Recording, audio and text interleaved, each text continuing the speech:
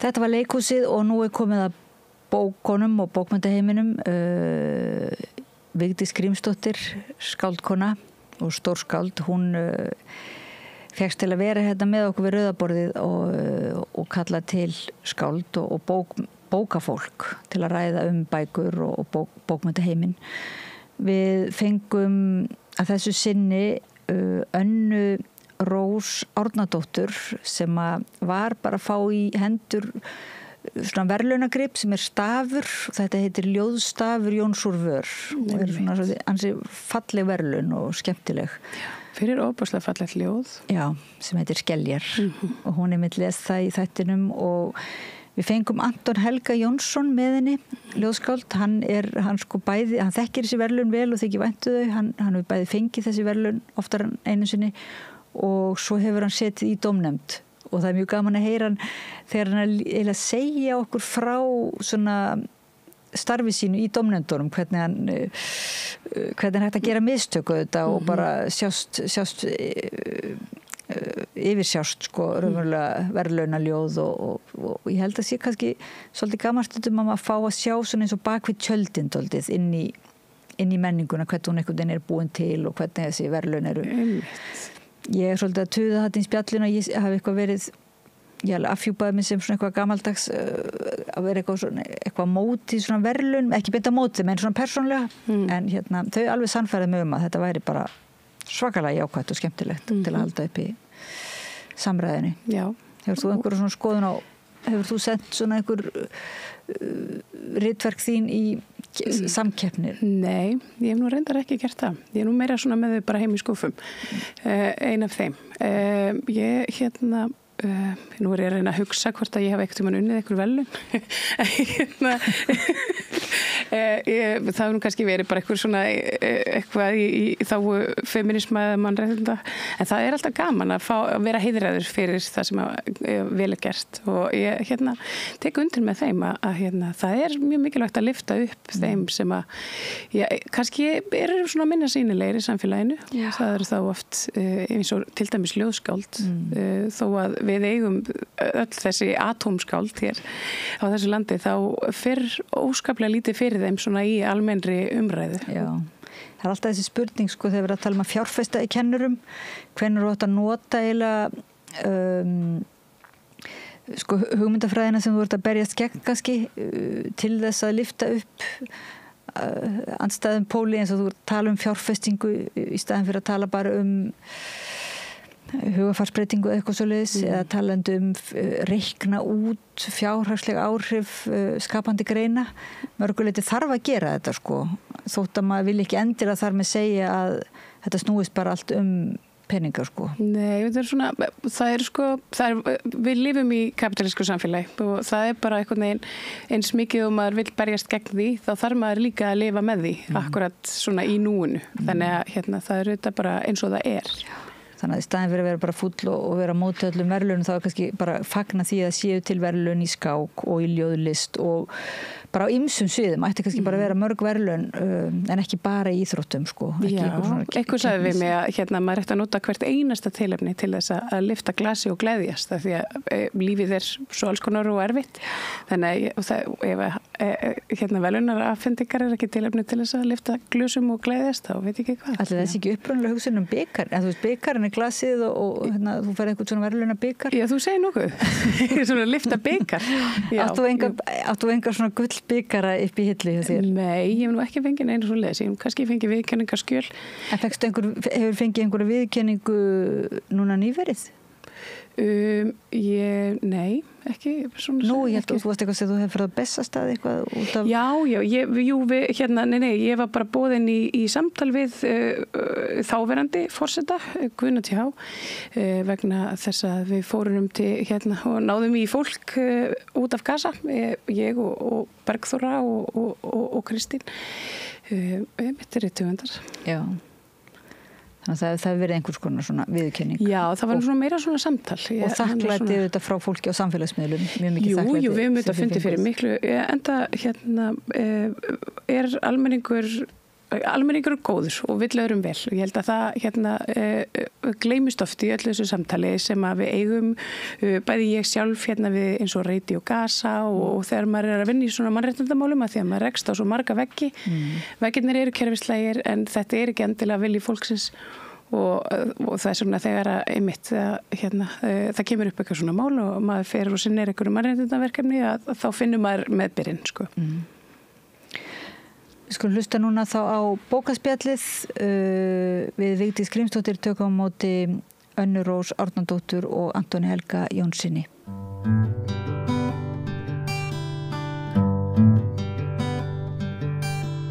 Verið velkomin í bókaspjall við Rauðaborðið á 50-dagskvöldi.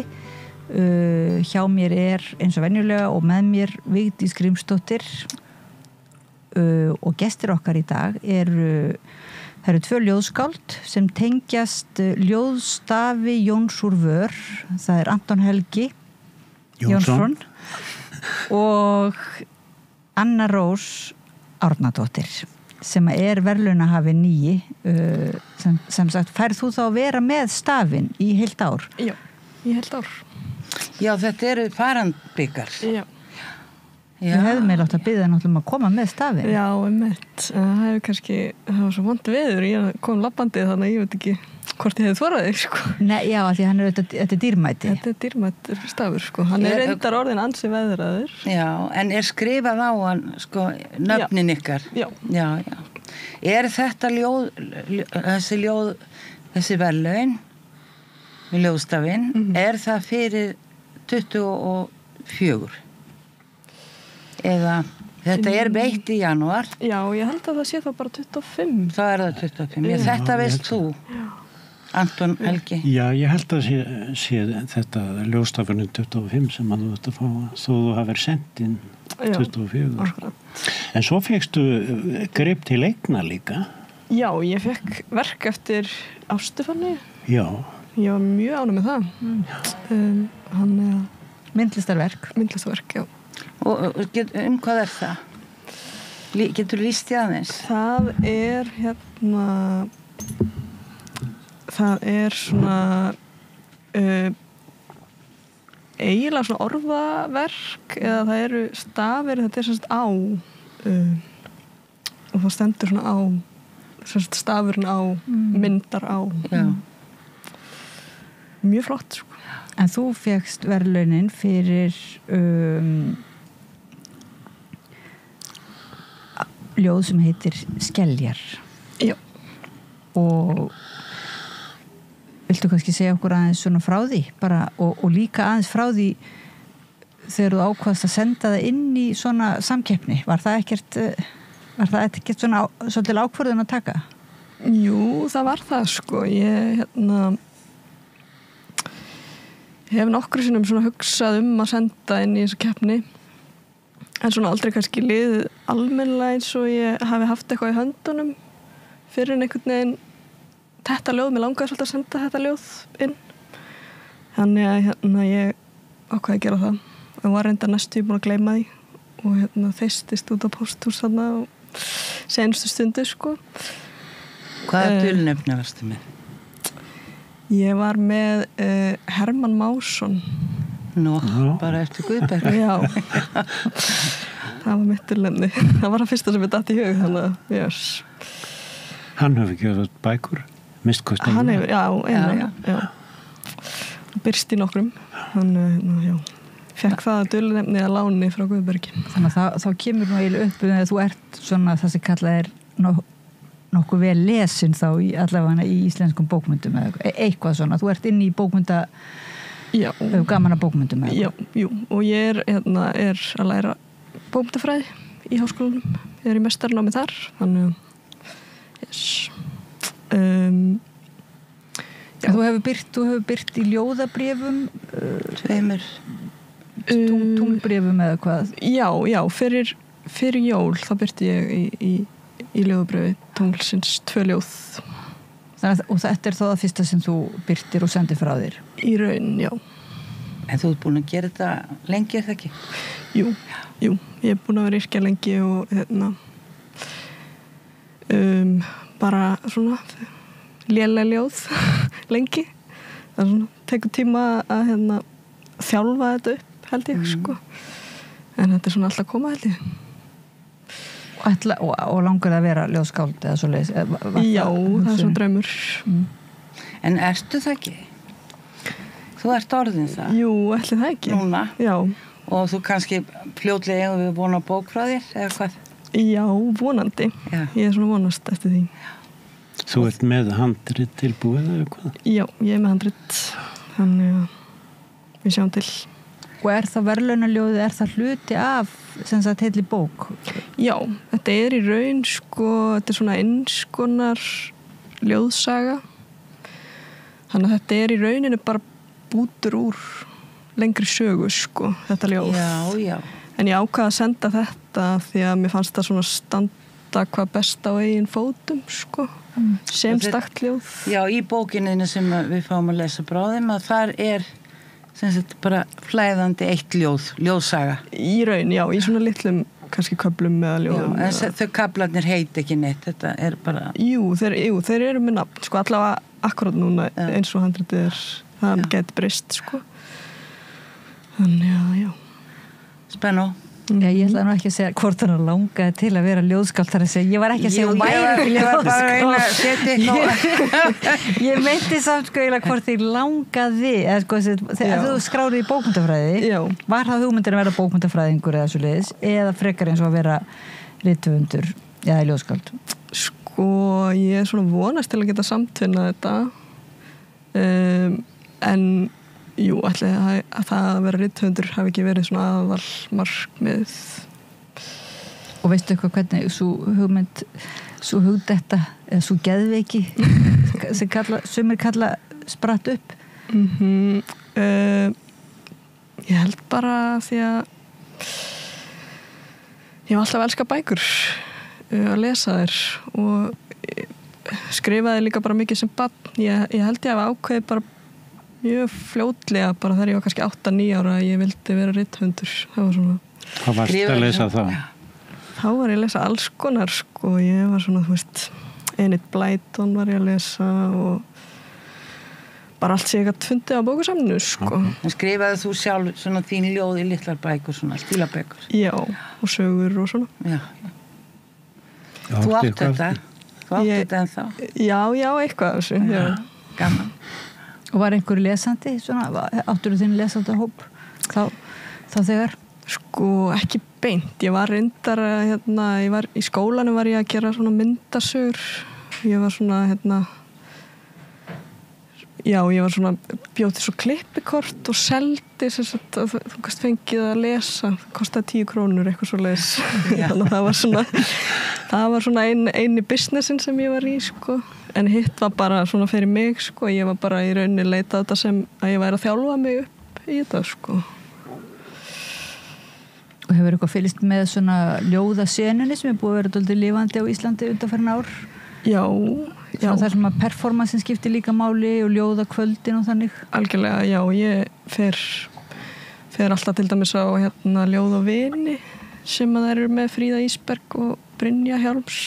Mjög skemmtilegir viðburðir. Alltaf bara alveg fullt út úr húsi eða sko. Sem er mjög skemmtilegt og ég bara les eiginlega allar ljóðabækur sem kemst í sko. Og þú hefur lesið upp á svoleiðis viðburðum? Já, ég fekk að lesa upp fyrir jól. Þannig að það var mjög gaman. Þú ert nú svona einn af þeim sem hefur verið í framvarasveitin að gera ljóðið að svona eins og performance fyrirbæri einhvern veginn. Eða þar sem það er alveg samtvinnað sko. Ljóðið Anton, ég meina þá Anton Helgi Jónsson. Þú ert svona mjög duglegur að koma fram og lesa og búa til alls konar viðburði og í dag átt að vera viðburður er ekki svolítið sérstakur viðburður?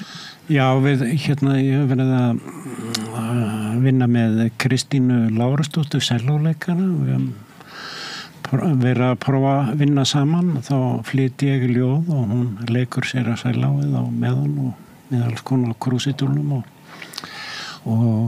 undanfarið höfum við að æfa stíft prógram sem að svona byggir textarnir á bók sem ég gaf út í haust og svo hún spunnið tónlist í kring og ætlaðum að flytja þetta í Fríkirkjunni í hátíðinu, en því miður bara út af veðri var fresta til 20. Jú, en það mjög gaman að finnst mér að gera ljóðið svona lifandi með á upplesturum. Og það skemmtilegir tímar núna finnst mér, það mikið í gangi, getur maður sagt, og hefur verið að undanförnum árum. Og þar var staðið sem mjög vel Svikarskaldin í að skipileggja þessa flottu upplestur fyrst í Korendalsós og svo í Mengi, tefla saman svona reyndum skáldum og yngri og svona fjölbreytni þessu skemmtilegt sko. Og fleiri hópar eru líka í gangi með alls konar. Já, þetta eru svona ljóðskáldin eru allt í norðin eitthvað svo, þau eru miklu virkari heldur en bara það sem kallast venjulegi rithöfundar eða svoleiðis. Enda má segja það ekki að ljóðið svona, það hendar svo vel til upplesturs og svona til viðburða. Það alltaf kannski meira í Austur-Evrópu sem eða ekki minn, en það svona ennþá víst svo hefð að hlusta á langan upplestur sko úr til dæmis jólabókum eða bókum, hlusta á rithöfund að lesa kapla úr bókum sínum. Ég held að svona við höfum minni þolinmæði í það hlustendur núna að hlusta á langa kapla, við viljum frekar hlusta á svona ljóð þegar ekki. Já, ég hef tvisa komið til Litáen og bókmenntahátíðir og það einmitt vakti athygli mína hvað fólk gat setið lengi og hvað það þoldi stóra skammta af ljóð og bara leið vel á eftir. Var þetta sko ljóðhátíð? Já. Og það var bara lesin heilu bækurnar? Já, í klukkutími saman. Dag eftir dag. Ég held þetta sé ekki bara þetta. Ég held að sé það er rosalega mikil styrkur og gróska í ljóðagerðinni í dag. Og hvort það eru eldri höfundar eða yngri eða breytir ekki neinu. En hann bara meiri heldur en í skáldverkunum. Já, meiri svona tilraunagleði líka. Já, og svona endurnýjun. Já, mikil tilraunagleði með formið og maður getur nú farið inn á þína heimasíðu Anton Helgi Jónsson og skoðað hvað til í rauninni fyrir utan það sem þú hefur. Hvað hefur að gefa út marga bækur? Já, þessi númer ég ætla hans ekki númer 11 eitthvað svolítið, en eins og ég reytist ekki á að segja ég nenni ekki að tala mikið bækur sko, því að þegar ljóðið annars vegar þá það mitt þar mann taka í reikningin þetta líka, það hægt að lesa upp ljóð og það gjörningur sjálfur sér, það að sína ljóð og vekkjum ljóð og allt þetta. Og svo náttúrulega eins og þú varst einhvern tímann við Rauðaborða að tala tímaritið Són sem að var nú því miður ekki minnst á þegar að vera að tala bókmenntaumfjöllun í ræðu á Bessastöðum út af bókmenntaverðlununum. Þá glemtist að nefna hvað hefur mikil raunverulega bókmennta skrif og umfjöllun í þessu tímaritinu Són. Já. Og þú myndir segja að það líka viðburður ef þú sendir til dæmis ljóðabálk eða ljóð í slíkt tímarit þá telst það svona sem viðburður þannig að þeir eru ekki bara að telja bækurnar, þú ert að meina svoleiðis. Já, ég er að meina það, ég held að ljóðið á mikið fleiri stöðum heldur en bara í bókum skáldana. Það á hreinu, maður sér það náttúrulega þegar maður svo ljóðum plöntur og fugla eru þau til dæmis nokkuð í einhver bók, allir þessi ljóð eftir þig. Þau eru bara út allt. Já. Og fyrir utan það náttúrulega svo getum við að tala ljóðin sem eru sungin og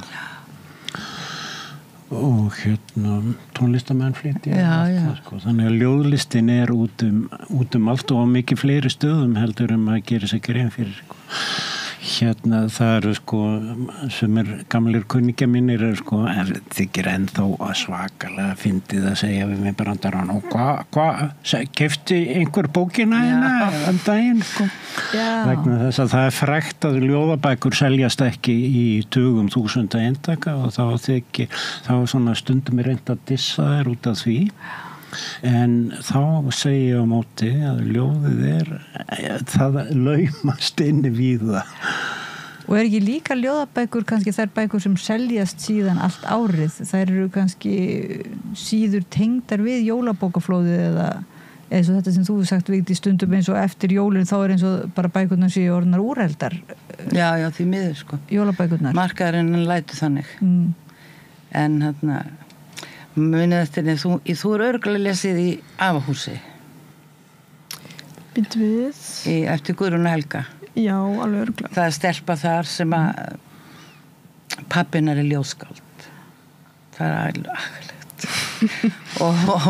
og hún náttúrulega þráir ekki heitar en að einhver kaupi bókina. Þannig að hún fer í einhverja búð sem þarna hornir rétt hjá Hlemmi og fer þar inn og fer að njósna og þá sér hún mann sem þarna með bók og það bókin hans, pabbinar. Og hún segir, þú skalt endilega kaupa þessa. Og maðurinn gerði það. Og þessi kafli heitir, ég get aldrei gleymt þess að ég var að lesa þetta fyrir krakkanum mínu, sko. 1 eintak seldist þó. Alveg náður. En þessi klísja kannski sem náttúrulega í ljóði rata til sinna, en það ratar eftir miklu fleiri leiðum í dag heldur en þá. En eru ljóðin sko upplesin, en því nú hlusta svo margir á hljóðbækur, er upplestur ljóða eitthvað eins og Storytel og hljóðbókum Blindrabókasafnsins? Nú bara man ég það ekki. Ég held að sé sko hjá Blindró sko, hljóðbókasafninu. Það eitthvað á Storytel held ég.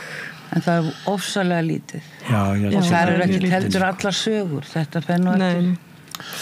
Ég verður að segja, ég frétti að því haust frá konu sem að bendi mér á það sem nýtur þjónustu ljóðbókasafnsins sem annars held í lokaður heimur það getur ekki hver sem að það væri komin bók eftir mig inn þar og ég fekk að koma og heyra hvað þetta væri þá var það Sigurður Skúlason leikari sem að lesa upp þessa bók Ég hugsa mig og það ég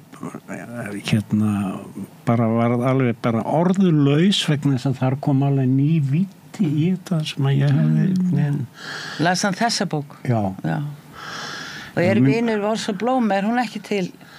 Nei, ég veit það ekki en allavega það er hægt að gera góða hluti í upplestri og ljóðum á svona veitum sko en því miður þá nú svolítið synd að þetta apparat ef við stundum verið kvartaði við að það ekki duglegt í að skrifa bréf og það ekkert verið að hafa samband við höfund og síðan nú ætlum við að láta leikar að lesa bók eftir þig eða bóka við lesin eftir mig svo fréttum að bara óvænt út í bæinn. Já, ertu að meina eins og með hljóðbókasafni? Þeir gera það reynda hjá Storytel, þeir hafa samband sko. En ég held að sé nú líka eða að það var þannig hjá hljóðbókasafni. En þú vissir það ekki fyrir það var búið, þú ert að meina það? Já, en það var mjög ánægilegt, ekki það, liðilegt þurfa að kvarta, en það sem ég vildi segja að það eru lesarar sem að geta lesið upp ljóð og það hægt að njóta þeirra sem hljóðbóka alveg frábæran hátt. Dæmi ég af þessu, ég hef reyndar hlustað á fleiri bækur annars staðar, sko. En það er svona eins og með Storytel, bara því þú ert að kvarta viljum styðja svona við þína þitt ekkert ekki kvörtun, þetta bara svona ábending að rithöfundasambandið nú bara nýverið búið að endur nýja orðsendingu til rithöfunda að sniðganga Storytel af því að þeir misvirða svo kjarareglur eða svona taxta og þannig og borga ekkert höfundunum fyrir og láta ekkert vita og allt svoleiðis sko. Þannig að einmitt það svolítið leiðilegt fyrir höfunda því þeir eru svo glaðir að því verða að lesa bækurnar og deila þeim. Já, ég held líka sko, ég vona að finnist lausn á þessu ég kann ekki, þeir eru til og það þarf einhvern veginn að semja, en ég er alveg sannfærður það ef það er eitthvað sem að getur bjargað íslenskri tungu núna, þá er það að fleiri fara að hlusta á lestur. Og það er ótrúlega hvað fólk er að hlusta á mikið af bókum núna, heyri ég bara út allan bæ og ótrúlegasta fólk sem að hlustar á bókmenntir í bílunum og hvar sem er. Við við Rauðaborð okkur langar til að fara að safna svona ljóðalestri og kannski fá að nota svona kannski til þess að sitja á milli dagskráliða, en ég mitt maður þarf að athuga með höfundarétt og allt svoleiðis sko, en allavega er gaman að safna því sko bara inn í þáttunum, þannig að það er spurning hvort að við mættum biðja ykkur að þess kannski núna eða eftir að lesa smá glefsur ef ekki. Jú, við erum að heyra velunarljóði sko, og svo verður nú Anton að lesa. Viltu vinda því það núna eða það ekki bara? Ætlar að þú veist að biðja að fá að heyra eitthvað í kringum ljóðið meira? Já, segja eitthvað meira. Já, segðu bara frá svo sendur það. Já, ég endaði að senda það. Já, þetta var svona frekar lengi í smíðum þetta ljóð. Ég held að ég hafi byrjað á því fyrir svona kannski 2 árum síðan eitthvað svoleiðis. Og það byggir á þjóðsögu sem að ég las einhvern tímann og satt svo í mér og ég er búin að gleyma hvað hann heitir. Ég veit ekki alveg hvort ég man hann alveg rétt, þannig ég tók mér svona það skaldaleyfi að bara að fara eftir minni einhvern veginn. Þannig að byggja svona lauslega að þessari sögu sem að er sem sagt sjómann sem að er spáð sjódauða og endar á því að drukna í polli undan blautum sjóstökkum. Þetta er ótrúlega saga finnst mér og svo hálf surrealísk einhvern veginn. Og ég var svo mjög lengi að reyna, mér langaði einhvern veginn að nota þessa sögu, en mér fannst hún eiga heima í handritinu og það tók mér bara mjög langan tíma að koma inn í ljóðaform sko, marga tilraunir og ég gafst upp oft en svo svona endanum fannst mér að smella og já, ég bara endaði að vera mjög ánægð með þetta ljóð og hvað að senda það inn og hér er ég. Þannig að já, á ekki bara að lesa það. Jú, endilega. Jú, takk. Ertu með að handskrifað bara? Ég er með að handskrifað. Ertu með í þessari bókina? Nei. Sem ljóðið er hluta af? Ég bara með þetta ljóð því ég keypti mér nýja bóka því að mér fannst einhvern veginn, það þurfti sérst að taka upp mig lesa fyrir ljóðstafinn og mér langaði að vera með einhverjum svona flotta stílabók, þannig að það er ekkert í henni nema þetta ljóð. Já. Skeljar. Öll hús eru hús við sjóinn en maður bara fylgir lögnunum nógu langt eftir. Stundum þegar hún krýpur á köldum flísunum finnst henni hún heyra daufan óm af fuglagargi upp úr klósettskálinni. Og þá hugsar hún söguna af sjómanninum sem var spáð sjódauða og hætti að róa út. Hvernig hann flutti eins langt inn í land og hann komst. Hætti að borða sjávarfang, var tortrygginn út í hvern einasta vota stein sem varð á vegi hans í mörg ár. Þangað til einn daginn að hann sofnaði á verðinum. Bauð 2 skipbrotsmönnum gistingu.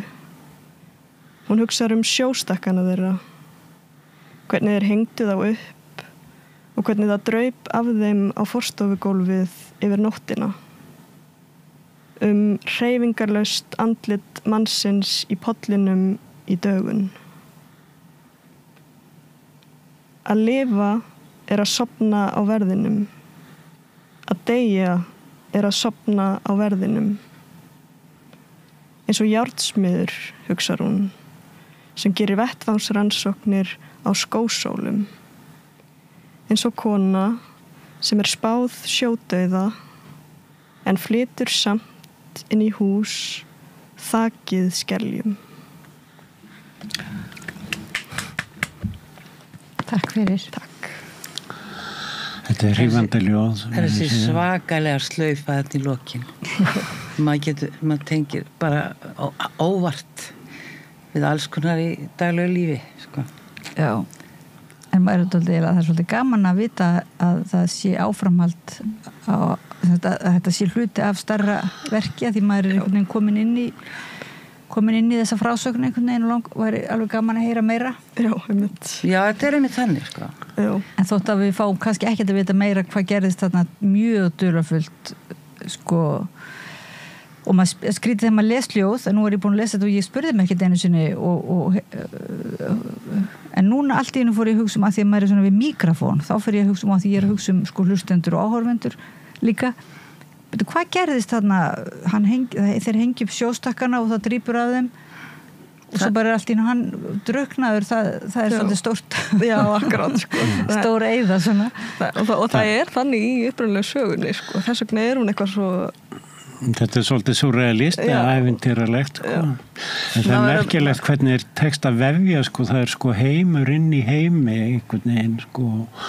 Og þó þetta sem mjög einhvern veginn allt er liggur beint fyrir og opið, að þá er endalaust hægt að túlka þetta. Því þetta er bæði hérna hús en líka finnst mér þetta að vera höfuð og maður fer inn í manneskjunu eða höfuð hennar og rekur sögur og þjóðsögur og annað slíkt. Og hvernig það er hluti þá af lífinu í dag. Og svo er þetta ekki svona kona sem einhver sem liggur eða krýpur á baðgólfi, það er nú eitthvað svona, það er eitthvað aðeins það er einhver skelfing í lokin, sko. Já, eða svona, það er einhver hugsanlega vanlíðan eða kvíði kannski sem að Já, þetta er svona svolítið kvíðaljóð. Þú hefur nú ort nokkur ljóð kvíðan. Já, einhvern gaf ég það út að ég væri áhuga maður kvíðan. En var það bæta við seinna þá tekið það fram að það er svona heimsbyggilegur áhugi. Já, ég er ekki að spyrja hvort þú sért mjög kvíðin, sko. Nei, en það er gott að taka það fram samt vegna þess að svo hefur maður kynnst því að hvað kvíði getur verið svakalegt fyrirbæri og vondur að eiga við. Já, það er bara mikill óvinnur, sko. Já. Kvíðin. Nei, jú, ég hef gjarnan ortum kvíða með einum að öðrum hætti. Kvíðin er nú svolítið svona óvinnurinn, hann er nú svolítið skáldskapar vekjandi eiginlega. Finnst mér allavega svona, hann er alveg kallar á annarkvort að maður rífi sig út úr kvíða með reiði eða maður rífi sig út úr honum með skáldskap eiginlega. Er það ekki svona? Já, það rífi sig ekkert út úr honum, sko. Ég held að það sé líka mjög algengt. Það sé, maður fær kvíðapillu bara til að komast út í apótek. En ég held að það þurfa að vinna með hann og ágætt kannski leiða að yrkjumann, ég veit ekki. Yrkjumann eða bara yrkja út frá honum svona, En nú hefur þú fengið þessi verðlaun, Anton Helgi, þessi ljóðstafur Jóns úr vör. Já, og fyrir þá hlustendur sem að koma dett inn í spjallið, þá sitja hérna 2 ljóðskáld hjá okkur, Vigdísi Grímsdóttur, það er Anton Helgi Jónsson og Anna Rós Árnadóttir, og hún fékk núna nýverið janúar þessi verðlaun sem eru mjög virt ljóðaverðlaun og þetta er ljóðstafur Jóns úr vör og þú hefur fengið 2 þessi verðlaun og hefur setið í dómnefndum, þannig að þér hlýtur að þykja svolítið vænt þessi tilteknu verðlaun. Já, ég verð að segja það og mér finnst ég verð að hrósa Kópavogsbæ og þeim sem að standa þessu fyrir það hvað þetta hefur þróast vel og vel að þessu staðið á allan hátt og eins og á kvöldunni þegar þú tókst við sko, þetta svona skemmtilegt upplestara kvöld og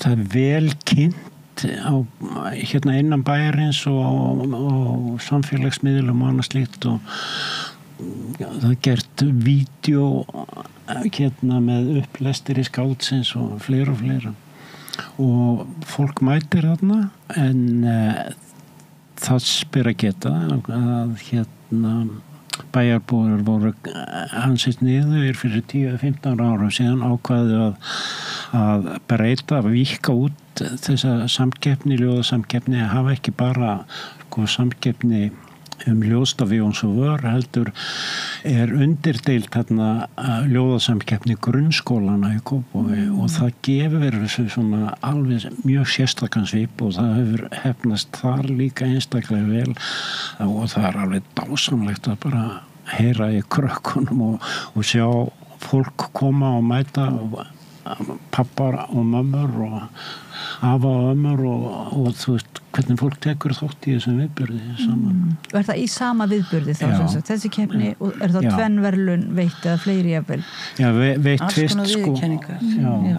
veitt fyrst þessi verðlun grunnskóla keppninar og lesin upp svona ljóðsamhljóta verðlun og viðkenningu og síðan lesin upp ljóðsamhljóta viðkenningar og svo sett í fyrstan að 3. sæti. Já, ég verð að segja það þetta eru flott verðlaun og það ekki búin að vera í svolítið mörg ár? Þessi ljóðstafurinn búin að vera þarna síðan 2001 2000 Jón dó Jón vinur okkar allra Jón úr vör og svo góður. Það hans skáldanafn. Hann gerði sína ódauðlegu bók sem var stundum aldrei fúll yfir því að engin mann eftir mér nema af því að ég var höfundurinn á þorpinu sagðan. Af því ég hef orðið svo margt sem líka jafn gott. Sagði hann? Já, en hann var yndislegur fyrirgefðu. Já, en þú þekktir hann þess að sagt? Já, bara svona, já bara svona málkunni á hann og það er náttúrulega lesið þorpið aftur að bóka áfram og svo deyr hann að ég held að Kópavogsbæjar hafi stofnað þetta 2001. Já, og það ég get sagt frá því, það voru 2 skáld sem fengu þessa hugmynd það var mikið aktivitet í Kópavoginum á þeim árum svona ljóðaklúbbar og það var skáldið Kjartan heitinn Árnason og Hrafn Harðarsson sem var að bókasafn kokkuð upp þessa hugmynd sem ég held að Kjartan hafi fengið hann og kom hann í gegn í stjórnkerfinu einhvern veginn og nú var liðin 20 eitthvað ár og mörg skáld hafa fengið verðlaun og mikil hamingja í heimi og gaman. En nú hefur þessum verðlaunum verið sleppt tvisvar. Veistu akkur það bárust ekki nógu mörg ljóð eða nú alveg upp í 300 ljóð sem berast.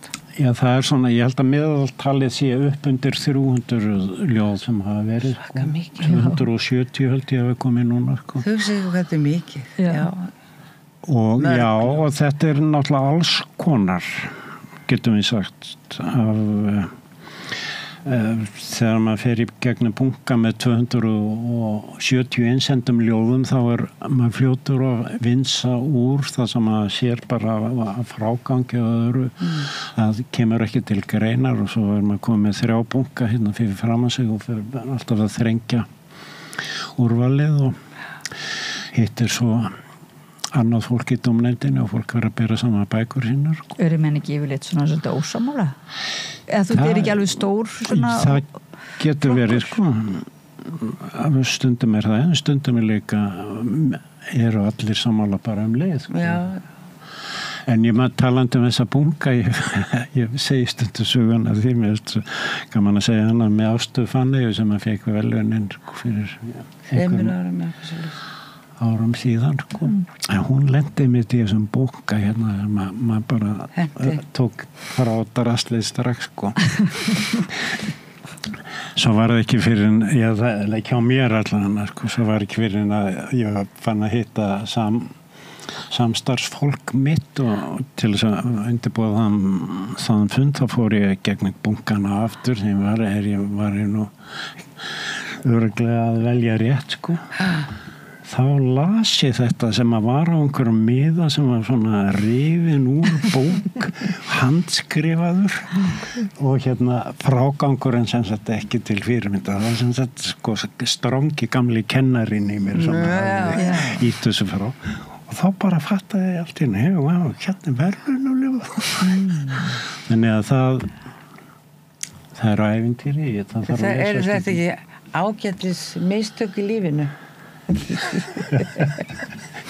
Ég sem betur fyrir urðu það ekki mistök það var ég endurskoðaði álítið en það er eitthvað allavega ég hef rætt áður svona einhver fúll kall inn í mér eða fúlugla verið svona á einhverju ég var að reyna að rifja upp af einhverjum ástæðum ég svolítið svona móti svona verðlaunum eða mér svona einhvern veginn í nöp við verðlaun og hef ekki sendt og lofaði sjálfur mér held ég bara því ég var bara unglingur senda ekki ljóð í svona og ekki verk í keppni og ég bara man ekkert út á hverju það var einhver pirringur út í þessa hugsun að það væri einhvern veginn hægt að velja eitthvað að einhver dómnefnd væri óskegul eða sko ég bara veit eða líka kannski að maður bara þessi biðstað held ég þú segir að fara út á pósthús að ég man eftir þegar maður var alltaf að nota sko póstþjónustuna ég skrifaði svo mikið af bréfum og hvað maður gæti verið óbæðslega óþolamaður að fá sko bréf tilbaka og fara í póstkassanum bjó útlöndum alltaf fara í póstkassan að ég hugsaði að vera líka það sko einhvern veginn að senda svona frá sér og geta þá ekki heldur sko endurskrifa það vera einhvern veginn raunverulega að senda það frá sér og byrja þá að endurskrifa það þá má maður ekki senda sko nýja versjón það er einhver svona en sko þannig að raunverulega er ég búin að afhjúpa að þetta er bara vitleysi í mér að vera svona móti bara einhver þöngulhausaskapur sko þannig að þetta er greinilega mjög jákvætt maður heyrir það af öllum sem fá svona þetta er og einmitt þetta hvað eru margir sem taka þátt og þetta er svona örvandi og hvetjandi fyrir alla umræðu og eða hvað sjáu þið nokkuð meinbu á þessu, er þetta ekki bara jákvætt? Ég held að við getum sagt að þetta viðhorfa sko þessi neikvæðinni gagnvart svona samkeppni sé viðhorf gamalla tíma og á bakvið það er kannski hugsun sem segir það er ekki hægt að keppa í list og það er ekki hægt að ræða list en við sem flett upp í heimspekjubókum vitum að það er hægt að diskutera allt og það er líka hægt að gera grein fyrir hvað er góðu ljóðlist eða vond ljóðlist maður býr til alls konar staðla og ef við höfum gaman á bókmenntum þá getum við haft gaman að þessu líka ég held að á undanförnum árum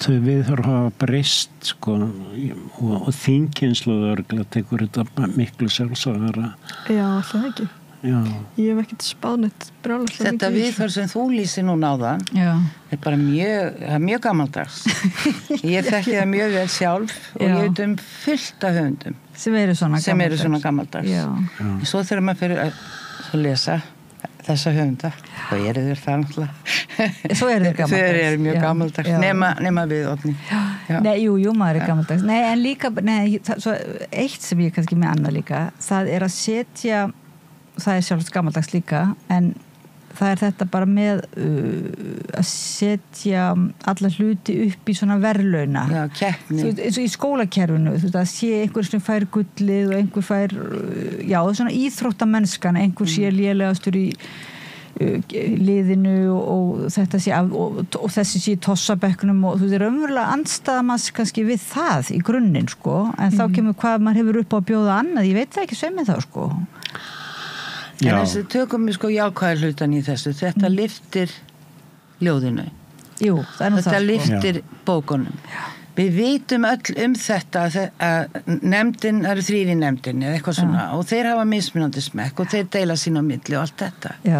Að það er enginn sem er búin að finna sannleikan ennþá því þá var þetta náttúrulega búið. Nei, þetta er ekki svona, en þetta kom bara í hugum þegar þú nefndi grunnskólakeppnina að það væri verið að veita verðlaun og þá hugsaði ég að ég hef líka verið í dómnefndum þar sem ég var alveg óbáslega ósammála þarna og mér fannst bara einhver texti og ljóð sem að mér fannst bara skemmtilegasta og hinir ljóð, sem hinir nefndir bara voru með það í algjörum ruslflokki. Þannig að það hugsaði ég svona kannski viðkvæmt í barnaskólum að vera með svona en kannski er þetta ekkert kannski þarf bara að herða fólk líka upp Já, ein gagnrýni á svona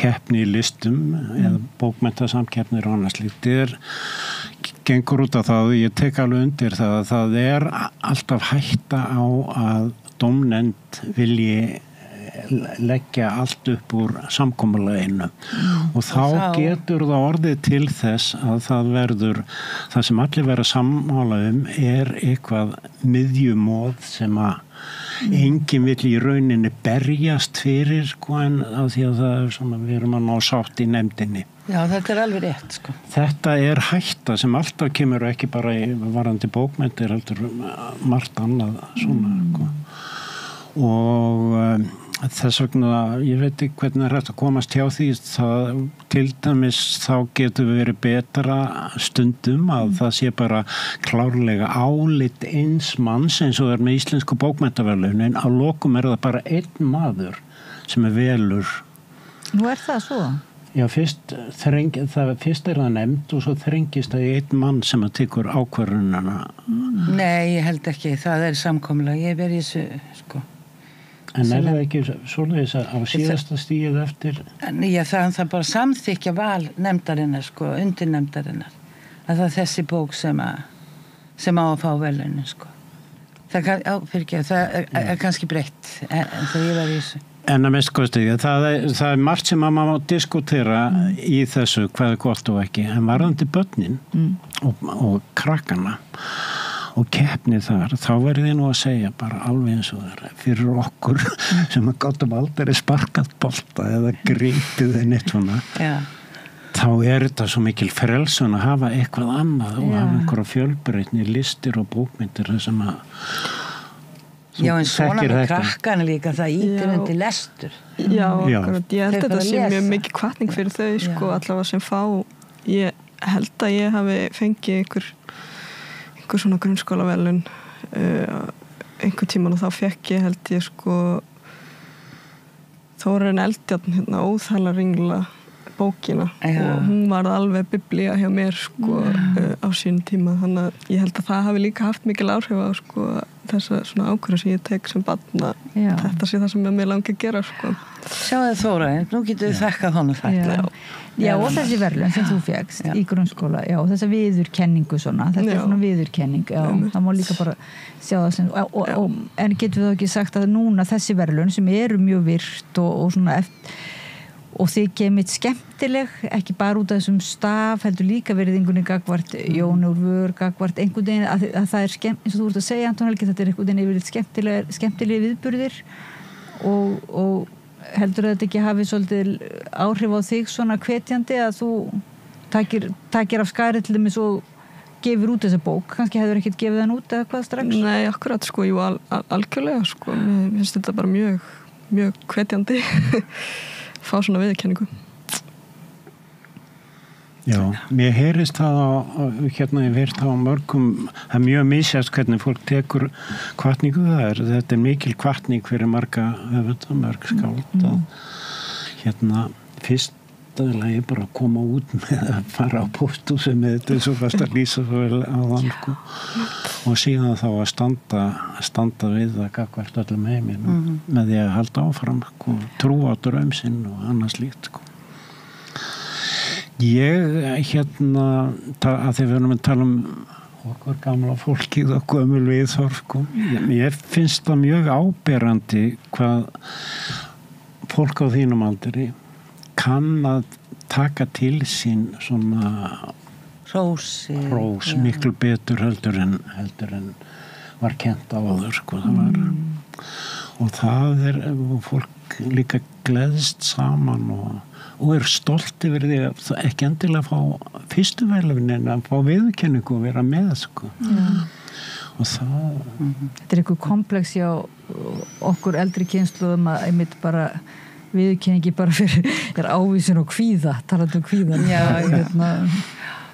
Já.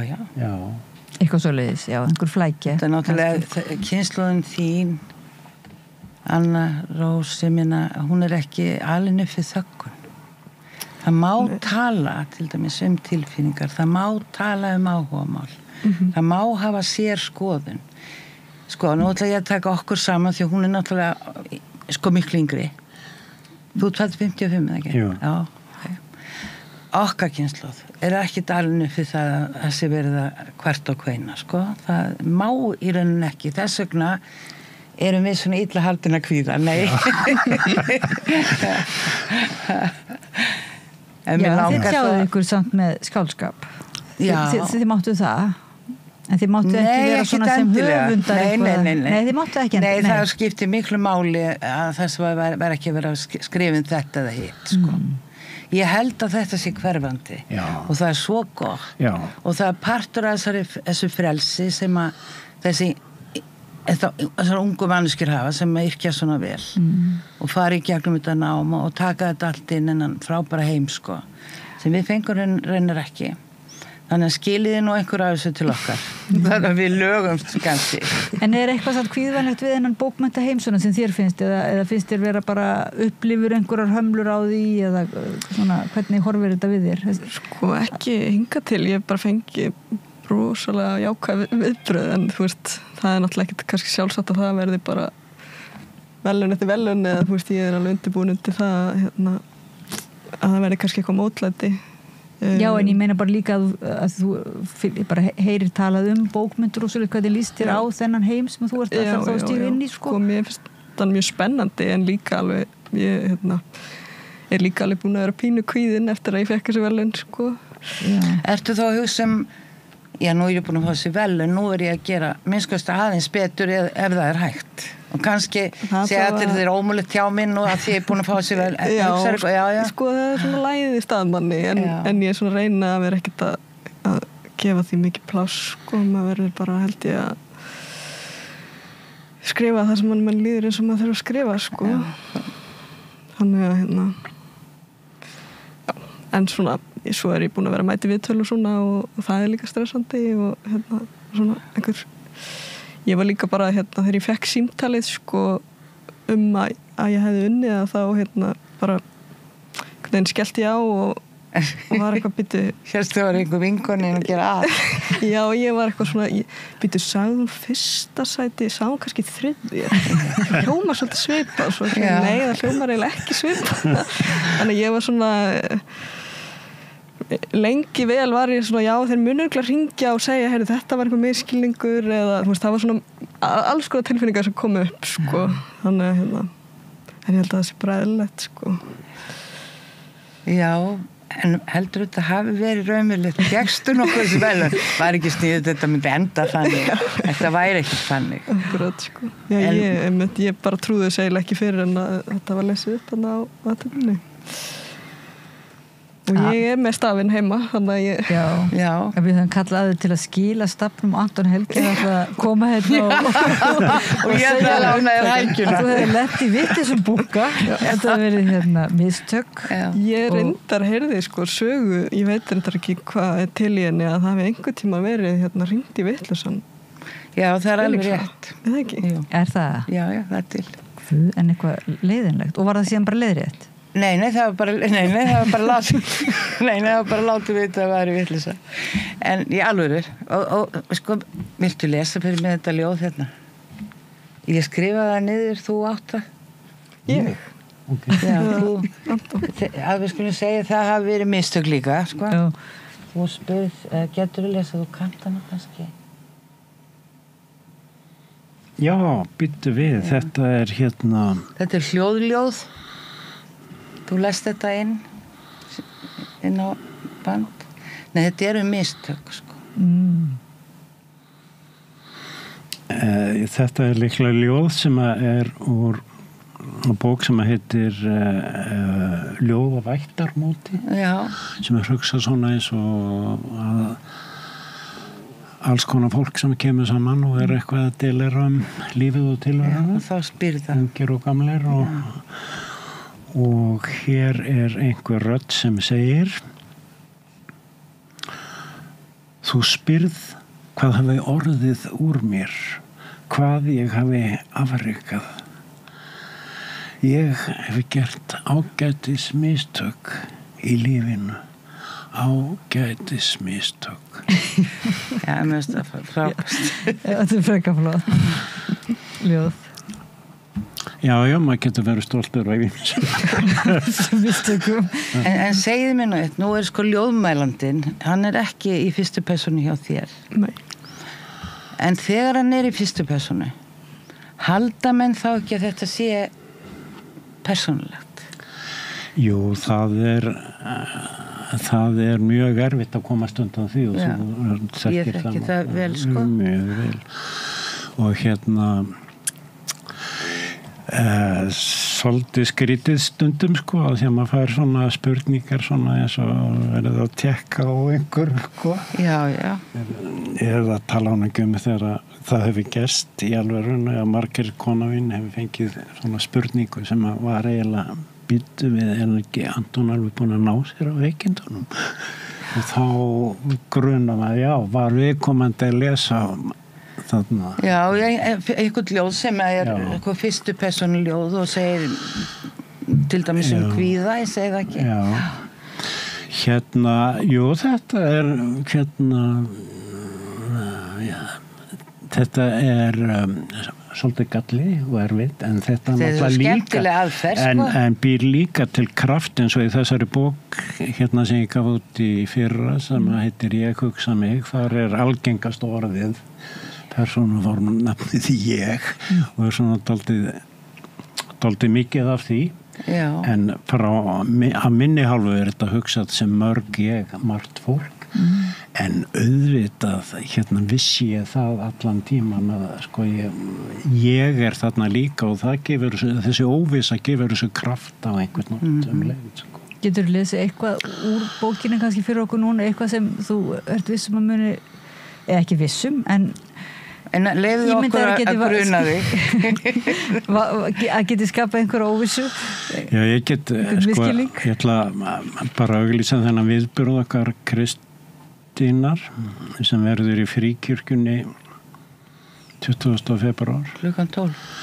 Þá les ég flytt texta sem eru að mestmegnis á þessari bók og það er svona þema í gegnum að þetta eru ýmsar sirpur svona sem er leynast í þessum ljóðabálki og ein sirpan í henni er alltaf komið eitthvað inn á hlébarða á einn eða annan hátt og það er svona hlébarðar eru grunnurinn í þessari ljóð- og tónlistar sirpu sem við Kristín Lárusdóttir ætlum að flytja og ég ætlum að leyfa ykkur að heyra upphafsljóðið í því. Ég endist vel á biðstofunni, gleymdi mér yfir tímariti sem láðar á borði, fátt truflaði mig eða ángraði fyrir ég heyrði nafn mitt kallað í miðri grein. Læknirinn hlustaði mig í bak og fyrir en sýndi engin svipbrigði nema við sargið sem heyrðist þegar hlébarðinn snirti þófa sína með tungunni. Á leiðinu út vaknaði forvitnin í mér frammi á biðstofunni satt hóstandi kona og fletti tímaritinu sem ég átti eftir að klára. Ég ákvað að setjast og bíða. Takk fyrir. Þú ert ekki með hin ljóðinu þín? Nei, ég er ekki með þetta meira miður. Glemdum að koma með ljóðabréfin. En við getum bara þakkað þér aftur fyrir að hafa lesið þetta og bent fólki á sem bæði hlustundum og áhorfundum að það er hægt að sjá hann að lesa þetta ef menn heyra það aftur eða í fyrsta skipti á bæði hjá RÚV og hjá Kópavogsbæ. Og til hamingju aftur með. Já, til hamingju með það. Og gangir vel með. Og takk fyrir að lesa upp hérna áðan og mér finnst það nú mér fannst það eiginlega fallegast til lesturinn sko, hérna núna í þriðskipti. Kannski það bara að heyra það svona. Já, þegar þú heyrður hann að lesa svona. Já, og hérna, auðvitað gaman að vera búin að heyra þess líka ljóðið. En tíminn okkar nú bara á þrótum í dag. Kæra þakki fyrir að koma til okkar með ljóðstafinn eiginlega, koma hérna sem vinningshafinn og fyrrum vinningshafi og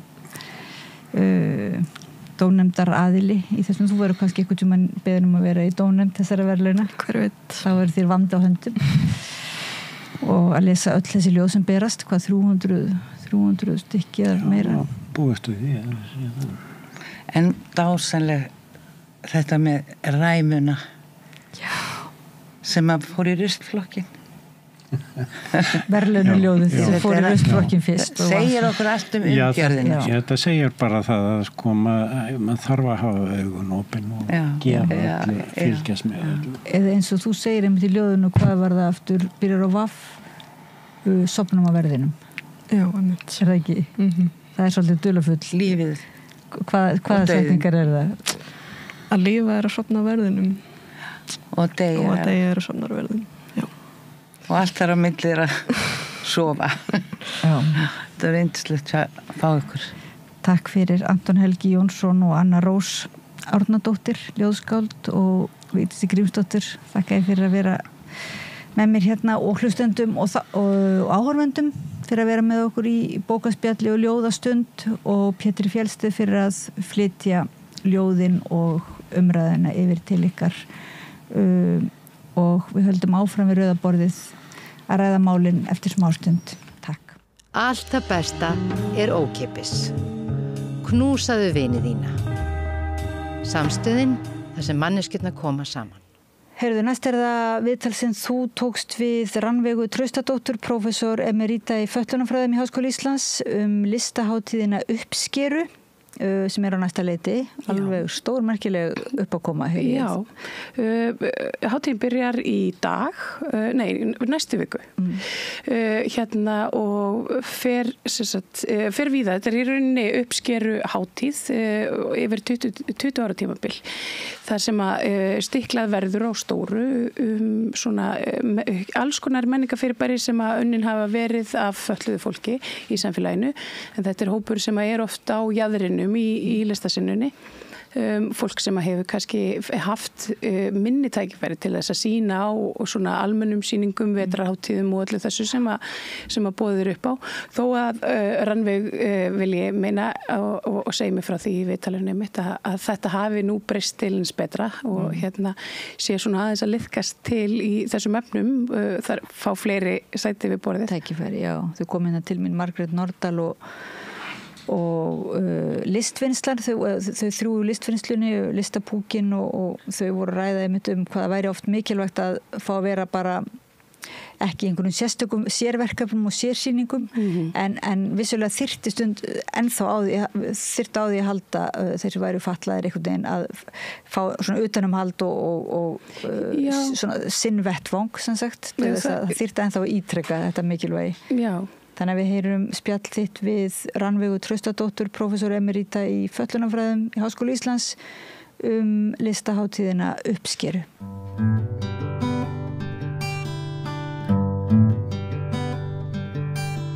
Já, komið sæl og velkomin hingað að rauðaborðinu. Ég heiti Marja Lilja og hjá mér er hún Rannveig Traustadóttir, emeritus við Háskóla Íslands í fötlunarfræðum.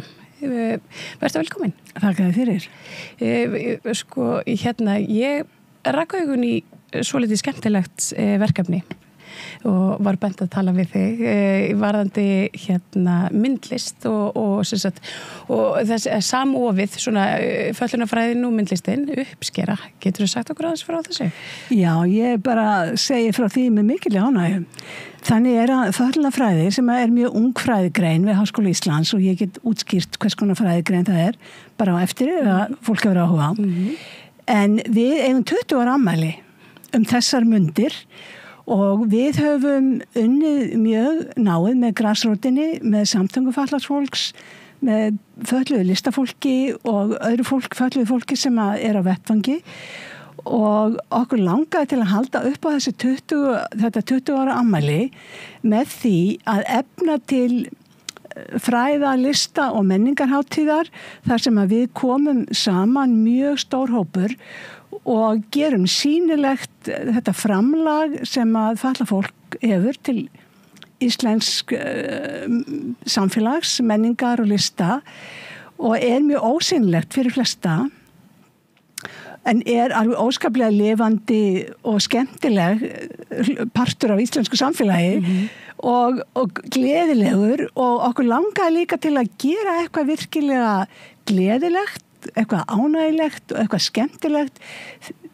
sérstaklega af því að það oft talsverður þungi yfir þessum málaflokki og neikvæð umræða að fatlað fólk, þetta sé svo dýrt og þannig að okkur langaði til að birta aðra mynd opinberlega sem að sýnir aðra ímynd heldur en fólk sem eitthvað bara þykjendur á bótum og eitthvað svona sem að alls ekki það sem að við sem að erum í þessum heimi sem að svona ósýnilegur öðrum við upplifum bara baráttu og gleði og aktivitet og mikla, það mjög mikil listsköpun og mikið skapandi fólki sem að leggur margt til af mörkum til samfélagsins sem að ósýnilegt. Þannig að okkur langaði til að bara birta þessa mynd í gegnum þessa menningarhátíð. Og menningarhátíðin stendur frá 8. febrúar til 8. mars og það eru hátt í 20 viðburðir af öllum mögulegu tagi. Já, geturðu sagt okkur svona stikla á stóru? Það eru 2 stóri viðburðir sem að eru svona lykilviðburðir. Það annars vegar afmælismálþing í Háskóla Íslands 21. febrúar milli 1 og 3 og það ekki svona hefðbundi fræðilegt málþing heldur þetta með listrænu ívafi þar sem að vera gjörningar, fræðilegir gjörningar og listræni gjörningar. Rektor Háskóla Íslands ávarpar þetta og svo verða svona fræðileg erindi sem að eru þarna líka stuttfræðileg erindi og þetta verður svona og þarna verður sungið á táknmáli og þetta verður svona óvinnilegt og skemmtilegt fræðilegt málþing með listrænu ívafi og svo verður risastór afmæliskaka á eftir. Já, æðislegt. Þá mæti ég.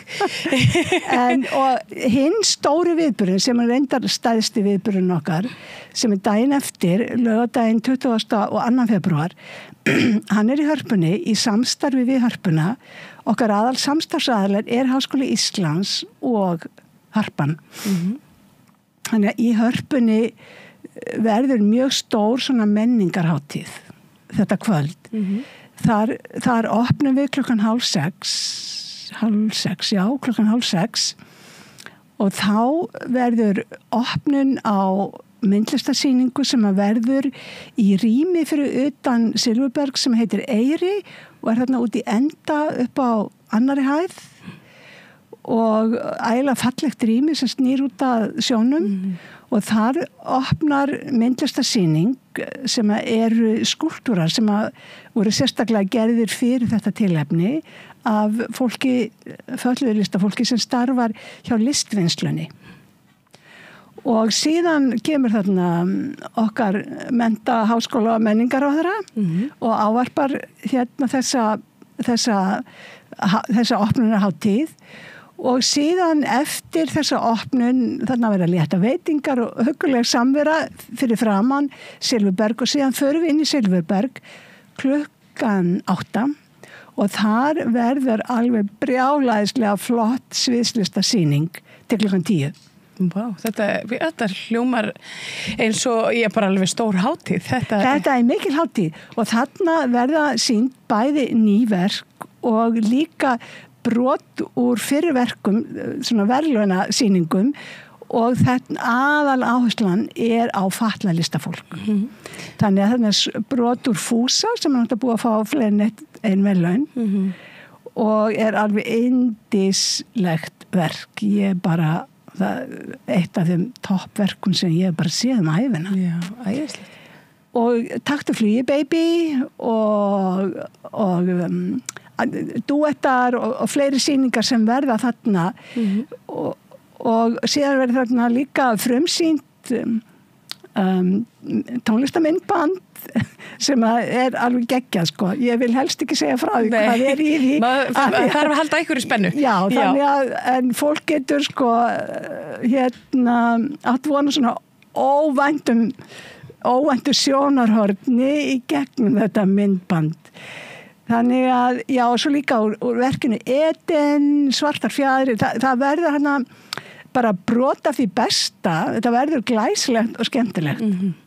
En hvað, því þú myndist á fötlunarfræðina, sko, hvað eru fötlunarfræði? Og hvernig er það frábrugðið eins og bara þroskaþjálfarafræði eða snýst þetta meira menningu og þá ekki líkamannum og því sem líkaminn getur og ekki eða hvernig, já, hver er svona meginmunurinn? Já, meginmunurinn til dæmis á fötlunarfræði og þroskaþjálfarafræði er sá að þroskaþjálfarafræði þau mennta fólk til starfa. Þetta er fagmenntun sem er sko lögvarinn sem fagstétt. Ég er sko þroskaþjálfi í grunninn sko fyrir svona cirka 300 árum. Útskrifaðist ég og vann lengi með fötluðu fólki á vettvangi áður en ég fór í mitt fræðilega nám og doktorsnám á endanum. Já, þroskaþjálfafræði er ákaflega hagnýtt og gott nám fyrir fólk sem vil starfa með fötluðu fólki. Já. Og þannig að þetta er svona fagstétt sem er menntuð á menntavísindasviði Háskóla Íslands og þar, já, en fötlunarfræðin er sko fræðileg og fræðileg nálgun sem snýr meira að því að kryfja svona fræðilegan grundvöll bara fræða er að þróa fræða fatlað fólk, aðstæður fatlaðs fólks, hvernig hefur saga fatlaðs fólks verið í gegnum tíðina að stunda rannsóknir sem að snúa að aðgengismálum, að sjálfskilningi, að bara öllu mögulegu og fötlunarfræðin eru á þeim meiði fræða sem eru núna ný grein, það eru svona nýjar greinar sem hafa sprottið upp á síðustu áratugum og snúa að þeim hópum sem að hinga til hafa ekki átti heima í háskólafræðanum. Þetta eru til dæmis kynjafræði sem er nú best þekkt hér á landi. Þetta eru þverfagleg fræði sem að snúa að því að rýna í stöðu og aðstæður þeirra hópa sem hafa verið félagslega útskúfaðir, jaðarsettir eða eru valdalausir eða valdaminni en meginstraumurinn og þetta er svona rannsókn af þeim sem hefur svona verið ítt aðeins út á jaðarinn eða mjög langt út á jaðarinn og hinsegin fræði er í þessum hópi fötlunarfræði og erlendis eru fræði sem heita African American Studies, Indian American Studies og sko þar sem að verður að skoða þessi hópa sem að ekki hafa hefðbundi verið innan háskólans. Og er þá verið að skoða svona, já, hvers vegna þau falla ekki innan, já, þú veist, þessa venjulega samfélags, svona innan gæsalappa eða...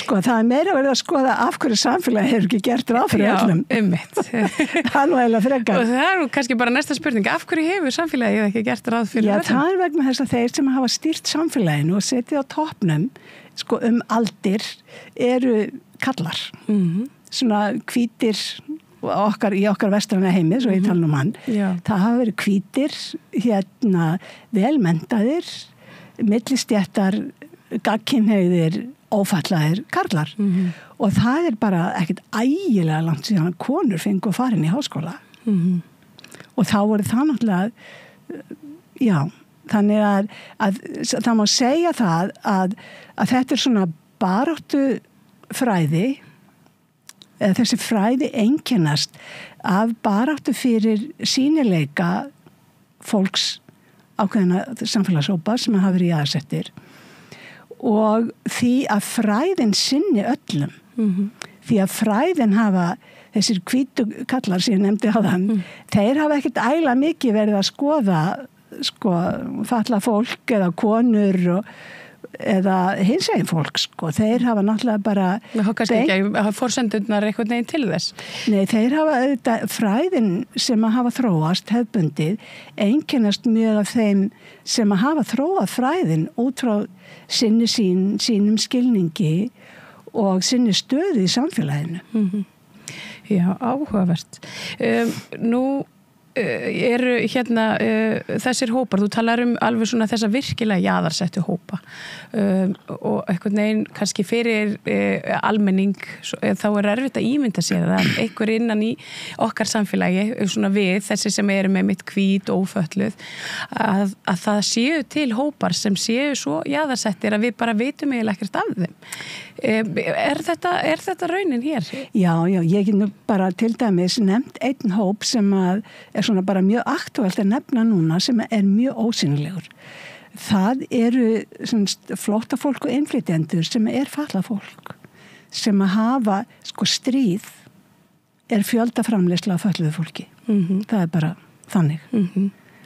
Og auðvitað er meðal fólk sem er að rekjast undan stríði er fólk sem að annarkvort hefur fatlast í þessu stríði orðið bara andlega og líkamlega eða þetta er fatlað fólk sem á mjög erfitt að bjarga sér í sínu heimalandi við stríðsaðstæður og áreindar mjög erfitt með að vera á flótta Við sáum aðeins hérna hann Jason og það var þetta og svona kannski okkar frægasta mál og kannski það sem að opnaði augu fólks fyrir því að til væri flótta fólk sem á undan hún var náttúrulega sýrlensk fjölskylda sem var flutt til Grikklands þannig að þetta hefur aðeins komið upp hér fyrir svona, en þetta er hópur sem er mjög lítið vitað sem á mjög erfitt með að tala sínu máli þannig að en meðal fatlaðs fólks er auðvitað líka rosalega fjölbreytileiki fatlað fólk eru kallar konur og alls konar kynsegin og alls konar hinsegin og með mjög margvíslega svona líkamlega einkenni sem oft eru kallar skerðingar og sumir hafa gerandaráskoranir, aðrir eru hreyfihamlaðir, sumir eru heyrnarskertir og aðrir eru erfitt með að sjá og sumir eru á einhverfurofni þannig að við meðal hópsins sem að við kallum fatlað fólk er miklu meiri fjölbreytileiki en meðal þess hóp sem að kallast ófatlað fólk. Þannig að þetta er alveg rosalega áhugaverður hópur og gaman að vera í þessum hópi.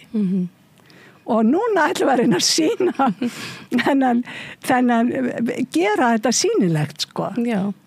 Nú man ég eftir listan landamæra og svona það hafa nú svona sprottið upp einmitt svona tilraunir til þess að flétta list og menningarlífið inn í og svona reynslu heimfatlara saman einhvern veginn þessi hátíð hún einhvern veginn frábrugðin listan landamæra eða hvernig eða er þetta eitthvað svona listan landamæra er það sem er svona líkast því sem að við erum að gera með þessari hátíð sem að við kallum uppskeru því að við erum að sýna uppskeruna á þessum 20 árum það hefur þó að mjög margt sem að þarf að breytast og gera betur í málefni fatlaðs fólks þá hefur mjög margt breyst á þessum 20 árum og við viljum bara draga fram þessa uppskeru og sýna hana en uppskera líka er svona að skera upp og skoða bakvið. Þannig að þetta hefur svona tvöfalda merkingu í okkar huga.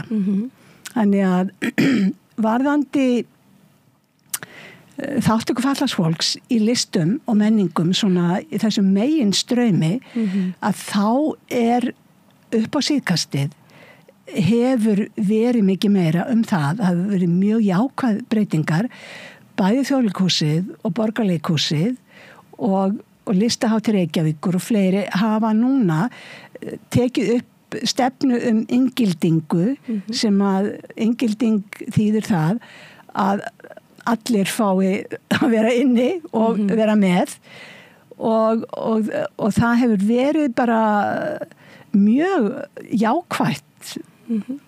En hvernig eins og með skólana, eins og með háskólana, nú kemur og bara menntaskólana, nú kemur alltaf upp annars lagið svona umræða einmitt svona slæmt aðgengi fatlaðsfólks að bara námsbrautum þá sem að, bara þessum almennu námsbrautum sem að eru í skólanum. Það eru, ég get bara sagt, ég fatlaða konu sem að var virkilega ósátt við það að þurfa að fara á svona sérstaka, svona sérdeild. Sérnámsbraut, já. Já, er þetta eitthvað svona breytast? Eða hver þín skoðun á þessari aðgreiningu? Já, þetta náttúrulega, þessi apartheid, hefur verið aldrei ríkjandi, Skólarnir eru að reyna að gerast besta en hins vegar þetta mikil barátta að fólk sem fer inn á sérnámsbrautirnar í framhaldsskólanum útskrifast með einingar sem eru minna virði en venjulegir menntaskólanemendur útskrifast. Þannig að þessar einingar veita ekki sjálfkrafa aðgengi til dæmis að Listaháskóla. Og það mikil barátta núna meðal fatlaðra listamanna og fatlaðsfólk sem vil leggja list fyrir sig að fá aðgang að listnámi og það hefur ekki verið leyst því miður. Nei. Ég bara vona að ný ríkisstjórn taki þetta upp og reyna að leysa þetta. Þetta náttúrulega alveg ótrúlega ósanngjarnt að þú farir í gegnum menntaskóla á einhver svona sérprogrammi og fáir ekki fullgildar einingar. Nei. Þannig að þú situr föst. Já, þá annarkvort einmitt eitthvað að í náminu eða þessari aðgreiningu. Ég ætla ekki að úttala mig það hvað nákvæmlega þarna en við þetta þurfum við að leysa. Og bara það sést best á þessari lista og menningar og fræðahátíð sem að við stöndum að núna hvað það mikil sköpunarkraftur og sköpunargleði og ný sjónarhorn og bara ný sýn á alls konar hluti sem að þessi hópur eins og hann nú fjölbreyttur hefur fram að færa og mér finnst bara Ísland að missa af þessum mikilvæga bara mörgum snillingum hópi inn í okkar listasenu en það að verða opna núna og ég bara mjög vil hæla leikhúsunum fyrir að taka þessar sýningar eins og Taktu flugi baby og Fúsa og fleiri þannig að bara halda þessu áfram því að þarna bara þetta eru sýningar sem að engin annar hefði geta gert. Nei. Og alveg stórkostlegar og hafa vakið heilmikla lukku. Fúsi hefur fengið mörg verðlaun. Enda, ég bara endur taka það maður hlær og maður grætur og þetta svo yndisleg og einlæg, falleg og rífandi sýning að ég hef einlega valla upplifað annað eins. Þannig að ég bara, þau eru að sýna núna á Akureyri. Þannig að bara ekki missa að því og ef að þið viljið sjá brot komið þá í hörpuna. Það frítt inn í hörpuna en fólk þarf að sækja sér miða á tix.is fyrir 0 krónur og ástæðan fyrir því að fólk þarf að sækja sér miða svo að við verðum að hafa einhverja hugmyndum hversu margir koma, við þurfum alltaf að undirbúa salinn og við þurfum að undirbúa léttar veitingar undan þar sem að fólk fær eitthvað að borða, eitthvað fingramat og drykki og við verðum að hafa einhverja hugmynd það hvort að við fáum 200 eða 300 eða eitthvað, hvað það nú er. Og þú hvetur auðvitað alla til að mæta, ekki bara aðstandendur fatlaðra og fatlað fólk, heldur bara allt fólk. Öll velkomin og ég vil taka fram sérstaklega að við höfum passað mjög vel upp á allt aðgengi, þannig að þess vegna er frítt inn, þannig að það á ekki að stoppa neitt að ná sér með það. Og síðan þetta verður sviðslistasýningin og svona ávörpin þarna fyrir framann í opnuninni. Þetta verður táknmálstúlkað. Það er mjög gott aðgengi fyrir fólk sem nota hjólastóla í Hörpu. Það verður þarna skynvænt rými sem að fólk getur farið og ef það þolir ekki sko mikið þetta áreiti, getur að farið afsíðis og fengið afdrepp. Já, svona núlstilt sig bara. Já.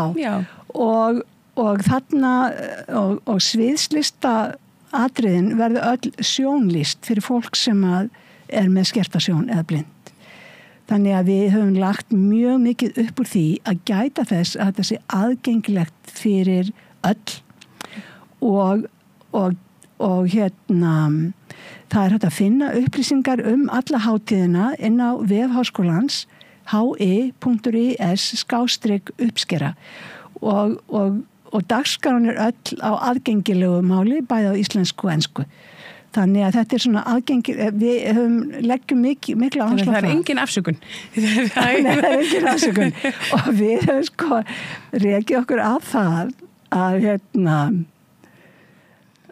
þó að fólk þurfi ekki sérstaklega aðgengilegan texta, þá finnst fólki best að lesa aðgengilegan texta því hann er stuttur, einfaldur og nýtmiðar. Einmitt, þetta hendar, nú á ég unglingsstúlku og svo auðvitað, ég sjálf auðvitað líka, maður er alltaf í þessum stuttu myndböndum og svona og nú er stuttur nýtmiðar texti einhvern veginn orðið svona, það sem að maður leitar í, að því að hitt tekur svo langan tíma.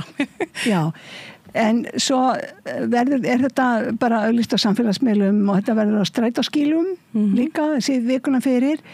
Og við erum að vinna í því að setja eitthvað á TikTok. Við erum þegar við nefndir ungling, þá myndi ég að við erum með ungling úr þessum hóp sem að er algjör TikTok snillingur, þannig að við ætlum að reyna að ég kann ekkert á TikTok, en við höfum, þetta sýnir breyttina í hópnum og í stýrihópnum er fólk frá Háskólanum, ég og Hanna Björg Sigurjónsdóttir sem er formaður námsbrautar í fötlunarfræðum og það er formaður Þroskahjálpar Unnur Helga og formaður Öryrkjabandalagsins Alma Ýr og listrænt stjórnandi Margrét Nordal. Við erum í stýrihópnum en það er mjög stór hópur fræðafólks, listafólks, samtaka fatlaðsfólks sem að standa að þessu. Einlega bara nánast flest samtök fatlaðsfólks bara á landinu, Doktor Rannveig, er það ekki rétt hjá mér? Traustadóttir, emeritus við Háskóla Íslands í fötlunarfræðum. Þakkaði kærlega fyrir að koma hérna og segja okkur frá þessum skemmtilega viðburði og svona stikla á stóru fötlunarfræði og inngildingu í samfélaginu. Þetta er auðvitað bara mikilvægt mikilvægt mál og við hlökkum til að fylgjast með ykkur á hátíðinni og bara svo í framtíðinni. Já, þakkaði fyrir, það var mjög gaman að koma hingað og það eru næri 20 viðburðir þannig að það er margt fleira sem að væri mjög áhugavert að segja frá. Ekki missa af sýningunni Sögur sem að verður í Gerðubergi laugardaginn 8. febrúar klukkan 2.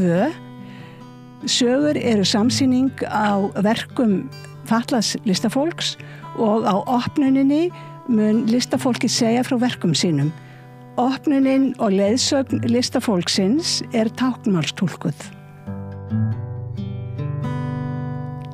Næst er það svona, hlustum við 2 viðtöl eiginlega ástandi í heiminum, svolítið ræðilegt, þar sem við neyðumst til að nefna trumpismann og ræðum hann. Hlustum næst á viðtal sem ég tók við Örnu Magneu Danks sem er eiginlega orðin svona okkar mannréttinda fréttaritari við Rauðaborðið. Hún ætlar að koma þetta í nokkur skipti og fara í gegnum ýmis mál sem að eiginlega varða mannréttindi okkar öll en byrja sem sagt eiginlega herferðin gegn mannréttindunum byrjar á útskúfun transfólks og hún kom til mín í síðustu viku og mér fannst það að vera mjög merkilegt að heyra hana tala. Hún var einhvern veginn með svo puttan á púlsinu og það var svo sárt auðvitað að heyra bara hvernig hún var að segja okkur af því hvað transfólk og hinsegin fólk raunverulega komið í mikinn ótta síðan að Trump tók við og byrjaði að setja þessi lög raunverulega fólk sé bara ólöglegt. Já, og í rauninni og svo bara snúfregnir þess aðeins bara í gerða fyrir dagum að hann ætlaði hreinlega að banna transfólk í Flóridafylki í tengslu við íþróttakaplik og þetta auðvitað mikið ágefni að ætla einhvern veginn að loka hann að heilu fylki og loka Bandaríkjunum í rauninni bara fyrir transfólki í íþróttum. Þetta mannréttindabrot. Og það sem kannski einmitt kemur og við verðum að átta okkur á að þetta ekki bara mannréttindabrot gagnvart einhverjum hópi sem við höfum þessi hérna skoðunum á. Þetta bara ef við eins og Arna Magnea Danks hefur verið að segja ef við mótmælum þessu ekki andæfum þessu ekki kröftulega þá bara munu böndi berast á okkur þannig það þarna verið bara að þetta eiginlega orðið svona eins og hálfgerð táknmynd fyrir jaðarhópa yfir höfuð það sótt að öllum jaðarhópum núna. Já, það er hægt að takmarka frelsi eins hóps þá ekkert mál að gera það við næsta. Þannig að svona fer þetta bara koll að kolli þangað til hann stendur einn einhvern veginn með sínum vinum, hvítum köllum. Og í þessu spjalli hérna sem við ætlum að heyra næst þá fer Arna Magnea Danks svona transfréttarittar okkar yfir þetta projekt sem kallast Projekt 2025 hún segir okkur frá því sem mjög svona óhugnanlegt sem eiginlega kemur ljósa þetta ekki bara eitthvað svona við vissum að þetta var ekki tilviljunarkennt en þetta bara mjög markviss aðför að mannréttindum. Heyrum það næst.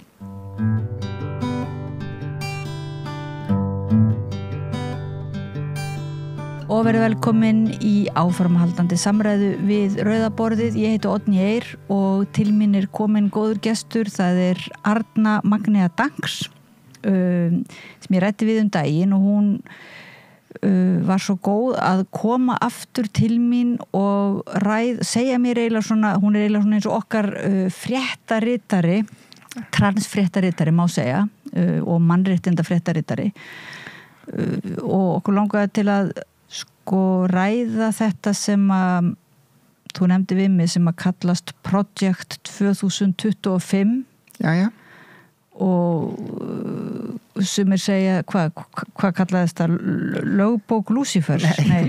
Leikbók Lúsífers. Já. Hvað þetta nú? Þetta sem sagt, það var hópur af fólki og sem að tilheyra þessari svokölluðu réttrúnaða kirkju í Bandaríkjunum sem að oft hefur verið nefnt og kennt við Biblíubeltið í Bandaríkjunum sem þessi miðvesturíki og þau skrifa þessa bók og þetta svona, má segja þetta sé svona ákveðin leikbók sem að verið að fara eftir sem að snýst hvernig þau ætla að breyta samfélaginu í þá átt að vera raunni það samfélag sem að Margaret Atwood skrifar í The Handmaid's Tale þar sem þetta verður svona hvítt samfélag sannkristna hægri sinnaða einstaklinga þar sem að það verður henni búin að útiloka og losa samfélagi við það sem að þetta fólk kallar óæskileg einstaklinga og óæskileg áhrif á æsku landsins. Þau fela sig á bak við það að þau séu að bjarga einhverju því að sjaldan það nú þannig að fólk trúir því sjálft að það sé vondi kallinn, ef við getum orðað þannig, það trúir að það sé að gera eitthvað rétt, alveg svo nasistar í seinni heimsjöldinni, þeir trúðu að þeir voru að gera eitthvað rétt og meiri segja stóð á hjálmum þýskra hermanna Guðir með okkur. Og það nú þannig í stríði að það skiptir engu máli hvoru megin víglínunar þú ert, hvort sem það í stríðsátökum þar sem að það notu vopn eða hvort það í svona menningarstríði, en svo hefur stundu verið nefnt, culture war, að þá enginn sem trúir því í raun og veru að hann eða hún eða hán sé röngu megin við línuna, sé vondikallinn. Og þessi leikbók skrifuð og allir vissu af þessari leikbók löngu fyrir kostningar og margir uppistandarar og svona mannréttindasamtök og annað bentu á þessa leikbók og sagði, þetta það sem þeir ætla að gera og þetta bara hræðilegt. Þetta raunverulega bara aðgerðaráætlun. Aðgerðaráætlun, skref fyrir skref, runni, þú veist, hvað þeir ætla að gera, hvernig þeir ætla að gera það og hvert þeir ætla að stefna. Og fyrstu 180 dögum nýra stjórnar að þá lýsa þeir yfir því að þeir ætla að rauninni að afnema öll réttindi transfólks og vinda ofan af það sem að þeir kalla þessum vókisma. Og hvað búið að gerast? Jú, þeir eru búin að afnema lagalega tilvist trans- og intersex fólks. Svo við fórum síðast. Svo við fórum í síðast. Mjög alvarleg að lagalega þetta fólk ekki til. Þeir eru búin að koma því þannig fyrir að nú það þannig að allir sem eru trans og búin að fara í gegnum leiðréttingarferlið og eru kannski með ökuskírteini og vegabréf með réttri kynskráningu að það búið að ógilda öll þau vegabréf og þau ökuskírteini og þessu fólki gert skylt að sækja ný vegabréf með kynskráningu sem þau fengu við fæðingu.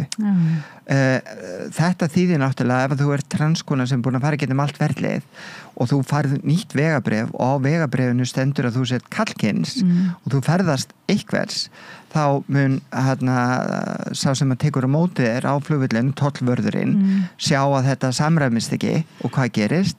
Jú, þú verður leitt í eitthvað hliðarherbyggi, þú verður strippuð niður, það verður gerð líkams skoðun á þér, það verður jafnvel sett í yfirheyrslu og jafnvel þá þeir haldið með að vera að rannsaka málið.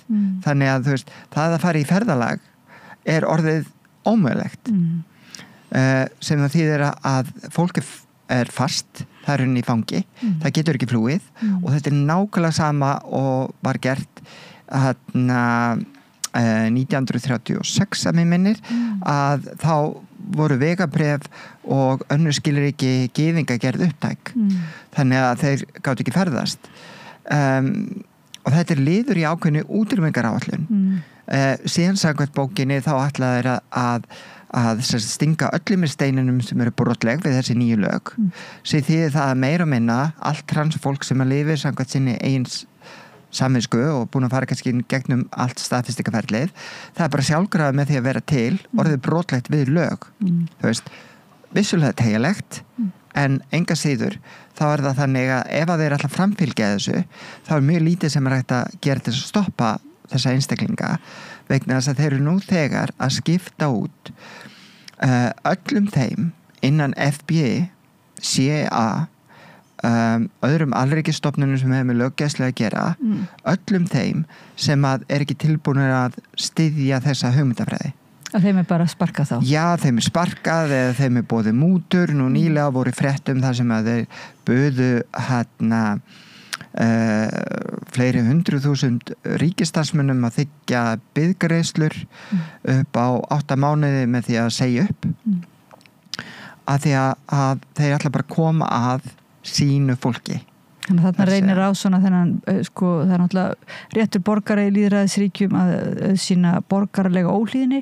Þarna spurningum svona hvort að embættismenn raunverulega geti eins og biskupinn og geti auðsýtt einhvers konar borgaraleg ólíðinni og hvort að það muni verða í einhverju miklu mæli eða hvort þetta bara muni valda í gegn? Já, sko nú þegar þá töluvert borgaraleg ólíðinni og núna nýlega komin ljós að sko þeir settu af og eru búin að loka öllu því sem að heitir DIA eða DEIA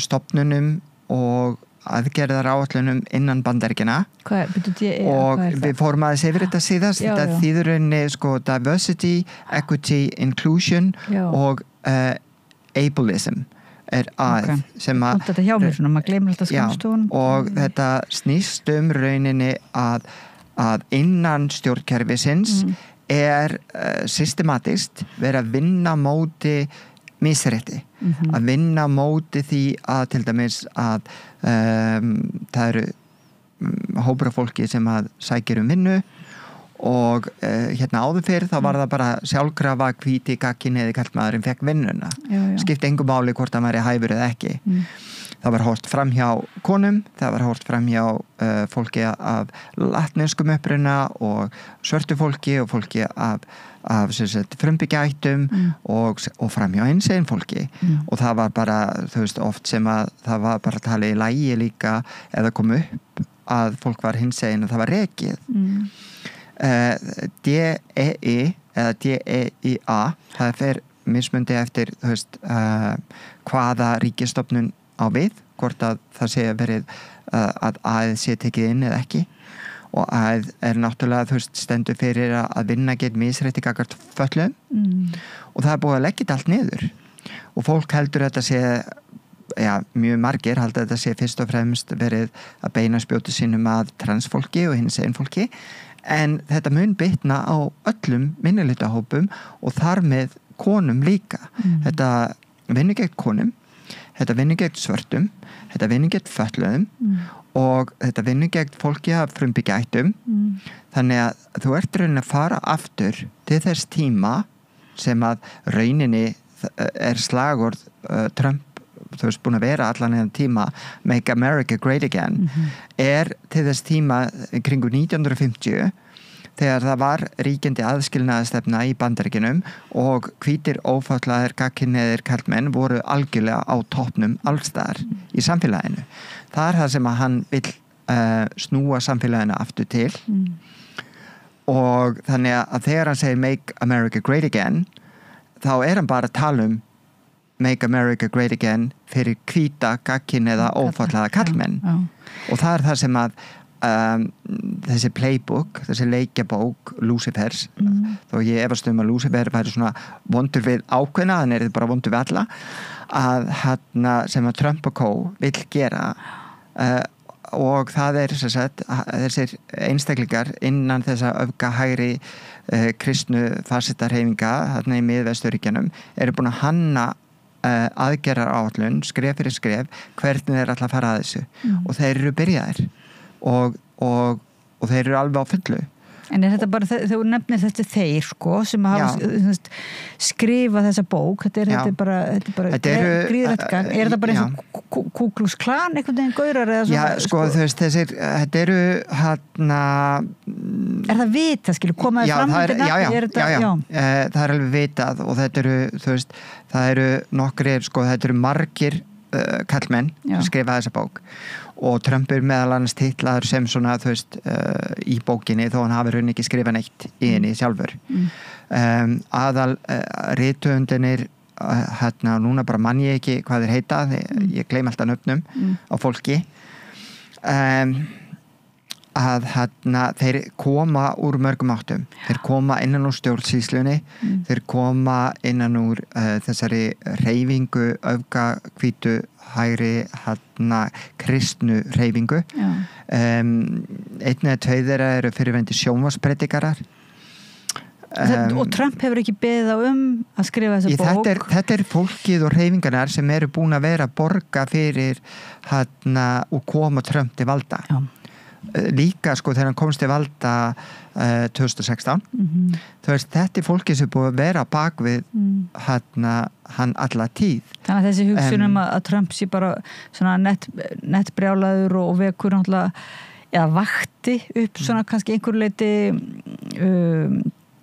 spenning svona, þá bara svona hvað mun Trump gera að því hann væri svo svona trúðslega mikið ólíkindatól. Það er þetta svona sem að kannski mörgum fannst áhugavert og einmitt eins og við rættum þetta að sína vald sitt, sko, svona þetta fasísku áhrif að geta bara gert hvað sem er.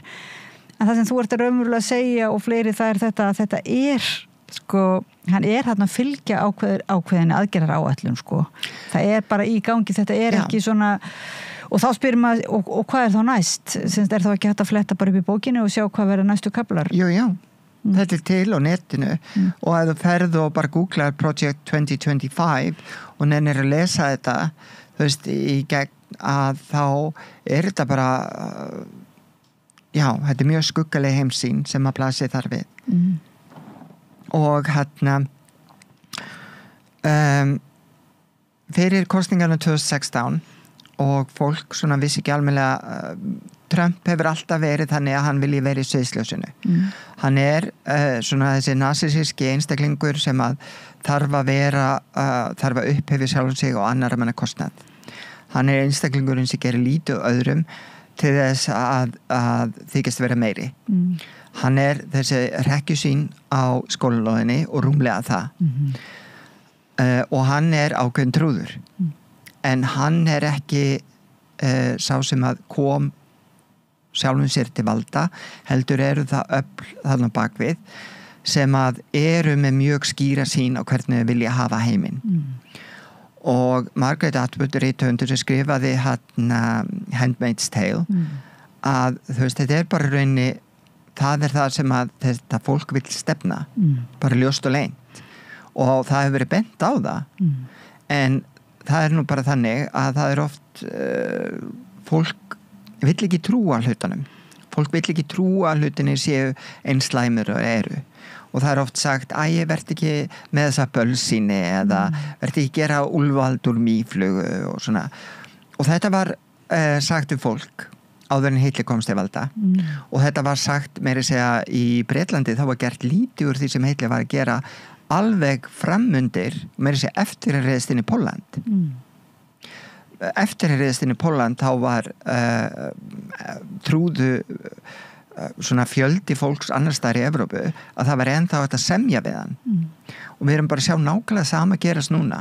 Við sjáum ráðamenn hér á Íslandi og annars staðar í Evrópu tala að þau ætla að semja við Trump. Þau ætla að ná samkomulagi við þessa vinaþjóð. En það sem þau skilja ekki er að þau eru ekkert að semja við einhverja vinaþjóð.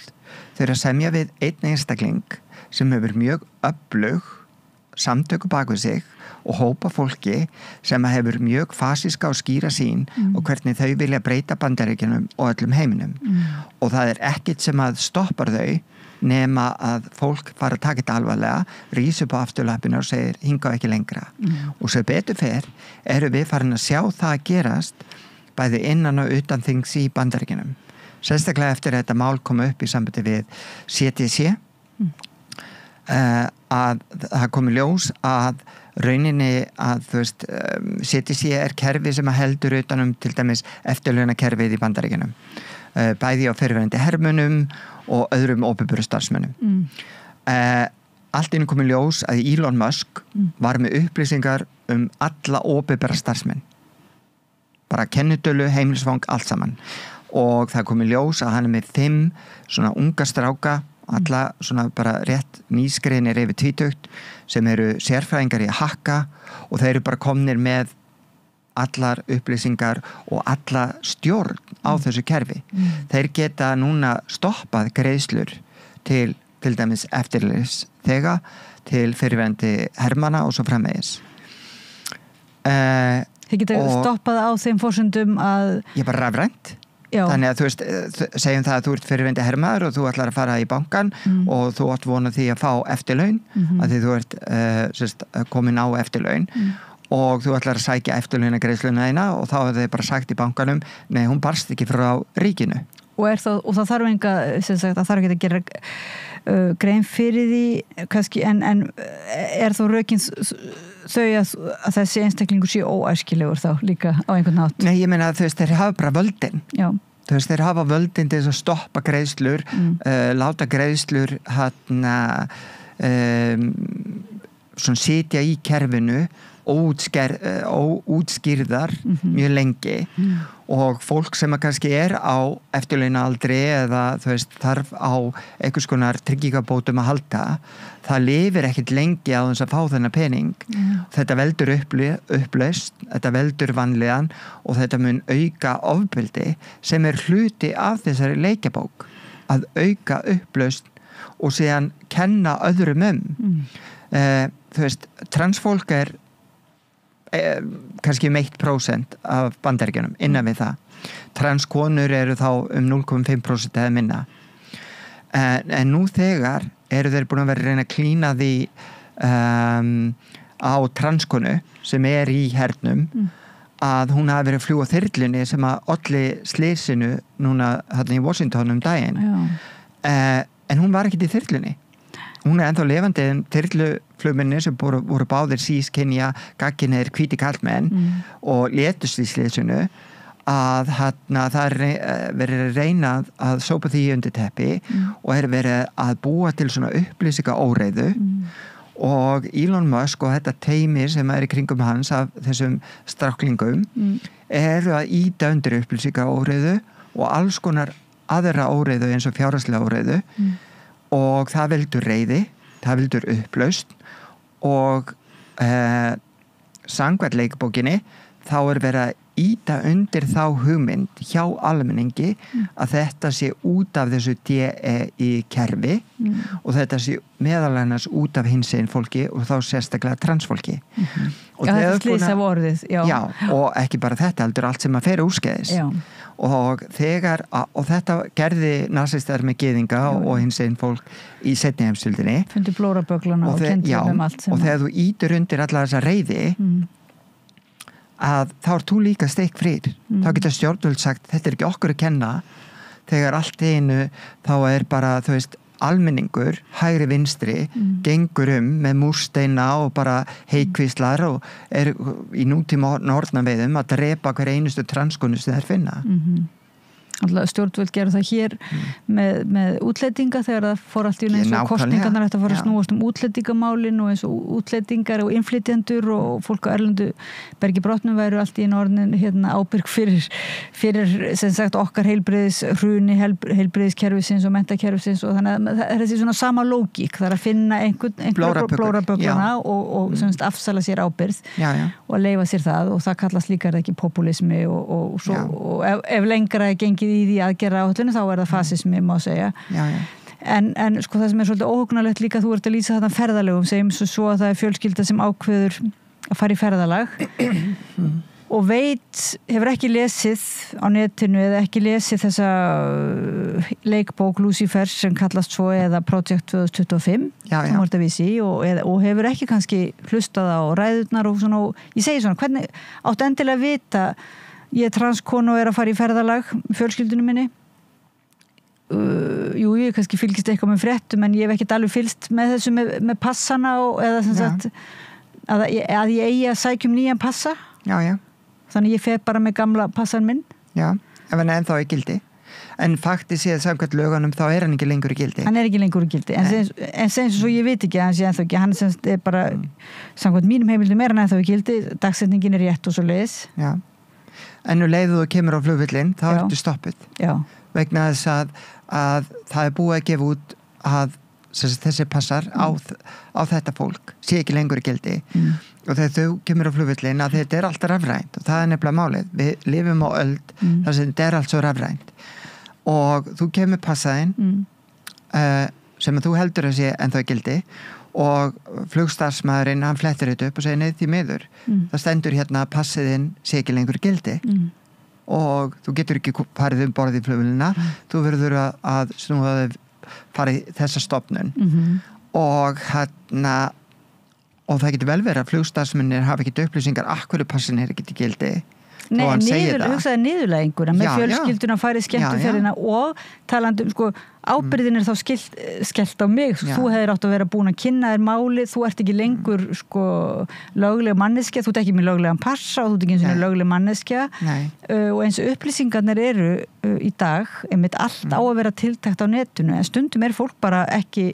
kannski nettengt af einhverjum ástöðum eða bara færi ekki þessar upplýsingar bara hérna á Íslandi, ég meina það óveður hvar liggja upplýsingarnar, þú veist, það þarf ekki mikið til að fara úrskeiðis til þess að maður velti fyrir sig hvar eru boðleiðir upplýsingarna, þannig að svo ellilífeyrisþegar sem allt í einu sem sagt hætta greiðslurnar, fá engar upplýsingar kannski það hvers vegna og ef það ætlar að sækja þér upplýsingarnar þá kannski mjög erfitt að fá svör sko frá svona kerfi. Já, það tekur tíma, þú veist, þrátt fyrir þetta stafræna kerfi okkar og það alltaf gerast mjög hratt og getur faktið séð gerst mjög hratt og það ekkert sem segir að það að gera svona hægt að þá ákveðin tregða í kerfinu og þessi tregða má segja byggð í kerfið þannig að þú þarft alltaf að fara gegnum fleiri en eina stofnun og þarft að fara gegnum margar stofnanir smáfyrirtæki og einstaklingar tala þetta þegar að bara fá skráningu fyrir fyrirtæki sitt þá þurfa að fara gegnum svo margar hindranir í staðan fyrir að fara gegnum eina stofnun og það sama fyrir transfólk sérstaklega í Bandaríkjunum annars staðar þar sem ekki kynrænt sjálfræði og ég var í gamla kerfinu hérna á Íslandi að ég þurfti að fá uppskrifa frá geðlækni, uppskrifa frá sálfræðing, ég þurfti að sækja 6 mismundi pappíra frá þjóðskrá, ég þurfti að skrifa greinagerð, ég þurfti að fá samþykki frá hópa fólki, sérfræðingum, læknum, að ég væri þú veist, trans enough, ég væri nægilega trans til þess að halda áfram í ferlinu og fá viðurkenningu. Ég var samt byrjað á hormónum en ég þurfti að fá þessa viðurkenningu til þess að halda áfram og fá rétta kynskráningu. Ég þurfti að borga ógreinilega pening til þess að fá rétta kynskráningu og breytingu nafni í gamla kerfinu.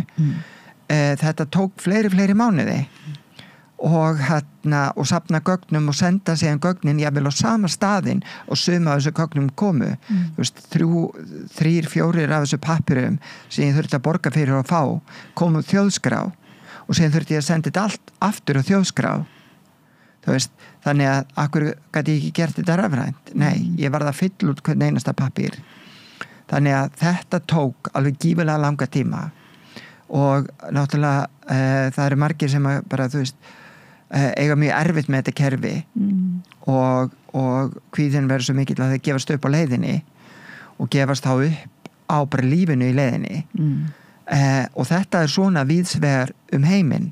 Það eru örfá ríki sem hafa gert þetta einfaldara með lögum kynrænt sjálfræði en það ekki þar með sagt að ferlið sé eitthvað auðvelt og það ekki þar með sagt að þú þurfi ekki að hoppa í gegnum ákveðin, þú veist, þú lappar ekkit inn eins og sumir halda og þú veist, og þessi aðgerðaáætlun Project 2025 gefur undir skóin að transfólk bara lappi inn eina hurð og lappi sér út hina hurðina og bara búin að breyta sér þú veist, og gangi í gegnum allt saman þetta virkar ekki svo leiðis þú þarft að fara í gegnum ítalegt sálfræðimat, geðmat þú þarft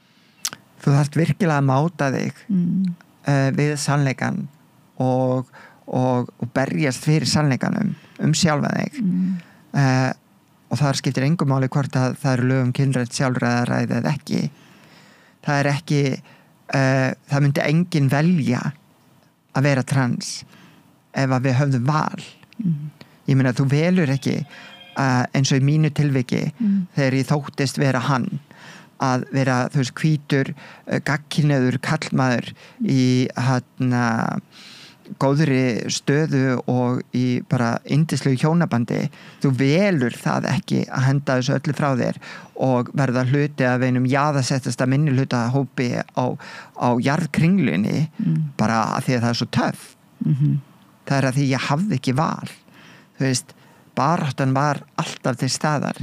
Ég var að berja skeitt sjálf með mér sko 24 tíma sólarhring og þetta var eins og ganga mig fjall á bakinu og ég laus við þetta fjall núna en það þýðir náttúrulega að ég þarf að horfast augu í augu við fólk sem að hata mig en ég skal frekar horfast í augu við það heldur nokkuð tíma að taka fjallið aftur og setja það á bakið en það sem að það er verið að gerast núna í Bandaríkjunum með því að neyða fólk að taka vegabréf með gömlu kynskráningunni þá er það að valda því andlegri vanlíðan og það er raunni verið að setja fjallið aftur upp á baki á því og líka það að þá veit að með því að fara í ferðalag með ranga kynskráningu býður upp á vesen í besta falli, bara smávægilegt vesen á komustað og í versta falli algjörlega niðurlægingu og jafnvel fangelsisvist fyrir að vera með pappíra sem samræðast ekki því að þú veist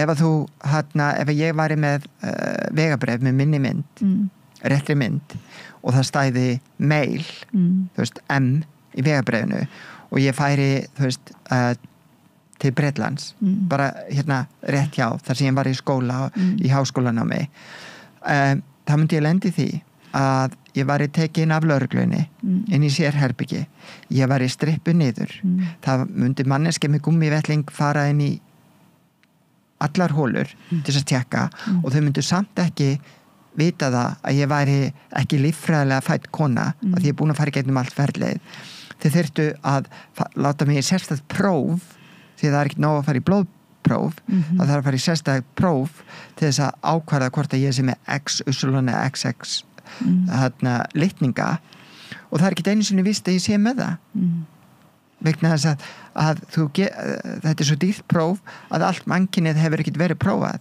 það er fullt af fólki sem að er með X, Y litninga en út af SR, Y geninu að þá er það er að segja vöntun á SR geninu þá er litningurinn ekki virkur og þannig að það þróast bara eins og líffræðilega konu að ræða fólki er með eggjastokka, það getur átt börn og allt saman og gengur getum allt lífið fullkomlega líffræðileg sís kona en það er samt með X, Y litninga og þessi flóra og það er að sem vísindamenn eru búin að koma stað er bara miklu stærri en fólk gerir sig grein fyrir og miklu algengari en fólk gerir sig grein fyrir þannig að við erum kannski má segja intersex það er að segja vera einhvers staðar rófinu sér rauninni normið En hafa vísindamenn eins og til dæmis erfðavísindamenn sem er náttúrulega óbúslega mikil búið að vera í uppgangur í erfðavísindum og gena rannsóknum og slíku finnst þér Er það því persónulega skoðun að erfðavísinda fólk sé nógu duglegt að koma fram með þessa staðreynd og svona í að því að núna finnst manni sko mikið af kannski erfðavísindum maður heyrir þeim bara meira ég veit ekki í einhverjum tilteknum svona málaflokkum maður heyrir svo sjaldan það í svona Nei, það er nefnilega sko út af þessu blessa algoritma að þá erum við bara mötuð á því sem við viljum láta mata okkur á og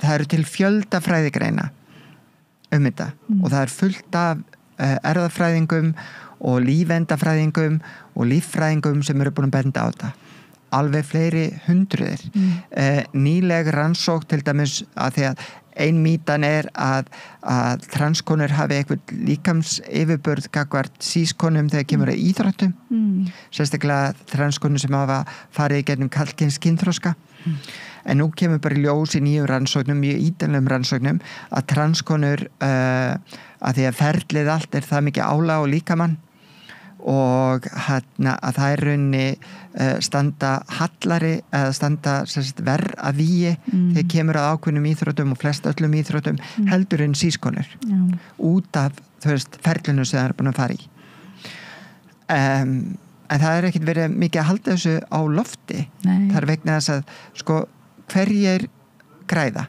og það er stundu sagt til þess að komast að sannleikanum hlutina þá bara follow the money, eldu peningana. Já, náttúrulega það tryggingafyrirtæki og ýmisfyrirtæki nota svona upplýsingar, erfðafræðilegar upplýsingar og bara, ég veit ekki, almennar vísindalegar upplýsingar mjög mikið til þess að selja. Þannig, og það náttúrulega það sem mikið gagnrýnt hvernig rannsóknar og háskólasamfélag og vísindasamfélagið í Ameríku hefur kannski látið kaupa sig, má segja, en þannig að nú það samkvæmt þessari Project 2025, hvernig ætli sé ekki einhver þá greinum það hvernig ég brjóta niður vísindasamfélagið en þá meira? Þeir eru að því. Bandaríkin búin að segja sig frá Alþjóðaheilbrigðisstofnun. CDC þú veist, hefur með vísindi að gera líka. Og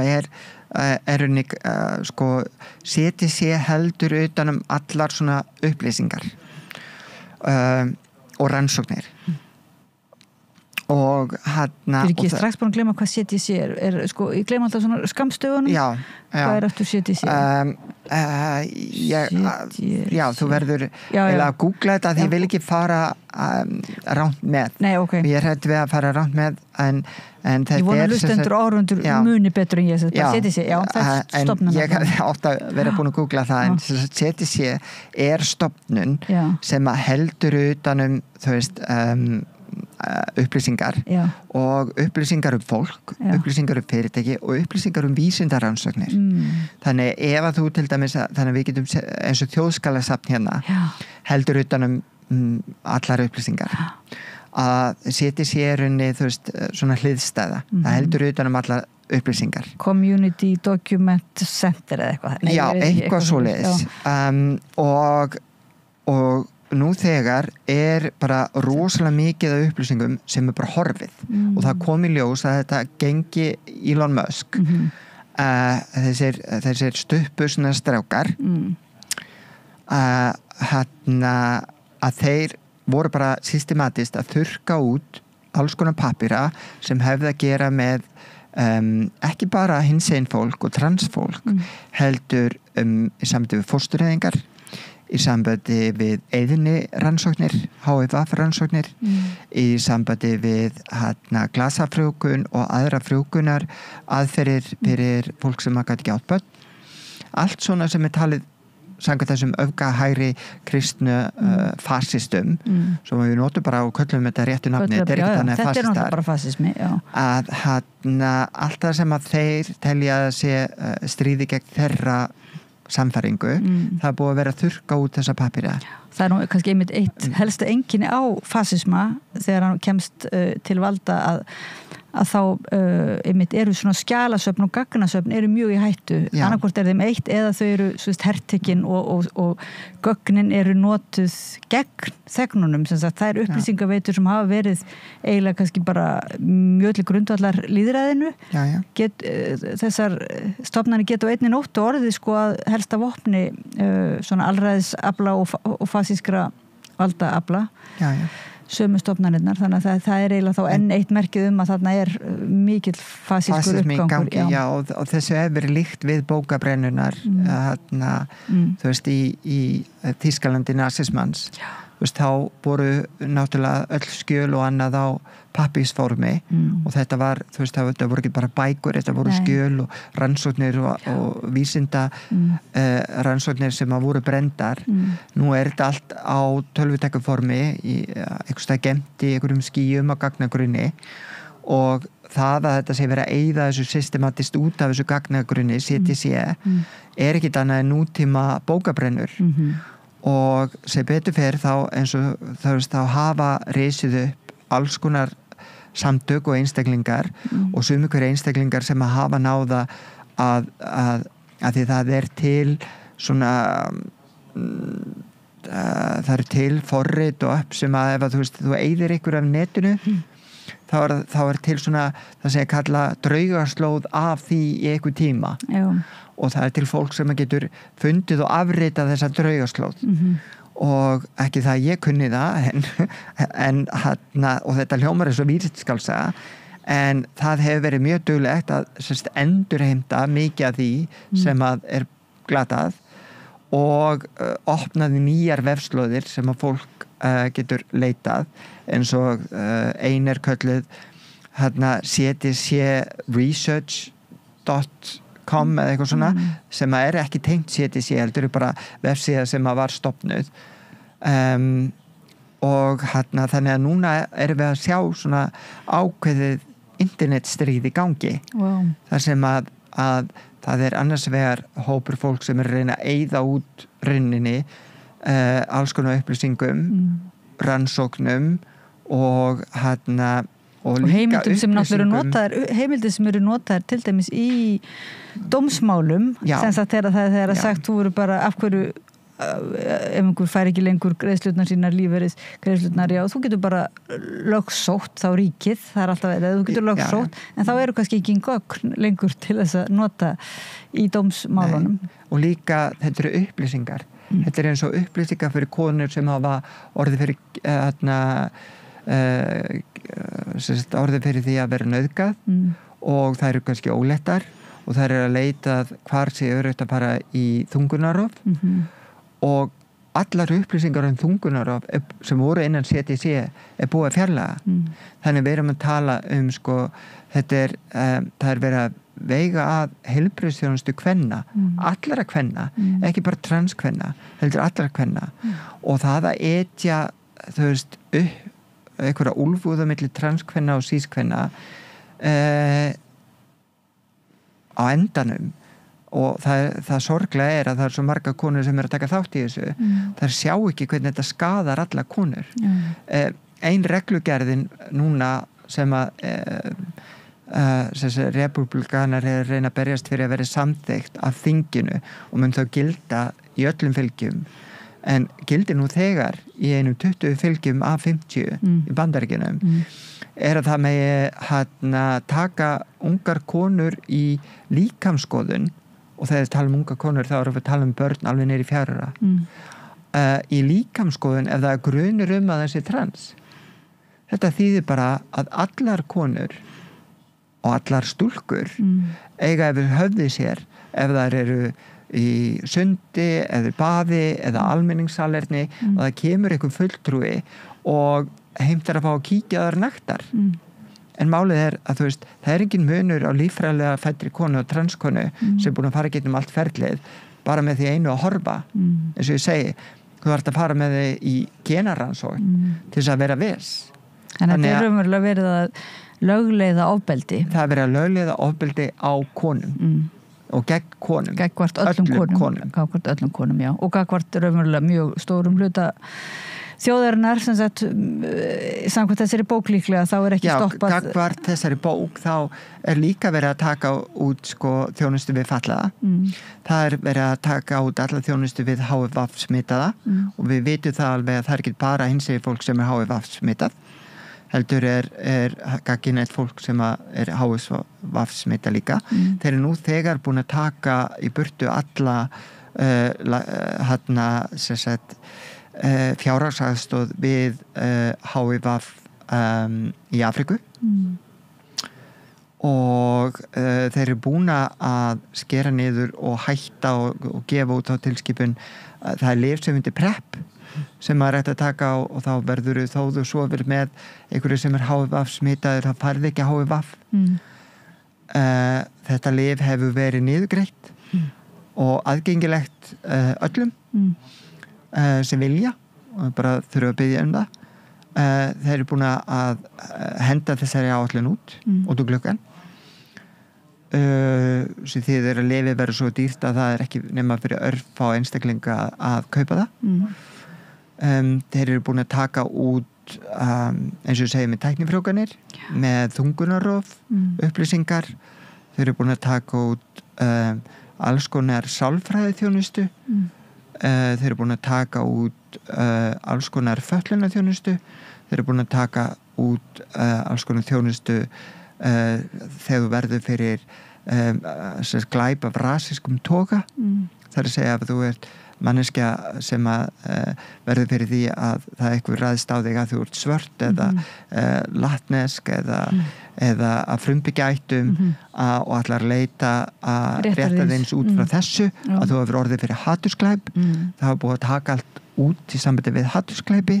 Þetta nú þegar búið að gera á þessu stuttutíma en hefur þú þorað að lesa þessu bók Project 2025 til enda? Ég ekki búin að lesa bókina. Nei.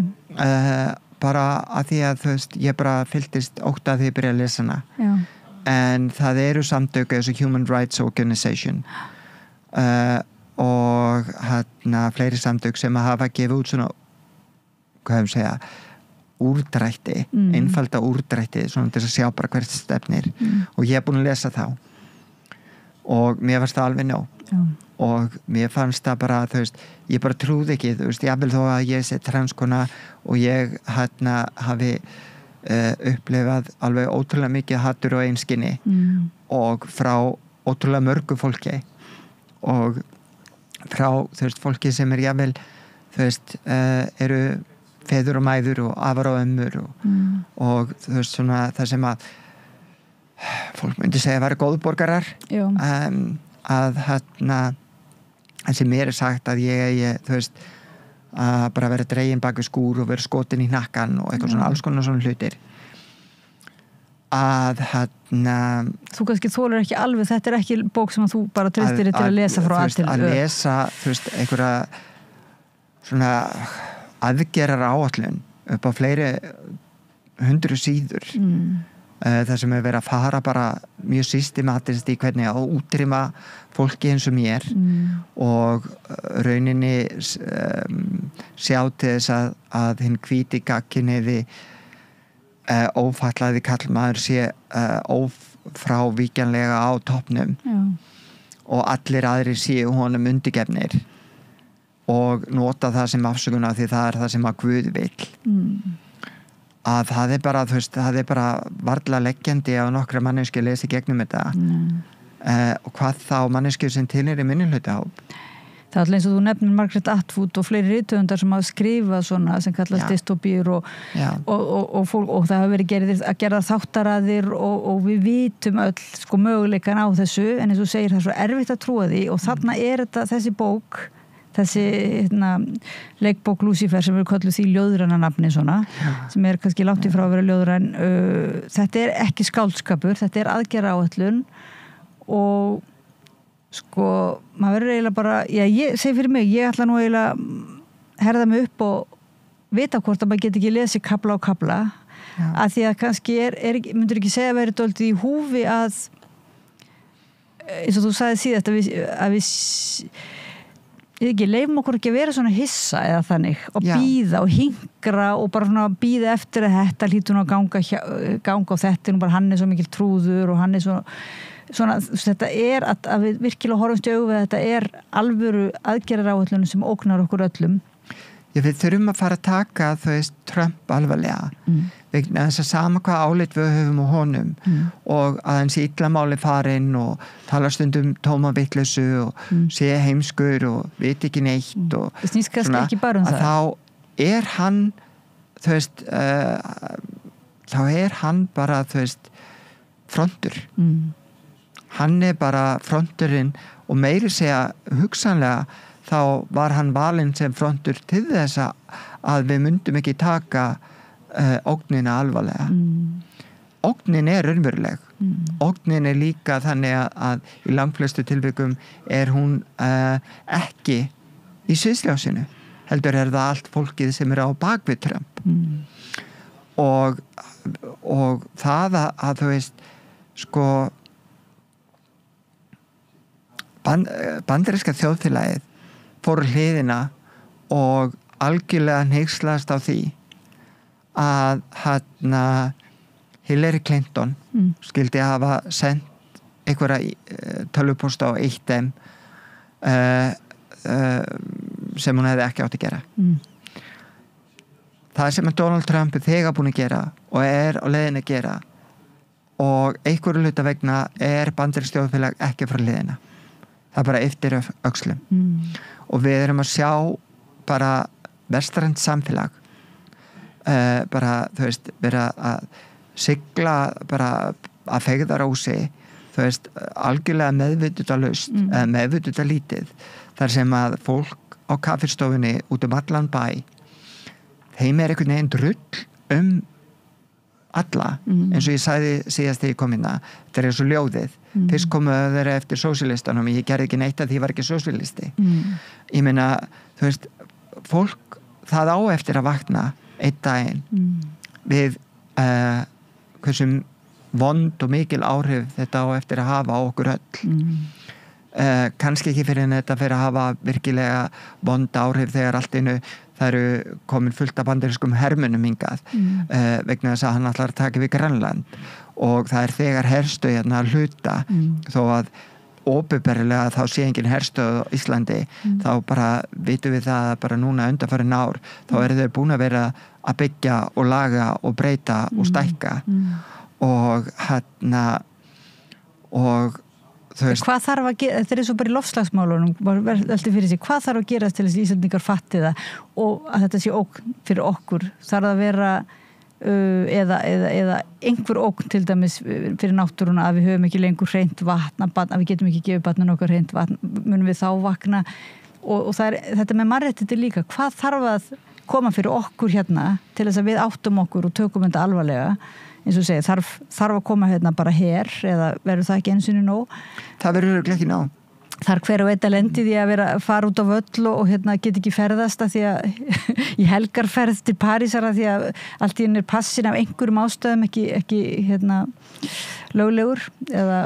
Ég hreinlega bara veit ekki hvað það þarf til þess að fólk vakni vegna þess að við mín kynslóð og yngri kynslóður ólust upp við það hneykslast á öllu fólkinu sem gerði ekki neitt í uppgangi nasismans við erum að sjá söguna endurtaka sig leikum við skref fyrir skref það sama leikbókin leikum við í gangi núna og nasistar fylgdu í sínu áráðustríði þeir notuðu blórabögla þeir notuðu hinsegin fólk, þeir notuðu gyðinga núna verið að nota múslima nú verið að nota hinsegin fólk transfólk sérstaklega nú verið að nota innflytjendur en það verið að draga fólk á tálar og gera fólk að fíblum og ég held að hver og einasta einstaklingu þarf að horfast í augu við sjálft sig og segja, þú veist, ætla ég að vera þetta fíbl og láta draga með asnærinum eða ætla ég að standa upp og segja hingað ekki lengra og eins og þú segir í grein, ætlum við að vera getum við, þú hvattir fólk bara til þess að vera á móti hatursorðræðu bara og opinberlega koma fram með það ég samþykki ekki og ég get ekki tekið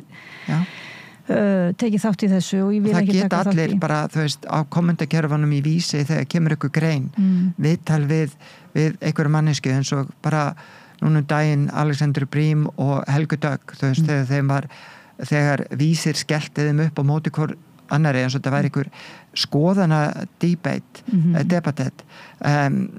sem þetta ekki vegna þess að þú veist, transfólk ekki skoðun þú veist, þú getur ekki haft skoðun á því hvort að eitthvað önnur manneski á að vera lifandi eða ekki vissulega getur haft á því skoðun en það bara ekki skoðun máli snýst ekki það, hvað þér finnst persónlega að kommentarkerfið það var bara 90% af því var bara ógeðslegt og ég í grúpu sem að svona partihópur kalla fordómavaktin þar sem að við erum að berjast gegn fordómum bara með að setja inn eitthvað jákvætt við erum ekki einu sinni að svara þessu fordómum við erum bara að setja eitthvað jákvætt þú veist, flott hjá Alexander Brím og ég stend með henni og hérna, og bara með því nota rétt fornöfn, ég stend með henni því hún vissulega hún á meðan þú veist það voru svona eins og ég segi bara venjulegir góðborgarar sem voru að skrifa þú veist, varaleitaðar kalli í kjól og allt þetta sama gamla klesju hérna orðfærið hérna sem kemur eineltið bara, gamla ofbeldið og eineltið og bara með því að setja inn eitthvað jákvætt með því að standa með transfólki og gera það í verki ekki bara segja það, heldur sína það á þínu vinnustað setja upp, þú veist hinsegin fánan og transfánan sýna það að þinn vinnustæðar sé öruggt skjól. Ef einhver í kringu þig byrjar að tala, þú veist, illa transfólk, hinsegin fólk, innflytjendur, múslima, fólk frá Palestínu, þú veist, bara að segja, herðu, ég ekki hérna til þess að hlusta þetta. Þú getur bara sagt þetta eitthvað staðar annars staðar, ég ætla ekki að rökræða við þig, en ég vil ekki hlusta þetta. Bara takk. Það ekki að segja neitt meira. Þú þarft ekki að réttlæta þína afstöðu, því að hatrið réttlæti sig aldrei. Þeim finnst það alltaf hafa rétt á að segja hvað sem er. Og þau beita fyrir sig endalaust að þau sé gera þetta til þess að venda börnin. En málið er eins og hormonablokkarar, í 90% tilvika er þetta notað hjá sísbörnum til þess að berjast á móti krabbameini sem er tengt hormonum, til þess að berjast á móti bráðþroska, í bara örfáum tilvikum, þú veist, innan við 10% tilvika þar sem hormonablokkar eru notaðir, er það notað hjá transbörnum. Og ef að transbörnin séðan ákveða hætta á hormonablokkarum, þegar eru orðin ákveðin gömul, þá hafa þau val. Þau hafa val að hætta á hormonablokkarum og leyfa þessum kynþroska taka við sem að þeim var útlutað við fæðingu, eða að fara krosshormon og þannig þau hafa alltaf val. En ef við hugsaum líka að vernda börnin, þá verðum við að spyrja okkur, viljum við ekki vernda rétt þeirra til kynræns sjálfræðis?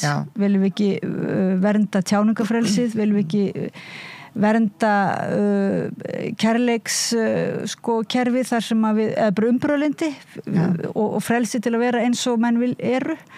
Er það ekki kannski, er það ekki aðalspurningin? Frelsi til lífs, vegna þess að það snýst að lifa þínu besta lífi og þetta snýst að bara fá að lifa, vegna þess að það er rosalega mikið af transungmunum og það eru margar rannsóknir sem styðja við það, að ef að þau fá viðeigandi heilbrigðisþjónustu, að þá líður þau mikið betur. Og transfólk sem að fékk heilbrigðisþjónustu, viðeigandi heilbrigðisþjónustu strax sem börn, þeim líður mikið betur heldur en til dæmis transfólki sem að fóru gegnum rangaðin kynþroska. Vegna þess að fara gegnum rangaðin kynþroska, þá ertu með ákveðin líkamlega einkenni eins og að vera herðabreið eða of hávaxinn eða með ofbreiðan kjálka eða eitthvað annað sem að veldur alltaf ama. Í hver skipti sem þú lítur spegil, þú veist, ég meina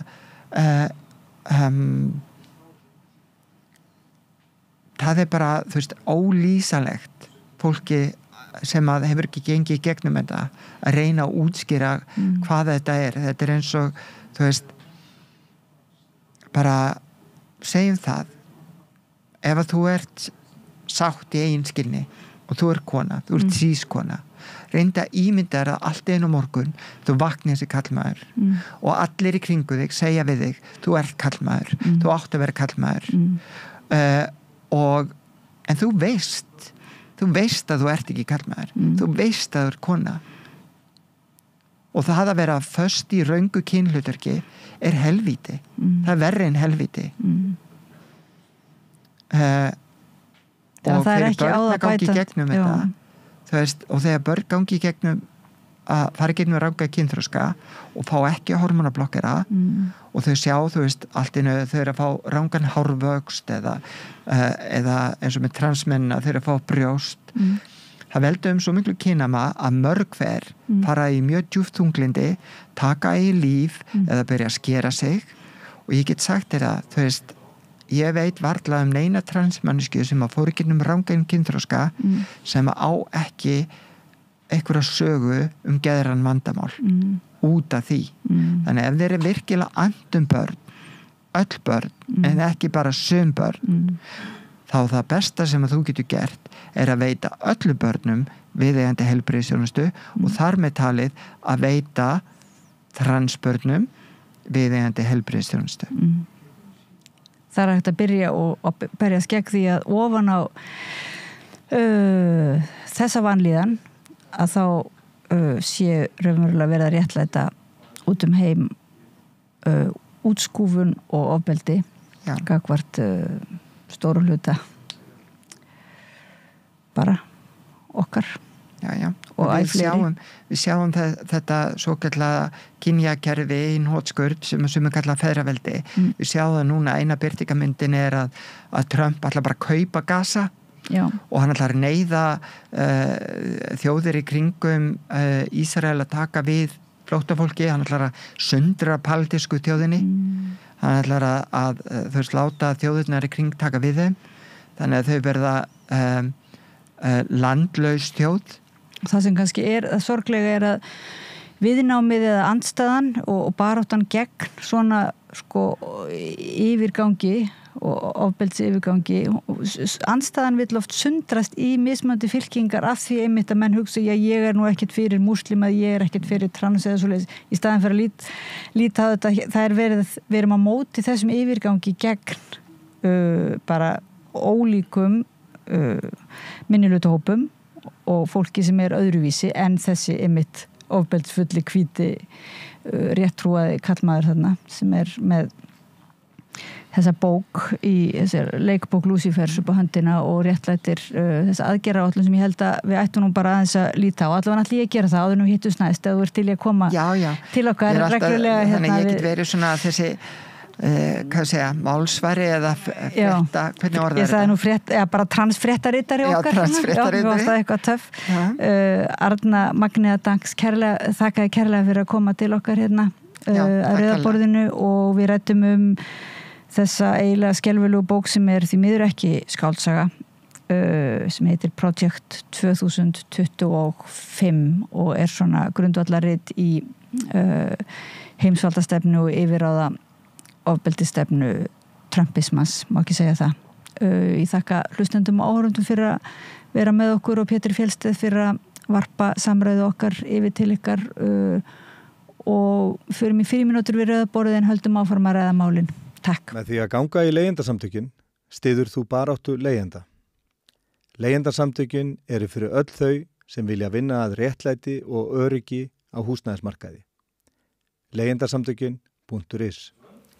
Og þið héldu þessari umræðu áfram, mikilvæg umræðu þessa aðföreila og þetta bakslag í hinsegin baráttunni.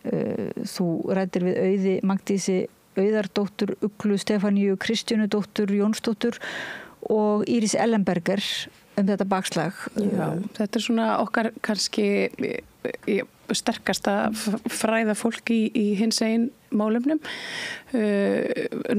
Þær eru bæði innvinglaðar í baráttu hinsegin fólks og hafa svona lagt stund á fræðin þannig á bakvið og þær gátu sagt okkur svolítið vel frá því svona þessari fræðilegu hliðina og því hvað er það sem rekur fólk áfram í svona hatri og ég meina hvers vegna koma bakslögin. Mér er svolítið gaman að þessi 2 viðtöl sem við spilum hérna saman sem sagt, í röð þau eru að ræða á einhvern nátt svipað svið og náum yfir mjög ólík svið af því að Arna Magnea fór líka yfir þetta persónlegu upplifununa mjög mikið af sína eigin reynslu af því að vera transkona og þessar árásir á börn og það ræða það líka einmitt þennan fyrirslátt að það sé verið að vernda börnin. Já, og líka þegar verið að etja raunverulega konum og transkonum saman þetta tilneyingu, mér finnst það mjög merkild í þessu spjalli þínu hvað kemur í ljós berlega hvað þessi tilneying til þess að koma ólíkum hagsmuna eða þess jaðarhópum upp á móti hver öðrum. Einmitt, af því að ég meina leið og ert með ef fjöldi ferðalur að rífast innbyrðis þá einhvern veginn er svo ofboðslega auðvelt að vinna myrkraverkin í friði. Þannig að núna er þetta svolítið mikil spurningum samstöðu okkar. Já, og það má nú segja frá því að það eru mótmæli fyrir utan bandaríska sendiráðið núna á morgun, laugardag. Í dag, laugardag. Þar sem að alls konar ólíkir hópar ætla að koma saman fyrir utan sendiráðið. Ég held að byrja klukkan 2 og verða eitthvað fram eftir, vona ég. Það eru hinnir ýmsir mannréttindahópar og bara almenningur sem að ætlar að bara láta í sér heyra hreinlega. Gott að vita. Taka sénsinn á því að vera tekin, komast ekki til Bandaríkjanna. Já, ég held að það vilja enginn fara þangað núna. Nei, ekki akkurat. En það er að byrja að taka vegabrifin af fólki, að transfólki til þannig að við verðum að sýna samstöðu og taka sénsinn. Klukkan 2. En heyrum þetta spjall við Auði Magdísi Auðardóttur, Uglu Stefaníu, Kristjánu dóttur Jónsdóttur og Íris Ellenberger sem ræði við þig bakslæði hinsegin baráttunni. Allir þættir samstæðvarinnar eru fáanlegir á öllum helstu hlaðvarpsveitum.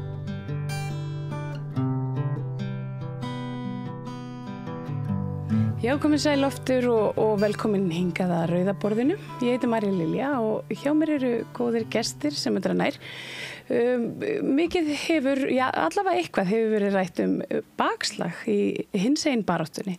Og hjá mér sérfræðingar í málefninu. Það Íris Ellenberger, dósent í samfélagsgreinum, Auður Magdís Auðardóttir, lektor í uppeldis- og menntunarfræði og Ugla Stefanía Jónsdóttir og kynjafræðingur og sérfræðingur í málefnum hinsegin fólks. Verðið velkomnar. Það ókslega mörg nöfn svona í lókdags. Þið fyrir ekki með þetta. Segðu mér, kannski bara svona til þess að byrja á byrjuninni, þá hafði ég samband við þig, Auður Magdís, vegna þess að ég las pistilinn þinn sem að birtur var í gær. Það sem að þú segir að gefnu tilefni og sem sagt ritar þarna pistil hvar konur séu í hættu eða þetta er svona smellin pistil.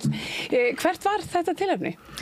Það náttúrulega bara búið að vera svolítið í umræðinni, þú bæði hérlendis og erlendis og þetta svona þekkt taktík að mála einhvern veginn það upp að sískynja konur séu í mikill hættu staddar vegna tilvist trans kvenna. Og þetta er bara, það var pistill hérlendið sem birtist fyrir stuttu en það var ekkert eitthvað eini pistillin. Þetta er bara, sú manneskja var ekki eitthvað að finna upp hjólið, Þetta er bara mjög þekkt mælsku bragð og svo var ég bara eitthvað pirruð á þessu þarna á sundarskvöldið og að því að þetta er svo mikil hræstni af því að þau láta sem útgangspunkturinn sé sá að þeim sé bara svo umhugað öryggi kvenna. Og það sé einhvern veginn að þau sé að koma inn í þennan málaflokk út frá þess áttar umhyggju. Og þegar þú segir þau, þá ertu að tala Já, fólk sem er á því máli að transkonur séu svona hættulegar og hræðilegar mannverur einhvern veginn, Og þær séu það af því að þær séu við sískonur en það afhjúpast svo mikið hvað þetta er mikil fyrirsláttur þegar maður fer að hugsa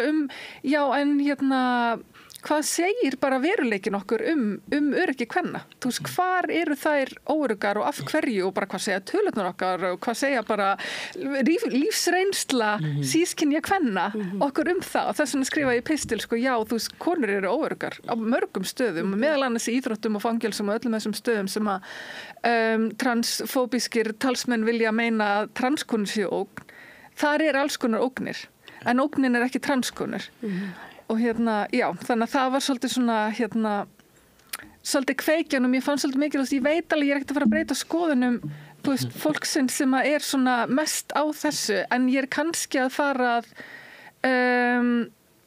vonandi að koma í veg fyrir einhverju sem að vita bara ekkert alveg hvað má finnast og eru kannski bara, þetta svona hættulegt? Og það einhver að segja mér að það sé bara hættulegt að transkonur séu í kvennafangelsum og kannski ætti ég bara að trúa því. Að svona reyna að koma með einhverja aðra rödd þannig að þessi óvissi hópur fái eitthvað annað input, Það var svolítið svona pælingin. Já. Og Ugla, finnir þú mikið fyrir þessum fordómum? Það að tala, við sjáum það bara Trump Trump tekið við Bandaríkjunum og það þetta kemur ákveðið svona sveifla eða svona öldugangur svona gusast yfir okkur einhvern veginn af þeirri pólitík. Myndirðu segja að þetta væri þetta væri bara veruleikinn að transkonur og bara transfólk og hinsegin fólk almennt bara finni fyrir bara miklu bakslagi? Jú, ég myndi segja það og náttúrulega persónulega fundi það líka bara, ég hef náttúrulega verið lengi að beita mér fyrir réttundum hinsegin fólks og transfólks sérstaklega og ég hef alveg tekið eftir hvernig umræðan hefur breyst rosa mikið, hún hefur alveg miklu öfgafyllri, einhvern veginn þessir öfgar í antitrans umræðinni, einhvern veginn hlutir sem að fólk segir núna og leyfir sér að segja opinberlega eitthvað sem að manni fannst bara í rauninni ómögulegt fyrir nokkrum árum síðan. Man hefði aldrei haldið að við sem samfélag værum á þeim stað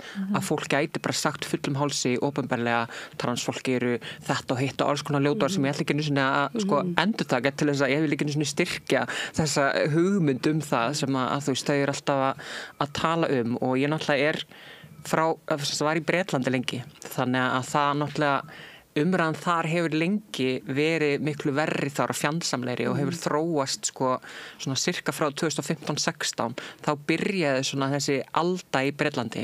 J.K.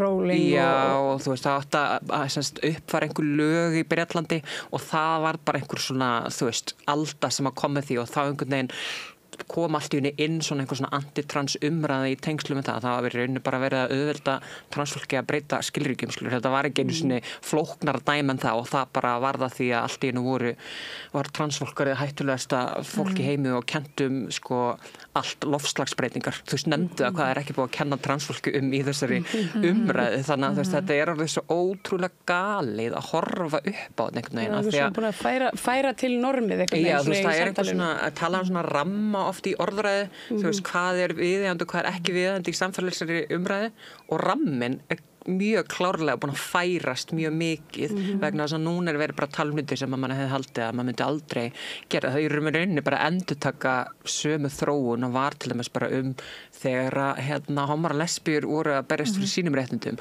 Þetta nákvæmlega sama orðræðan, bara endurtekinn og búið að skipta út einhverjum hóp.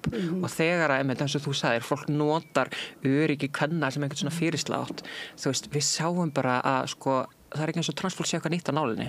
Þú veist, en svo láta þess allt í þessu einhver ný ógni sem ekki allt í henni komin, allt í einu að nota svona rými og fangils og eitthvað. Fólk hefur að nota þessi rými bara í marga áratugi. Já, og það náttúrulega, við erum búin að vera með lögum kynrænt sjálfræði frá 2019. Þú veist, fyrir utan það að transfólk hefur alltaf verið til, en þá erum við búin að vera með þessi tilteknu lög, þar sem er raunverulega sjálfsákvörðunar réttur það hvernig þú skilgreinir kyn þitt núna í bráðum 6 ár. Já, og fyrir það voru náttúrulega lög 2012 sem að líka settu í lög að transfólk hefur rétt að nota rými í samræmi við kynvitund.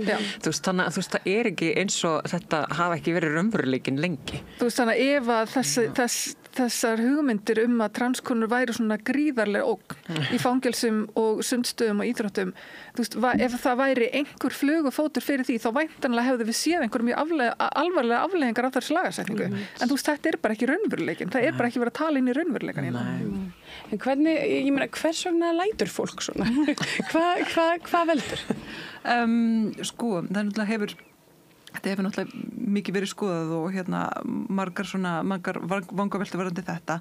Þetta er náttúrulega hluti af alþjóðlegri hreyfingu. Það er eitt sem skiptir mjög miklu máli í þessari umræðu. Þetta er ekki bara eitthvað svona sem að einhverjum datt í huga einhver tímann, heldur það eru mjög öflug samtök, öflugir einstaklingar sem hafa mikið fjármagn til handana sem eru búin að vera að dæla pening í fólk og félagasamtök í Evrópu og víðar til þess að búa til þetta svona antitrans momentum sem er í gangi og maður sér það líka bara hérna heima. Það er verið að flytja inn svona ákveðna orðræðu, það er verið að flytja inn ákveðna taktík og við höfum alveg séð eitthvað sem hefur gerst hérna í Íslandi að það er eitthvað sem hefur verið þrautreint erlendis, þannig að það er verið að reyna svona þessi svona hreyfing eins og nú kölluð, hún er að reyna að festa rætur á Íslandi. Það hefur ekki gengið kannski neitt brjálaðislega vel hingað til, þannig svona já, allavega eins og eitthvað svona skipulum hætti og það náttúrulega ég held að sko, við getum kannski einhverju leiti þakkað hérna svona feminísku hreyfingunni, kvennahreyfingunni fyrir það, menn að þess að hún hefur ekki verið mjög svona til í að líta á transkonur sem sömu ógn og feministar eins og til dæmis í Bretlandi sérstaklega og víðar, en við sjáum kannski svona helst anga að það sé eitthvað að gera sko varðandi í orðanir varðandi börn sérstaklega og svona það hefur verið miklar og hatramar deilur á svona vettvöngum hérna kennara það sem að fólk sem vinnur ekki með börnum hefur verið að koma inn og hefur verið að reyna að þyrla upp einhverju svona riki og svo eru örfáir kennara fyrirvændi kennara sem hafa eitthvað svona verið að taka undir þetta núna bara síðast þannig að fyrir eitthvað 2 dögum síðan eitthvað og það þá þessi hugmyndum að transfólk einhvern veginn sé ógn við börn vegna þess að þau vilji setja þau okkur hormónalíf. Já, vilji henda þeim bara okkur færiband og fara einhverja aðgerðir og eitthvað svona sem bara ásir einhver stóð í raunveruleikanum. Að þessu kannski ekki smiti börn en skilur ef við fræðum börn einhver svona innræting í rauninni. Já, en ég meina hvaðan kemur þessi pæling? Af hverju, já, í rauninni, þú veist, hvers vegna heldur þetta fólk að transfólk sé svona mikil ógn við börn og hvaðan kemur þessi hugmyndum að það sé einhvern veginn í hag transfólks að lyfja börn?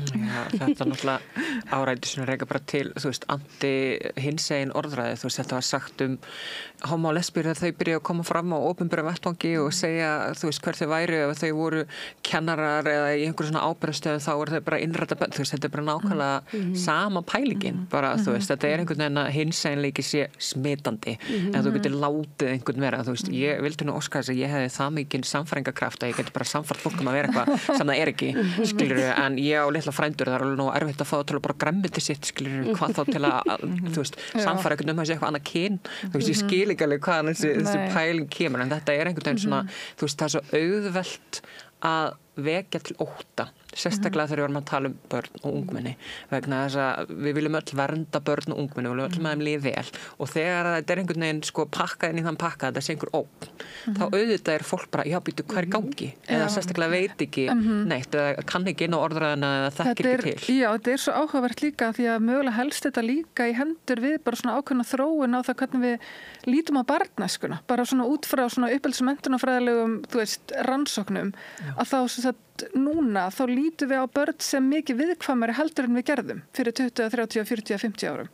Þú veist, fyrir einhverjum áratugum síðan þá voru börn bara eitthvað að vinna og þú veist, voru bara einn heima og bara pínlítið börn voru að passa ennþá minni börn og þú veist, alls konar og ég get að segja að það hafi verið eitthvað frábært, þú veist, en það sýnir samt ákveðna sýn á börn sem, þú veist, með atbeina og sem gerendur í sínu lífi, sem sjálfstáð og duglega einstaklinga, þú veist, það er kannski bara gott fyrir þau að læra að bjarga sér og vera einn heima, lítil og eitthvað svona, sko, og þetta var orðræðan sem var í gangi, þú veist, 60, 70, 80, en svo núna erum við búin að færast rosalega mikið yfir í bara börn eru mjög viðkvæm, bara ef þú horfir ekki stöðugt í augun á þeim fyrsta árið þá ertu bara búin að klúra tengslamynduna sem eftir er lífsins og einhvern veginn já þú veist, þannig ég held að þetta sé líka að spila inn í, þú veist, bara svona ákveðna stemningu gagvart börnum almennt, sko, að og þá kannski fylgir það líka, þú veist, börn með ekki vita neitt sem að tengist kyni eða kynlífi eða, þú veist, einhverju svona af því að þau eru bara einhverju svona litlir englar sem að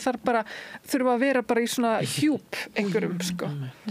Svo held ég líka að það séu viðbröð við ákveðinu svona krísu ástandi, skilur við lifum á svona, uppnámstímum á mörgu leyti, þannig að skilur við loftslagskrísan og allt þetta, en svo líka það er náttúrulega bara síðustu árum að þá er búið að vera svolítið að hrista svolítið vel upp í svona viðteknum sannindum kyn, sem að sumir líta þess að vera svona svolítið hrist upp í heimsmynd fólks og fólk tekur því kannski svona misvel, en það er náttúrulega bara einmitt þekkt á þannig tímum að þá er farið að einhvern veginn svona nota konur og börn sem einhvers konar tæki til þess að spyrnumóti að fara aftur í gamla farið að svona venda þessi svona hefðbundnu gildi, íhaldssömu gildi. Þannig að ég held að það sé rosalega margt sem að haldist í hendur að einhvern veginn þetta verður ríkjandi orðræða og það sé hérna fólk út í bæ farið að skrifa greinar til svona, já, til að styðja við sko Trump og það sem hefur verið í gangi í Bandaríkjunum sem er náttúrulega bara mjög mikið áhugjefni. Já, af hverju það áhugjefni? Í rauninni alltaf, það sem að gerast núna í Bandaríkjunum í rauninni að það bara verið að skrifa transfólk út úr lögum, bara þau hafa ekki lengur neina lagalega viðurkenningu eða neina lagalega réttindi. Þú getur bara ekki verið trans samkvæmt þessum tilskipunum sem að Trump er að segja, bara það er reyndur ókslega fyndi í þessari tilskipun, þá segir hann eitthvað að kyn sé metið við getnað. En fólk sem veit eitthvað í líffræði við getnað er að fóstur í rauninni ekkert eitthvað ákveðið kyn við getnað, það náttúrulega eitthvað sem að þroska svolítið síðar. Tæknilega mætti segja, já, eitthvað svona, þannig að það mætti segja sko að þegar kynlitningar kikka ekkert inn fyrir ná 7. og 8. viku að rauninni öll fóstur séu kvenkyns í einhverju svona tæknilegri skilgreiningu, þannig að í rauninni skilgreindur Trump alla í Bandaríkjunum sem kvenkyns, en það er náttúrulega bara aukatrið og ekki, tilgangurinn, skilurðu, en þetta sýnir bara sko að þeim alveg sama öll svona smádreifa, þetta snýst bara það að útiloka transfólk og ef það ert ekki til í lagalegum skilningi þá þýðir það til dæmis að þú getur ekki ferðast með skilríki og það sem er að gerast núna er að það er verið að taka vegabréf af transfólki sem er kannski að koma til að endurnýja eða þarnýtt vegabréf, get ekki lengur breytt því og þá er bara verið að taka þau af þeim og þú veist, ímyndað er verið ekki með vegabréf, þú getur ekki farin eitt og þá er verið að loka fólk inni á einhverjum svona stöðum þar sem það er bara ekki öruggt og þá náttúrulega bara eykst ofbeldi, mismunun, útskúfun, þú kemst eitthvað örugg svæði, við vitum alveg hvað þetta þýðir. Við höfum séð þetta áður, við höfum séð þetta í aðdraganda seinni heimsstyrjaldar. Þannig að þú veist, það er bara svo ótrúlegt hvað við sjáum ekki þessa þróun þegar hún er að gerast aftur, þetta er bara skjálfest í söguna. Við getum bara, ég var til að bara lesa 5. október 1938, þá nákvæmlega þetta gert við gyðinga að vegabréfin voru gerð ógild. Þú veist, þetta er byrjun á einhverju, þannig að þú veist, hvers vegna erum við ekki að grípa inn í og hvað ætlum við að gera í rauninni. En þess vegna er það kannski jákvætt að Íslandi hefur þetta ekki náði að miklu flugi en eftir því sem hlutinni verður verri í Bandaríkjunum þá er alveg hættan á því að þetta flytjist út og annað og jafnvel þó að kannski gerist eitthvað í Íslandi þá getur hlutinni samt þróast, þú veist, seinni heimsstyrjöldin þróaðist eitthvað í Íslandi, hún gerðist samt þannig að þú veist, það getur allt gerst. Líka bara svo mikil menningaráhrif frá Bandaríkjunum hér bara í gegnum samfélagsmiðla og annað sko, hjá unga fólkinu sko, þannig að maður hefur náttúrulega líka ágjörðu því að einhver ákveðin orður að verði normaliserið í gegnum það sko. En svo er þetta náttúrulega líka bara allt þetta helst náttúrulega, þú þetta beinist núna kannski mest gegn transfólki að helst þetta bara í hendur við ekki bara hinsegin réttindi almennt heldur líka þú veist kvenréttindi og bara þú veist þessi hugmynd að líffræðin þín sé ekki endilega örlögin þín er greinilega mjög hættuleg. Þú veist, fyrir feðraveldið, meina ég. Af því að, þú veist, það var náttúrulega líka alls konar líffræði sem hefur verið notuð til að halda konum niðri í gegnum aldirnar, þú veist, það var ekki aðgengi að getnaðvörnum, aðgengi að þungunarofi og svo framvegis, þannig að þessi hugmyndum að, þú veist, líffræðin eiga að vera svona einræðisherra og eiga að vera bara týrandi að þannig stjórna yfir þínu lífi er augljóslega mjög skaðleg fyrir transfólk en hún er líka mjög skaðleg fyrir konur. Við tölum aðeins það í þættunum með fleiri viðmælendur hér á eftir en það eru þeir Davíð Þór og Sverrir Ragnarsson sem við vorum að tala um þetta með kirkjusókn, ungra drengja og við vorum og í gær rættum við þetta líka við lífskoðunarfélögin og svona skoða þetta út frá einmitt þessum íhaldsum öflum sem að virðast einhvern veginn hafa tekið svona yfir á Vesturlöndunum þú veist, kannski fyrir löngu en við erum allavega að sjá það rosalega sterkt akkurat núna sko bara svona í því samhengi að því að nú voru þessar fréttir kirkjusókn drengjana. Haldið þið til dæmis að þetta sé ákveðin svona rautt flagg? Það getur verið það, vegna þess að trú hefur oft verið notuð gegn minnihlutuhópum, gegn konum, gegn hinsegin fólki, gegn innflytjendum, þú veist, öllum þessum minnihlutuhópum sem verið að ráðast að núna. Þannig að þú veist, þetta ekki að gerast einhverju tómarúmi. Þú veist, ég held að það sé samhengið svo mikilvægt. Þannig að auðvitað ekki þannig að allt fólk sem trúað á móti minnihlutuhópum með hinsegin fólki, þú veist, alls ekki, en það getur samt og oft nota gegn þeim. Þannig að þetta áhyggjefni fyrir mikið af fólki. Þannig talaðu oft þessa svona bænari pælingu svona sís tradwives og þetta einhvern veginn svona allavega umræðan í Evrópu hefur verið á þennan hátt og hún hafi kannski ekki alveg verið presenteruð með þessum hætti hér síðustu helgi þannig að þetta eins og ég segi, þannig að þið haldið að þetta sé kannski það sé meira þá að samfélagið sé betra í stakk búið til þess að grípa þessa krakka sem eru svona leitandi eða... Þetta fer svolítið náttúrulega eftir því sko, hvers vegna eru þeir að sækjast eftir því að fara í kirkjuna sko. Og svona miða við hversu mikið ungi drengir sækjast eftir að kjósa frekar íhaldsama flokka að þá svona gruna mig að það sé kannski ekki einhver svona ákveðnum svona, það sé ekki frjálslyndis viðhorfsmenn liggi þar að baki þannig að vissulega það ákveðin svona það virðist haldast svolítið hendur svolítið.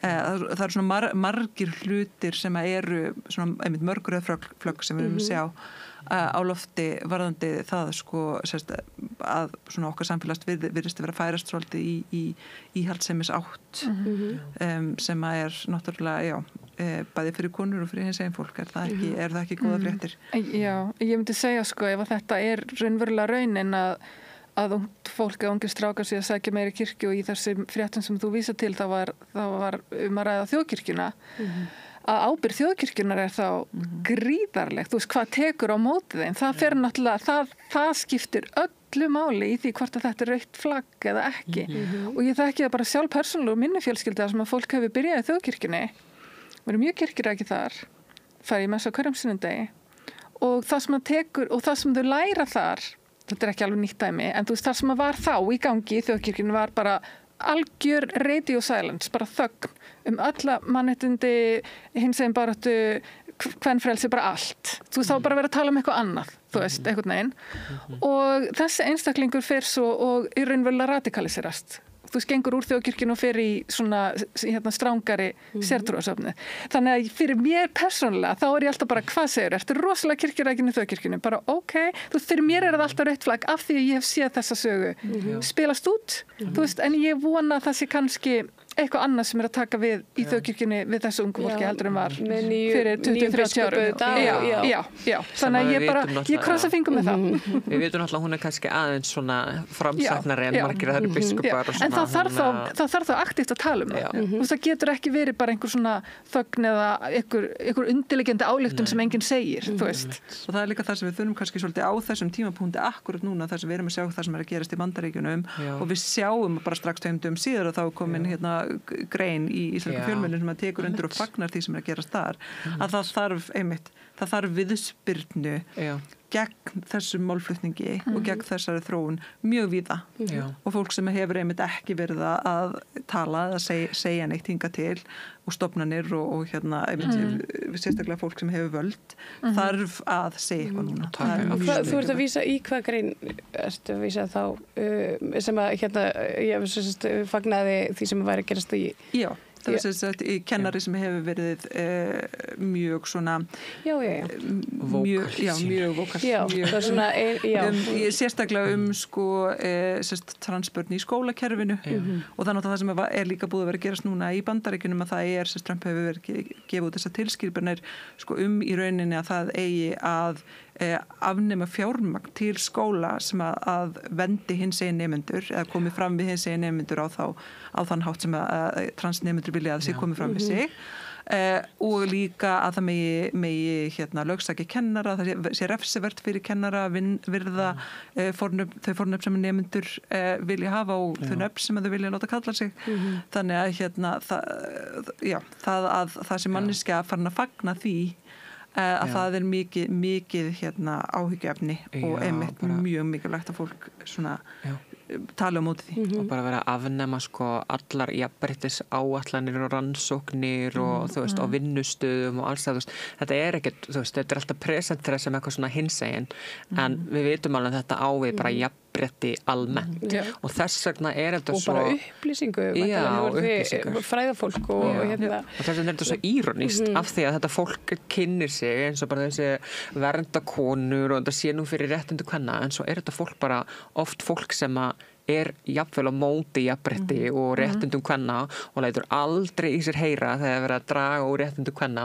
Einu skipti sem nefna réttindi kvenna í tengslu við transfólk og að búa til þessi hugrenningatengslu, það sé eitthvað þarna á milli, en eins og á Íslandi feministka hreyfingin bara mjög stuðningsrík hinsegin baráttuna, það alltaf verið góð svona samgangur á milli og mikil samstaða og það skiptir svo rosalega mikla máli, eins og bara þegar lögum kynrænt sjálfræði fóru í gegnum sitt feril á Alþingi, þá voru öll þessi félög, Kvenréttindafélag Íslands, Feministafélag Íslands, alls þessir hópar voru rosa stuðningsrík og ef það voru einhver samtöl sem þurftu að eiga sér stað, þá voru þau bara tekin. Og þetta var ekkert mál í rauninni, en samt alltaf reynt einhvern veginn að presentera sem þetta sé einhver ógnur réttindi kvenna, en öll félög sem raunverulega berjast fyrir réttindi kvenna bara eitthvað hvað að tala. Það finnst ykkur einhvern veginn eins og þetta hatur hafi einhvern veginn meiri hljómgrunn í fjölmiðlum eða þetta hafi finnið þið einhvern veginn svona mörkin færast bara í svona almennri umræðu og þá ég kannski ekki að meina þessi usual suspects heldur kannski frekar að við séum einmitt bara á fjölmiðlar séu einhvern veginn farnir að gefa þessu meira vægi. Jú, ég held að þessi miklu meira milli tannan á fólki núna heldur en það kannski var, þú veist, á Íslandi svona kannski, þú veist, fólk bara svona, fólk bara vera eins og það var einhver bara svona væp og fólk bara, fólk má bara vera sem og mér alveg sama, en núna allt í einu komin eitthvað svona, en hvað með, og þá allt í einu, þú veist, ég til dæmis fyrir mikið fræðslum í alls konar fyrirtækjum og skólum og annað og allt í einu maður fyrir að heyra bara hjá ungu fólki, þú veist, einhver svona antitrans hugtök eða svona spurningar eða eitthvað og þú veist, maður bara þetta þú veist, hvaðan þetta að koma? Þetta náttúrulega bara að koma úr fjölmiðlum þetta að koma því að þau heyra einhverja fréttir, lesa einhverja greinar, mikið af samfélagsmiðlum og þar verið að bókstallega bara keyra út anti-hinsegin efni gagnumgert í gegnum algoritman og ef að þú ítir óvart á eitthvað eitt anti-hinsegin myndband þá farið bara 70. Þannig að það er svo auðvelt að radikaliserast á internetinu út af einhverju svona hugmyndum og það það sem að gerast rosa mikið. Ég held að það sé alveg svolítið síðan þetta fór að færast til. Við erum búin að sjá þetta alveg í mann eftir Sigmundur Davíð sinni þegar hann byrjaði að tala í bara pontu á Alþingi. Tala illa transfólk að vera með svona transniðrandi orðræðu. Þannig að þetta er búið að vera í gangi í svolítið langan tíma og kannski erum við svolítið að sjá afleiðingarnar af því að þetta hefur verið að færast til núna. Og ég fjölmiðlar náttúrulega það virðist vera eins og það sé einhvers konar bara opin lína frá þessum transfóbum og yfir í fjölmiðla þau er mjög auðvelt með að láta sína raddir heyrast jafnvel á þessum svona stóru viðurkenndu fjölmiðlum þetta var náttúrulega skoðanagrein á vísi.is þar sem var þarna viðhöfð orðræða sem að mætti mögulega flokka sem hatursorðræði og fyrir þessu svo ábyrgð með að segja þetta er bara skoðanagrein, þetta er ekki okkar skoðan þetta bera fjölmiðlar ábyrgð á efni sem er birta á sínum síðum og mikið af þessu er bara bókstallega á skjön við vísindalega þekkingu rannsóknir, bara allt sem við vitum sem nútíma samfélag en þetta fær einhvern veginn að bara byrt bara gagnrýnislaust oft. Þú minnist á hatursorðræðina, þá er það einmitt svolítið svona eitthvað sem að fólk vil meina að sé í rauninni bara mannréttindabrot hreinlega, að það megi ekki bara segja hvað sem því dettur í hugum hvern sem er og þetta sé aðföra málfrelsinu og fyrir þessu standi þá ákveðnir minniluta hópar hvort sem það eru innflytjendur, brúnt fólk transfólk, hinsvegin fólk það sé verið að kúa íslenskan almenning er þetta kúunutæki?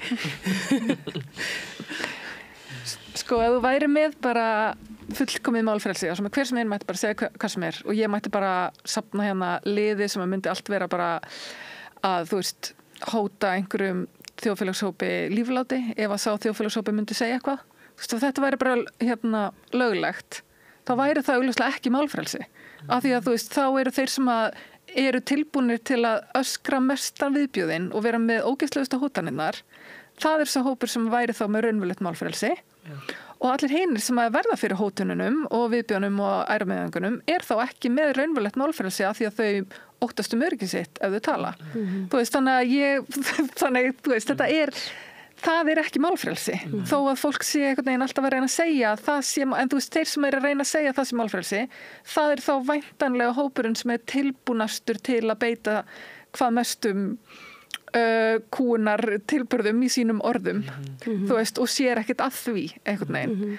Ekki tilbúnir alveg til þess að verja málfrelsi jaðarhópa í samfélaginu þá? Nei, eða sjá ekki að, þú veist, hótanir líflát eða eitthvað, þú veist, einhvers konar ofbeldi, sjá ekki að það sé brot á málfrelsi annara, bara eins og við vitum að þú veist, konur veigra sér frekar við að þú veist, taka alls konar slægi á internetinu og tala ofnbörlega bara því þær verða fyrir svo miklu meiri skít heldur en kallar. Þú veist, og þetta bara staðreyndir núna og samt erum við með alls konar lög, þú veist, sem að takmarka hvað fólk getur sagt. Þannig að ef þau væru ekki þarna, þú veist, þá væri þessi dýnamík bara ennþá meiri og þú veist, þá væri konur ennþá meira þaggaðar, þú veist, af því að það væri verið að hóta þeim alls konar. Þannig að, já.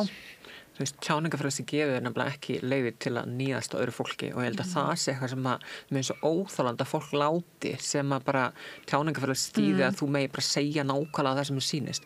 Þannig hefur tjáningafrelsi aldrei virkað og gerir ekki nútíma samfélagi og samkvæmt lögum og eitthvað, þannig að þetta er eins og mikil firring að láta sem að þetta sé einhver raunveruleika, það hefur í rauninni ekki verið. Það var einmitt dómur þarna gagnvart einhverju konu sem að var að hóta einhverju lesbísku pari lífláti og var bara einhver algjör viðbjóður við einhverjar við lesbíska nágrannakonu sínar og hún virtist samkvæmt dómnum bara kom algjörlega að fjöllum og þetta var eitthvað ólöglegt. Hún bara, hvað meinar? Ég má alveg segja bara, ég vil að það degi. Bara ekki málfrelsi í þessu landi og dómurinn var bara eitthvað, nei, það það ekki.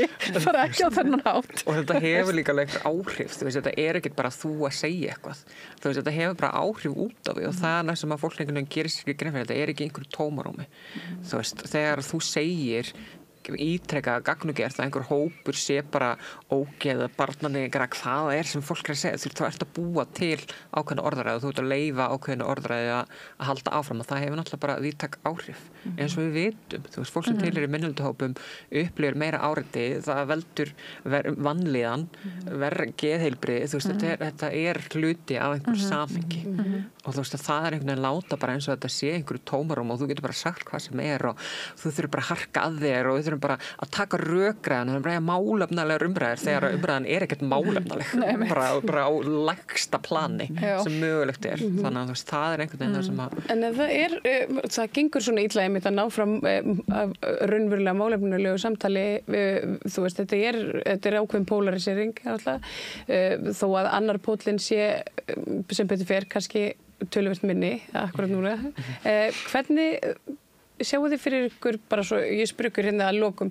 hvernig getum við upprætt þetta? Hvaða tæki höfum við til þess að bara hérna einhvern veginn svona, kveða niður þessa fordóma fullur raddir sem að verðast vera svona að rísa og hérna, þú veist, eitthvað sem að við sem til dæmis tilhærum ekki hins eginn samfélaginu getum gert eða hvað getum við gert? Já, náttúrulega grípa boltan alltaf, aldrei leyfa neinu að slæta.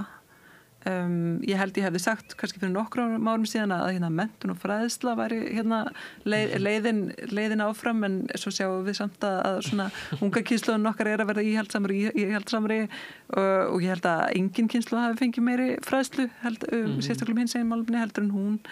Þannig ég held að enn og aftur sé þetta náttúrulega kannski svona okkur sem erum eldri og þroskaðari að það sé okkar að taka þessa slagi, alltaf grípa boltan, aldrei leyfa neinu hatusfullu að bara vera ég held að, og spyrna fast á móti, ég held að það sé eitthvað sem skiptir mjög miklu máli. Já, bara segja eitthvað.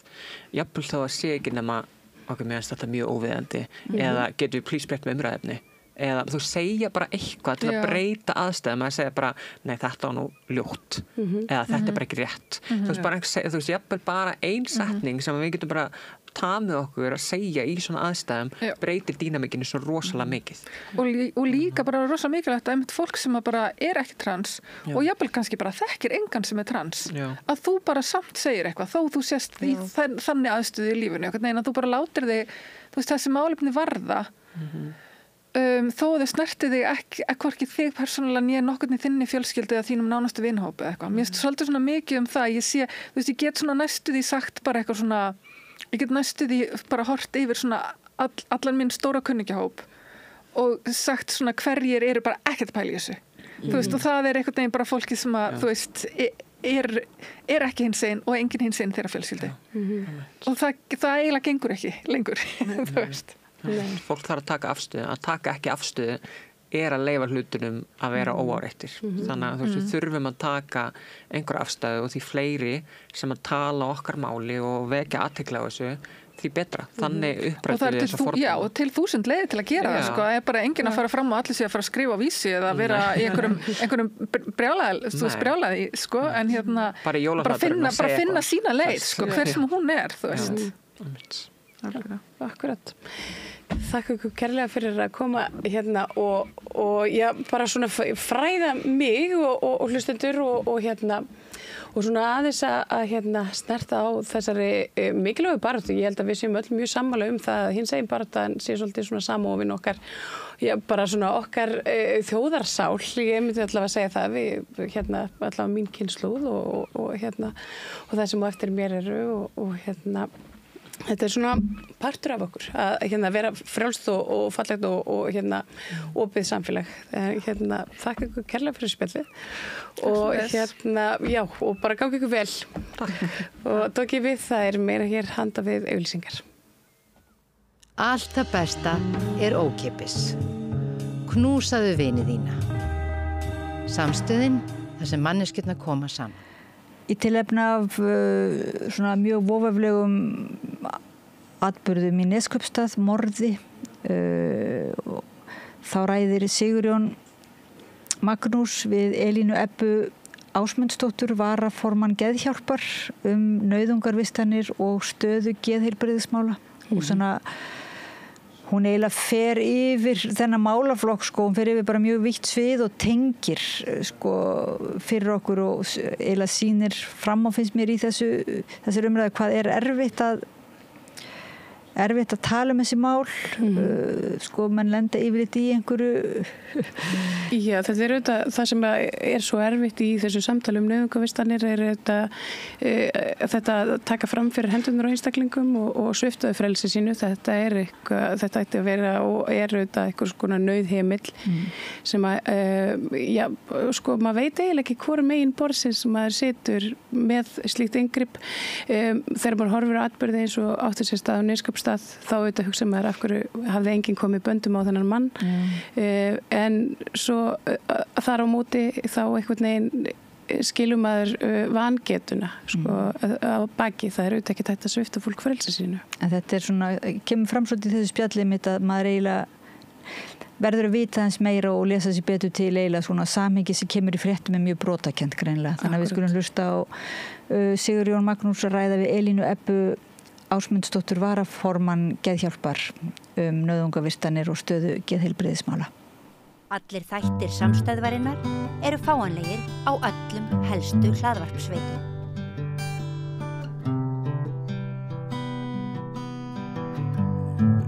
Til mín komin varaformaður Geðhjálpar, það Elín Ebba Ásmundsdóttir, eins og ég búin að leggja mikið á mynd til að muna þetta. Það skiptir enga máli. Nei, þetta rétt, þetta komið til skila. Já.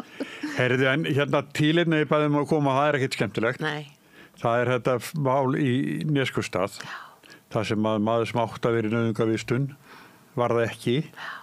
Og við þekkjum framhaldið sem alveg hryllilegt.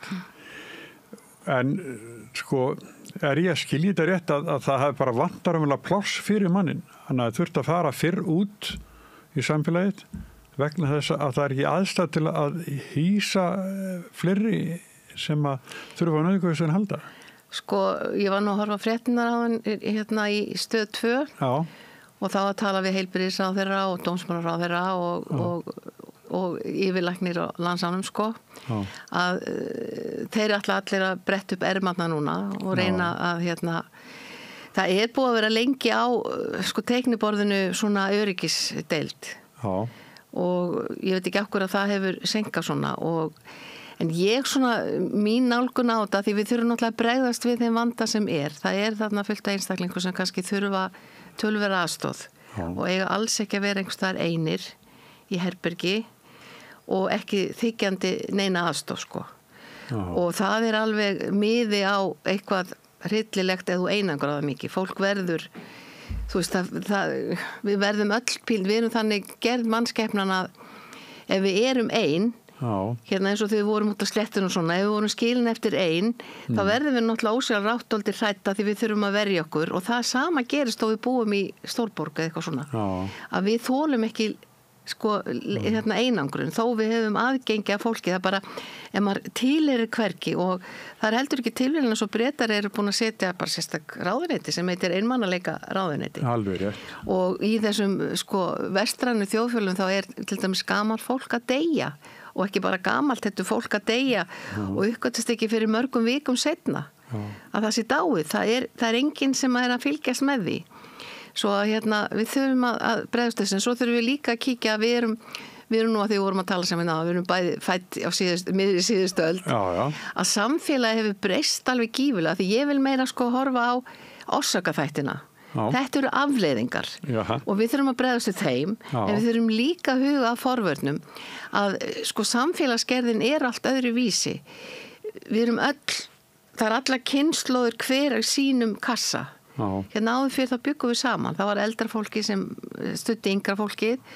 og ég farin að hugsa svona í dag sem ég ætla kannski vera eitt af mínum börnum sem búa í sama hús og ég þannig ég get stutt þegar ég hætt að vinna af því að og hugsa ykkur einstæði foreldrar og svona núna þegar eru verkföllin að þá þú kannski ef þú átt að hafa ömmu eða frængur og svona sem getur leita til en þeir sem hafa ekkert svona bakland og þá ég hugsa fólk sem kemur kannski erlendum uppruna sem ekki með stór fjölskyldu þetta hefur allt áhrif á heilsuna, ekki bara geðheilsuna heldur líka líkamlega heilsu og við þurfum einhvern veginn að koma með öðruvísi lausnir en ef eitthvað gerist hérna á Íslandi þá alltaf lausnin við þurfum fleiri pláss við þurfum fleiri heilbrigðisstarfsmenn okkur vantar hjúkrunarfræðinga og vantar lækna og okkur vantar hitt og þetta en við sem samfélag við eigum líka hluta af máli menntunin á líka hluta af máli við höfum á einhverjum tíma ákveðið að allir eigi að læra eitthvað ákveðið allir eigi að geta lesið og skrifa ritgerð og ég veit ekki hvað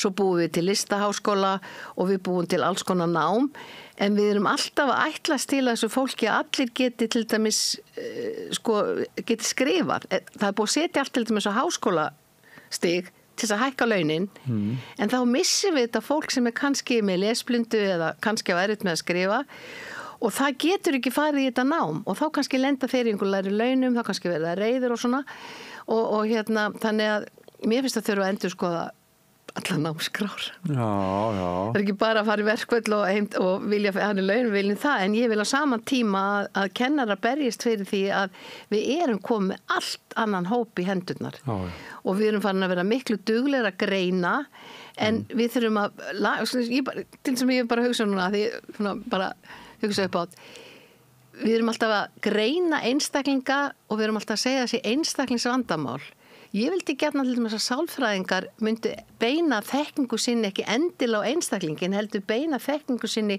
á stærri heildir hvernig getum við haft áhrif á líðan heils bekkjar hvernig getur sálfræðingur komin í bekk en við erum alltaf að taka einn og þetta út og við erum alltaf að setja merkjum í það og ég var til dæmis líka að hugsa að því ég að vinna með mikið á svona þessum köllum jafningjastarfsmönnum fólki sem hefur sjálft allt reynslu og farið að vinna við þetta og Landspítalinn geðdeildin farin að ráðast líka einstaklinga að það segir við mig það myndi ekki hjálpa mér í dag að leggjast þennan geðdeild, ég vil ekki leggjast þar af því mér finnst það ekki hafa verið komið fram við mig eins og mannesku heldur sem eitthvað svona tilfelli eða sjúklingur sem þarf að gera eitthvað við eða hjálpa skilurðu, þannig ef við höldum áfram ég vil alveg fá fleiri pláss á geðdeildum ég ekkert mótið því, en við þurfum líka að breyta hugmyndafræðinni sem það ríkir, að því hún enn dóldið þetta með að greina og setja og aðgreina okkur frá í staðan fyrir kannski erum við bara að bregðast eðlilega við einhverju sem ekki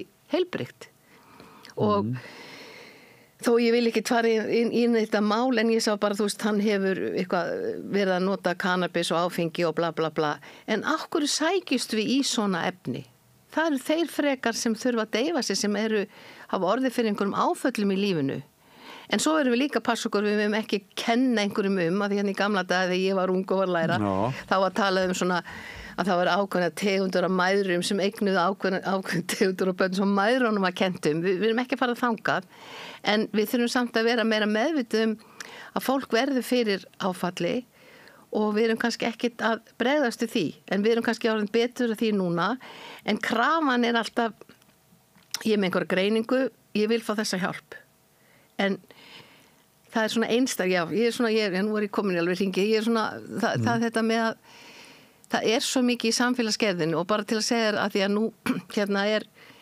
erum við farin að hugsa á sumstofum og í Norðurlöndum líka öðruvísi sko, hérna áður fyrir það fekk aldrei fjölskyldan að vera með heldur var einstaklingar tekin út og fjölskyldan var svona haldið til hliðar nú farið að vera miklu algengara að það sé allir kallar á borðinu ef einhver í vandræðum þá systkini vinir, jável kennarar, samstarfsfólk það allir kallar á borðinu og hugsa hvað teljið þið að sé ástæðan fyrir að viðkomandi sé eiga erfitt hafið þið eitthvað til að leggja að mörkum til þess að styðja við viðkomandi þannig að þá koma allir að borðinu en þá náttúrulega ekki lausnin í einum geðlækni eða skilur en við erum farin að sjá það að það eitthvað í samfélaginu, eitthvað í samfélagsgerðinu sem gerir það verkum að við ráðum ekki við þetta líf og kannski vantar einhver stuðning, en stuðningur þarf ekki endilega að vera í formi sérfræðinga. Við þurfum líka að vanda okkur dálítið að nota þá til kannski erfiðustu málunum. Já, en nú sko sum tilfelli ábíla mjög alvarleg og mjög erfitt og fáar lausnir. Já, ég sagði það líka í byrjun, við þurfum líka að byggja við það, við þurfum að bregðast við þessum vanda sem þegar, en á sama tíma líka að vinna í við viljum ekki að sé til fátækt fólk í Íslandi, við viljum laga það og við viljum líka laga það að veikt fólk sé þar sem því bara, líður best ég veit ekki Já, en sjá til dæmis hvernig við erum ef maður segjum að ég var ungu maður og hefði lent á brotið eitthvað af mér og fer í fangelsi og sita af mér svo því ég kem út þá vill enginn hafa mig í vinnu. Ég kannski búin að brenna einhverja brýr á baku mér þannig ég þarf að vinna upp traust og svona. En ef ég settur út á jaðurinn og ég fæ ekki tækifæri, það bara leiði mig það ég verð reið og hérna mér finnst ekki á sem tækifæri og ég einmitt á þessu núna af því það hafa orðið núna með stuttum millibili mjög nálægt okkur eins og núna í Svíþjóð þessi ungi maður sem að núna 10 mann sem að urðu undir það.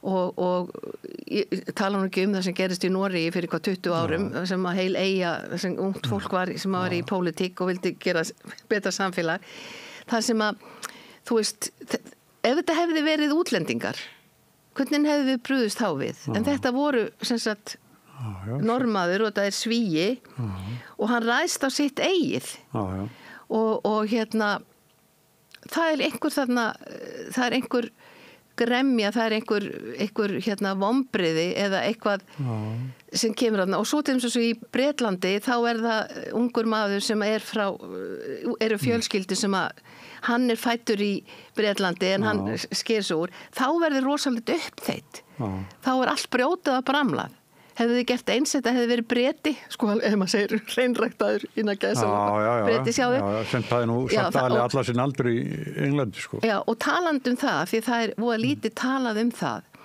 en að því það alltaf svona reynd að klína geðunu við, ef einhver brýtur að sér eitthvað svona, þá var náttúrulega geðveikur þessi 2 menn voru ekki geðveikir, þó er kannski reynd en það eru þeir sem eru geðveikir, þeir eru meira hætta á að það sé ráðast og þá frekar að þeir gera eitthvað af sér þannig að það líka passa upp á það er alltaf, sko, alltaf sama sem ekki eitthvað gerist þá hlýtur hann að vera geðveikur en það bara ekki svoleiðis Þeir eru meiri hætta þessi aðri sem ráðast á þá. En sko lyfin, það er mjög lítinn prósenta en það er þekktar aukaverkanir að þú getur fengið svona klikkaðar hugmyndir að drepa alla eða hengja eða hvað sem veri. Það er aldrei talað um það. Og þetta eru meðulinn sem eiga að hjálpa okkur sem geta líka, og þetta er ekki bara í geðlyfunum, mörg af þessu lyfin sem við verið að gefa okkur geta snúist upp í andhverfu sína, en við gleipum alltaf við því að því það kemur úr einhverju sérfræðingum.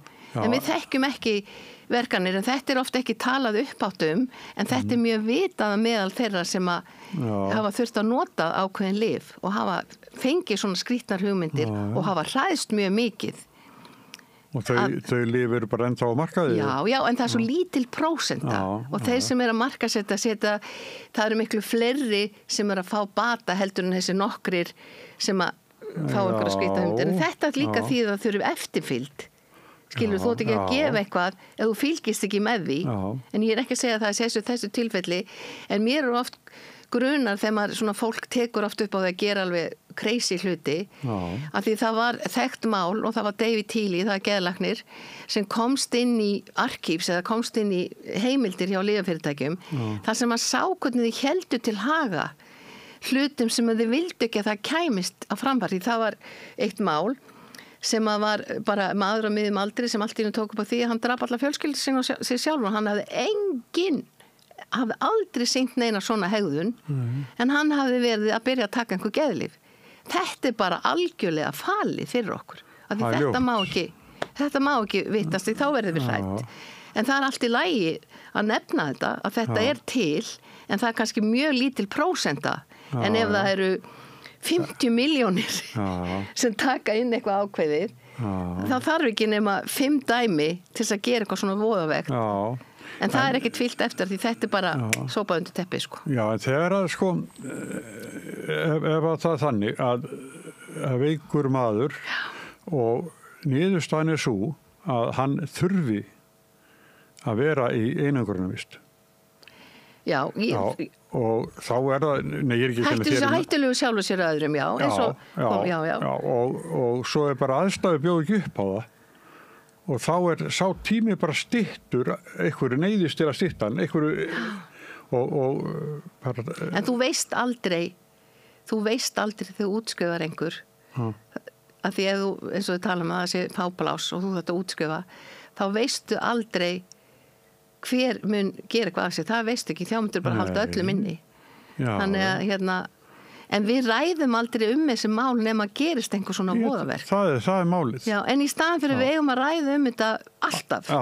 Og við eigum að ræða hvernig börnunum okkar líður, hvernig okkur líður, við eigum að ræða hvað við getum gert fyrirbyggjandi, við eigum að ræða hvað er í samfélagin sem hafa áhrif og ég meina við báðum núna breytingar Íslands samfélag, það vill breytingar, það vill skoða betur eins og það við eigum öll að geta átt í okkur á. Launin eigum verið þannig að við eigum að geta og við eigum öll að hafa tækifæri til að skapa okkur heimili og við eigum ekki til dæmis að þurfa að nota stóran hluta tekjum okkur í húsalegu. Sko, það er bara bein tekið á, þú veist að einhver tíma, sko það er nákvæmlega sama, þú segir já, við útskrifum fólk sem er hættulegt sjálfum sér og öðrum, hvernig er maður að gera því en ég segir sama, ef þú heldur svona áfram að fólk þarf að nota stærsta hlutana sínu það sem það aflar tekna í að borga dýra húsalegu að þá vitum við ekkert hvar tímasprengjurnar eru þar en við ræðum ekki jafn mikið það, það er einhver brýtur að sér, gerir eitthvað voðaverk þá bara allt í einu stækka geðdeildirnar að byggja fleiri pláss og svona. Akkur erum við ekki með svona uppröpunarverki í sambandi við það að það er fullt af fólki sem sem bara býr við ömulega aðstæður og því ég er að vinna í þessu með fólki sem er á jaðrinum.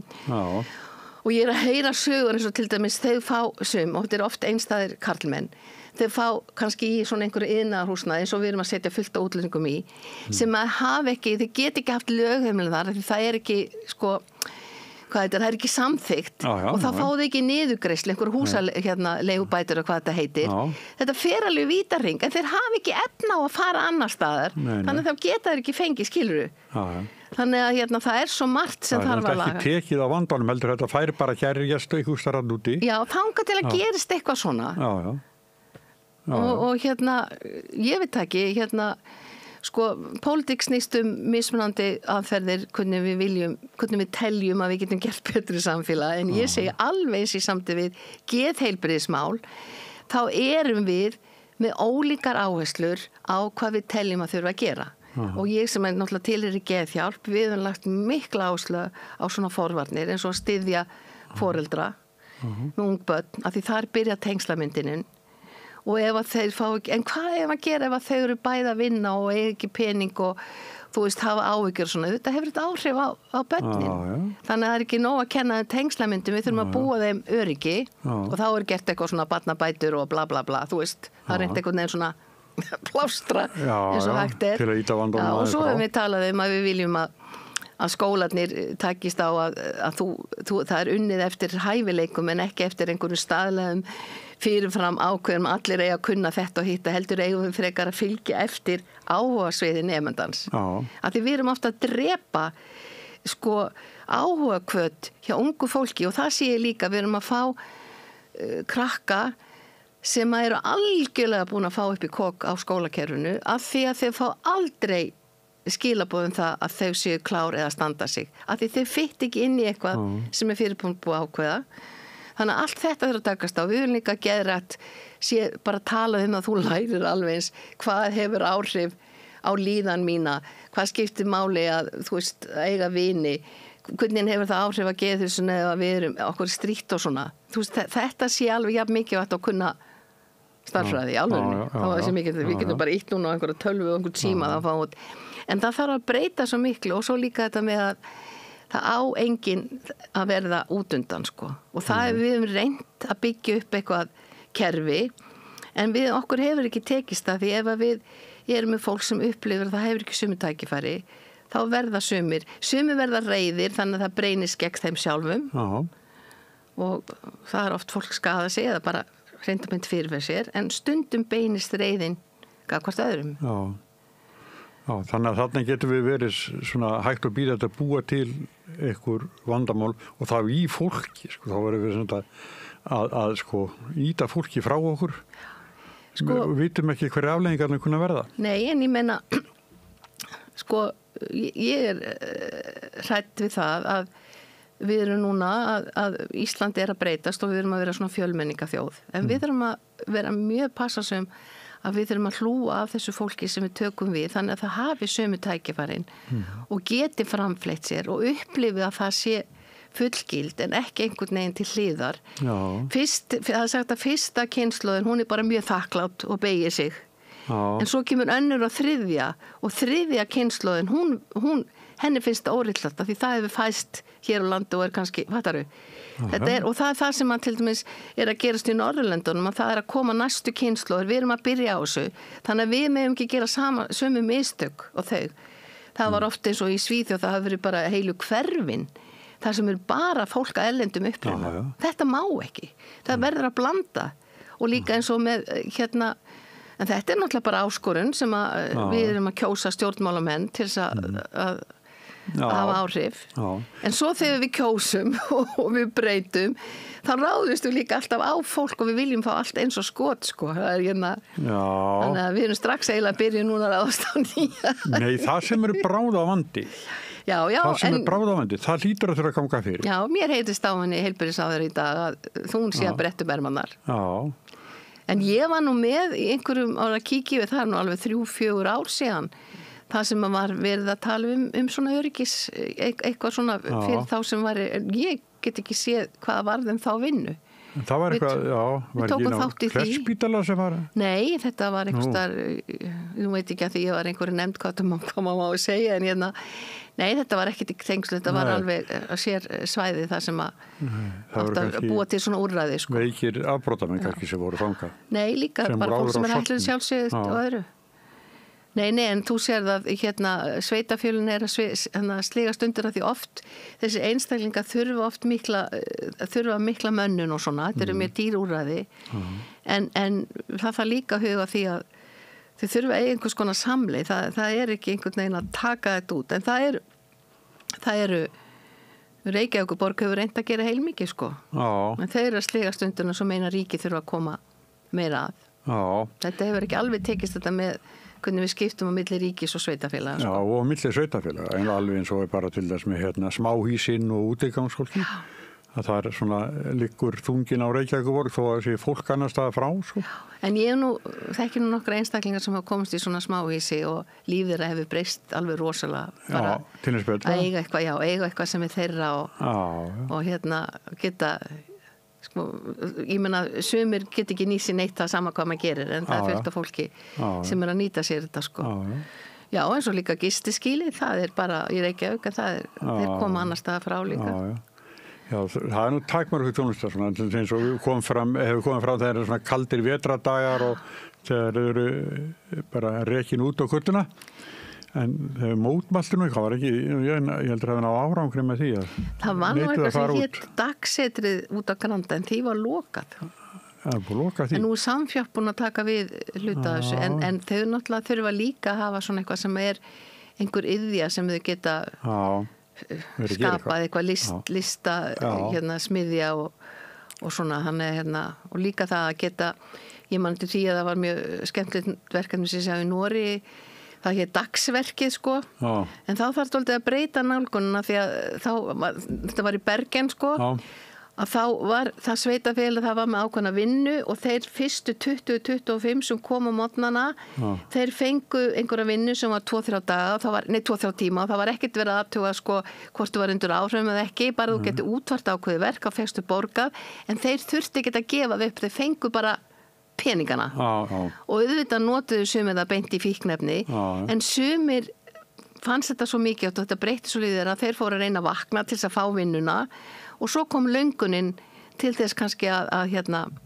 taka sig á þannig að það var þarna einhver hluti það þurfa að vera alls konar það þurfa að vera bara mismunandi verkefni til þess að höfða til ólíkar hópa og sumt text og annað ekki en ekki að gefast upp og bara sopaðis undir teppi sko þá getum við fengið þá geta gerst svona eitthvað hryllingur og ekki að vera sko en ég hef líka séð það svona fólk sem hefur brotið af sér og er að koma þar sem ég er svona daglega og eru mjög miklu fordómar gagvart og þeir eru kannski búin að setja þessu dóm og svona og það fréttist eitthvað í dagblaði eða var í dagblaðinni í gamla dag og svona og ég finn alveg að það er svona ákveðin svona fordómar þau vilja ekki hafa viðkomandi nálægt sér og þá er ekki betra að viðkomandi sé hjá okkur það sem að getur verið með okkur að gera hluti og er í samfélagi manna heldur hann að sé einhvers þegar kotast inn í einhverju herbyggi og þá virkilega fer viðkomandi eitthvað að brjóta af sér af því þá er hann svo einn og afskiptur og þá kemur, þú veist það þurfa allir að hafa eitthvað að vera á daginn og tilheyra einhverju starra samhengi. Er samfélagið ekki vont við fólk sem er öðruvísi? Sko, við erum komin á það stað að við ætlumst til að sérfræðingarnir sjá fólk sem okkur líkar ekki við eða öðruvísi eða haga sér einhvað skringilega. Við erum hætt. Þetta er ekki okkar ábyrgð lengur. Nei. Og í þessum sko bæði litlum samfélagum þá getur það verið kostur en það getur líka verið ókostur ef einhver einangrast algjörlega einhver samfélag og enginn vill.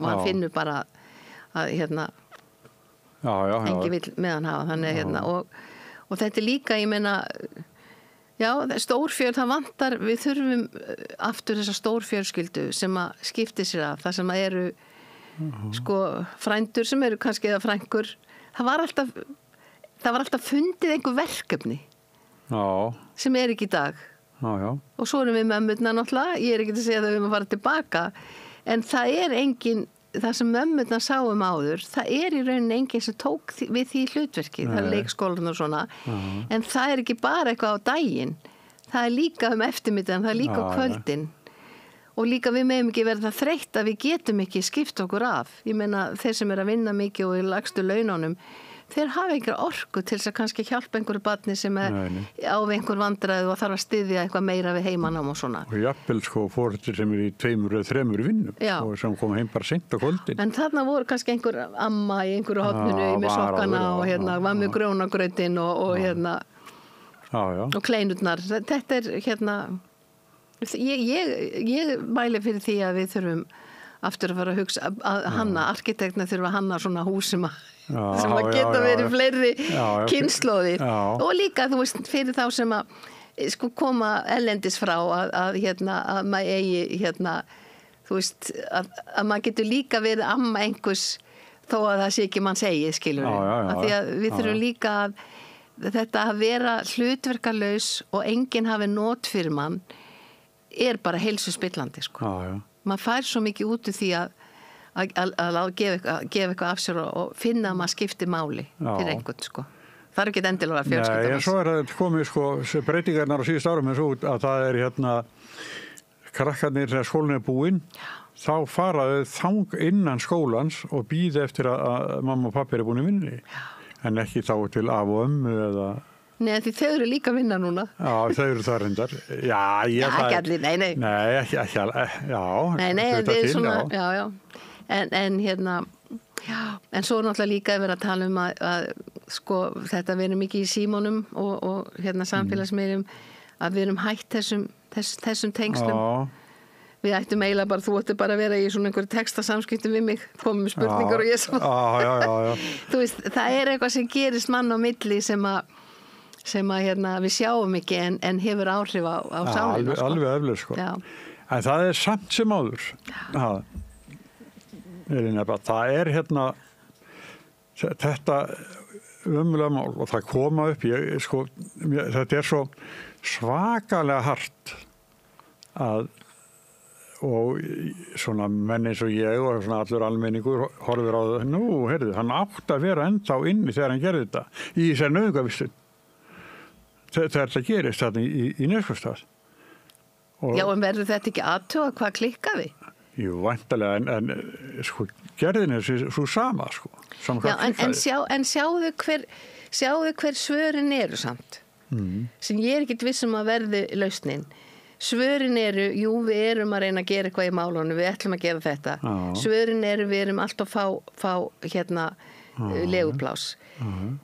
Ég er sammála þessu öllu, en ég veit að það verður ekki nóg. Nei. Ég veit að þú þarft að vinna á fleiri plönum.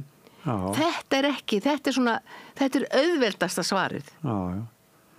Það verður ekki nóg vegna þess að það kemur annað og það kemur annað. Og ef þú aldrei hugsa fyrirbyggjandi, þá bara mun það stækka. Og það verður líka að setja eitthvað fjármagn í forvarnir. Og það er bara örlítið prósenta. En ég er alveg sammálaðir, það þarf að bregðast við þessum vanda fyrir þessa einstaklingar sem eru núna, sem við vitum að gætu og því það er eflaust fullt af fólki kannski, ég held að sé ekki þetta eru kannski innan við. Já, en sko það er við höfum talað um svona innviðaskuldina, vegakerfið okkar illa farið og annað eftir því og svo kemur þetta núna allt í höfuðið á okkur að þarna vantar líka að við höfum vanrækt svolítið að byggja upp samfélagið. Við höfum haldið að við kemumst upp með það.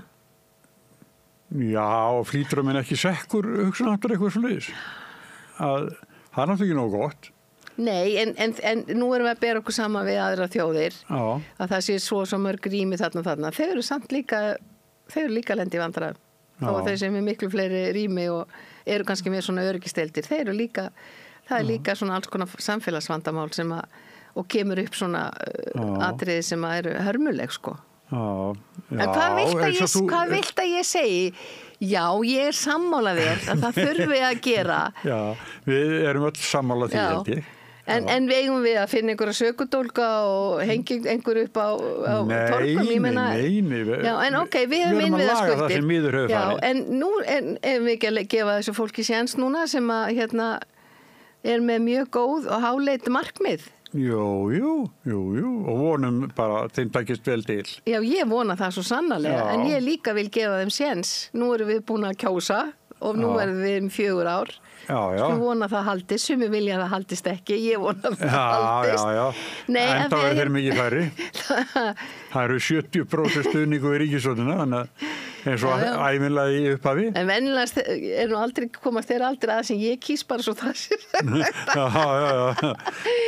En þegar við erum búin að kjósa, þá á maður að fylgjast á bak við það, sama hvaða lið það er. Jú, mikil ósköp. Og nei, en segðu mig frá Geðhjálp.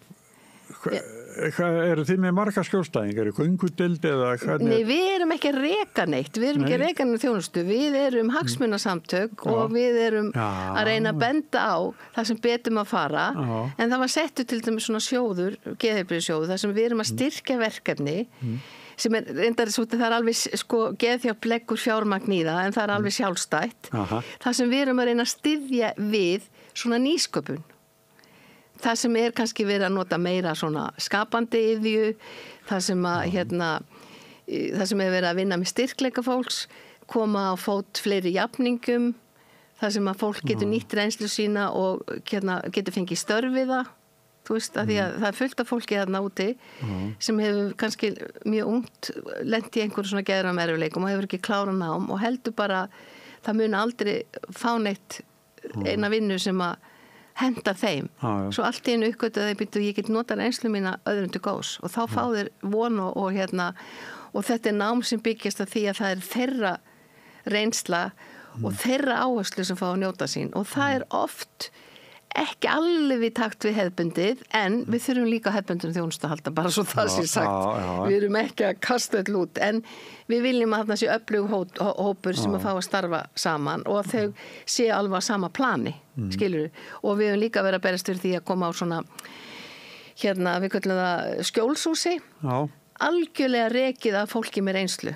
Ég ætla ekki að segja göngudeild á en ég ætla að vera kaffistofa eða eitthvað sem fólk Nei, við hættum því, það var svona félagsmiðstöð þegar var á Tungutunni en svo var ákveðið að við myndum bara reyna að fara í svona mannréttinda baráttu og værum ekki að eyða orkunni í að því nú eru líka komnir fullt af stöðum, það eru margir staðir í bænum þar sem fólk getur fengið félagslegt og kaffisópa og svona. Ég kom eins og í heimsókn á Tungutuna þannig að... Já, það var mjög yndislegt hús, það ekki að þið sendir á Indveri eða eitthvað svona núna. Jú, ekki. En það hús var Geðhjálpa sem tíma, það var einhver ekkja sem gaf, en það var orðið svo dýrt í viðhaldi að það vildum ekki eyða peningunum í að reka hús, vildum frekar eyða peningunum í að koma á góðum verkefnum.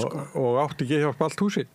Já, það var allt húsið og það stór hluta því hefur unnið í hennan sjóð sem úthlutað hverju ári og svo náttúrulega það hægt að fá ókeypis ráðgjöf þannig að það ráðgjöf þarna sem að þú getur leita til svona til að finna út eða þú ert ekki alveg búin að átta þá hvað hann úti, hvað hægt að leita til og svo náttúrulega hefur við núna með G-vitaminið hvað getur gert á hverjum degi sem að til að hafa áhrif á geðir svona svo vorum við geðlest sem fórum út all land og vorum að tala geðheilbrigði fyrir 2 árum fórum við alla grunnskóla þannig að nú töluðum við sveitarstjórnarmenn og hafðum fundi fyrir almenning og hafðum svona tónlistaratriði og bara líka skemmtilegt og svona að minna það að það margt jákvætt sem að þarf að hlúa að En við erum líka lagt áherslu á það að það verður byggðin í geðdeild og það við fórum þá var farið til að skoða geðdeildir í Danmörku og held í Skotlandi einhvers staðar sem við fórum nokkur til þess að þannig að við styðjum það, við viljum það líka en við erum mjög upptekin að þessar líka hugmyndafræði að á sama tíma verður val hugmyndafræði að við erum ekki öll eins og við viljum leggja áherslu á þessa reynslu hvað hún skiptir miklu máli.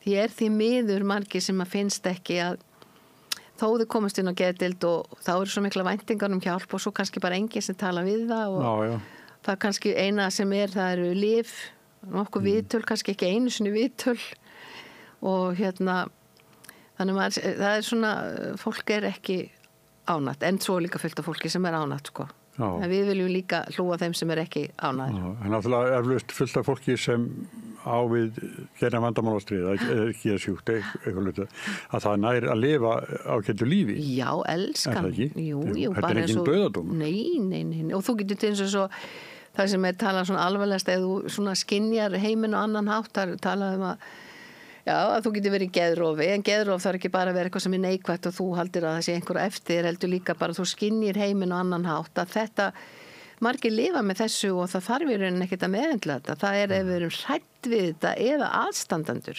Það er náttúrulega áhugavert að það var ein kona sem var búin að ganga dálítið lengi til geðlæknis og hún var með svona heyrðiraddir og skynjaði hlutina hana og hún segi, þú ert alltaf að spurja mig hvort ég heyri þetta og þetta, af hverju talar ekki við einhvern í ættinu minni, þetta er meira á minni í ættinu minni og ég er eina mannskja sem er meðhöndlu hjá geðlækni og honum fannst þetta dálítið áhugavert að því hann hélt að allir væri sjúkir, þetta er dálítið langt síðan, sko, kannski 30 ára eitthvað svo leis.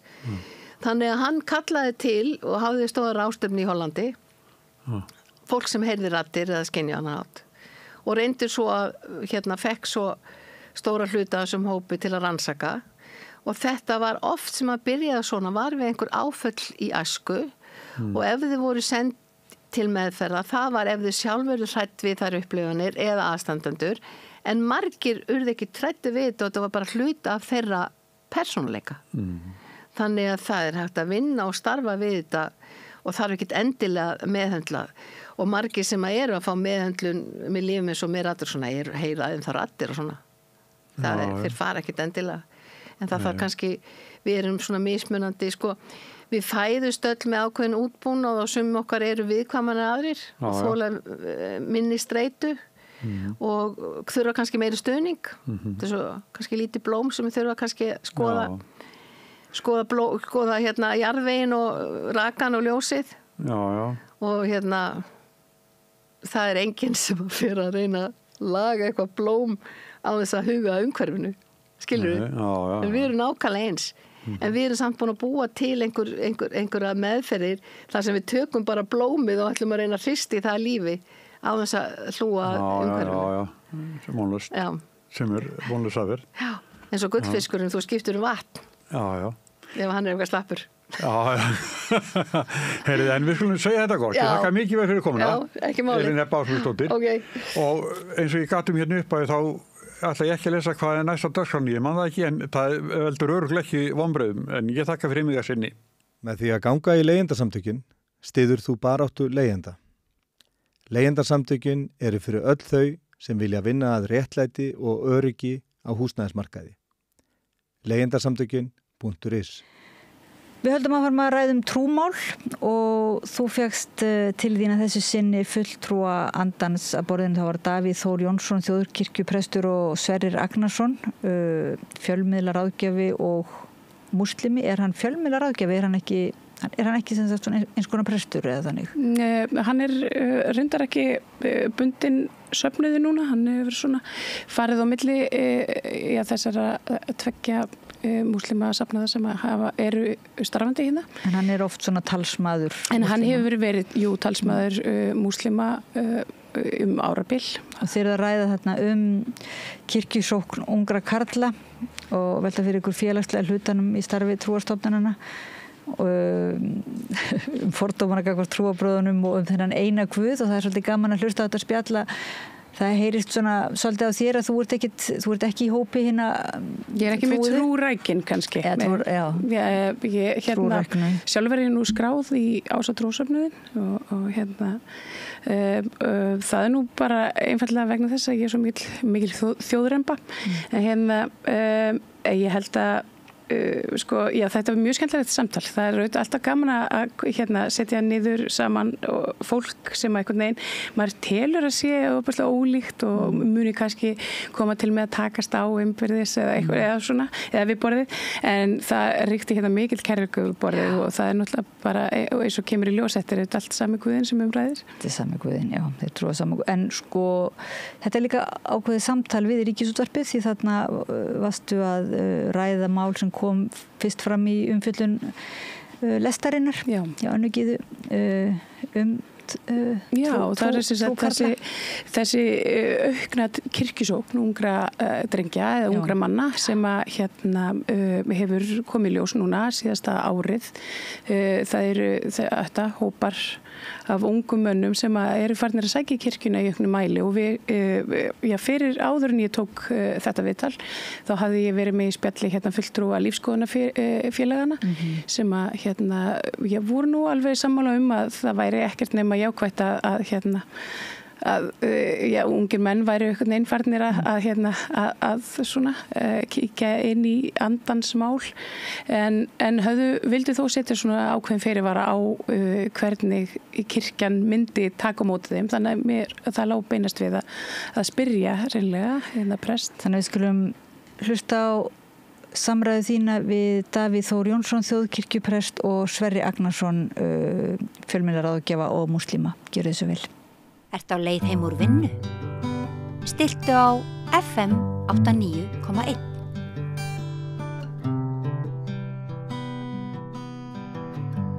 Komið sæl og velkomin eftir að Rauðaborðinu. Ég heiti Marja Lilja og ég ætla að einbeita mér aðeins áfram að trúmálunum. En síðustu helgi kom fram á RÚV, ég held að hafi verið í Speglinum, frekar en lestinni, að kirkjusókn ungra drengja væri að aukast og þetta skapaðist svona ákveðin umræða í samfélaginu og í gær fengum við hérna til okkar trúleysingja, erindreka lífskoðunarfélaga, en í dag þá ég hér með andansmenn hjá mér, Davíð Þór og Sverrir Ragnars, verið velkomnir. Takk. Svo við kannski byrjum á þessu með kirkjusóknina. Hvers vegna haldið þér reynilega að ungir drengir sæki í auknum mæli í kirkjuna? Ég hef orðið var við þetta í mínu starfi að aukin kirkjusókn meðal táninga, engum drengja. Og ég held að það sé bara að koma upp núna, ég held að við getum þakkað kapitalismanum þetta. Ég held að trúin býður tilgang. Býður það að einstaklingur setji sig í stærra samhengi. Og þetta unga fólk, það að horfa á samfélag okkar, það að búa sem til að fara út í það og það horfir á efnishyggjuna, það horfir á lífsgæðakapphlaupið, það horfir á gildismatið, það horfir á verðmætamatið og sættir sig ekki við það, hrís hugur við því að fara út í þennan poll og að leita að einhverju, ég segi ekki alternatífu, en að leita að einhverju sem skiptir meira máli og gefur þeim einhverju lífsfyllingu og tilgang og setur þá í samband við einhvað æðra en að verða tannhjól í þessu brauðstriti þarna úti. Já, nú við töluðum það aðeins í gær að þetta væri ekki alveg kannski svona djúpt að fólk væri ekkert endilega að leita af þessari fyllingu, sem svo þú segir, heldur meira bara félagsskap. Er þetta ekki svo að þetta auðvitað svolítið afskiptur hópur, þetta ungi kallar, það verið að tala um þeim líði illa, þeir tilheyri illa og annað slíkt. Er þetta eitthvað sem að kemur þá, bara í staði fyrir félagsmiðstöðar eða þannig, eða? Ég held að það sé af einlægri trúarþörf sem þessi strákar að mæta í kirkju. Það er mín upplifun. Ég hef ekkert fyrir mér í því annað en bara tilfinningu sem ég hef. Og jú, ég meina við erum félagsverur og að iðka trú í samfélagi við aðra er gefandi og eftir hægt að ræða messuna, hægt að ræða predikunina, hægt að ræða tónlistina og velta fyrir sér eilíðamálunum í hópi félaga og allir út frá sömu forsendum. Tölum saman þá upplifun sem við vorum að ganga í gegnum. Og eins og þú segir, þessar mælingar sem hefur verið að sýna ungum karlmönnum líður illa, að það kannski er skýring á þessari auknu trúnhneigð að þú ert að þar færðu einhvað við tilgangsleysinu. En það nú leita þessir ungu menn í auknum mæli í kirkjuna, þjóðkirkjuna. Hefur þú eitthvað greint svona í kringu þig? Aukningu og meiri áhuga fyrir múslima eða sérst íslam? Ég get alveg sagt bara beint í þetta umræðefni að það voru áratugir sem ekki gerist neitt múslima á Íslandi. Ég veit að ég kom hérna sem fyrstur af þeim. Þannig að það var erfitt að það voru allir með sem fordómum og komst aldrei í gegnum þá. En áttur á móti núna síðustu 2 árin eru 20 ungi menn búin að taka íslam. Þannig það er sama þróun. Það er sama þróun. Já, en ég myndi ekki segja þetta það þarf að félagskap, það getur ekki félagskap allstar, það getur farið í KR eða hjálpræðisserinn eða kórstarf eða hvað sem Akkur leitar í trú, það gefur þeim svör. Það er allir að leita svörum. Við getum svara þessu ránt en leita samt að svari. En svo þetta með bara að sjá þetta held ég að segja bara ég oft líki trúleysi við heilkenni, þetta ekki bara mennur og svo slæmir að þurfa lækningu. Já, svo myndir trúleysi ekki að segja spegill, að trú væri einmitt heilkenni, en ég minna það má svo sem ræða það fram og tilbaka. Þegar ég þetta fyrir mér. Já, en þetta en ég meina, nú eru þið fulltrúar úr 2 mismunandi kirkjum söfnuðum, hvernig er samvinna og ég meina, er eitthvað samtal þarna á milli og ef þetta svona eins og við höfum talað að hér eru drengir að leita í auknum mæli í trúna og í söfnuði og þarf þá ekki að vera eitthvað svona ég veit ekki, eitthvað samtala á millum hvernig maður tekur á móti einhverjum sem líður illa drengjum í þessari stöðu Við Sverrir náttúrulega we go way back gamli félag þekkst í 30-40 ár Já, allavega 35 ár Eitthvað svo leiðis Þannig að við erum ekkert að ræða saman trúmál. Þið eru ekki að ræða mikið trúmál? Í fyrsta sinn hér og nú. Já. Þannig að við höfum rætt þetta fram og tilbaka.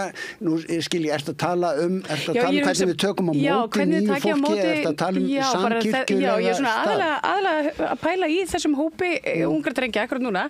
Það eru þessir ungar drengja sem líða illa og ég meina hvað, er eitthvað samtal, ég meina hvað ef ykkur finnur sig ekki í kirkjunni, beinið honum kannski og næstu eða hvað, bara svona það sem prestur leitast við að gera ef hann sér nýtt andlit í kirkjukaffinu hann leitast við að fá sem flesta úr kirkjunni til að taka þátt í kirkjukaffinu og eftir og í kirkjukaffinu reynar hann að mingla og þá einhverjum og sérilegi við ný andlit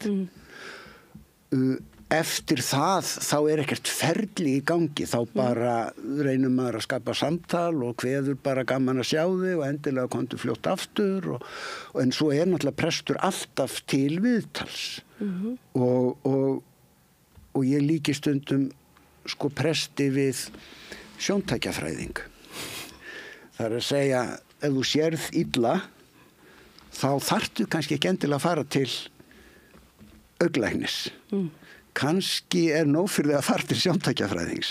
Bæði það miklu ódýrara og styttri bið og hann getur kannski bara látið þið fá gleraugu sem að hjálpa þér að sjá en þá ríður líka á að sjóntækjafræðingurinn átti sig á því að hann er ekki augnlæknir og ef að inn á borð til hans kemur vandamál sem hann getur ekki leyst með glerugum þá þarf hann að hafa vita á því að vísa viðkomandi til sérfræðings og samahátt ef þér líður illa þá þarftu kannski ekki endilega að fara til sálfræðings kannski getur prestur hjálpað þér og þú þarft sennilega ekki að bíða mikið meir en sólarhring 2 eftir að fá viðtal við prest og það kostar ekki krónu en þá ríður líka á að presturinn átti sig á því að hann er ekki sálfræðingur og ef hann fær inn á borð til sín tilfellið þar sem hann finnur að hann getur ekki hjálpað og ég fengi fólki viðtöl sem enduði á því að ég með leyfi viðkomandi fékk leyfi til þess að hringja fyrir þeirra hönd á bráðamóttöku geðdeildar einfaldlega því að mata sem svo að fólk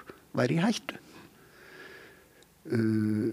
þannig að og sömuleiðis þú ert búin að vera með syrgjendum, þú ert búin að ganga í gegnum útför og kistan er komin ofan í gröfina allar bara að segja bless og þið fáið reikning frá mér eða allar að segja þá er mínum verki lokið ég minni á að ég er ennþá prestur og þið hafið síman minn þannig ef ykkur langar að hittast og spjalla eða ef næstu dagar eða vikur verða erfiðar þá er ég hér og bara berið ykkur eftir björginni eða þú veist, leitið til mig, higgið ekki við það þannig bregst presturinn við því að fá fólk til sín en það er ekki eins og að þannig komin ungur drengur sem hefur ekki sést hér áður setjum viðbragðsáætlun í gang til þess að neglan inn það ekkert svoleiðis í gangi.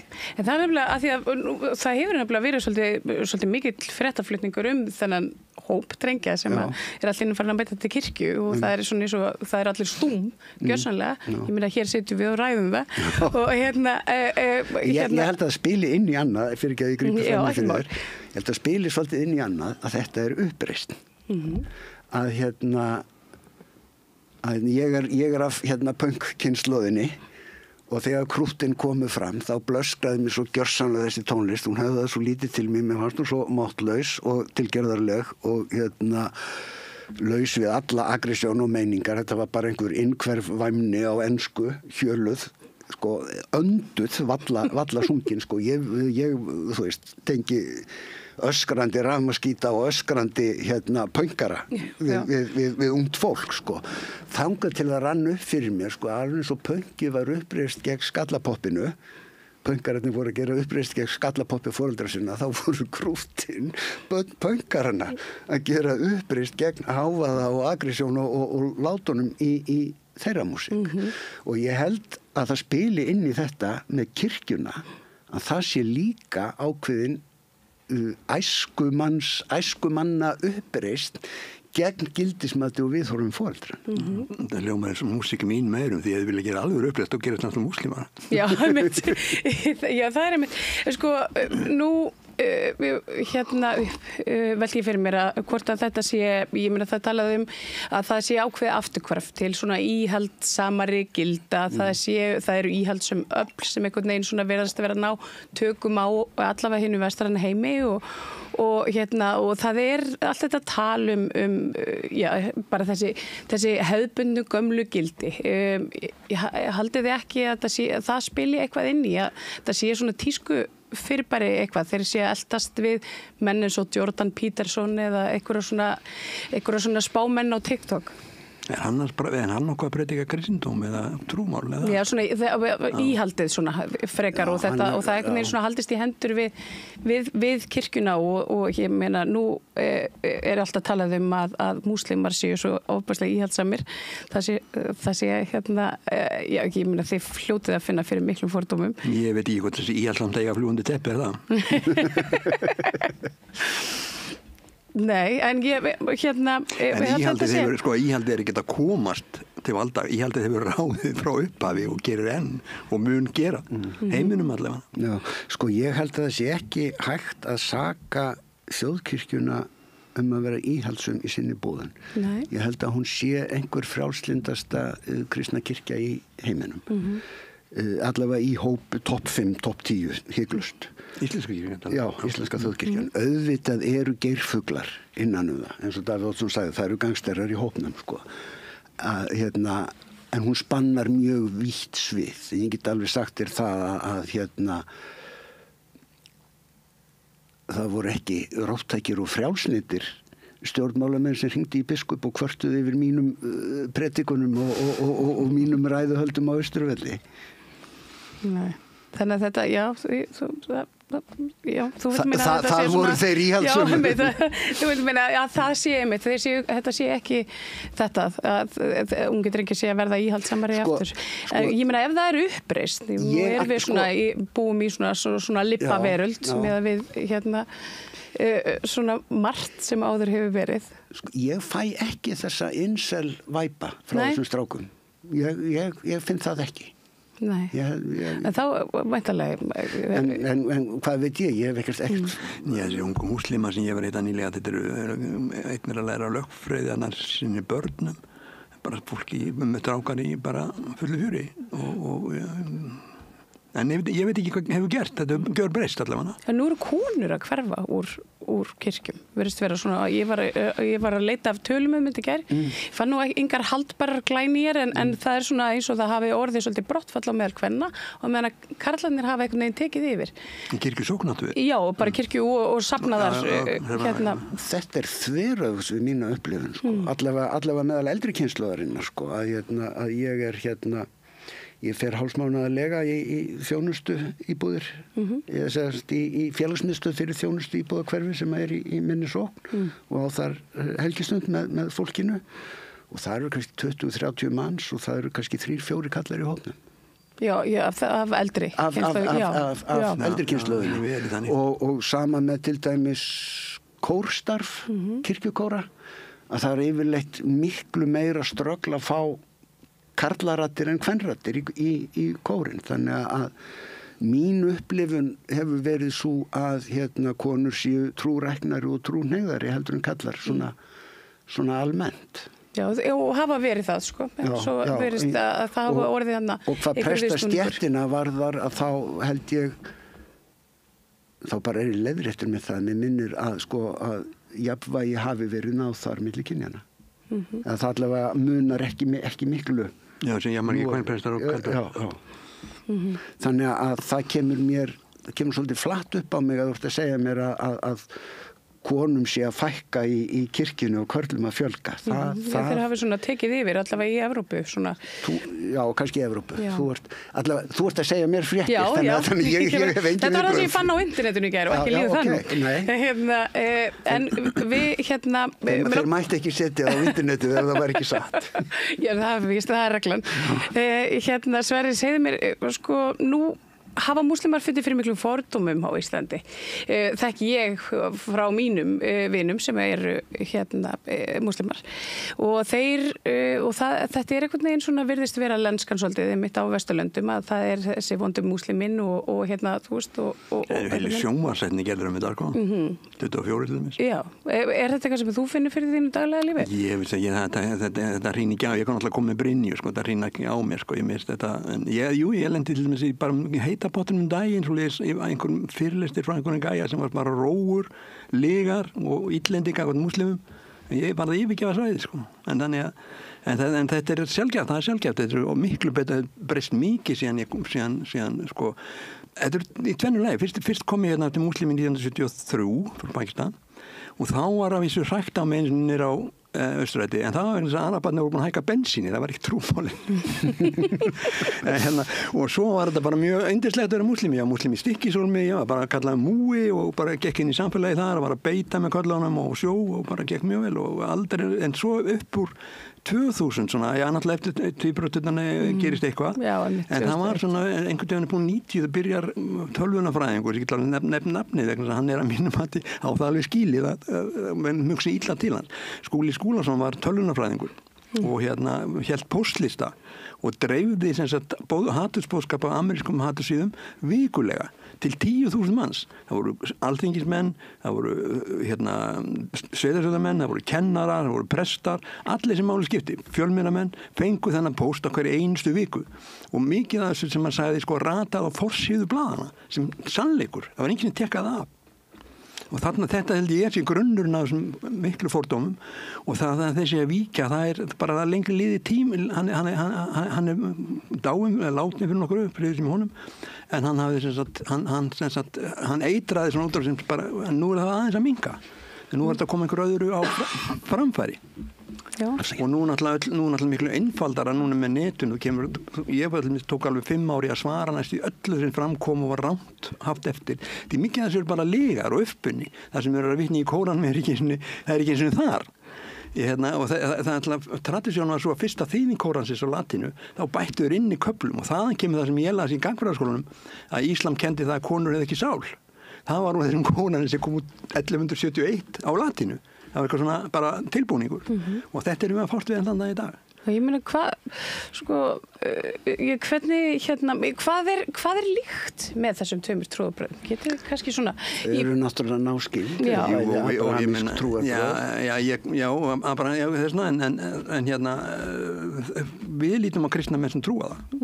Við lítum á misskilningur að taka Jesús sem Guð, en það er þeirra mál. Við lítum á Jesú Krist sem Guð, sem frelsara, krossfestan dáin og upprisinn frelsara okkar og væntum endurkomu hans í dýrð. Við væntum endurkomu líka. Múslimarnir líta meira á Jesús sem mikilspámann, en einn af fjórum stærstu, en mesti spámaðurinn sé Múhameð. Síðasti spámaðurinn, síðasti og mesti. Já, gegnum svona, en það er aldrei satt beint. Já, en Kóraninn kemur í gegnum Múhameð, það er kemur í gegnum Jibril. Gabriel til Muhammeds. Já, til Muhammeds. Kóranin kemur til Muhammeds frá Guð. Kóranin upprunalega, margir sem miskilja það að Kóranin er ekki skrifaður, hann er ekki rit, hann er upprunalega óral, hann er upprunalega talaður. Já. Og þetta er nákvæmlega eins og hann er talaður á þann hátt að þetta er eins og völusbáin, þetta sem eru svona óljós endarím og rytmi sem gerir verkum auðvitað munan. Það eru milljónir múslima, 10 milljónir múslima sem kunna Kóranin utan að í dag, skilur. Þannig að brenna Kóran hefur ekkert að segja. En það hef ég heyrt fullirt miðað við það sem við vitum Múhameð að þá séu hafi hann ekki haft neinar forsendur sem bara einhver kaupmannsblók til þess til að geta skrifa svona eða búið til svona texta sjálfur. Og þetta er ótrúlega texti. Og út af því hvernig textin er saumaður saman og þá eru eins og vorum talað áðan hvernig þýðingar. Já, hann sagði, það var hægt að segja bara, skapað eins vers og í Kóranin. Það gæti enginn svaraði. Nei. Þannig að þið trúið bara á sama Guð. Í raun og veru trúið það er ekkert vafamál, það er bara einn Guð, ekki? Ég spyr ykkur. Eru þið margir yfir þetta einhverju öðru? Nú veit ég ekki, ég spyr. Á arabísku er hann kallaður Allah og á hebresku sem er náskylt tungumáli er hann kallaður Elohim. Jú, og kristnimenn í Arabalöndunum kalla Guð Allah. Það er bara nafnið því. Það er bara arabíska orðið yfir Guð. Yfir neina Guð. Það er svona kalla kristnir menn sem tala eiga arabísku móðurmáli, þeir biðja til Allah. En það er engin mjög, ég líti á kristna menn bara sem samtrúa mér og bara vona Guð fyrir ekki þessa vilja sem er Jesús. Það er mín aftur það.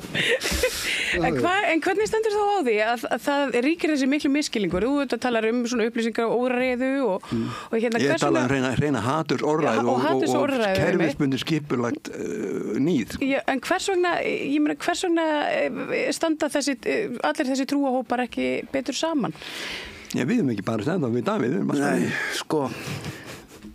einu sinni það er til samráðs, það er líka það þú talar áðan hvað er samráð. Það er til hópur sem heitir samráðshópur trúfélaga og það eru lífskoðunarfélögum líka sem ég var að móta fengi komst inn, ég fatt ekki eitthvað að hleypa heiðingu eins og í samkóla en það er ágætt starf þar.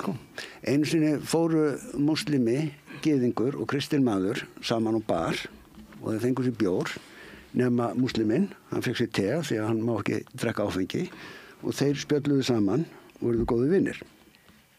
Þetta er ekki brandari, þetta er bara það sem gerist þegar fólk er ekki drullusokkar. Akkurat, það er bara þannig. Og þannig á samstarf og samvinna trúaðra og vantrúaðra að vera.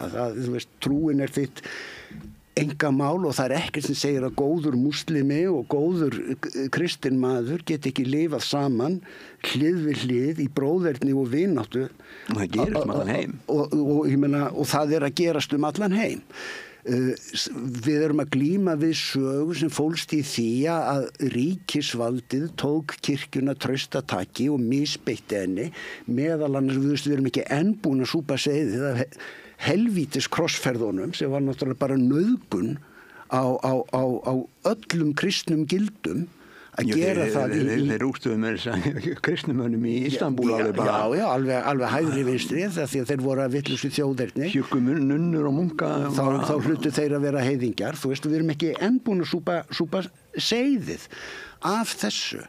En á 20. öldinu, síðari hluti 20. aldar og nú, byrjun 21. þá er kirkjan að öðlast meira frelsi og inn í hana er að koma fólk sem er með hreina og einlega trú og vil snúa aftur til grundvallaratriða og hefur þessa þörf inn í sér til að tilheyra, til þess að hafa einhvern æðri tilgang með þessu sem við köllum líf en þann einan að hafa ísú á þá til maður deyr og ef þú tækir nú upp á því eins og ungu mennirnir að fara að mæta í kirkju á sunnudögum þá efast ég að þú myndir heyra margar predikanir þar sem að eitthvað væri boðað sem að myndi ganga fram að þeirra samræmdist ekki þínum lífskoðunum svona í allavega grundvallaratriðum. Nei, en hvernig væri ef ég kemi með þér í hvað sem er, messu? Bara nei. Samkomu? Nei, bara samkomu. Djama. Það er engin skil, það er mikið, það er taldið ólíkt safnaðarstarf í okkur, því moskan opinn allan sólarhringinn og það eru eins og í moskunni í Skólið, sem ég stunda núna þess dagana, að þar eru alltaf 20-30 manns og konur og börn einast langt á kvöld og föstudögum hún full út dyrum og og það er sem 500 manns ég tala hver meinastu föstu en það er mikið safnaðarstarf svo kvöld eftir næturbæn þegar hún skekka tíma sem sjö þá er matur alltaf á laugardögum og svo eru krakkarnir bæði stelpur og strákar svona spilandi fótbolta í múskunni skilur og markið getur verið helgast eins og altari og það er enginn sem segir neitt til því þetta er svona alltaf verið þetta er bara samfélag þetta er bara það og það er það sem að þannig ef ungu menn er að leita samfélagi þá bendi ég vendilega að koma til okkar í múskunni það sem er að gerast heldur við kirkjunni þetta er samanlega því miður þá getum við bara höfum við ekki möguleika að hafa kirkjur opnar allan sólarhringinn það eru fótboltamörk á túninu við kirkjuna og þar eru allir velkomnir að sparka bolta hvenær sem og meðan einhver í kirkjunni þá eru allir dyr opnar og hægt að koma þangað inn og spjalla það er ágætt að gera boð á undan sér til að doppeltjekka að prestur í sig við eða langar að hitta hann en það kemur oft fyrir þess túristar bara banka upp og segja hæ með við skoða kirkjuna og ef einhver í húsinu þá auðvitað það er auðvitað mál en því miður þá getum við ekki haft sólarhringsvakt í kirkjunni og kirkjuna getum við bara því miður reynslan hefur sýnt það ekki látið standa ólæsta Já, það er sama hjá okkur en það er þá ákveðin aðeins líkla sem allir vita hverjir eru Við bara getum ekki látið kirkjuna standa mannlaust eins og ég vildi að kirkjan væri alltaf opin og að við getum bara ráðið næturvörð þannig að það væri hægt að leita í kirkjuna allan sólarhringinn. En var það ekki hægt með næturverði, jú?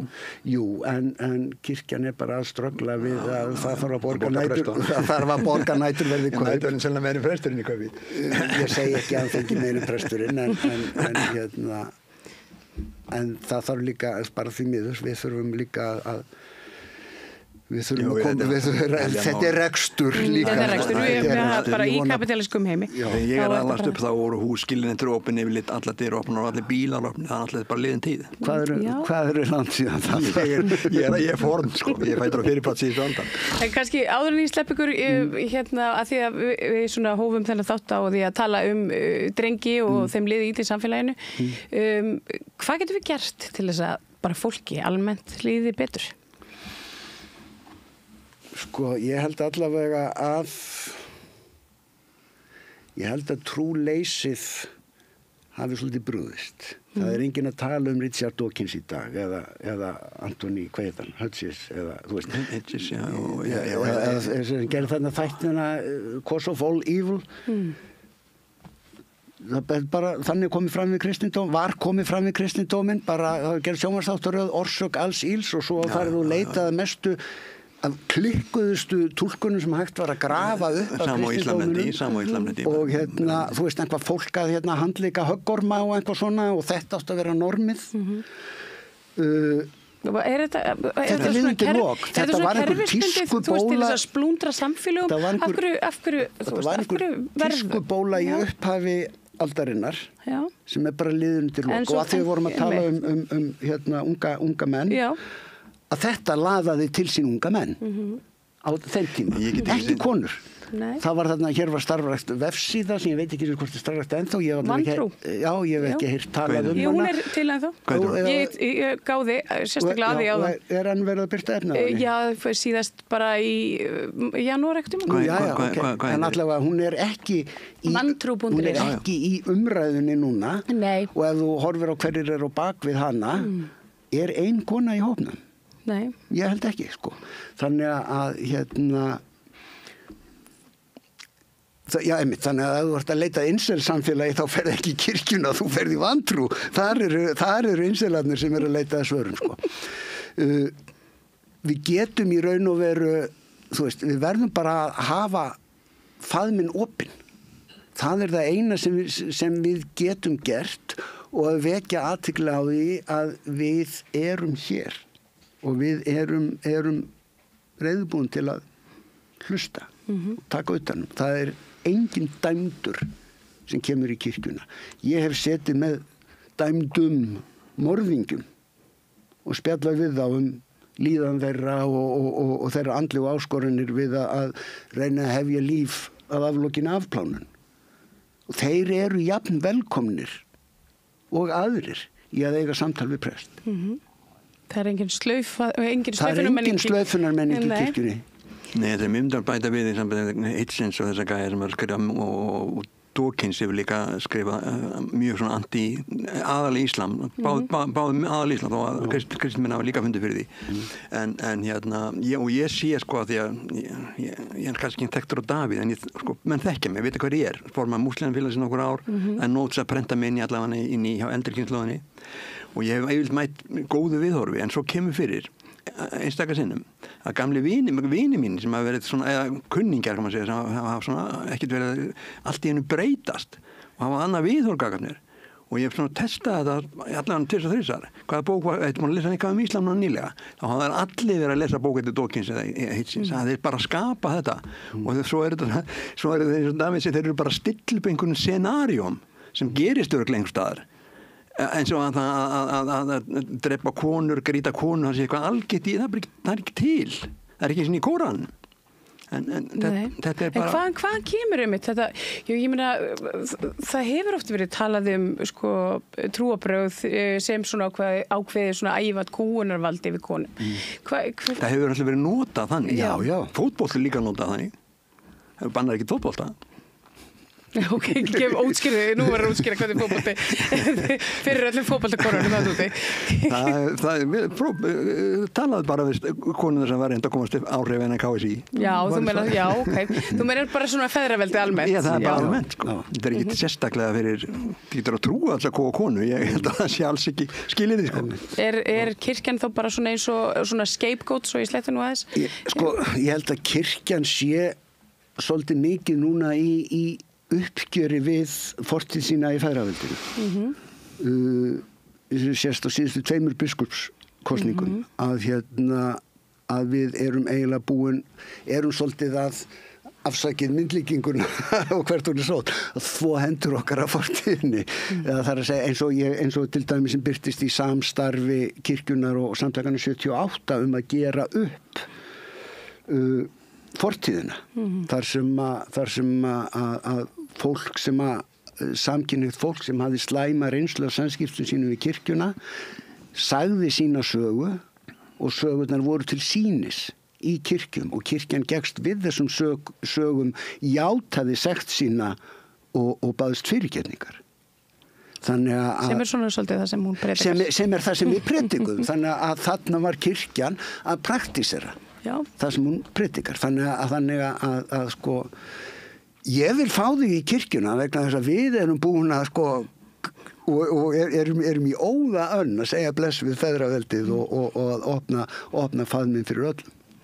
En hvað er grund á feðraveldinu í Íslam? Það er nákvæmlega samandamáli þar en málið það er náttúrulega láta undan og talað múslima sem búin til þessi bandaríkjanum þar er allt öðru þessi viðmið sem gilda og þessi kvennakón er yfirleitt byggð á bara rangtúlkunum og það er alls ekkert leyft að berja konur og það er ef konan lesin og það sem Páman sjálfur sagði konur, það var ekki til kvenfyrirlitning þar og réttindin eru nákvæmlega eins og það fyrsta skipti sem konur fá að erfa haldið í mannkynsögunni, það er í Íslam og fengu að ráðstafa sínum fyrir sjálfar og fengu að reka fyrirtæki og það voru sko sérstaklega fyrstu árin, svona fyrstu 200-300 árin voru konur mjög áberandi sem fræðimenn svo kemur þetta feðraveldi og íhaldssemin sem einhvern veginn tekur þetta yfir og snýr út úr textum og túlkunum konur hafa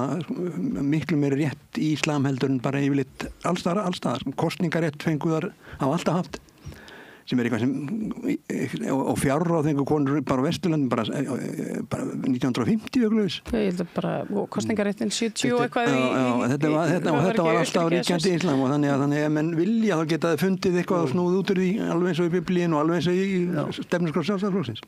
Og og þetta í raun og veru sama sagan og með kirkjuna sko, að ef þú lest Pálsbréfin að þá sérðu þar að konur eru mjög framarlega í safnaðastarfi og eru leiðtogar söfnuða og eru biskupar og svo kemur feðraveldið og tekur þetta yfir og enn þann dag í dag eru konur ekki vígðar til press í kaþólsku kirkjunni og páfi aðspurður hvort að það sé ekki á dagskrá svarar bara einfallega nei, það er ekki til umræðu.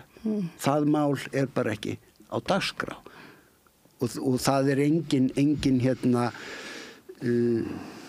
allavega ekki veiga mikil hreyfing í gangi að reyna að setja það á dagskrá þannig að í báðum þessum trúarbrögðum eða trúarhreyfingum er jafnréttið algert í upphafi eða nokkuð mikið skulum við segja, það er náttúrulega engir kvenpostular en það hefðu það bara en það hefðu þær ekki mátt einfallega ganga og predika en allavega frelsi kvenna töluvert mikið meira og svo kemur feðraveldi þegar þetta verður að valdastofnun eða ljóst að með þessum stofnunum hægt að öðlast völdi yfir samfélaginu þá kemur feðraveldið og hlammar sér hún á það og tekur það í gíslingu. Já, það er alls að kapitali bara. Nákvæmlega. Feðraveldi og kapitali er mér bara sama sem sko. Já. Hér eru þið mjög sammála. Við erum alltaf sammála. Já. Það er bara eitt og segið sem ég vona Guð fyrir ekki Já, einmitt. Þakka ykkur kærlega fyrir Sverrir Ragnars og Davíð Þór Jónsson. Það er frábæri viðmælendur og það er gott að vita að það eru allir vinnir í heimi Guðs. Tókið við því að það er meira hér handa við auglýsingar. Kjartan Natalia borgarfulltrúa. Borgarfulltrúar Sósíalistaflokksins eru með viðtalstíma alla mánudaga klukkan 13:30 til 14:30. Það þarf ekkert að bóka tíma, endilega kíkja við í Bólholt 6, 105 Reykjavík. Fyrir aðeins aftur í leikhúsið. Gunnar Smári talaði við Ólöfu Ingólfsdóttur, dansara og söngvara sem segir okkur frá endurkomu sín í listina og út frá verkinu eitthvað skýin. Og þetta er nú eiginlega bara að ræða svona endurnýjunar mátt listarinnar líka og munin á því að vera ungur í list og eldri í list og tíman. Þetta er mjög skemmtilegt spjall og skulum bara vinda okkur í það og Gunnar Smári ræði við Ólöfu Ingólfsdóttur, dansara og söngvara verkið eitthvað skýin. Allir þættir samstæðuverinnar eru á YouTube.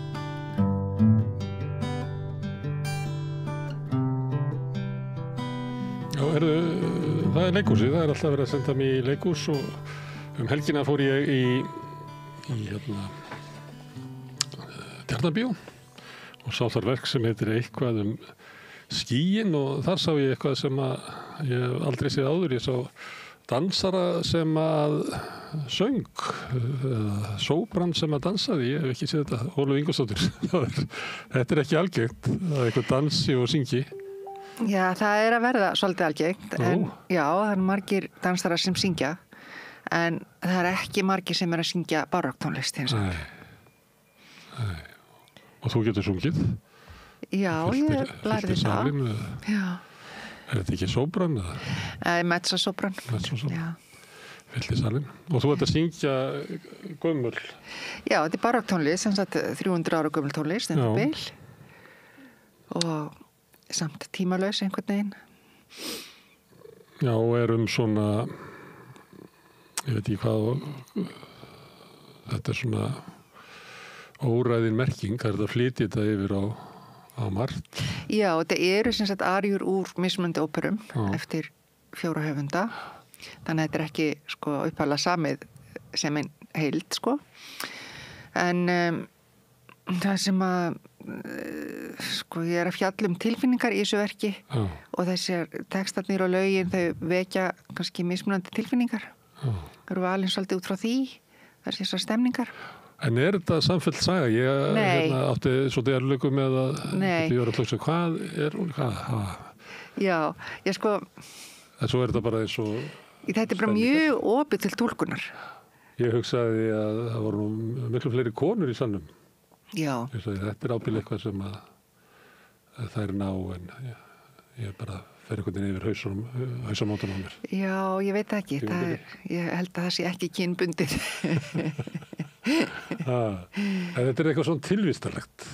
Já. Þetta er einstaklingur í heiminum. Já, einhver leiti er þetta bara það að vera manneskja. Já, með mikla tilfinningar og ekki allar góðar.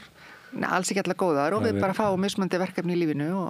Þú syngur þetta á hvaða latinu? Á ítölsku. Ítölsku? Já, sem er frummálið. Já, og svo fylgir þýðing hérna með að í einu er þýðingin til dæmis blóðið í æðum mínum er kalt sem ís, skuggi míns líflausa sonar er ræðileg byrði og sárast tekur mig að skilja grind mína gagnvart saklausi sál hjarta míns.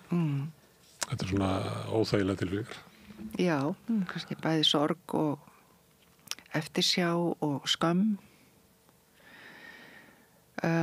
Tilfinningar eru ekki alltaf alveg einfaldar, þannig að það getur verið margar í gangi í einu.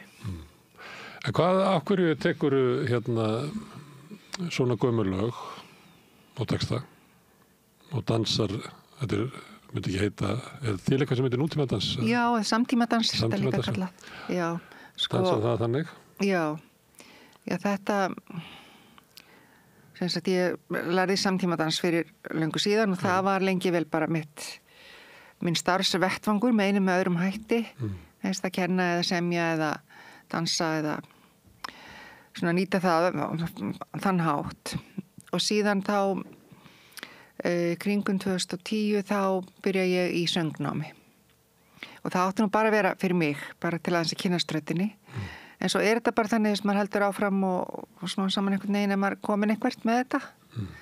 En ég sá þetta alltaf sem bara tvennt aðskilið. Það er bara annars vegar dansinn og hins vegar söngurinn. Eins og er svona oftast í okkar heimi. Já, en svo einhvern veginn fór þetta að leita svolítið saman.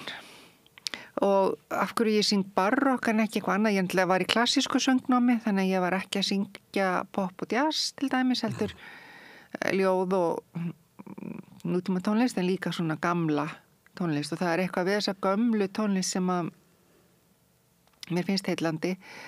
Og það er sko eitt er til dæmis fegurðin. En mér finnst þetta falleg tónlist. Þessi ekki allt frá barokktímanum með þetta, já fallegt, en það er eitthvað svona fegurð í þessum sem að tala til mín. Það er líka einhver dramatík, eins og þessi texti sem þú last á þeim. Þeir eru ekki trættir við bara mjög mikla dramatík. Það er bara vegum að fjalla það hvað er fallegt en erfitt að vera maður, eins og hvað segi. Já, og svo bara og dvelja aðeins í því líka. Leifa því bara að vera, eins og þessi tiltekna arja sem að þú last textan hann. Textin er ekkert meira en þetta. En lagið er það bil 10 mínútur að lengd. Og það eru endurtekningar og svona, en sko... Að dvelja í tilfinningunni. Að dvelja í tilfinningunni, já. Þó að þessi sárar. Já. Það sé leiðin til þess að kannski ekki kynast okkur, en kynast því hvað er að vera manneskja. Já, og sko það líka, ég held við séum stundur svolítið hrædd við tilfinningar. Sérstaklega erfiða tilfinningar, við viljum það bara alls ekki, viljum bara íta þeim frá okkur eða leysa það með hraði. En í góðu tilfinningunum þá fylgja oft erfiða tilfinningar með. Já, og svo líka heitt, sko, ef við lokum á erfiðu tilfinningarnar, þá lokum við rauninni allar tilfinningar. Það er ekki hægt. Það er ekki að víst, sko, þetta hljóma svona eins og tilboð, ef þú tekur ekki það slæma, þá færði ekki að það góða. Nei, ef maður leyfir sér ekki að upplifa, ef leyfir sér ekki að fara í gegnum tilfinningarnar, og bara hafnar þeim, þá loka maður á eitthvað sjálfum sér. Þá er maður svona lakara hljóðfæri. Já. Með færri tóna. Já, og það er svona, það hefur líka áhrif á sko, að leyfa sér að vera allir mjög glaður eða upplifa sterkar jákvæða tilfinningar. Þá þekki maður kannski ekki sjálfan sig nógu vel og það sem maður sækist eftir er kannski ekki eitthvað sem maður heldur sig hamingja, heldur svona innan tómara. Áttu við það? Nei, já, bara við að maður sko, þegar maður brynjar sig gagnvart tilfinningum, þá er ekki hægt, það er engin svona, líkaminn er ekki með svona filter að það sé bara, ok, ég sleppi þessari tilfinningu gegn og ekki þessari. Það bara verður einhvern veginn eins og ullarteppi á allar tilfinningar. Það bara dempar allt. Og þannig að sko... Fólk reynir þetta nú. Fólk reynir þetta. Ég ætla að vera jákvæður. Algjörlega, já. Og bara... Ekki að hugsa eitthvað, ég ætla bara að hætta að horfa á fréttinnar. Já. Ég ætla bara að dvelja í eitthvað sem er jákvætt. Já. og það er alveg mjög gott að dvelja í því sem er jákvætt. Ég ætla bara að velja í kringum í fólk sem að mér líður vel með og ekki hitta hina og þetta er svolítið stemmingin í dag. Já, og sko það er aðalega samt bara hvað maður afsettar í sjálfum sér. Það veist. Og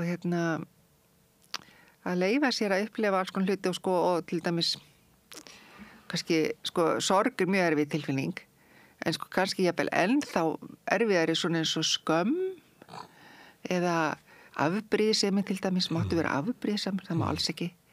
Það er alveg tabú tilfinning og svona við dæmum okkur. Við dæmum okkur fyrir það sem við kallum neikvæði tilfinningar. Upplifast ekki, hvað að segja, svona verðugan eða þú virðir mig ekki. Já, og svona við skömmumst okkar fyrir sumt í okkar tilfinningum. Og það er ég veit ekki, það er bara eitthvað eins og hamlandi á lífið. Er ekki viltu að maður segi, ég er fullur af skömm og ég er bara ánægð með það? Nei, en það fyrst er bara viðkenna það og reyna að sjá hvaðan kemur þetta, hvað er þetta og reyna að vinna sér gegnum það. Og þú veist, gert er gert. Þið viljið skammast með sína því maður hefur gert eitthvað. En stundum er það líka eitthvað sem þér hefur verið gert. Veist, þið er líka kannski uppfyll af annara manna skömm. Stundum er skömm þröng og upp á þig af samfélaginu og það skammast þín fyrir að standa ekki nógu vel eða skammast þín fyrir að vera fátæk. Já, einmitt. Skammast þín fyrir að vera með þáfallsýki. Það er veldu, þú mátt skammast þig við bara hverju sem þannig í okkar samfélagi. Nó frambóð og skömm. Já, og jafnvel þá hefum við ekkert gert til að verðskulda þetta, að sitja einhvern veginn upp með þetta.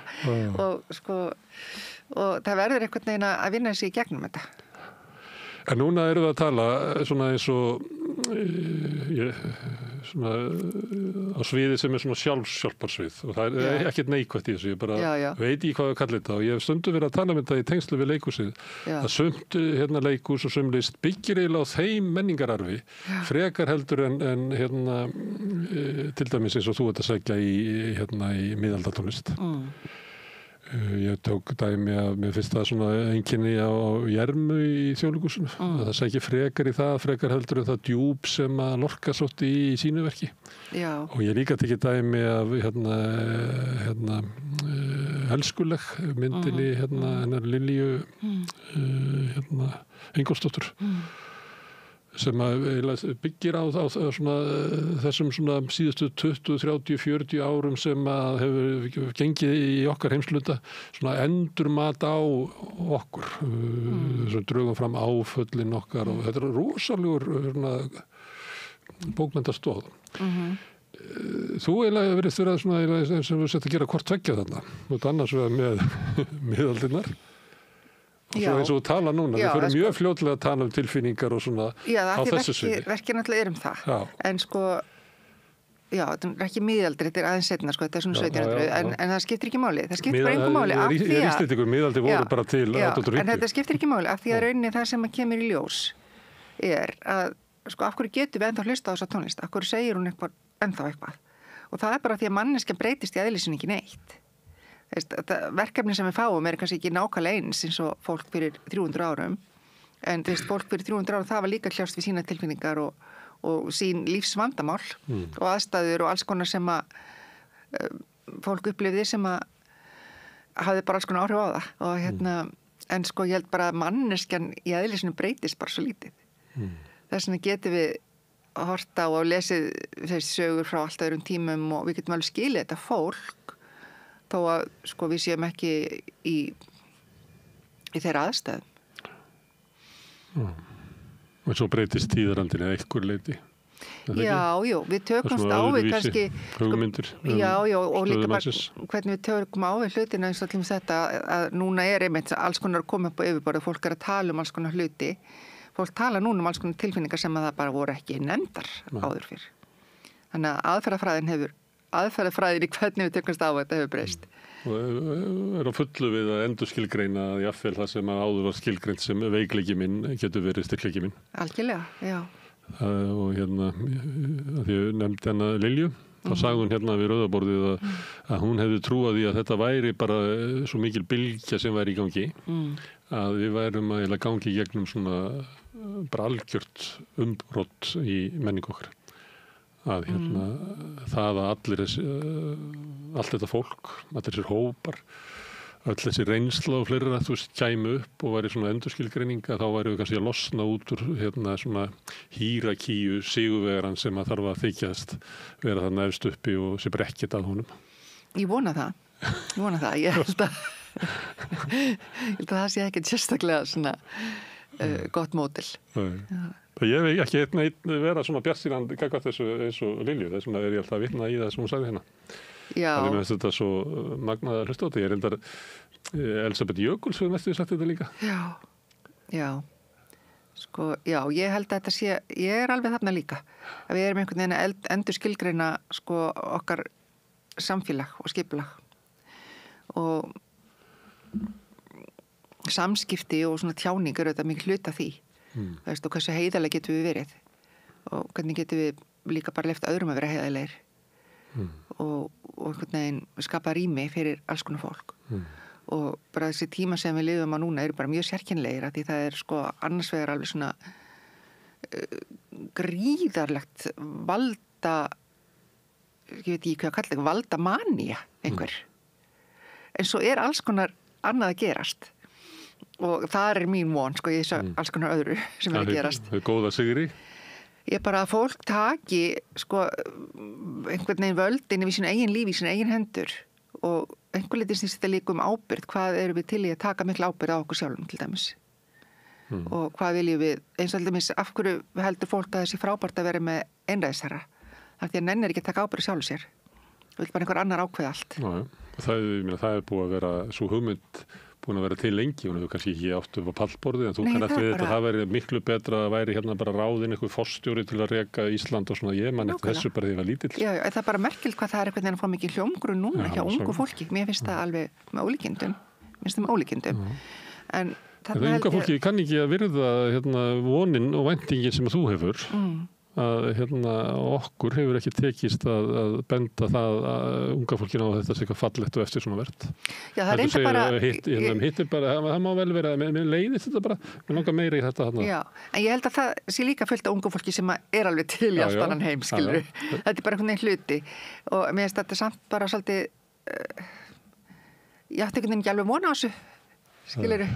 En hérna þetta kemur mér óvart. Það er svolítið erfitt fyrir hérna, fólk sem hefur trú á ungu fólki og æskunni og að það muni breyta heiminum og svo kemur bara hluti af hennar bara hillisverskar. Já, það er hluti, þannig að unga fólki fær önnur verkefni heldur en ég bjóst við. Það fær það verkefni að greiða úr þessu. Herðu, hérna, þú varst að vinna í listum hérna á árum áður. Já. Þú veist yngri og dansa. Dansarar eru þannig að einhvern tímann var nú sagt að ég færi eftirlaun 36 ára. Já, ef maður væri ballettdansari þá væri það kannski þannig. En ég var aldrei ballettdansari. Og það er eitt af því sem er að breyta. Mér finnst það ofta sem að maður sér hérna eldra fólk eða alls konar fólk dansa. Það nú verið settur svona sýningar hér og ég man nú ekkert um að sá ég hérna flokkin hennar Tínu Bás í París og þau og ég held að sjötugsaldri þarna. Já, hún var mikið með eldri dansurum, ekki bara en sko hún var með stóran flokk, stóran dansflokk og það var alltaf töluverður fjöldi það sem var sko komin yfir fertugt sem bara þótti þá frekar gamalt fyrir dansara. Já. Og auðvitað sko fólk sem að dansa þessi flokkur eitthvað leitið það ekki? Jú, flokkurinn er ennþá til þó að Pína Bás í dáin. Já, flokkurinn er ennþá til. Og maður þekkir andlit sko þegar sér og ég vissum að séu sko að ég veit ekki, 60 og yfir það sko. Já. En sko að vera atvinnudansari sko, ef fólk hefur farið í fólk byrja kannski þjálfun 5 ára og þetta er mjög erfið þjálfun sko, þetta er bara eins og að vera afreksmaður í íþróttum. Eða fyrirleikari, þú ert bara að æfa þig 6 tíma á dag. Já, nema þetta er svo mikið líkamlegt álag, svo mikið álag á líkamann, bara hnið, til dæmis. Það er bara búinn. Já, líkaminn þolir bara ákveð mikið. Það er bara fótboltamenn sem er allir búin í njánum eftir fertugt eða eitthvað, og þetta er bara svipað. og þess vegna kannski var alveg ástæða fyrir því að fólk sem hafa búið að vera í þessu miklu erfiðu líkamlegu vinnu frá 5 ára aldri, það var kannski umfertut, var þetta kannski orðið bara gott. En þjálfun dansara hefur bara breyst og það eru, þú ert ekki í þessum klassíska heimi, það ert bara allt öðru sér þjálfun og fólk ekkert endilega að byrja 5 ára. Ég fór í minn fyrsta danstíma 13-14 ára, eitthvað svoleiðis, og fór í professional dansna 27 ára. Þannig ég var eiginlega bara þegar ég útskrifast, þá hefði ég rauninni samkvæmt klassíska módulin verið bara leiðin eftirlaun, beinstu leið. En og ég ætlaði ekkert að hætta að dansa, en ég lendi hnjámeiðslum 50 og þá var þetta eiginlega svolítið sjálfhætt í bili. Þannig að ég sneri mér öðru bara. Og leist þannig á að þessi hluti væri búinn? Já, ég held það. Ég var bara búin með þetta. Og þetta náttúrulega, þegar maður er alltaf illt og þegar bara alls konar sem maður getur ekki gert og þá er þetta ekkert gaman. En svo bara líður tíminn og þessi meiðsl, það er ekki þannig að ég sé orðin, hafi fengið fyrir hreyfigetu alveg, en þetta er bara stöðugt ástand. Og það er ekki þessi sársauki lengur. Þannig að það er sjálfs ekkert fyrirstaður, nema svo fyrir nokkrum árum þá mér búið að vera með í danssýningu, eða fyrst bara rannsókn sem varð síðan danssýningu, sem heitir When the Bleeding Stops, að Lovísa Ósk Gunnarsdóttir með það verk. Og þetta byrjaði sem mastersverkefni hennar Listaháskólanum. Hún var aðeins að skoða breytingaskeiðið og eldri dansara og var eitthvað að velta þessu fyrir sér. En úr því verður þetta verk. Og í því ferli, þá áttaði ég með því að þó að líkamleg geta væri ekki eins og áður. Og þú getur ekki allt sem hún gast áður? Já, það getur ekki hlaupið og hoppa til dæmis. Það getur kannski gert eitthvað núna sem hún gast ekki áður, er það þannig? Ekki líkamlega. Ekki líkamlega, en í öðru, já. Já, en þá að líkaminn hafi farið svona niður á við, líkamlega geta, það er færni til að miðla á sviði, ekkert minkað. Og jafnvel aukist. Af því að þar kemur bara lífið og lífsreynsla, það styrkir þann grunn. Og miðlaðu þeirri reynslu sem þú hefur sem kona á þessum aldri? Já. Sem að ungur dansari 27 ára getur ekki? Já, það segir sér bara sjálft að 27 ára lífsreynsla er minni heldur en 62 ára lífsreynsla. En þannig að þú hefur einhvern veginn meira, það er önnur innistæð fyrir því sem þú gerir. Og það er líka kannski einhver slökun sem kemur með aldrinum, að það er þegar maður er ungur, það er svo mikill vilji, það er svo mikill metnaður, það er svo mikill löngun til að standa sig, gera vel og bara, það er svona mikill eldur og kannski verður maður aðeins meira vatn þegar maður eldist, hægir á manni og maður er fer meiri að taka á móti til dæmis og talandu miðlun á sviði, þá er maður að gefa frá sér, en maður þarf líka að taka á móti og maður er kannski eins næmari á það að leyfa þessu að leyfa sér að taka inn og senda þessu áfram, það verður meiri hringrás. Ekki það að ég hafi eitthvað rannsakað það, en þetta er tilgáta. Þetta hljóma nú eins og ævinni stundum stilt upp að ég held að sé Jung sem er með ungmanndómsárin sem við erum að komast á sviðið og erum svolítið að ryðja okkur braut og viljum bæði sanna okkur líka afsanna þá sem að fyrir eru til þess að fá eitthvað rými og svo koma manndómsárin þar sem við kannski vinnum úr þessu betur í aðeins meiri sátt við. Síðan verðum við wise old man og wise old lady. Og þá erum við bara eiginlega orðið hluti af strömmnum og erum ekki með egói hangað utan á sér eins og fólk er með langt frá með öllum. Já, það breytist aðeins og maður við getum kallað þetta þroska líka og maður bara kannski líka skilur hvað maður skiptir í rauninni litlu máli. Við erum bara eitt peð af mörgum á jörðinni og við erum og við erum svo mikið hluti af okkar tilveru er að vera tengd við aðra. Það snýst ekki bara mig. Steldur þessa tengingu. Þá er dansheimurinn, hann hefur skaffað okkur mikið verkum ungmanndómsárum dansarana og í slíka tjáningur. Já. Og sáralítið annað. Þannig að það eiginlega óskrifaður kafli. Það ekki svona sama sagan á bakvið að hvernig kona á þínum aldri dansar. Nei, það er það ekki. Það er samt hafa alveg verið dæmi með þessi ballerínu sem voru að dansa sko. Jú, en ekki þetta í lýsingu, þessi heimur sé kannski svolítið svona aldurskakkur. Já, og hann er svolítið aldurskiptur líka. Sko, að því við erum alveg með, sem sagt, flesti dansarar eru svona á aldurinn 20 til 40 ára. Það er svona algengast. Og þá er fólk auðvitað líkamlega sterkt og fulli fjöri.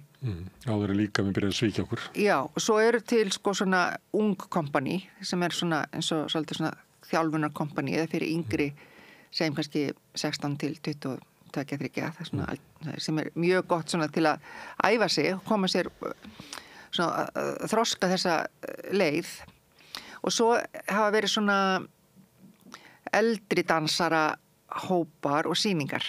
En það sem við sjáum kannski minnst af það er það sem þetta blandast saman. Og ef maður ber þetta saman við leikhúsi þá eru yfirlega sko í einu leikrit eru hlutverk fyrir yngri, miðaldra og eldri leikara. En þetta er mjög sjaldan í dansinum. Þetta er oft svona aldursaðgreind einhvern veginn. Og ég er náttúrulega með sólóverk þannig að það er auðvitað bara ein manneskja á sviðinu.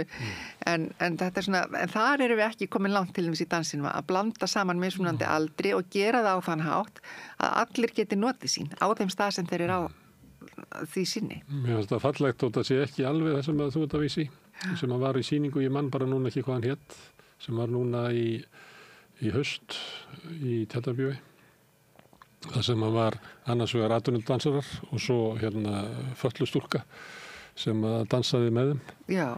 Og þá kemur í ljós sko með þetta mjög fallegt vegna þess að stúlkan gæti ekki dansað eins og atvinnudansarnir en atvinnudansarnir gætu heldur ekki dansað eins og hún. Nei. Hefði aldrei getað náð hennar tjáningu sko. Þannig að það verður svona breytt í því hvernig fólk tjáfa sig. Já. Og þetta er kannski svolítið að breytast í dansinum að það er svona fleiri gerðir af líkumum á sviðinu. Veist, hver fær að dansa, hver Og þú gerir ekki mikið úr því að sé svona þröskuldur.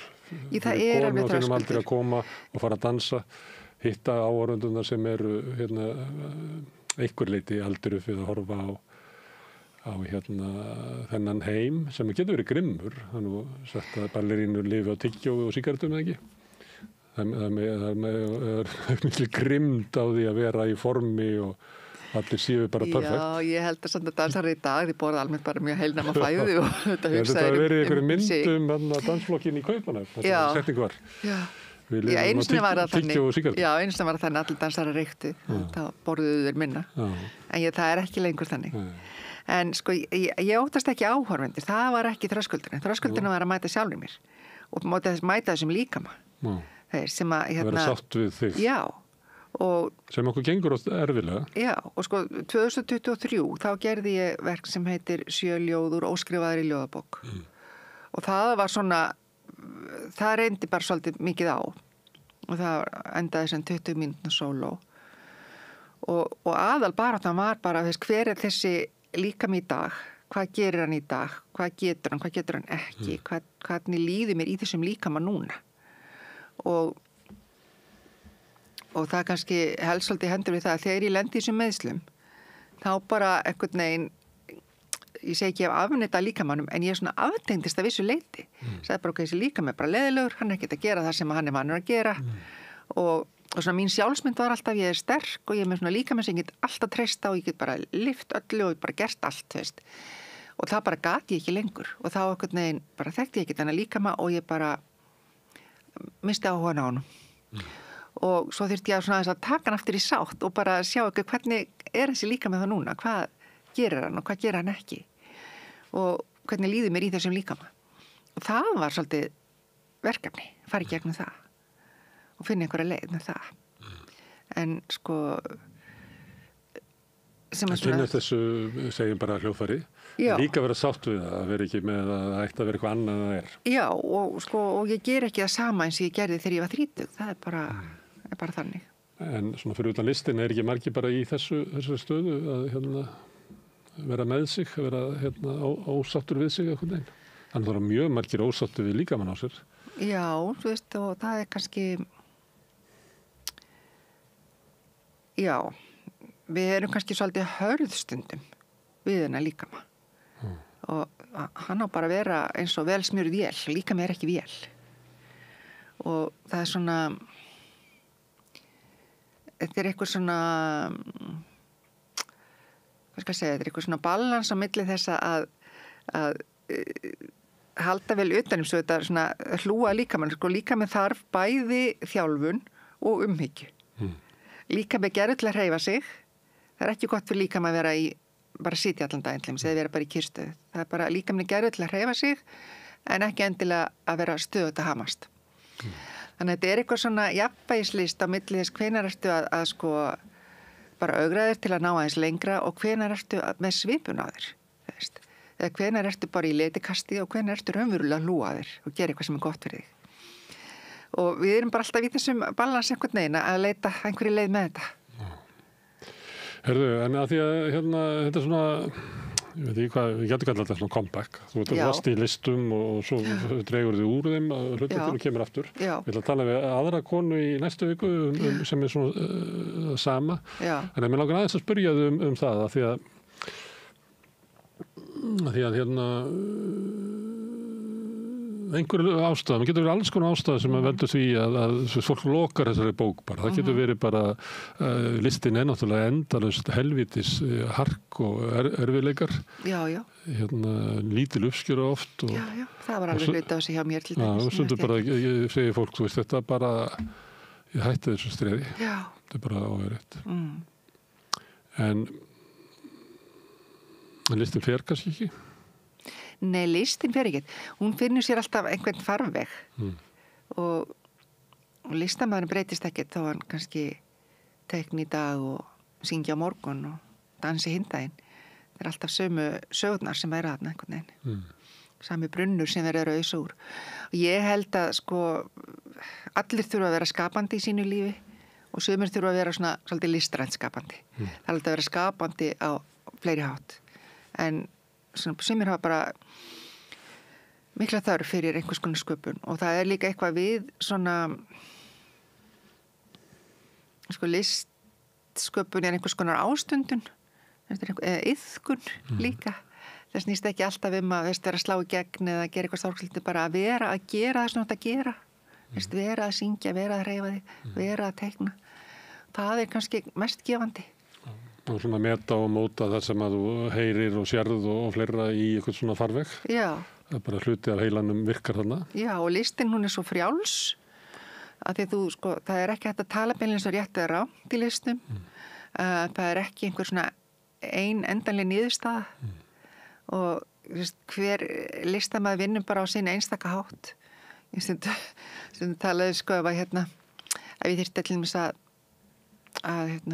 fara til tannlæknis, það skiptir ekki öllum máli til hvaða tannlæknis ég fer, það bara verður gert þess að tönn, það verður sett fylling og tönni með virka. Þannig að nákvæmlega hvaða tannlæknir skiptir ekki öllum máli.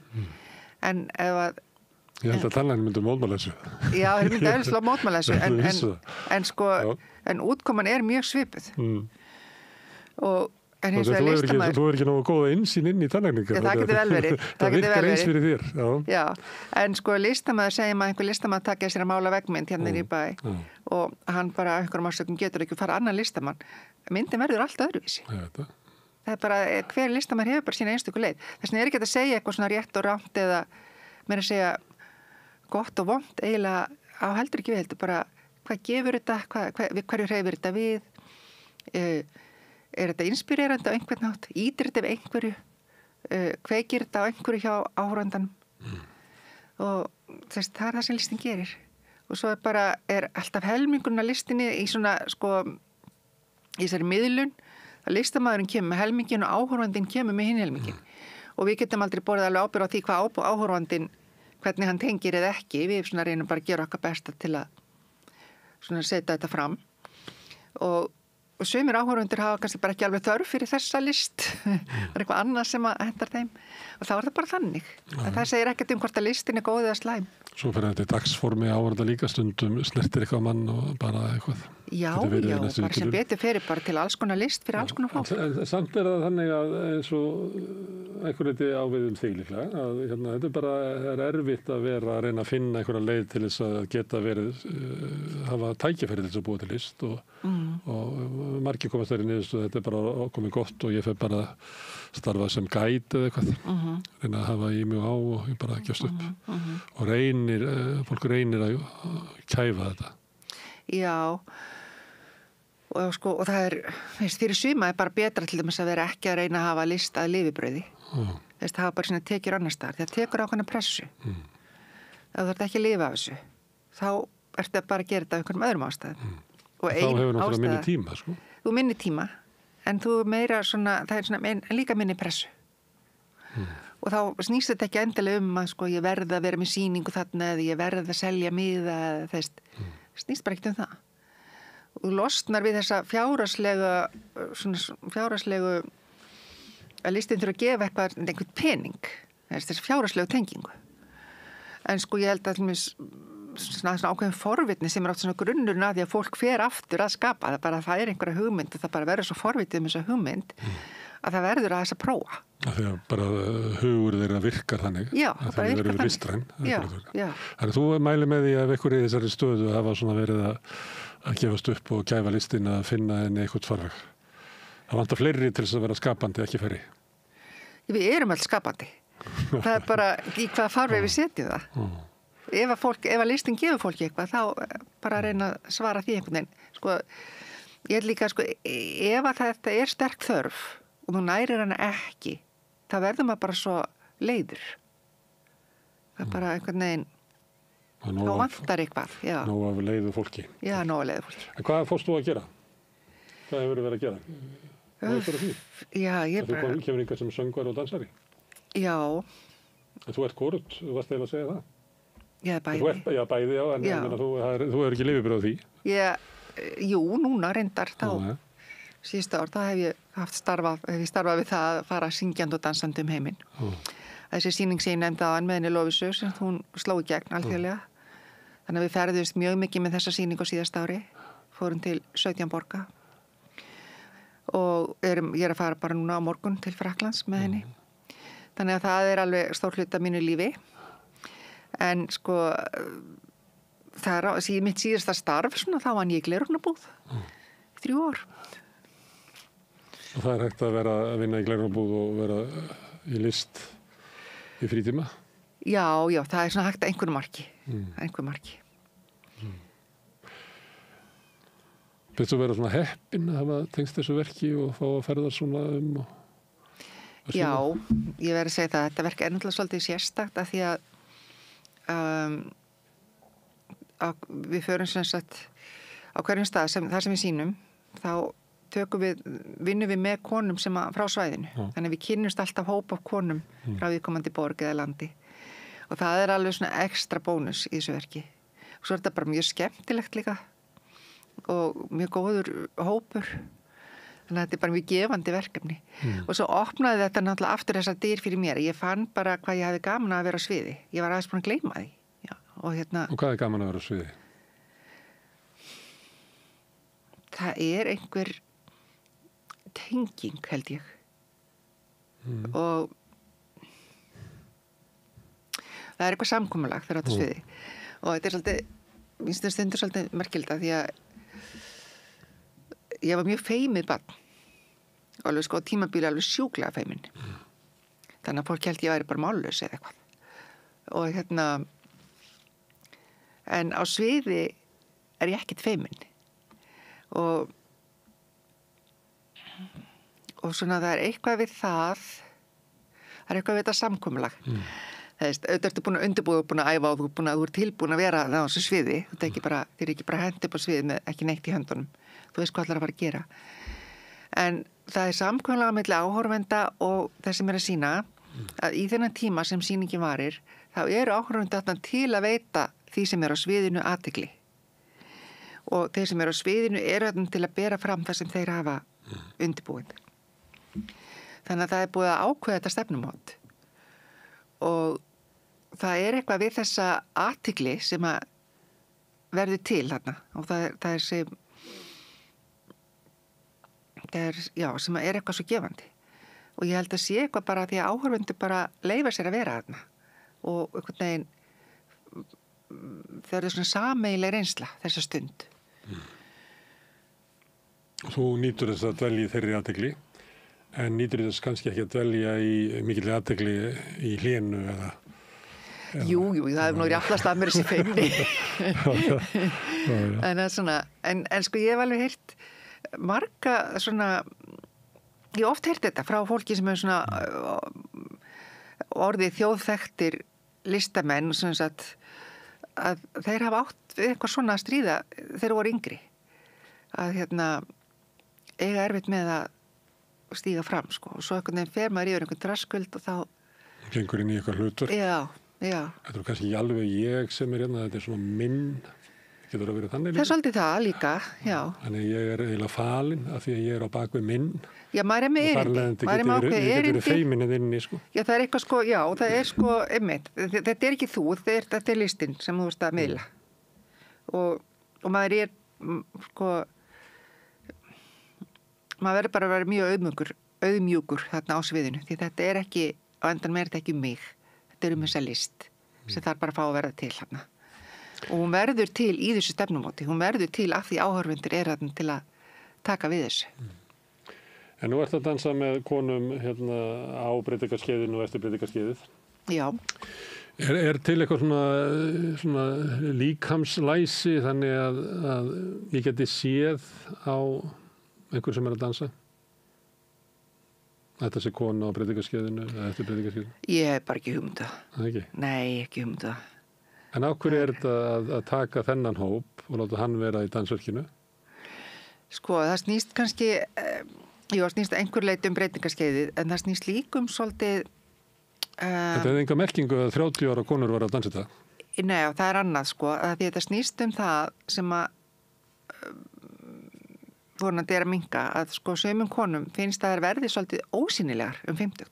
Og ég held að margir kallar upplifa þetta líka að sko þeir eru ekki lengur svona ungir og spennandi þess að það hefur svona áhersla á ungt og upprennandi. Kjörðu svona aðeins seinna, ég hef svolítið fjallað þetta hérna og ég var komið kenninguna að þetta gerir svona 50 hjá konum en svona kannski 58 ára við kollum. Það getur vel verið sko.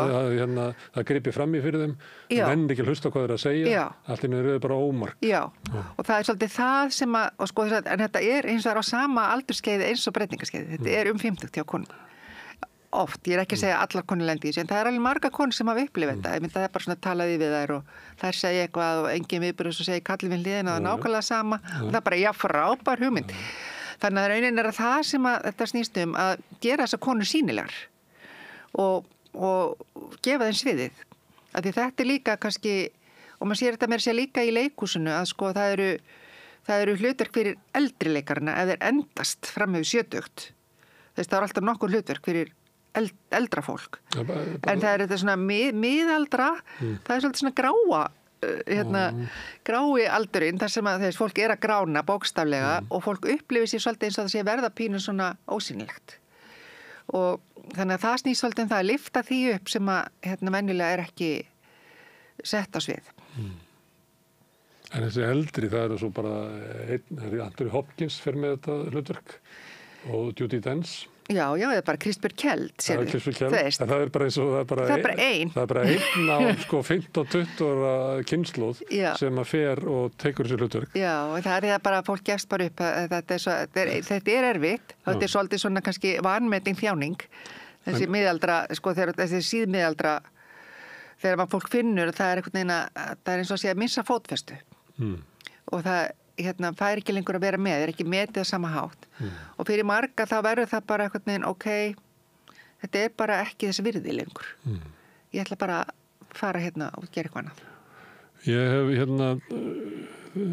spurt stundum leikara þessu líka annað listafólk og það því að við vorum að tala um ungmenndarsorg eins og ég haldi að það er frá Jung að við getum tekið svona eins og Laxness, þá getum við sagt hérna er bernskuverkin hans, hérna eru ungmanndómsverkin hans, það sem hann er að ryðja sér braut og vefarinn og alþýðubókin og bendandi á alla þessi asnar sem koma manndómsárin, það sem hann vinnur úr því sem hann hefur og tekur hérna episku skáldsöguna og vinnur sín stóru verk og svo koma hérna Væsold með árin þar sem að penni verður svona frjálsari og enda náttúrulega með hann skrifa bara endurminningar og er á einhverju svona sagnasviði sem að, og það er ekki að sanna neitt. Og þetta er svona dæmi listamenn sem hefur náð að endurnýja sig á öllum tímabilum. Myndinu Dylan er í hérna bíó og hann er náttúrulega dæmi þetta. Hann er ekki eins og Rolling Stones sem er að syngja sömu lögin og þeir voru 18 ára sko. Hann hefur hann á bara kafla og heldur áfram að endur uppkvöta sig sem listamann eftir því sem að hann breytist. Að sömu leyti er þetta hérna með leikarana og dansarana að þeir detta af vagninum vegna þess að við bara vantar fleiri sem að raunverulega gera þetta. Já, og það er líka að gera verk sem að henda þessu fólki. Það er ekki gott að láta eitthvað sem er efri hluta manndómsáruna að fara að leika ungsmannsorku eða lér konung, sko. Já, og svo er líka eitt til mig sem svo í dansinum að sko dansarir eru hætta setna núna, bara halda áfram og bara finna sér það öðru í þessi verkefni. En þetta hefur kannski háð svolítið dansforminu eða listforminu dans að það er svo mikið áhersla á unga orku og þá veist hvernig þróast formið ef það eru engin dansverk fyrir miðaldra eða eldri dansara, fyrst að því það þú hlýtur að gera öðru í þessi verk fyrir 50 mannsku heldur en fyrir 25. Já, gerólík verk, ekki gölluð ungsmannsorkuverk. Nei. Heldur bara byggt á allt öðru fórstum. Já, og sem bara hæfir því aldurskeiði og þeirri orku sem þú ert með þá. Og þannig að þetta er held ég bara til bóta að fólk haldi áfram að dansa og það er kannski líka hluti af minni endurkomu að því ég alveg spurt mér, af hverju er ég að þessu, þú veist. Það er bara mjög þægilega að vera ekki að þessu raunni. En þetta er þetta líka gaman, en þetta er alveg svona smá strögg líka.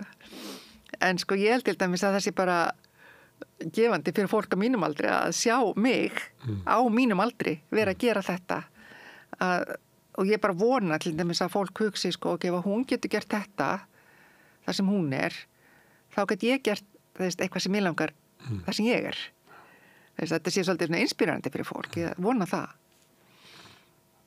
Það er það alveg örugglega og þetta var mjög áhugaverð og falleg sýning gaman að sjá því dansa og syngja á sama tíma. En því miður þá var þetta síðasta sýning sem ég svo. Já, í bíli allavega. Kannski kemur þetta upp aftur. Aldrei að vita. Herðu, Ólöf, takk fyrir að koma hingað og spjalla við okkur. Takk fyrir. Allt það besta er ókeypis. Fáðu þér vatn að drekka. Samstöðin, þar sem manneskjurnar koma saman. Já, þá er komið að Radio Gaza. Já. Þú rætti við Möggustínu og Sigtri Gara svona nýjustu tíðindi. Þar kom nú trumpismin líka við sögu. Jú, hann er alltumlíkjandi því miður þessi trumpismi, svo segir. Trump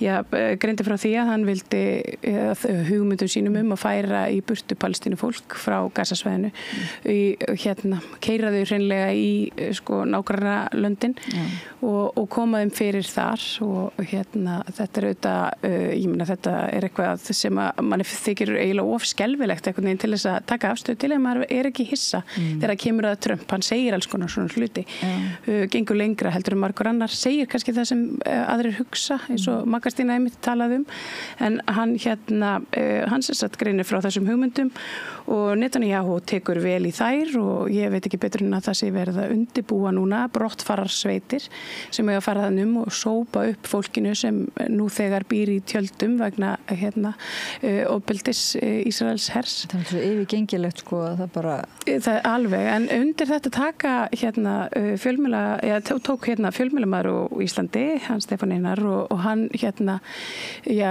þetta kom til tals í broadcastinu og við broadcastinu hjá honum Frosta. Hjá Frosta Logasyni, já. Og þú fékkst ekki, ég fékk þarna þetta brot þar sem hann talar hann talar með mjög óábyrgum hætti Palestínu fólk. Ég segi hluti svona sem að samræmast kannski ekki kristnum gildum eða öðrum. Hann svona alhæfur þjóð, við skulum bara segja það og Magnústína og Sigtryggur Ari þau tóku þetta aðeins fyrir og við spilum þessa klippu með leyfi broadcastsins í þættinu. Svo kannski í framhaldinu kemur Stefán Einar að rauðaborðinu, það er spurning. Já, ég bara skora á hann. Við skulum hlusta á spjall þitt, Maríu Lilju við Magnústínu og Sigtryggur Ara Jóhannsson í Radio Gaza. Gjörðu svo vel.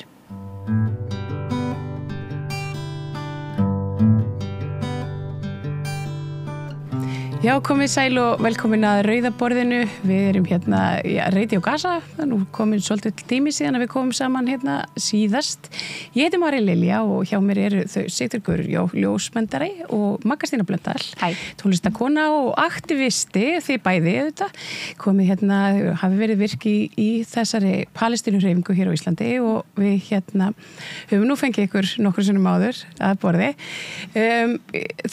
Tilefni þess að ég kallaði ykkur til og ummæli Trump meðal annars í gær þar sem hann talar að flytja burtu fólk, Palestínu fólk frá Gaza og einhvern veginn svona koma þeim upp á nágrannalöndin og byggja þarna eitthvað svona resort eða eitthvað svona fíneris strand atriði væntanlega fyrir ríka Ísrael og Bandaríkjamenn Netanyahu hann allavega tók óbúslega vel í þetta og samkvæmt því sem ég sá í dag þá hann farin að undirbúa þessar brottfararsveitir eins og hann kallaði þær sem hefur einhvern veginn svona mjög svona óhugnarlegan hljóm, brottfararsveitir þetta hljóma svolítið eins og stormsveitir þetta heimferðarþjónusta já, einmitt eins og heimferðarþjónustan ríkislögreglustjóra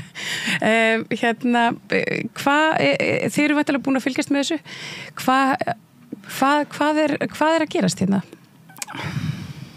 Já náttúrulega Trump segir alltaf frá því sem gerist í síðasta partíi það er svona hans háttur á svona framsetningu þegar hann talar og hann er ofta hann segir upp á það sem maður hugsa en þú ekki segja og þetta er svona þetta var nú svona náðu einhver svona súrrealískum hæðum ef það er hægt að tala súrrealískar hæðir hvað hann varðar og samt auðvitað svona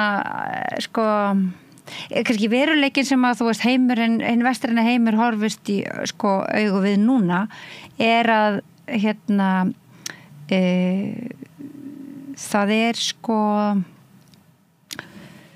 ég veit ekki það er einhver svona hvað maður segja svona ignorant fasismi sem að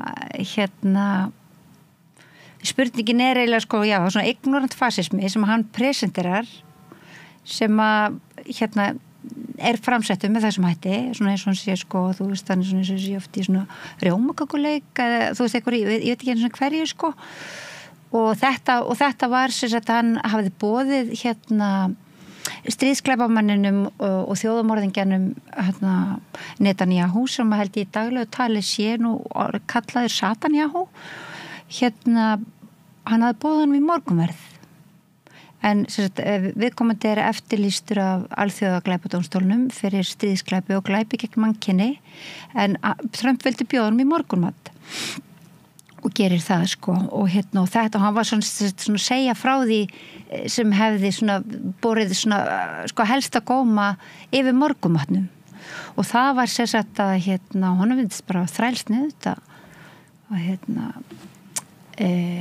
losa bara einhvern veginn gasaræði við það væri hvort það væri ekkert að sækja skilur þú veist það er bara búið að sprengja það er bara allt í rúst á svæðinu og hann hafði frétt það með þess að Trump að það væri allt í rúst og og hann talar, það er áhugavert eitt í máli Trumps er að hann talar 1,5 milljón gasabúa sem eiginlega athyglisverðast af þessu öllu saman. Akkurat.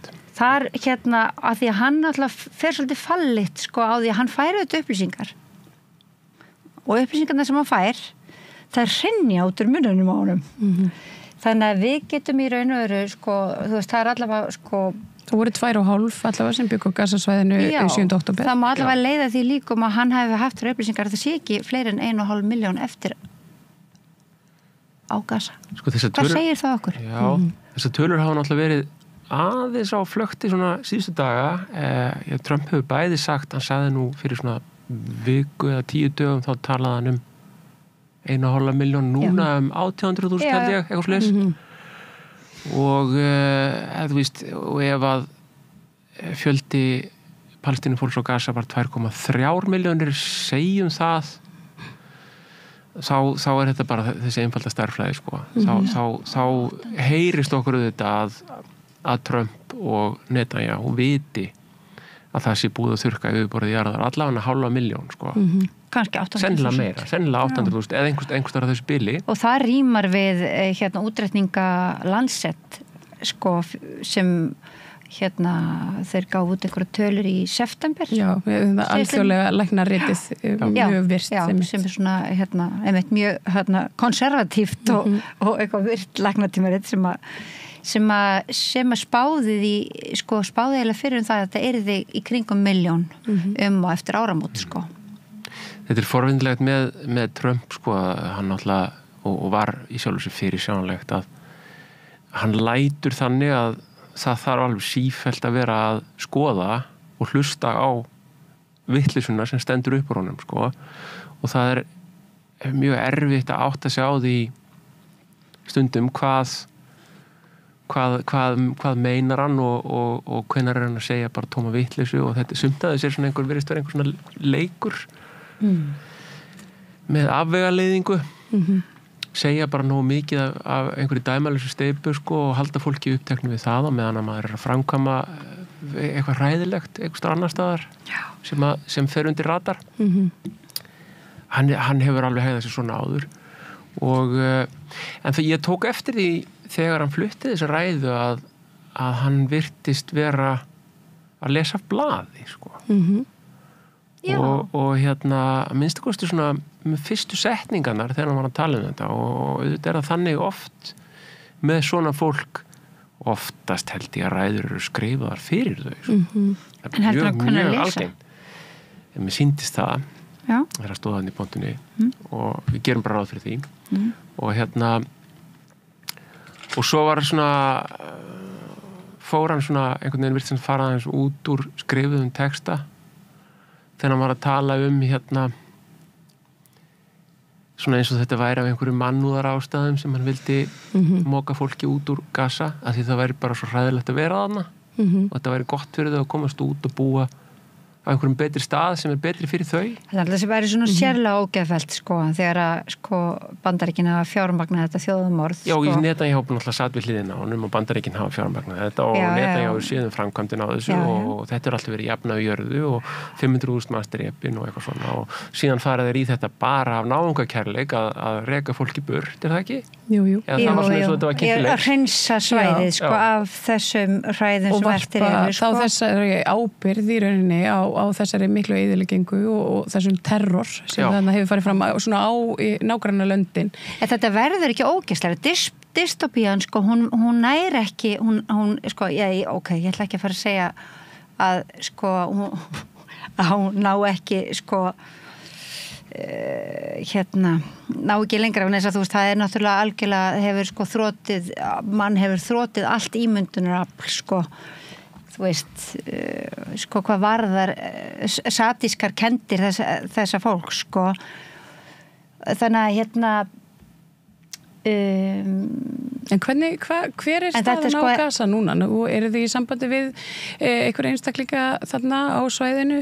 Nú þetta mikil eyðileggingi en það hefur eitthvað komist inn í þessu vopnahlé, ef vopnahlé skildi kalla, af bara svona vistum og sjúkragögnum en maður tekur nú eftir því að það ennþá svona sterkt kall eftir bara fjárhagsstuðningi og bara aðstoð almennt. Já, það bara hluti af hjálpakunum sem kemst í. Það matur hefur komist inn en fólk auðvitað að snúa heim og þar mætir fólki sem sagt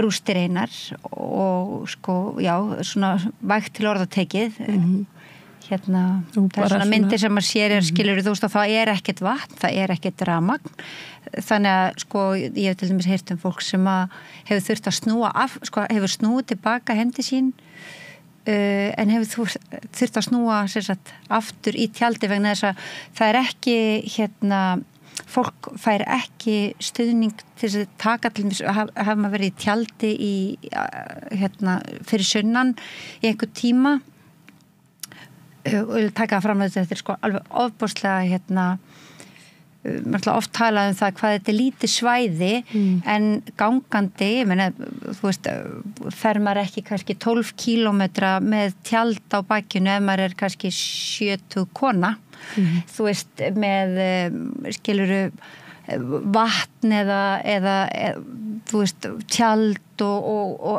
þú veist eitthvað svo leið þannig að fólk hefur í sumum tilfellum þurft að snúa tilbaka í það tjald sem það dvaldist í kannski áður hefur búið að veljast núna í alla þessa mánuði eða skilur þú veist þá menni með öllu því að vera rekið eins og skilur þú veist ég veit ekki eins og hvað fram og tilbaka svikið allt eyðilagt, allt tekið af því það verður fyrir botlaus og ofbeldi hvar sem það kemur af þessum sadistum Já, þetta hefur náttúrulega eins og við höfum séð sem höfum bara fylgjumst með ekki verið neitt raunverulegt vopnahlé. Það hefur kannski minkað aðeins sprengjuregnið inn á Gaza en það er náttúrulega bara verið gefið í á Vesturbakkanum og meðan. 28.000 Já. Á seinustu 2 vikum. Akkurat Á Vesturbakkanum. Já, sem að hafa verið bara, þú veist, rekin og heimilið eyðilögð og drepið. Þetta einmitt fyrir hann, hvað heitir hann ekki, Kústner, Tengdason Trump. Tengdason Trump, já. Mér finnst líka ég aðeins í sambandi við fólkin á Gaza og auðvitað hafði fólki þarna mjög það var talsverð eftirvænting eftir þessu vopnahlé og ég bara get mjög vel skilið það á sama tíma og mjög mikil fögnuður þegar þetta byrjaði og þau fengu þarna minnst okkur einhvers konar hugmyndafræðilegt leyfi til þess að fara norður og skoða heimili sín og það var mikilvæg eftirvæntinga eftir því ég held að mörg þeirra mér heyrist að mörg þeirra hafi verið alveg meðvituð að heimilin þeirra væri ekki endilega til lengur og kona sem ég talaði við sem að bara með þá hugmynd að hún geti farið og fundið lík mannsins síns. Það er eina sem að hún ætlar sér með því að fara á Norður-Gaza.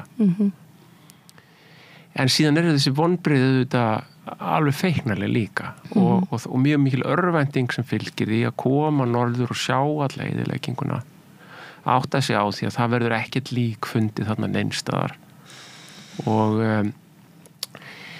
þetta eru kannski einhverja byrðir farnar að berast þarna inn en matarverðið er ennþá alveg gríðarlega hátt og það er verið, þetta er náttúrulega kannski eitthvað misjamt en þú veist þetta eggjabakkin að kosta $100 á eitthvað svona og þetta er bara erfitt og það var vont veður víðar en í Reykjavík í síðustu nótt, það var vont veður á Gaza líka í síðustu nótt, mikið rók og það tjöld fjallu og niðurringd tjöld sem fjallu og þið veitir fólk með börn í tjöldum búið að vera mánuðum saman og þetta er bara þetta er ekki auðvelt, þetta er mjög sárt og mikið vonbrigði og mjög erfitt líf En á sama tíma, náttúrulega þú veist, engum vafa undirorpið hvað hvað liggur fyrir hjá Palestínu, hjá fólki sem er að snúa heim. Það er engum á undirorpið. Það er ekki fararsnið á þeim. Nei. Það er ekki, þú veist, það er bara endurbygging og hún verður þetta bara aðdánaverðari sko fyrir þess sakir að það sko þú veist, það er ekkert sem stöðvar það, ekki neitt sko. Ekki einu sinni morgunverðarborð sko með stríðsklæpamanni. Nei, þú veist. Og einmitt svo, talandi einmitt stríðsklæpamannin og Trump vinans. Hvernig finnst ykkur íslensku stjórnvöldin, nú er þetta ný stjórn og Alþingi komið saman og allt þetta, nýr utanríkisráðherra, forsætisráðherra hafa staðið sig í að bregðast við kalli almennings og nú ég segi almennings vegna þess að það hefur verið gerða kannanir á afstöðu almennings til málefna Palestínu, þar sem að 75% með minnir hafi verið með Palestínu alla leið. Hvernig finnst ykkur þetta fólk hafa staðið sig í að fordæma til dæmis þessi ummæli Trump? Það hefur ekki borist fregnir að fordæmingu frá íslensku stjórnvöldum og ég skrifaði með tölvupóst til allra þingmanna í gær og það sem ég það var gott hjá þér, Margrétína. Ég var hvers eðlis var þessi tölvupóstur? Þar bara fór ég yfir þetta morgunverðarbóð og niðurstöður þess og líka fordæmingu af því að þú veist það hafa náttúrulega bara sko staðið fordæmingar frá Arabaríkjum, frá meira sem Þýskalandi, Frakklandi, þú veist Írlandi, ég meina þú veist þetta er náttúrulega bara fólk auðvitað bara á ekki orð sko, en reynir svona að hósta upp úr sér fordæmingunni og ég var bara veltað fyrir mig hvenær við mættum vænta þess að fordæmingarhóstin sko hreykju upp úr íslensku ríkisstjórninni sko og svona var að hvetja þetta var svona átt að vera hvetjandi fyrir þú sérstaklega kannski nýkjörna þingmenn sko til þess að sko svona það virðist vera eitthvað sko hann inn í þinghúsinu sem ég vildi svona hvernig ég reyna að grípa í taumana hann með nýkjörna þingmenn áður þeir sko flektust á mikið inn í þennan deyfingarsjúkdóm sem að ég held að skilur já, ég var sko ég las þennan tölvupóstinn þarna á einhverju spjallræði áðan og er búin að vera fullur ég veit ekki alveg hvað að kalla það svona ég hef ekki búið mikla von í brjósti gagvart stjórnmálafólki núna síðustu dag og ég hef verið svona þeirra skoðunar að við eigum helst það sé bara vitleysi að vera eða orku í þau sko. Það sé ekki eftir neina slægjast í stjórnmálum eins og þau eru sett upp og ég las hennan tölvupósti yfir og ég sagði mér það er hún Magga Stína dugleg, þetta er gott hjá henni en þetta skiptir engu máli en þá benti hann átnifinn minn mér á það ég var í einhverju svona tuði í dag og hann sagði sko það er ekki alveg það sama væntingar og kröfur það er ekki þú þarft það er ekkert að fara fram á það að þú hafir miklar væntingar til þeirra en þú getur gert kröfur til þeirra og við eigum að gera kröfur til þeirra og það er alveg rétt. Það er náttúrulega, þau eru til þjónustu hlutverki og það, þú veist, og þegar maður nennir að skrifa það þú veist, halló þú ert í ábyrgðar og þjónustu hlutverki þannig að það er kannski allt í lagi sko, kannski þó að maður sé vondöfur og þá er kannski full ástæða til þess að gera bara skýrar kröfur til stjórnmálafólks en það er náttúrulega ekki teist frá þeim þetta og það er svona, þetta er ekkit vinsælt mál að tala hér og kannski ég veit það ekki, ég hefur ekki verið það lítið heyrðu frá síðustu ríkisstjórnanna en svona einhver svona meðvirknishjal með Ísrael og Bandaríkjunum Já, ég meni það er bara beinu stuðningsmenn og talandi meðvirknishjal með Ísrael og Bandaríkjunum þá er nú flokksmyndin kollegi minn Stefán Einar, hann var í broadcastinu ég sá klippu úr þessu á Facebook hjá Frosta í dag þar sem að það kemur til tals þessi hugmynd Trump og hann ræðir hann tekur svona svolítið í sama streng og nú ætlum ég að fá að sjá myndband og byrja ykkur að fylgjast með einnig auðvitað hafa menn verið að velta sig hvort að þetta koma upp einhvers konar samfélag þarna nýju á Gazasvæðinu undir friðargæsluliði. Ísraelarnir segja að við verðum að hafa viðbúnað þarna til þess að geta stöðvað mögulegar árásir frá þessum hendaverkamönnum. Auðvitað velti maður fyrir sér með Egyptaland, Jórdaníu, Sýrland en nú ekki aðstöðu til þess sem stendur. Hvað á að gera? Flest af þessu fólki gæti búið sér betra líf á komandi árum með því að færa sig yfir til þessar landa, en vandinn bara að sjá að þessi ríki vilja ekki taka á móti. Egyptar, Jórdanir vilja bara ekki fá þetta fólk inn fyrir sín landamæri. Kannski verður þetta semja við þessi ríki að taka við greiðslum við að taka á móti þessu fólki. Það allavega ekki að neina að hverfa á Gazasvæðinu og maður spyr sér líka, ætlar þetta fólk að bjóða sjálfur sér upp á það að lenda enn einu sinni undir stjórnarherrum, hryðjuverkamönnum sem að hafa það sem æðsta markmið, þeir hafa æðra markmið í því að drepa gyðinga heldur en að halda lífinu í börnunum sínum. Hvers konar Golda Meir sagði, hún var spurð, hvenær mun nást friður fyrir botni Miðjarðarhafs? Og hún sagði, það mun gerast þegar þessir menn munu elska börnin sín meira heldur en þeir hata okkur. Já, þetta var áhugaverst og við þökkum auðvitað Frosta á broadcastinu fyrir að senda okkur þetta myndbrot. Segðu mér hvað já, ég veit eiginlega bara ekkert hvað ég að segja. Þetta var svolítið svakalegt. Já, hann náttúrulega eiginlega bara resitera upp nokkurn veginn sem Trump hugleiðingar bandaríkjaforseta frá í gæri, það ekki? Þessum sirkabát. Jú. Og á sinn heimskulega hátt.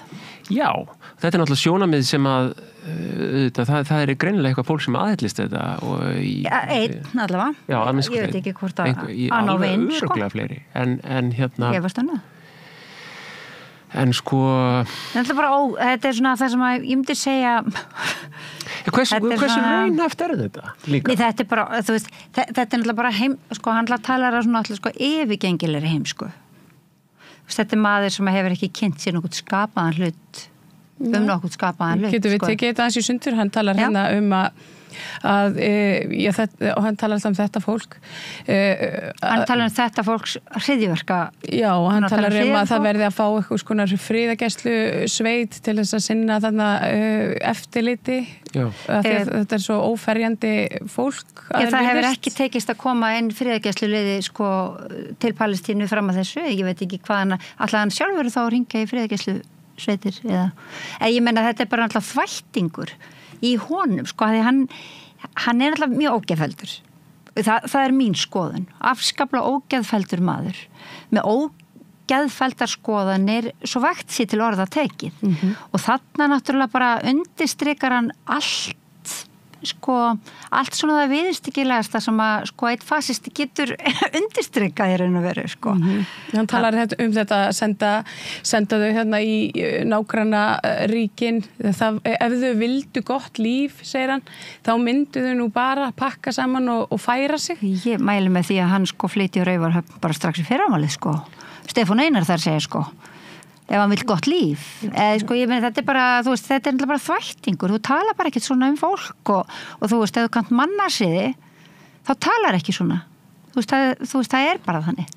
Og ég finn hvað ég var miklu æstari, ég meina, Trump er bara, þú veist, hann er í raun og veru ekki, fyrirstillir ekki, ég sé hann ekki kannski eins og hann er bara svona appelsínugulur og litin og ég veit ekki hvað hann er með hárkolli, hvað hann er til, hann er kannski Stefán Einar er þetta svolítið, hann stendur okkur svolítið nærri, hann er samlanda okkar og það er alltaf bara óhugulegt að fylgjast með samlanda sínum, tala með þessum hætti, þetta er einhvern veginn svona það sem að við vorum búin að eigna kannski vonduköllunum í útlöndum. Þetta er samt býsna forvinnilegt líka vegna þess að hann náttúrulega að það getur vel verið að hann hafi þessa skoðun en hann er auðvitað svona kópírað þetta upp eftir einhverju sem sagt hefur verið annar staðar í veröldinni og það sem er það sem að þorrin af öllu þessum sagt er þarna hljómar mjög svona fráleitt ólöglegt, illframkvæmanlegt eitthvað svoleið eitthvað þann bóin en það sem er hræðilegt við það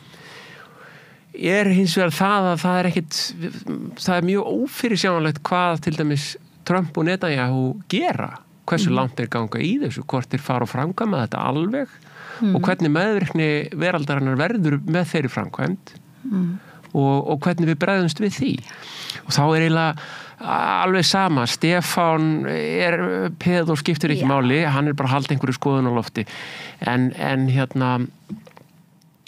og skildum ættum kannski ekki að dvelja alltaf lengi við hann í þessu samhengi sko. Þetta er bara hlægilegt sko. Já, en það sko, ég finna þetta linnulösa dráp sem hefur á sér staðan á Gaza og þessi áratugarlönga kúun á þessari þjóð og kúunin sem fer fram núna á frumbyggjum í Bandaríkjunum sem verið að reka yfir einhver landamæri í hand- og fótjárnum í herflutningavélum. Þetta allt saman einhver raunveruleiki sem að fólk átti bátt með að sjá fyrir sér fyrir skömmu síðan. Þannig að ég held að maður ætti að hafa varan á sér aðeins með þessar hugmyndir og þegar það búið að normalisera þær og tala mikið um þær. Já. En þetta nú ákveðin normalisering þegar þetta, ég meina broadcastið nú bara eitt af þessum vinsalu hlaðvarps veitum, segir maður það, þessi þáttur Frosta hann fer víða, hann pikkar upp á fjölmiðlum víða og við endurtökum hann hér. Já, og í bland við það komið einhvern veginn svona í meginströyminn og það það sem svo hættulegt sko. Já, og það náttúrulega, þú veist, og svona sko, sérsagt í þessar uppskrift þar sem að til dæmis svona, við erum að tala þú veist, RÚV og þessar meginströms þú veist, umræðu sem að sko einkennist bæða þöggun og lígimáli sko. Þú veist að þá skilja alveg hvað þú ert að tala þegar þetta sko, þegar þú segir þetta sé hættulegt en þess að það þetta bara fullt af fólki sem að bara hlustar á eitthvað og hann eitthvað nafn sem það heyrir oft og líka, en endurtaka líka bara þetta hatur, sko, þetta óbúrslega ljóta hatur, þetta að Palestínu fólk elskar ekki börnin sín og þessi hryðjuverkafólk. Það sem fer svona mest fyrir brjóstu á manni, sko, því það svo ógæðislegt að hlusta á þetta. Þeir elski meira að drepa gyðinga heldur en þeir elska að halda börnunum sína lífa. Og maður spyr sig hvort þessi maður hafi nokkuð tíman hitt. Ég ekki viss að þessi maður hafi nokkuð tíman farið til útlanda, sko, bara aldrei á ævi sinni, sko, bara aldrei. Já, hann hefur verið bóðið til Ísrael. Já, ok, það flott.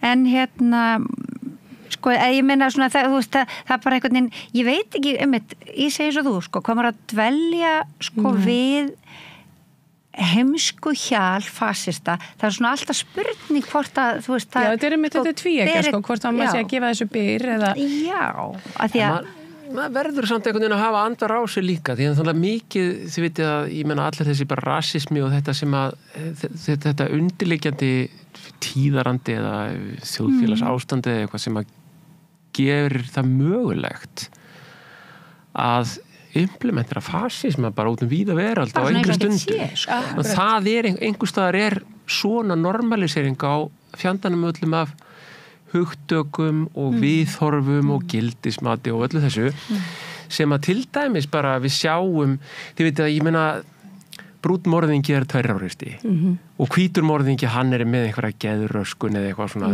og þetta klassíst. Þetta svona bara búið að mála upp veröldina og þetta bara aftur og aftur og aftur og það ekki tiltökum mál í Bandaríkjunum þegar verið að skjóta börn í skólum.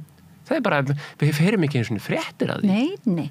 Ég meina sko, en einhver morðingi þar og ef hann hvítur þá það örugglega bara allt í lagi. Ef hann brúnn, þá hann terroristi, sko. Já. Það að því að þú minnist á þetta auðvitað þessi hvítu fjöldamorðingjar sem hafa verið að skjóta fólk núna síðast í fyrradag í Svíþjóð. Þetta hvítir kallar sem aðhyllast ákveðna hugmyndafræði og þessa sömu hugmyndafræði og við sjáum að ákveðin öfl hafa verið að flytja hér inn í stóru stíl bara meðal annars frá Svíþjóð og Norðurlöndunum. Haldið þið, óttist þið ekki að þetta við séum bara komin með okkar eigin incel-kultúr hérna í ykkur svona myrk kjallaraskot og ég meina að það verði bara kannski ekkert voðalega langt í hryðjuverkaárás af völdum. Ég segi, við veitum þá alveg hverjum við megum þakka það er bara Stefán Einari verður þá þakka kærlega fyrir það, sko. Þú veist, en þess að það ekkert það einhver blöðum það að fletta, sko, þú veist, við erum ekkert undanskilir, sko, þeim, áhrifum sem að þessi kultúr, leiðir af. Þið veitir, þetta náttúrulega bara þessi tvískipting, þessi dualismi og þetta sem við kalla polarisering, skautun eða hvað eina, og hafa verið skrifað að lærða ritgerðum og skýslu fyrir lögreglun og allan fjandan um þetta, það sem að þetta talin eina ástæðan fyrir því þegar ætla mætti að sé aukin hætt á hryðjuverkum í samfélagi. Og við höfum alveg hér verið köllu stuðningsmenn hryðjuverka fólks og eitthvað. Ég ennþá kærð fyrir já, ég meina það, ég var ekki bara Stefán Einar í podcastinu sínu eitthvað útúða okkur við ykkur jólaföndri fyrir að vera ykkur hryðjuverkamenn. Það var eitthvað svona. Þetta sem þannig að það búið að skipta samfélaginu upp í einhverja allan að 2 hópa ekki fleiri og en grundvallar megin stefi þar það að annar hópurinn segir að við séum terroristar og við segjum að þetta allt eitthvað rell og röfl sem að heldur okkur náttúrulega sundruðum og við heldur óbreyttu ástandi. Einhvern veginn svoleið, sko. Já, og svona einhvern veginn, þá verðist svona fasismin, hann hefur átt greiða leið, sko, líka vegna þess að deyfingin er mikil, þú veist, deyfingin í samfélaginu er mikil. Þú veist, það er, ég meina, helstu, sko, svona, þú veist, fólk er deyft bara, skilur, þú veist, á frjáls aðgangur að, skilur, áfengi, klámi, þú veist, alveg sama hvað þú nefnir það, sko, þú veist, og deyfingin er alger, sko, og þú veist, og allt í þáu gróðahygjunar og græðginnar og kapitalismans, sko. Þetta er svona, ef þú gefði hringleikahús, þá gerði það ekki breyst. Akkurat. Og þannig að, þú veist, þetta er allt svona ég hugsa kannski nú allar svona, þú veist, að maður bara þóra að fara út í það, sko, en þetta til dæmis þetta múslima hatur, sko, þú veist, það náttúrulega ég segi Íslam, hann auðvitað storkar kapitalismanum, skilur á öllum sviðum. En það í rauninni ekki Jesú Kristur að gera líka. Já, og Jesú Kristur gerir það líka, en það er enginn að ganga, sko, götu Jesú Krist sér síst á öllu Stefán Einar, sko. Það er alveg ljóst. Já, vel þóttan sig guðfræðingur, sko. Þú veist, þannig að hann gengur sína götu haturs bara eins og hans skoðanabræður og systur. En það er sko, ég meina rasismi eins og við vitum er auðvitað mjög stórt problem í veröldinni en sko islamofóbía hún er algjörlega legitimiserið, hún er leyfð, hún er bara markasett og hún má, sko. Og það er aldrei neitt mál að setja terroristarlímið á fólk sem er íslam trúar. Það er bara ekkert mál, það má. Og þú fannst nýngað fangilsi, það þarf ekki rétta ef þeim ekki neitt, sko. Það er bara innbyggt í lögin okkar, sko. Já. Og þetta er náttúrulega bara einhvern veginn Hvað gerum við? Hvernig breytum við þessu? Hvernig breytum við heiminum, gott fólk? Með ást. Já. Og smá byltingu, væntanlega. Og þetta, ég verði þáttum að verði reiður og ég þetta bara svona, þú veist, þetta er svona ákveðin adrenalín, svona innspýting, þú veist, að hlusta svona þvætting, sko. En ástin og kærleikurinn, sko, er það eina sem að þetta sigrar hatrið, sko. Þú veist, það er náttúrulega bara jafn einfalt. Og þess vegna auðvitað hefur maður verið kallaður barnalegur í gegnum tíðina, skilurðu? Að því maður er bara alltaf að tala ást og gleði og svona og er bara svona hress og skemmtilegur einhvern veginn alltaf. En þú veist, þetta er, já, ég meina það er auðvitað ekkit annað. Þú veist, það er ekki, þú veist, til og með talandum þetta fjöldamorði í Svíþjóð. Já.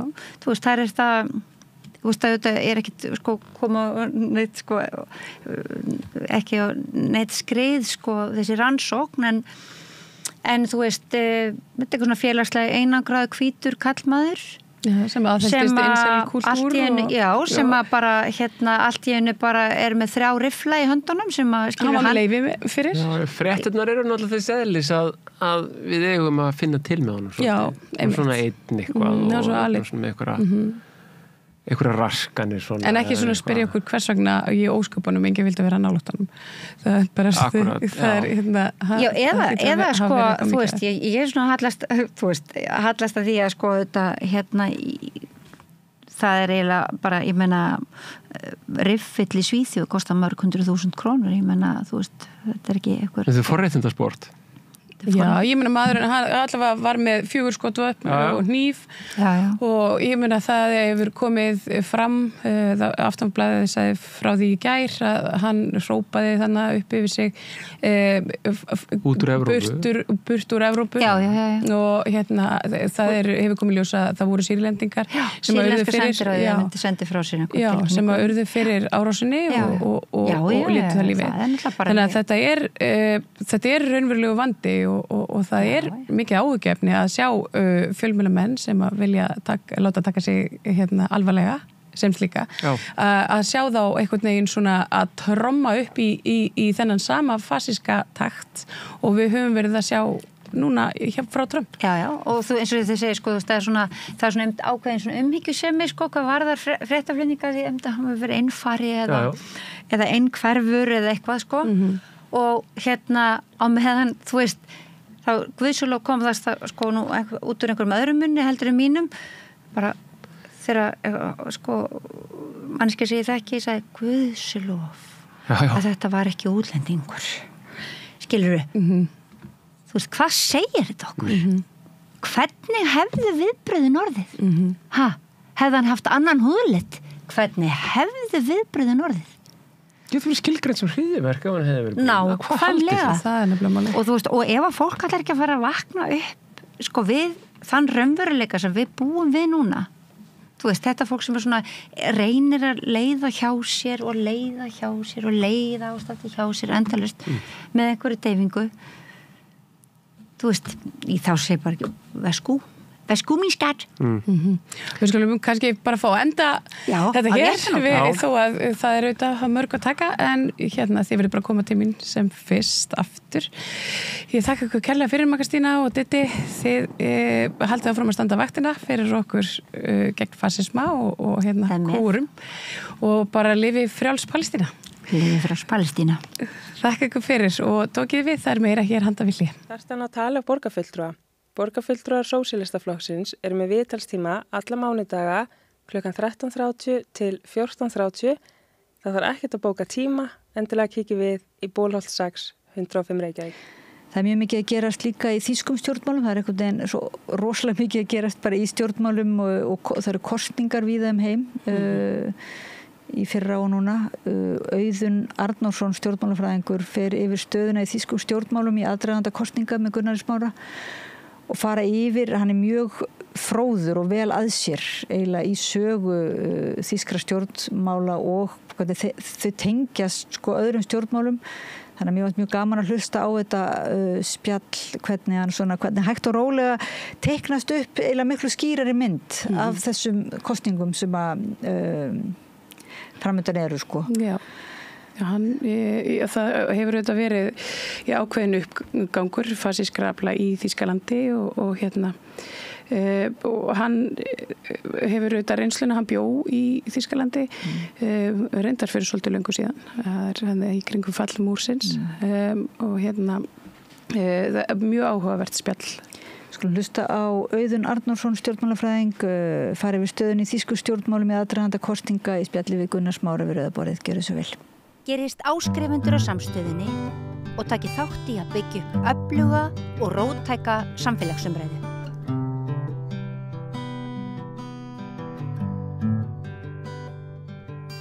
Það verður kosið í Þýskalandi seinna í mánuðinum eða undir lok mánaðarins og það eru mjög spennandi kosningar eins og svo sem fjallaðum hérna áður og við ætlum að halda áfram að reyna að glögga okkur á því hvað er að gerast í Þýskalandi og hingað er komin Auður Arnórsson, stjórnmálafræðingur hjá Reykjavík Akademíunni sem að þekkir til þýskra stjórnmála.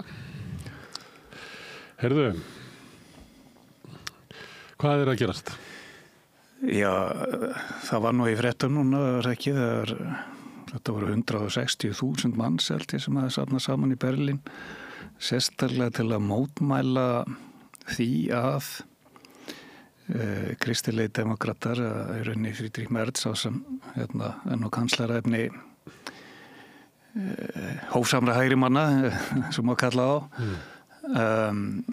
hefði í rauninni tekið þessa stefnubreitingu hafi sko meðvitað reikna með að eða gert sér að góðu að fá stuðning AFD valkosts fyrir Þýskaland jaðaræri flokksins populíska þjóðarninsinna hæri flokksins sem mjög umdeltur hafi sem sagt þegar hann lagði fram frumvarp því nú náttúrulega þingi starfandi en þó að séu kosningar og framundan þá þingi ennþá starfandi og þó að sé engin starfandi meirihluti og þess vegna gat hann sem leiðtogi í rauninni stærsta flokksins á þingi lagt fram þessa tillögum það var hluta kosningabarátunni hjá einmitt kristilegum demókrötum að aukin harka í útlendingamálum? Já, það sem ég skýrst nú hann hafi aðalega ætlað sér að ná fram með þessu var að geta sagt að stjórnarflokkarnir væri ekki að gera neitt í þessu. Það að segja og meira að höfnuðu þá tillögum þegar það kemur fram í þinginu að gera eitthvað í alvöru í þessu. Í þessu? Það að segja að loka landamærunum fyrir innflytjendum. Einfallega, það rauninni það sem þetta snýst og því það það sem náttúrulega flokkurinn sem lengst til hægri hefur þarna að vera að safna atkvæðum út á einfallega með því að vera með hörðustu útlendingastefnuna. Það einfallega nýtur núna meiri hljómgrunns í Þýskalandi eins og víðar í Evrópu og víðar en vestræna heim. Þau voru með umræðu innan sinna raða, þú þar hefur kannski ekki alveg gengist við því, að fara svona kannski svipaleið og Trump að gera með því að bara einfallega að vísa innflytjendum úr landi. Jú. Er eitthvað aftur heim? Já, og að því náttúrulega réttaríkisreglur í Þýskalandi og yfirleitt það nú bundið í stjórnarskrá hjá þeim rétturinn það að segja skyldan til að taka á móti flóttafólki að því náttúrulega í kjölfar stríðsins þá voru nú minnst 13 milljónir þjóðverja sjálfur á flótta austan úr álfunni undan byssustingjum Rauðahersins það sé ekki hermenn, heldur bara óbreyttir borgarar sem voru flændi burt þaðan sem þjóðverja byggu Þýskalandi, það margir sem gleyma því að Þýskalandi núna hvað maður að segja landfræðilega mun vestrænna ríki heldur en það var það náði það nú stundum talað þessa hólmlendu sem Rússar eiga við Eystrasalti, það leifarnar af austasta héraði Þýskalands, Austur-Prússlandi, það sem Königsberg var sem heitir núna Kaliningrad, það er nú Pólland bara á milli og Pólland var fært bara vestur á landakortinu með svakalegustu fólksflutningum frá þjóðflutningatímanum þegar Stalin hélt sínum hluta af Pólandi eftir sem hluta af Sovétríkjunum eftir að sem hann hernam strax haustið 39 það var ekki bara þjóðverjar sem réðust inn í Pólland heldur Rússar líka, það er að segja Sovétmenn og héldu sínum hluta af Pólandi eins og þeir litu á það og færðu Pólland sem sett vestar á landakortu og fengu bara leitu á vesturveldina til að kvitta bara upp á það að þetta væri bara allavega, eins og segi bara nota þetta sem svona af þessum ástæðum þá það í stjórnarskrána í Þýskalandi að þjóðverjar tæki á móti flótta. Já, réttur flóttafólks bara einmitt skráður hluta af hvað maður segja helgustu mannréttindum sem skráð í stjórnarskrána. Það sem ég gerði því vikunni var að Kristilegir demókratar leggja fram þetta frumvarp og það fer í gegn með stuðningi frá ég kallaði bara AFD því að þetta valkostu fyrir Þýskaland svo til langt nafn. Já, þetta fór í gegn í fyrstu umferð en svo kom svo var nefnilega aftur greitt atkvæði og þá hafðu greinlega nógu margir sannlega úr liði frálenda demokrata Rokki og Skaftina þannig að þau fengu ekki reyna meiri hluta aftur fyrir því. En allavega þetta var svona áhættu atriði. Af hverju þetta svona mikið mál? Vegna þess að maður myndi ætla það ef það eitthvað mál og það meiri hluti þinginu fyrir því og sem þing sem að þjóðin kýs. Af hverju fjandanum eins og maður sagði ætti það mál ekki bara að fá að fara í gegn?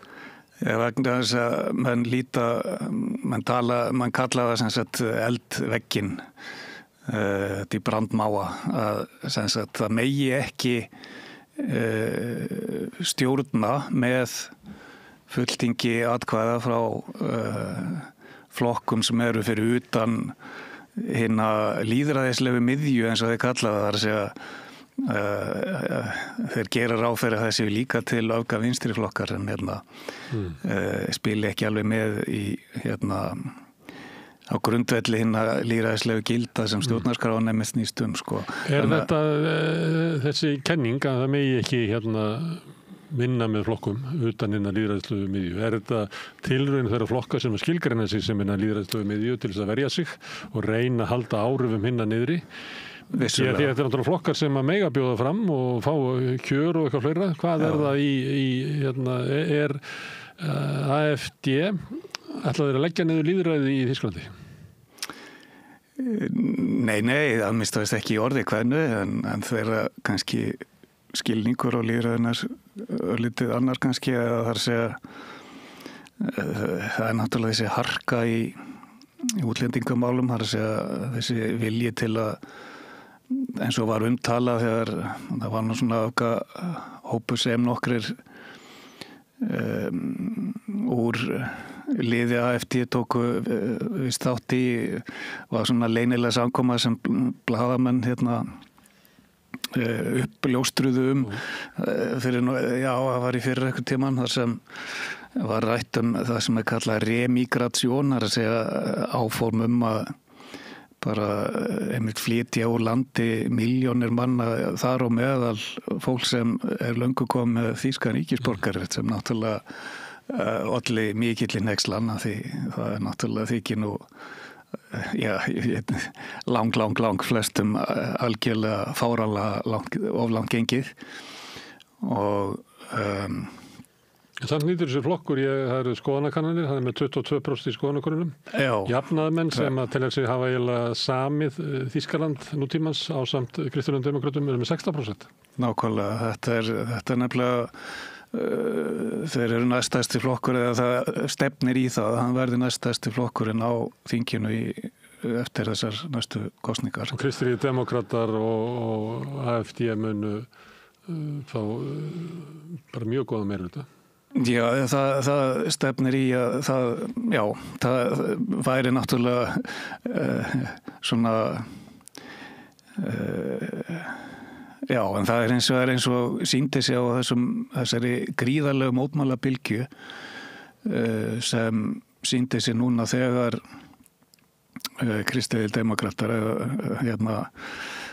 sýndu sig tilbúna til að komur að segja kannski ekki brjóta alveg þennan svokallaða eldvegg en að minnst á þessi svona mýkjan með þessari atkvæðagreiðslu í þinginu þessa harðari útlendinga stefnu að þá og með við allt það sem Friedrich Merz hefur líka sagt hingað til, hann saði mjög afdráttarlaust fyrir fáeinum vikum að það kemi alls ekki til greina að starfa með AfD ég man ekki hvaða líkingu hann notaði en það var allavega þannig að það bara gersamlega óhugsandi og það sagði hann náttúrulega greinilega vegna þess að það er það sem svona allavega meirihlutin í hans flokki hugsar, vill bara alls ekki vill bara halda fast í þessa stefnu sem sagt að það kom ekki til greina og þetta hefur verið eins og mjög Þetta hefur verið sagt í Svíþjóð, þetta hefur sagt í Hollandi, þetta hefur verið sagt í Austuríki og þetta var í gamla daga sagt í Danmörku, þetta er löngu fallið allt saman. Því að valkostir það sem þú kallar hófsama hægrið sem er náttúrulega alltaf að verða minna hófsamt. Valkostir þess er að mynda hægri stjórn með þessum flokkum eða eins og gerist í Svíþjóð fjólublátt bandalag eða hvað að kalla þetta. Eftir kosninga núna með það er ekki víst að frjálslyndi ná inn á þing Nei, og það er eins og stöður verið úti jafnaðarmenn í algjörum sárum og svo græningja Þetta orðið svona nú var eins og uppskriftað bara síðustu ríkisstjórn á Íslandi sem allir og sérstaklega þeir sem voru í henni upplýsa okkur að hafa verið og algjörlega ónýtt ríkisstjórn. Þannig að valkostirinn hefðbundna hægris annars vegar að fara út í svona bandalagi yfir miðjuna sem að mun ekki gera neitt eða að ná fram hægri stefnu okkar og láta undan kröfum. Já, þetta svona minnst í freystingin þá sem blasir við þeim flokki. Hægri menn á Spáni voru til að spúna taka þess ákvörðun, þeir bara unni ekki kosningarnar. Þeir mistu kosningasigurinn, en þeir ætluðu þangað. Þetta kannski að því hefðbundna hægrið hvarf á Ítalíu, þar við eiginlega bara með populíska hægrið. Þannig að þetta eiginlega í Austurríki þessi eldveggir að hrynja. Jú, það sem maður segja leiðtogi jaðarhægri flokksins er leiðin í kanslarastólinn sem auðvitað mikil tímamót þar og vissulega þetta er náttúrulega líka vegna þess að Austurríki svolítið eins og minni útgáfa af Þýskalandi að þá horfa menn náttúrulega nema bara kannski svona íhaldsamari útgáfa á Þýskalandi þá horfi fólk auðvitað til þess hvort að Þýskalandi menn verra það voru nú eins og vinur minn frá námsáranum, hann kallaði Austuríkismenn alpanazistana og bæjara kallaði hann þá die Voralpen-nazis foralpanazista það var svona hans leið til að lýsa þessu. Þannig eru djúpar kaþólskir og íhaldsamir íhaldsstefnu og bara harður í hægri stefnu. Þýskalandi líka byggt upp að því. Já, þetta kannski svolítið sem fylgir þessari kannski hluta af menningu landluktra þeir sem eru lengst inn á meginlandinu og fjærst verslunarhöfnunum þar sem fylgdi nú kannski meiri svona heimsborgara sín að hugsun. Verslunarstaðirnir voru náttúrulega þeir sem voru opnast til hvert heiminn og það er það sem mesti hagvöxturinn hefur nú komið frá. En Þú vísar í mótmælin sem voru inn í Berlín. En Berlín er náttúrulega bara eins og eyja í hafi AfD. Sem sterkustu héruðin eða fylkin sem að þau hafa eru þannig kringum Berlín og þótt að 160.000 manns í Berlín fari í mótmæli, þú veist. En það er samt auðvitað, ég held að það hafa nú komið Merz á óvart þessi hrikalega harkalegu viðbrögð og miklu mótmæli því að hann í kosningabaráttu og vill ekki verða óvinsæll. Hann var náttúrulega að reyna að græða atkvæði á þessu en ekki tapa atkvæði, en ég held að hann hafa nú frekar uppi staðið tapa atkvæði á þessu. Hvert tapar hann atkvæði? Væntanlega til jafnaðarmanna. Hann náttúrulega vegna þess að hann tókst ekki að sína í rauninni hans flokkur væri sáflokkur sem hvað maður segja kannski það er bara ekki trúverðugt að fyrir kjósendur AfD að hans flokkur taki bara alveg upp útlendingastefnu AfD. Þannig að kjósendur AfD mun ekki flykkjast til að kjósa kristilega, Þannig að ég held að þetta hafi verið ansi vanhugsað einmitt, vegna þess að bæði þó kjósendur væru svona efins að Merz væri rétta kanslarinn nú umtala, því hann hefur aldrei gegnt ráðherraembætti, hann sem sagt eina ekki heldur í sambandslandi neinu sem alveg nýtt, það hefur aldrei verið kanslarefni eins af stóru flokkunum eða hinnum hefðbundnu fyrirverandi stóru flokkum SPD og kristilega sem hefur ekki gegnt ráðherraembætti áður, ekki einu sinni í sambandslandi og það er svona að tala honum til svona notaðu þetta gegn honum og En svo víða í Evrópu að þá er stuðningurinn við þetta nýja hægri, það er svæðisbundið. Jú. Og það yfirleitt leggst það í riðbeltin. Það eru riðbelti í norðurhéruðum Englands og það eru mikið riðbeltum í Fraklandi, þar sem að þjóðfylkingin nýtur mikils fylgis. Riðbeltið í Þýskalandi Austur-Þýskaland sem að fóru náttúrulega til að illa út úr sameiningunni. Það sem að maður eiginlega svona sömuleyti bara tekið. Já, það fer náttúrulega eftir hvernig á það litið. Það var einkavætt allar, það voru mikið af félagslegum eignum í fyrirtækjum og húsnæði og alls konar stofnunum, en það var meira bara að það var einkavætt á einni nóttu. Það svo gott sem. Og eftir situr fólk sem að upplifið sig einhver leiti skilið eftir. Það hefur almennt lakari efnahagslega stöðu heldur en fólk annars þar í landinu. Já, sko, svona, þegar sameiningin var 1990 þá held ég hafi búið einmitt á þessu svæði fyrirhverjandi Austur-Þýskalands eða í þessum 5-9 sambandslöndum eins og það var nú leiðin sem að farin til að sameina fyrirhverjandi Austur-Þýskaland, Vestur-Þýskaland einfallega að á þessu landsvæði voru búin til 5 sambandslönd eða svona fylki sem svo gengu þá í sambandslýðveldi Þýskaland og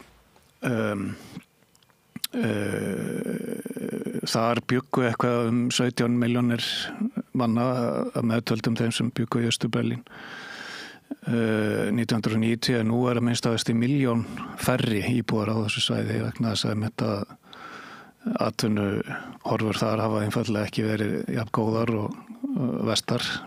Sem hörnun á löngu tíma en þó ber að hafa því í huga að sko, þjóðverðar fjölga sér ekki mikið. Nei. Þannig að þetta ekki alveg sambarlegt við hefum ekki erfitt að þýða þetta yfir á Ísland. Nei, en það til dæmis sko, þannig að sko ansi stór hluti íbúa þarna er eldra fólk sem einmitt kannski sér fortíðina í Austur-Þýskalandi og kommunistartímanum með einhverjum svona rósrauðum glerugum sko. Og ekki það sem að AfD að spila inn á að þetta hafi þó verið skömminni skárra í Sovjet? Já, það akkurat. Að tvennu illu þá velja Sovjetríkin frekar heldur en nýfrjálshygguna? Já, það nefnilega svo sérkennilegt sko, einmitt þessir þjóðernis hægri menn sko. Þeir hafa mikið dálæti á Pútín og finnst hann gera margt sem alveg til fyrirmyndar og eru sem sagt gæla við eins og reyndar þessir hægri. Pútín náttúrulega hægri. Já, hann í rauninni, svona einræðis herra nákvæmlega sem Orbán hrifinn af Pútín og Salvini á Ítalíu og Le Pen var í miklu samskiptum. Hann er bara þeirra maður. Hann er svona miðflokksmaður. Já, allavega, sama við með Fico í Slóvakíu og svo framvegis, en með þessir svona þjóðernis populistar, þeir hafa allir svona dælt við hvað samskipti við Pútín og bera blaka honum jafnvel eftir innrásina og vilja draga úr stuðningi við Úkraínu og svo framvegis, sem auðvitað mjög sérkennilegt sko, þetta en það virkar sérstaklega þarna í Austur-Þýskalandi þar sem náttúrulega fólk var alveg upp eða óvinnurinn voru Bandaríkin og NATO og þannig að það er auðvelt að svolítið ífa upp það er gömlu óvinna ímyndir og það á við bæði Söru Wagenknecht sem hef nú líka náð heilmiklu fylgi með næstum því jafnmiklu AfD í Austur-Þýskalandi í sumstaðar sem jú vinstri populisti sem einmitt hefur gert það einu sínu aðal stefnumáli að það verði að þjóðverðar hætta að styðja Úkraínu sko. Sem eins og sé á þarna meiri hljómgrunn í meðalimitt eldra fólks í fyrirhverjandi Austur-Þýskalandi heldur en annars almennt í Þýskalandi og það sé ekki viðbrögð í svona lágtekju fólks við það að Úkrænustríði hefur náttúrulega leitt inn efnahagslega stöðnun inn í Þýskaland, gríðarlega hækkun á orkuverði og öðru slíku sem rússneska gasið. Það er lífskjara krísa í Þýskalandi og lífskjara krísa bitnar helst á þeim sem standa veikast og það kemur fram í þeim svæðum sem eru hörlunarsvæði, en það kemur líka fram í stéttum að lágstéttin líður fyrir lífskjarakrísuna. Já, og það sem nú kannski eitt mest áhugjefni fyrir svona þessa hefðbundnu flokki í Þýskalandi að einmitt yngra fólk að flykkjast til að kjósa hægri populistana sem kom einmitt skýrt til ljós í Evrópuþingskosningunum núna fyrir tæpa ári og síðasta vor og já, það sýndi sig þar að AfD fekk mikið fylgi meðal yngra fólks ekki síst einmitt í vestur-þýskum borgum sem eru þetta svona krísueinkenni líka á hinnu hefðbundna flokkakerfi að hefðbundnu lýðræðisflokkarnir skuli ekki ná til yngra fólks og SPD skuli núna mælast með 16% þó að það séu með kanslaran og svona. Það ættu ekki alltaf eins orðað þannig að þetta sé bara einkenni á þessum, hvað kallar það á áðan, miðju lýðræðisflokkana? Já. Að þeir bara ná ekki til svona jaðarsettra svæða, lágstétta fólks. Og svo það, þegar það er samdráttur í samfélaginu, þá bitnar náttúrulega lífskjarakrísan og efnahagslegu samdráttur á ungu fólki. Það er minna tækifæri, það er erfiðleikum á húsnæðismarkaði, það fær ekki vinnu og fleira. Og en það er með einhverja, þeir sem telja sig eiga Þýskaland og eiga stýra því, að þeir sinna ekki þeim sem í mesta vandanum, það sem það helst að laga, af því að þeir eru svo upptinnir á því að kannski bara lækka skatta og fjármagn. Það sem var nú einmitt, það sem banabiti þessarar þriggja-flokkastjórnar. Brjóta niður réttindi opinberra starfsmanna og eitthvað svoleiðis sem að svara bara einhverjum viðskiptaráðum. Já, það sem var nú kannski helst einmitt banabiti þessarar þriggja-flokkastjórnar frjálslyndra græningja og hernaðamanna var einmitt að frjálslyndir sem eru svona efnaðslega politist lengst til hægri harðast á því að lækka skatta og standa vörðum og að ríkið taki ekki á sig meiri skuldir og það var það sem hann stóð harðast á Christian Lindner sem fór og fer ennþá fyrir frjálslyndum demokratum að þið svo kallega skuldaþak yrði ekki rofið þar segja þó að stjórnir væri með alls konar áform sem hefðu einmitt átt að geta kynnt undir meiri hagvexti í Þýskalandi að þá byggðu þessi áform á því að það væri hægt að fjárfesta fyrir lánsfé, það er að segja ekki eingöngu fyrir fé sem var þá þegar fyrir í þýska ríkiskassanum og Þýskaland enn og ekki sérstaklega skuldsett þannig að þetta hefði þótt sjálfsagt í svona flestum öðrum lýðræðisríkjum að því Þýskaland getur líka tekið á sig, getur gefið út skuldabref á einstaklega hagstæðum kjörum þannig að það kostar Þýska ríki mjög lítið að skuldsetja sig svolítið meira nation building ef það er að fjárfesta í hlutum sem sannarlega skipta máli eins og bæta infrastruktúrin og sem kemur öllum íbúin landsins til góða og ekki síst infrastruktúrin í orkumálum og samgöngum og svo framvegis. Það er mikið talað að vanti gríðarlega mikla fjárfestingu í jábrauta netið, sérstaklega vestanmegin að því að fjárfest svo mikið í að endurnýja allt austanmegin í áratugi eftir sameininguna en fyrir vikið var fjárfesting í innviðum vestanmegin svolítið trössuð og þetta þau eru svolítið að súpa segja þessu og það komin menn viðurkenna það þarf að fjárfesta í þessum innviðum og það bara mjög skynsamleg fjárfesting þannig að það mjög í rauninni góð rök fyrir því að þeir gefi út fleiri ríkisskuldabréf á ég veit ekki hvað það 0,5% vöxtum eitthvað það þýska ríki getur fjármagn það ekkert ríki sem getur fjármagn sig jafn hagkvæmt og þýska ríki en þetta var bara orðið hugmyndafræðileg svona fix-idé hjá frjálslendum eða hjá Kristján Lindner sem var fjármálaráðherra að það mætti ekki brjóta þetta svokallað skuldaþak sem var svona einhver reikniregla sem var sett upp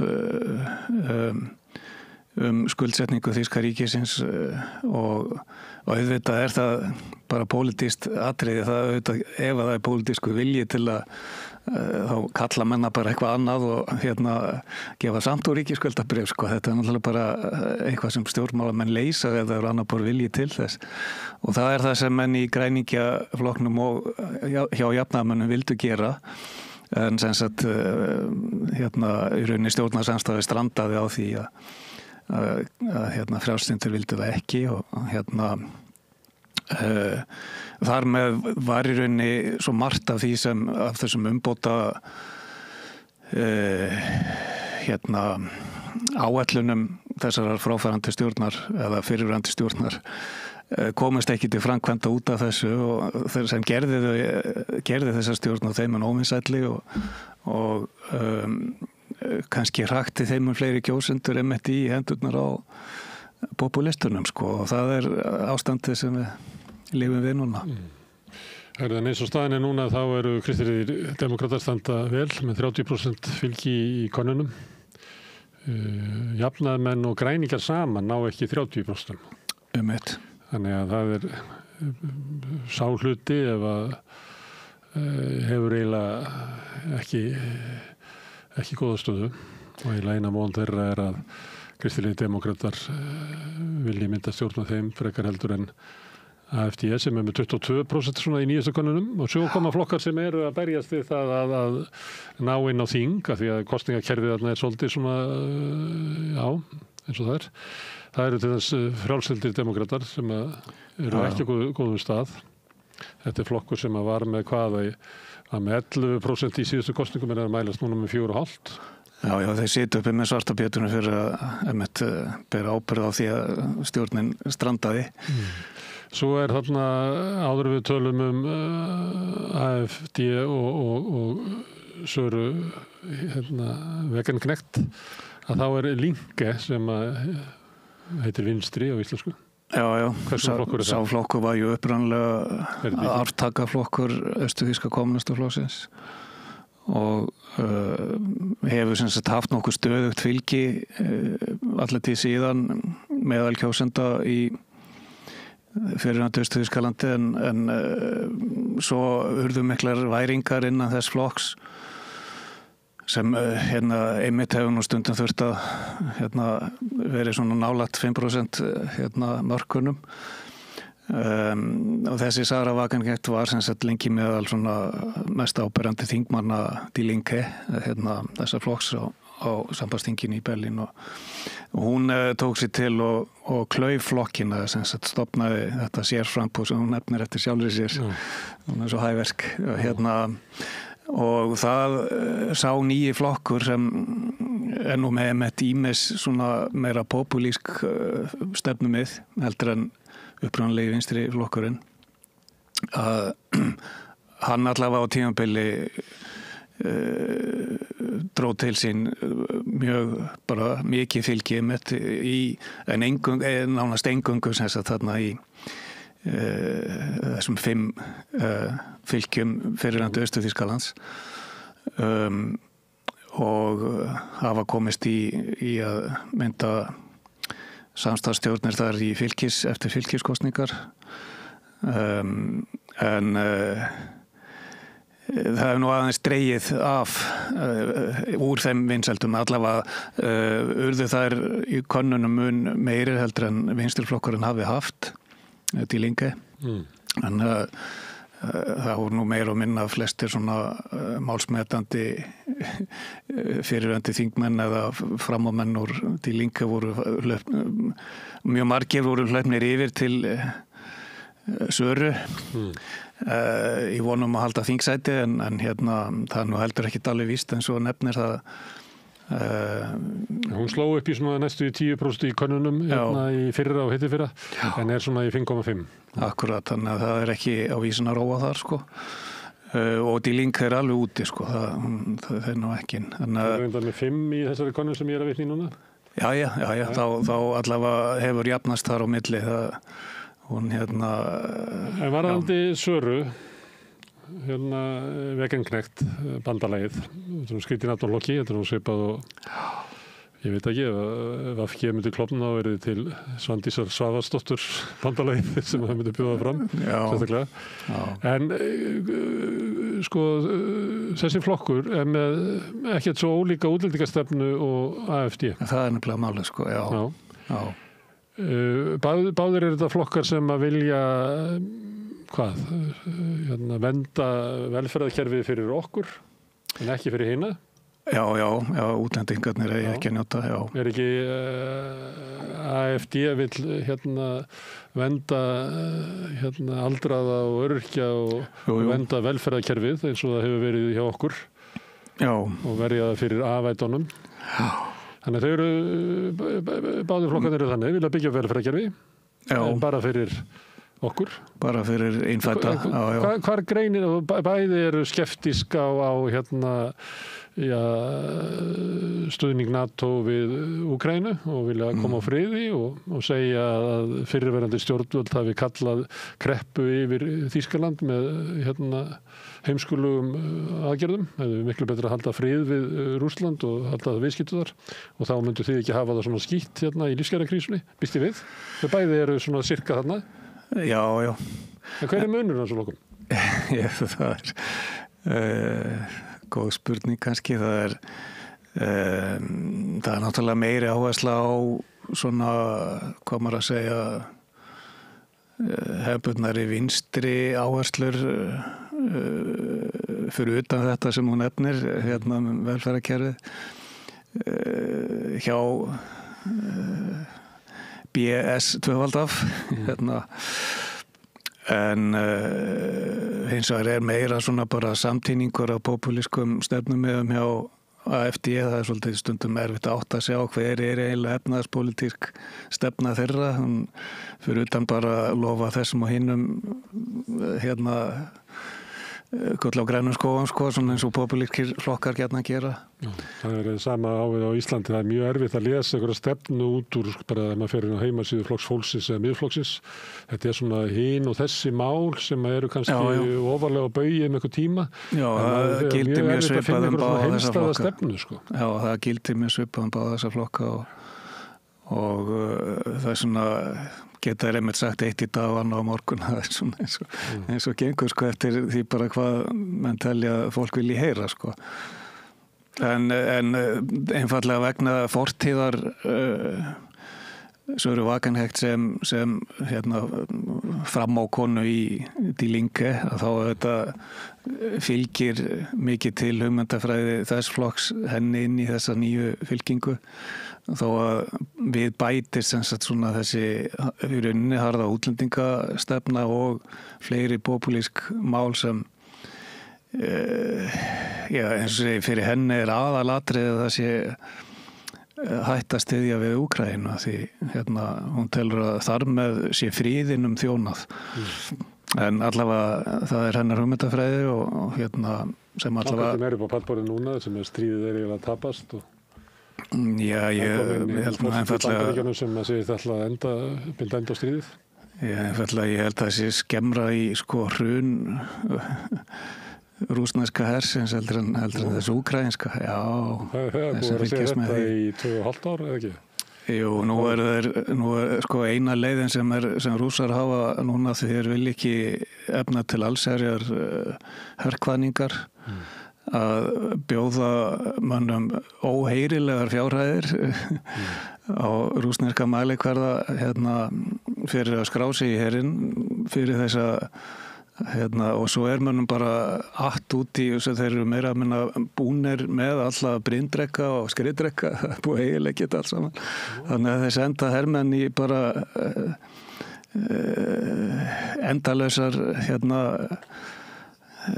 endalaust út á vígvöllin á þess að hafa brinnvarða vagna með sér og þeim er slátrað svo hratt sem sagt þessum hermönnum rússneska hersins. Þeir hlusta á NATO og halda þessu fram í 2 ár, ekkert að þessu hefur gengið eftir.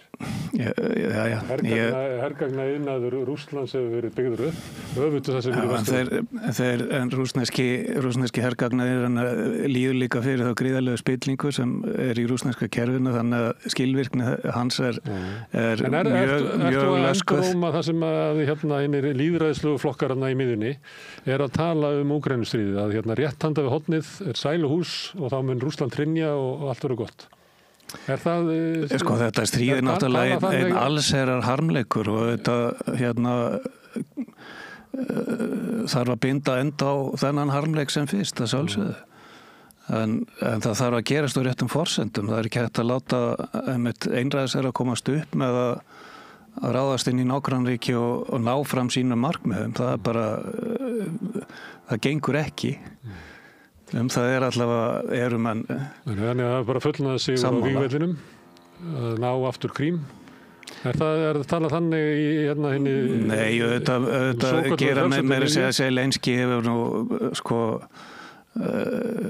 ég menna, forystumenn Úkraínumenn að hafa sjálfsögðu... Við erum búin að missa Krímskaga og við erum ekki að munum þurfa að semja að sætta sig við að missa eitthvað landsvæði en það er ekki hægt að láta enn sem komið þá telur Pútín sig vera að hafa betur og þess vegna mun hann ekki vera tilbúin í neina samningar sem skipta máli. Ekki enn sinn. Þannig að í þessari miðju sem að varst að lýsa, að þá er talað að sé raunhæft að Úkraínumenn með stuðningi tómra vopnabirgða Evrópu geti unnið stríðið. Það snúið í stríðskæfinu við, þannig að Pútín neyðist til samninga. Er það svona hugmyndin sem er í svona meginströmm stjórnmálum Þýskalands? Ég ætli það ekki, já. En það er hins vegar, mann gerir meira að segja, ég sá nú hann Habeck sem er nú kanslarefni græningja, sem tala það sem hann efnaðsráðherra í stjórninni, er það ennþá. Hann er að tala þannig að það þurfi að Þjóðverjar þurfi að fjárfesta alveg gríðarlega í varnarmálum núna einfallega vegna þess hver það var fjárfestingar í rauninni í varnarvinnbúnaði Þýskalands var vanrækt eða einfallega sparað lengi eða þá meira segja leiðtogi græningja sem segir að það sé þannig að það þurfi einfallega til þess að gera þýska herinn Bundeswehr sem færa hann að standa undir því hlutverki sem honum er ætlað að vera fært að verja Þýskaland, það er að segja verja öryggi þýskra borgara. Þá þurfi einfallega fjárfesta meira Það þurfi 5% landsframleiðslu? Já, ég held að það sé nú kannski einum á en þú veist það bara þjóður eru komnir í 2% og munu fara upp í kannski 3,5%. Þú getur ekki gert hvort tveggja að verja velferðarkerfið og að hervæða ríkið. Þannig að það er ekki bætt lífskjör framundan fyrir þá sem að þurfa á velferðarkerfinu að halda í Þýskalandi. Já, eins og ég segi, það er nú þetta er hergagnaframleiðsla í Þýskalandi til hluta þýskum iðnaði og þannig að ef það er fjárfest í þýskum iðnaði þá kemur það atvinnulífinu til góða í Þýskalandi sem en allavega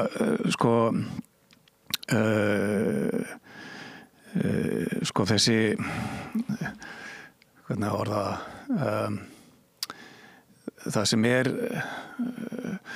vegna þess að Þýskalandi er ekki í eins runni alvarlegri stöðu eins og ofta tala vegna þess einfallega að það getur gefið út ríkisskuldabréf og fjármagna alls konar fjárfestingar ef að það er pólitísku vilji til þess en það verður hins vegar kannski síður með einmitt Friedrich Merz í fóristu, hann mun vilja allavega líti út fyrir að virða þetta svo kallega skuldaþak sem mun þá áfram halda svolítið þessum útgjöldum Þýska ríkisins til velferðarmála til dæmis í spennitreyju. Og það er ljóst að verið fluttur peningar úr velferðarkerfinu yfir í hergagna uppbyggingu? Já, það er einmitt spurning hvaðan koma peningarnir. Það væri náttúrulega einfaldast að skrifa upp á meiri... Taka hernaðina láni. Taka hernaðar uppbygginguna láni, já. Það er vegna þess að það er alveg borð fyrir bár í þýskum ríkis búskap fyrir það. Það er nú svo lúksus staða í rauninni sem Þýska ríkið er í öfugt til dæmis Frakka sem eru miklu skuldsettari. Og hafa í raun ekki þennan valkost. Frakkar hafa svolítið svona hagvöxt og svona og þeir fóru ekki eins illa út úr orkukreppunni og Þjóðverjar og nema kjarnorkuverin sko. Efnahagur svona, hann er ekki jaft mikið í svona einhverju flatlendi eins og þýski. Nei, eins og það er flokkakerfið í Frakklandi ennþá meiri krísu heldur en það þýska. Þú nefndir áðan að það væri í austurhéraðinu væri svona eldra fólki inngróin andúð á Bandaríkjunum. En sko Bandaríkin hafa alltaf verið svona sérstök afstaða Þjóðverja til Bandaríkjana. Og af því að AfD er með sterkustu stöðuna í austurhéraðunum, hvernig virkaði það þegar Elon Musk mætir allt í einu og segir Þjóðverjum hvernig er að kjósa? Hvernig leggst það í? Já, það er bara orðið til þess að sala á Tesla bílum hefur runnið. Eða svona það er mjög margir taka þessu mjög illa. Og þessi ímynd Musks hefur hún hefur eingöngu það eru eingöngu þeir sem stiðja AfD sem skynni hana sem jákvæða þannig að menn furða sig mjög á þessum afskiptum, það er fordæmalaust sko, svona afskipta þessu tægi af. En Steve Bannon var svolítið í þessu á fyrri tíma Trump, hann svona hugmyndum að byggja upp svona bandalag Trump við hægri populista í Evrópu. Já. Okkar tími var að koma og ég meina Elon Musk er svolítið á því eins og var sigur. Hann er náttúrulega bara því eigin nafni en ekki nafni Trump. Hann upplifir einhvern veginn að við séum bara yfir dagsbrún nýrar veraldar. Mega skrifaðan á X, Make Europe Great Again. Já, en það er náttúrulega hansi fáir í Evrópu sem taka hann alvarlega sko, þannig að þetta er erfitt að segja sko hvað áhrif þetta getur haft er náttúrulega ef hann fer að dæla peningum í svona þessa hægri jaðarflokka eins og negreinlega hér í Bretlandi líka þá getur það náttúrulega haft einhver áhrif en það getur líka haft öfug áhrif í kosningum þegar erlendir auðmennar að skipta sér svona með augljósum og beinum hætt af lýðræðislegu ferli innan rótgróðna lýðræðisríkja það þetta getur haft alveg þegar öfug áhrif líka. En hann er ekki bara ríkur og getur fjármagnað kosningabarátur, heldur er hann með völd inni í ríkisstjórn. Já, en sem komið þá hefur ekki rofnað þeirra. Hann er með mikil völd, hann er þar á að skilgreina raunverulega hlutverk ríkisins í Bandaríkjunum. Jú, það er með að reka 2000 ríkisstarfsmanna sem honum finnst vera óþarfir. Þannig að hann er líklega með valdamestu stjórnmálamönnum í heiminum og hann á allt annað. Já, jú, eins og er á meðan er. Ég spjallaði með Ragnar Hjálmarsson sem býr í Berlín daginn og hann lýsti kosningunum sem væri núna seinni í mánuðinum eiginlega eins og einhver svona það var ekki búist að kemur neitt út úr þeim en hins vegar og hann nefndi síðan sko það sem verkefni sem að blasa við hjá Þjóðverjum sumt eins og þú hefur verið að nefna að hvort að eigi að halda í þessa reglu að megi ekki skuldsetja ríkið fyrir fjárfestingu til þess að byggja betra samfélag.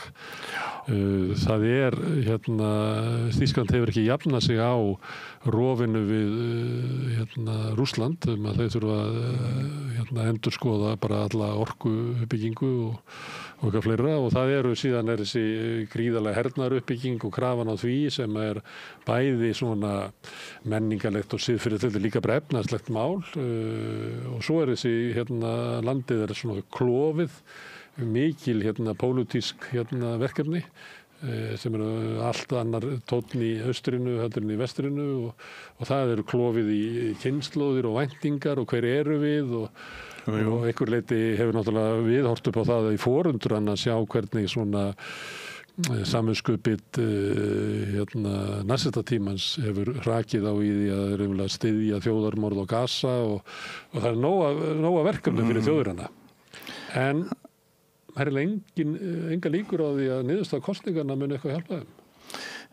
Nei, sérstaklega þegar jaðrarnir vaksa þá þrengir það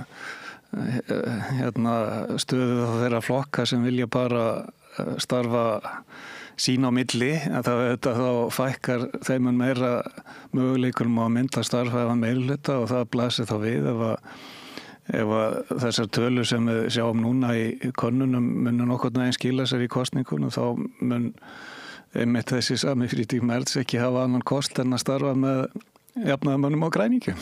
Þannig að maður er með að sjá hvers slags verkstjórn ætti að koma út úr því að það eru gríðarlegar málamiðlanir sem þurft að koma út úr því og og þá einsvíst að jaðrarnir muni einmitt við þær kringumstæður vaksa enn meir fyrir næstu kosningar. Já, þannig að kannski kemur engin svona skýr niðurstöðu út úr þessum kosningum en næstu kosningar á eftir í Þýskalandi verða það getur þá orðið svolítið sögulegar ef þá getur við kannski verið að horfa upp á hugsanlega eitthvað svipað og gerist í Svíþjóð þegar mótaratarna einmitt hófsamir hægrimenn eins og þeir kalla sig nú í Svíþjóð starfa í stjórn í skjóli þó að hægri populistarnir séu ekki með beinleins í stjórninni þá starfar stjórnin í skjóli þingmeirihluta með tilstyrk þeirra þingmanna og það væri þá náttúrulega sannarlega eldvekkurinn brostinn ef að til þess kemi í Þýskalandi. Það bara, þetta náttúrulega mjög úrvönda ráða sem sagt þegar valkostunum fækkar að mynda meirihluta á þýska þingina því það líka engin hefð þar fyrir að mynda sambandsríkisstjórn sem ekki með meirihluta það byggir allt á því samkvæmt þýsku þessari hefð í Þýskalandi að það sé starfa meirihluti þannig að þetta lítur ekkit sérstaklega vel út en ég vil samt bara einfallega taka fram að ég held að horfurnar í Þýskalandi eru ekki eins svartar og oft til dæmis þýski stjórnmálamenn sjálfur tala þetta Þýskaland mjög ríkt land og efnahagslífið þar mjög öflugt og getur látið til sín taka þó að það kemur til viðskiptastríðs við Bandaríkin þá til dæmis þýska útflutningsefnaðarskerfi þetta miklu í rauninni betur undir slíkt búið heldur en það bandaríska þannig að ég myndi Bandaríkjamenn tapa meir á því en til lengri tíma liti en til skemmri tíma þá eru þessar horfur á viðskiptastríði tollastríða valda mikilli lækkun og hlutabréfamarkaði í Þýskalandi og svo leiðis en þannig að Trump sannarlega ekki að auka vinsældir sínar eða stuðning í Þýskalandi. Vil taka 5% landsframleiðslu og setja í hernað í Evrópu. Kannski bara af svona innanríkis ástæðum, hann bara leiðist að vera að hlusta á fólk heima hjá sér vera að segja akkur eru við ekki með heilbrigðiskerfi eins og Þjóðverjar eða Danir. Þannig að hann segir bara Þetta eru bara, þeir spöruðu þetta með því að eyða þessu ekki hernað og látuðu þeim bara eyða þessu hernað, þá getur ekki haldið þessu uppi. Já, og svo vill hann náttúrulega að mönnum eyði þessu hernað með því að kaupa bandarísk hergögn. Já, sem svo menn gera. Það er náttúrulega stór hluti að þessu, þetta er bara leið til þess að ýta undir efnahag í Bandaríkjunum. Men hann segir líka, sko, Kína er hinn raunverulegi andstæðingur okkar, hann við verðum að minnka öll viðskipti við Kína og ef að Þjóðverjar missa orkuna frá Rússlandi og síðan viðskiptum við Kína, þá er ekki mikið eftir, sko. Nei, það eru Þjóðverjar nú líka mjög, þeir eru auðvitað súpa segið að því bæði að hafa, hvað maður að segja, bjartsýni sinni haldið að það myndi virka það sem er kölluð vandaldur hjandel, það er að segja það yrði jákvæðari þróun í Rússlandi með því að eiga sem mest viðskipti við Rússland og með þeim rökum þá fóru þeir út í þessi miklu gasleiðslu fjárfestingar og allt það og það sé að tengjast Rússlandi nánum efnahagslegum böndum myndi hjálpa til við að koma Rússland á heillavænlegri braut líka pólitískt en það fór nú ekki svo og þeir eru auðvitað sitja uppi með afleiðingarnar af því og sömuleiðis með alla þá framleiðslun sem er búið að flytja til Kína það auðvitað er ekki auðvelt að gera það afturkalla slíka þróun, það tekur það er auðvitað enda vilja þeir halda sínum viðskiptum við Kína Evrópa er þar með svona stígur það varlega til jarðar í þessum samskiptum við Kína og eru þar ekki eins herskóir og Bandaríkin augljóslega það sem er auðvitað bara þeirra hagsmunir og við en eins og áttar fólks auðvitað á að Kína er ekki lýðræðisríki og það er svona þó hafi og stundum sér sko að styðja við prinsipins frjálsa markaðar með rökréttari hætti heldur en núna Bandaríkin er að gera það er að segja að Kína er ekki kommunist það er svolítið svona sérstætt að horfa upp á það gerast en allavega já, vissulega Evrópa og Þýskaland sem auðvitað stærsta hagkerfi innan Evrópu er þar í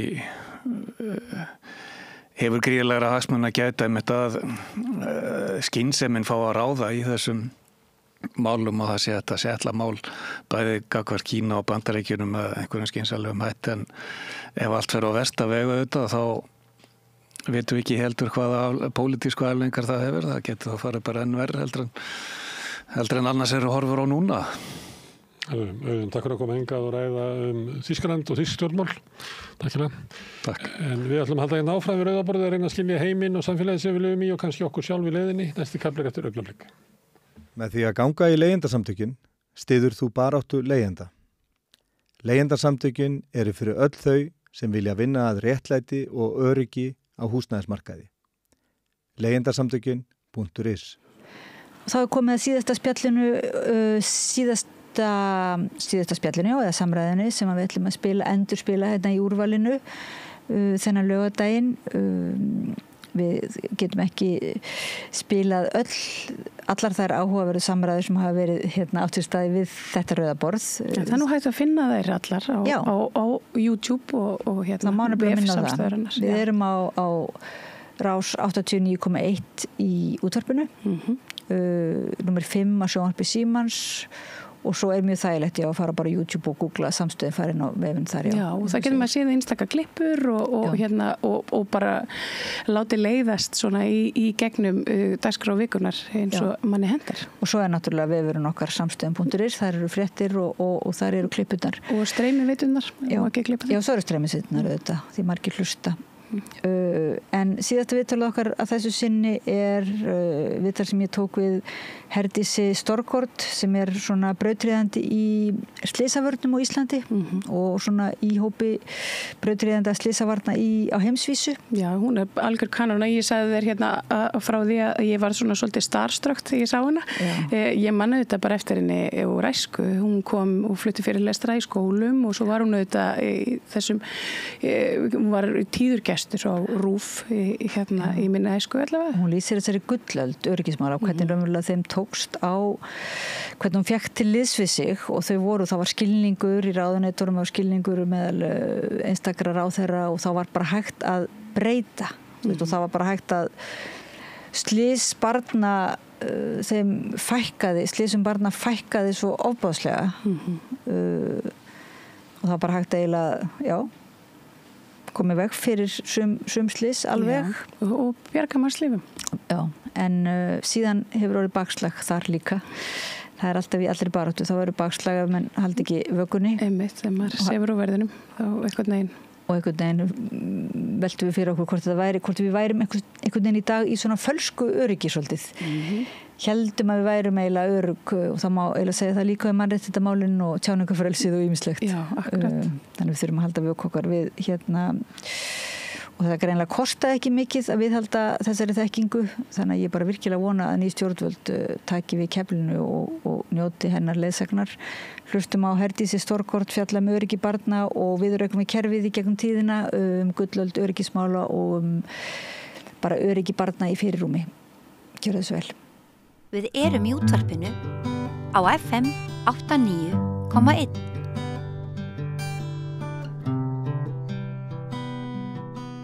Komið sæl og verið velkomin að Rauðaborðinu. Ég heiti Oddný Eir og til minni komin Herdís Storgård sem hjúkrunarfræðingur og brautryðjandi í öryggismálum barna og eiginlega vertu velkomin. Þakka þér kærlega fyrir. Takk fyrir að koma og hérna deila með okkur svona þinni reynslu og sín.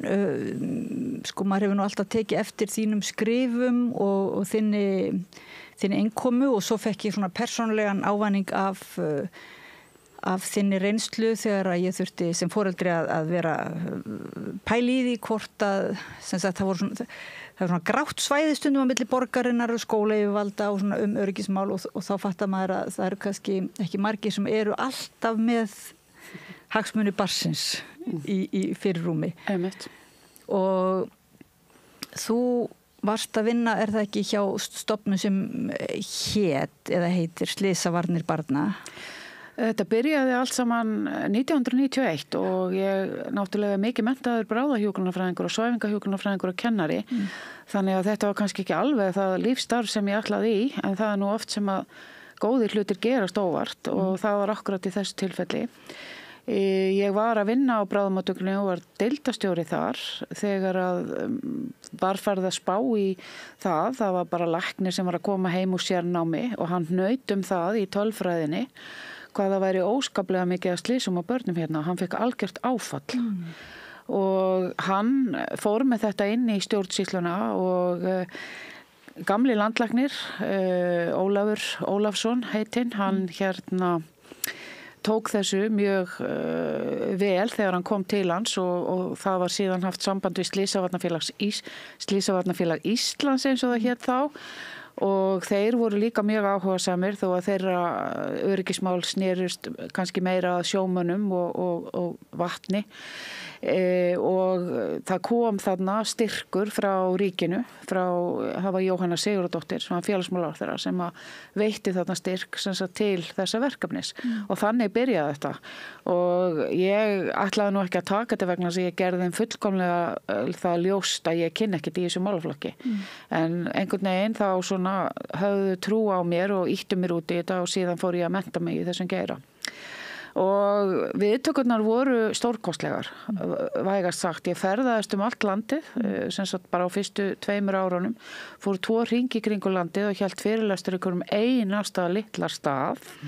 Og það hafði allir foreldrar eitthvað eða var einhver á fundinu sem hafði frá einhver að segja, hafði mist barn eða verið með barn sem hefði stórslasast eða barn sem var að eiga við varanlega áverka og þetta bara sýndi sig þarna hversu mikilvægt þetta var að fara og tala að það væri hægt að fyrirbyggja þetta. Og þetta vatt svo upp á sig því að fólk fór svo að hafa samband við mig og benda mér á alls konar hluti að eins og sundlaugunum þar væri ósyndir gamlingjar að vinna og fólk sem að gæti ekki beygt sér niður hvað þá heldur hoppað út í laugina til að bjarga einhverjum. Og ég fór þá svona að vinna mikið inn í kerfið og íta á það og lærði náttúrulega alveg óskaplega mikið af því. Ég er mjög kappsöm manneskja þannig ég var nú kannski ekki 100% undirbúin alltaf þegar ég var að fara á stað. En þetta gekk stundum og stundum ekki og síðan, sem sagt 98, þá verður Ingibjörg Pálmadóttir, heilbrigðisráðherra, hún hafði skilning á þessu. Hún er náttúrulega hjúkrunarfræðingur og hún breytti fyrirkomulaginu, sem sagt verkefnið fór þá undir ríkið og varð eitt af þessum forvarnaverkefnum eins og áfengis- og vímuvarnirnar og tóbaksvendin og manneldið og allt það. Og þetta voru sko gull árin því að þarna var ég komin með þann pondus að ég var orðin opinber starfsmaður og gat kalla til fólk sagt, og það þurfti að hlusta á mig í ráðuneytunum og í stofnununum að því þarna var ég komið með þetta hlutverk að reyna að fækka slysum á börnum og þarna bara sáum við það hvað allt gekk miklu betur og í kringum 2000 þá gerðum við könnun aftur á sagt, tíðni drukknanna meðal barna sem hafði verið svo hæðsta í hinu vestræna heimi þegar að fyrri könnunin var gerð 1992. Og þarna sáum við að það var sem sagt, að þeim hafði fækkað 65% og þeim hefur fækkað meira síðan því að það hefur bara ekki barn drukknað á Íslandi í sko fjöldamörg ár en þarna 1991 í þeirri rannsókn sem var gerð 10 ár aftur í tíman þá vorum við að sjá 3-4 mestalagi 6 börn á ári að drukkna hérna.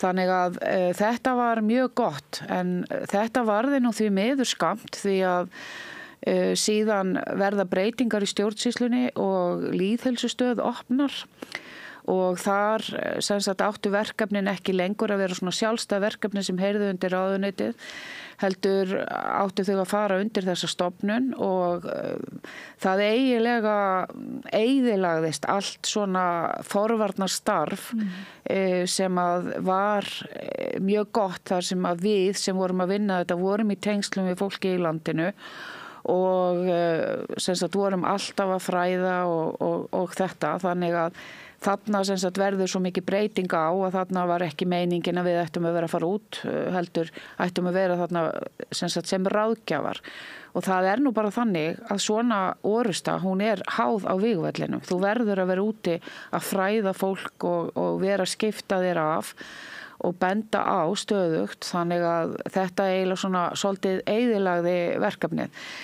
Ég fer svo síðan í burtu að því að verkefni var eiginlega bara hálfpartinn lagt niður 2006 og ég er svo heppin að ég er búin að vera atvinnulaus í 2 tíma þegar ég fæ hringingu frá tryggingafélaginu Sjóvá en þar voru menn mjög stórhuga vegna þess að þeir höfðu til margra ára verið að kenna ungum ökumönnum eða krökkum sem voru að fara að taka bílpróf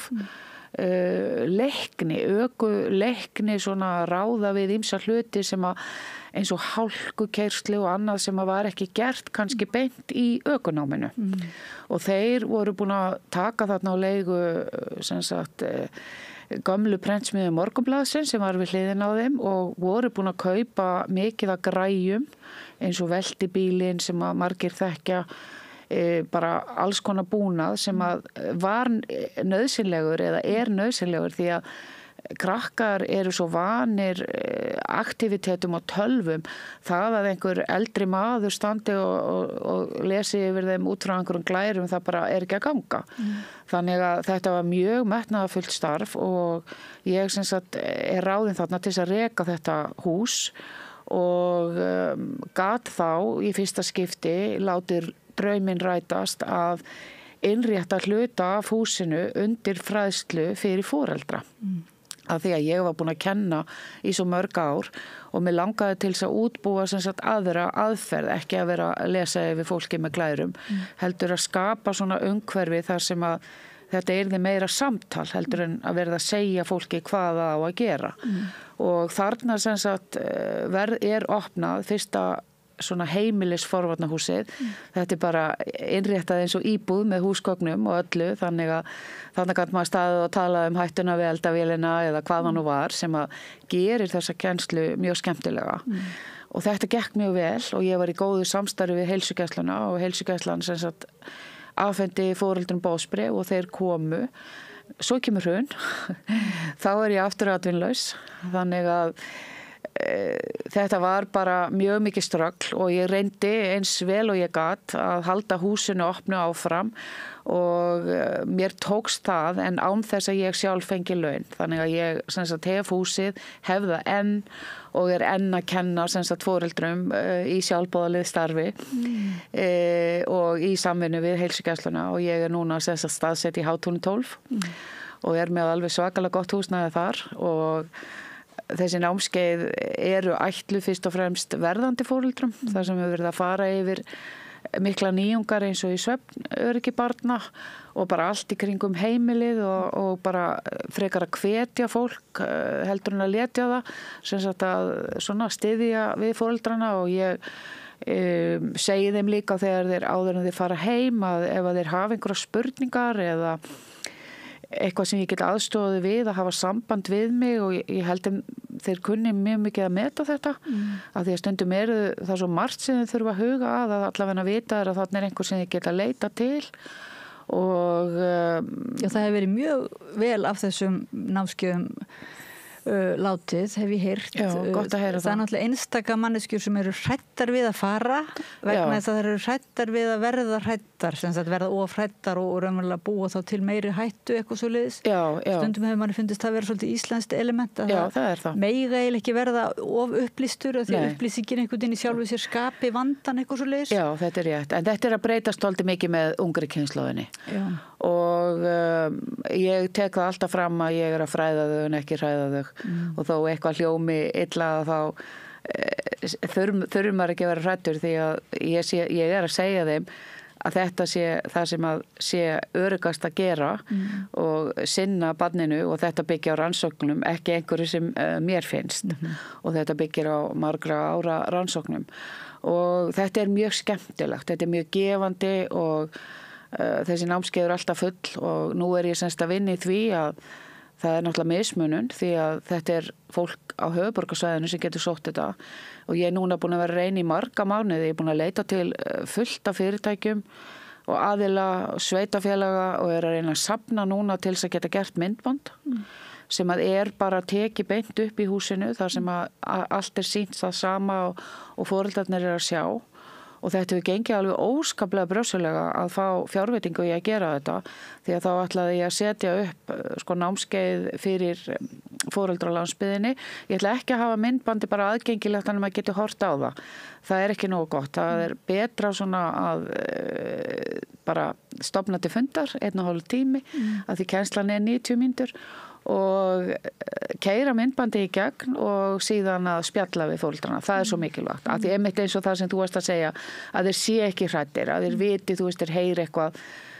Nei, ef þú gerir þetta svona þá verður þetta allt í lagi. Þannig að eins og ég segi og mér vantar ennþá smá pening til þess að geta gert þetta.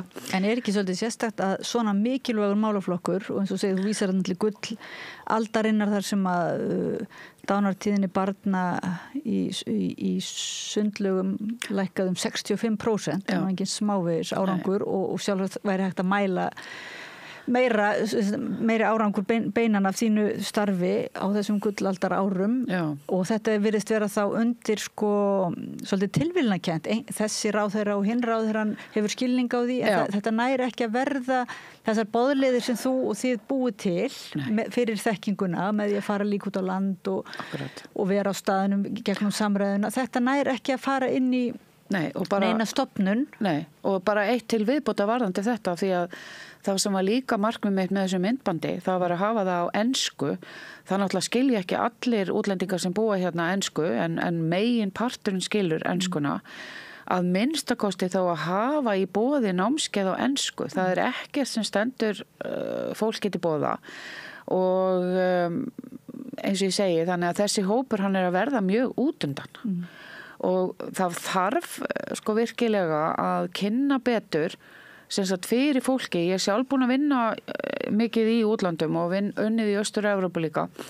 Þannig að sko bakgrunnu fólks svo misjafnt og stundum heyri ég svona leiðindar komment eins og það nú bara með þetta fólk hérna, það getur ekki fest börni sín í bílana, hvurslags þetta eiginlega?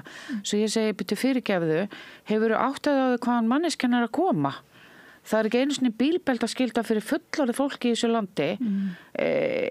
Sko, akkur heldur þá að viðkomandi vita hann að festa barnið sitt? Þú veist, þetta svolítið svona... Og tók nú okkur langa tíma ekki að ná því? Jú, með alveg sko endalausri fræðslu og verið að fræða enn.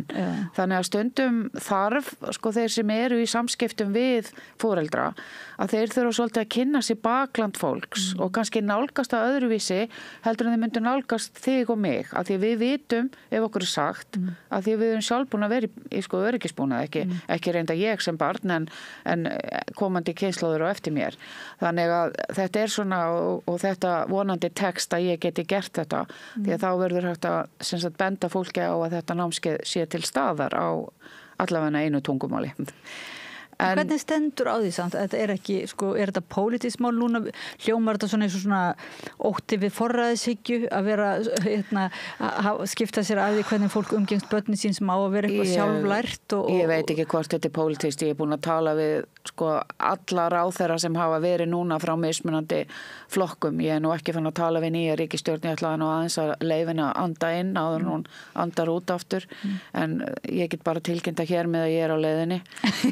En sem sagt ég veit það ekki, ég held þetta sé bara þetta sé einhver skammsýni slysavarnir eru erfiðar að því leiti til að þetta þú sérð ekki árangurinn fyrir eftir svo langan tíma og það sko máli mínu til bóta nýleg skýrsla sem að læknir gerði, hún kannski svona 4-5 ára gömul minni mig og þar verið að skoða sem sagt úr hverju látast börn á Íslandi og það ekki bara slys, það allt, það öll veikindi og allt bara sem að fyrir getur komið og ég las þennan kafla þarna slysavarnir, þar virkilega farið hon í sauman á þessu og þar sést það svo greinilega hvenar slysavarnir barna byrja og hvenar drukknar þetta hverfa.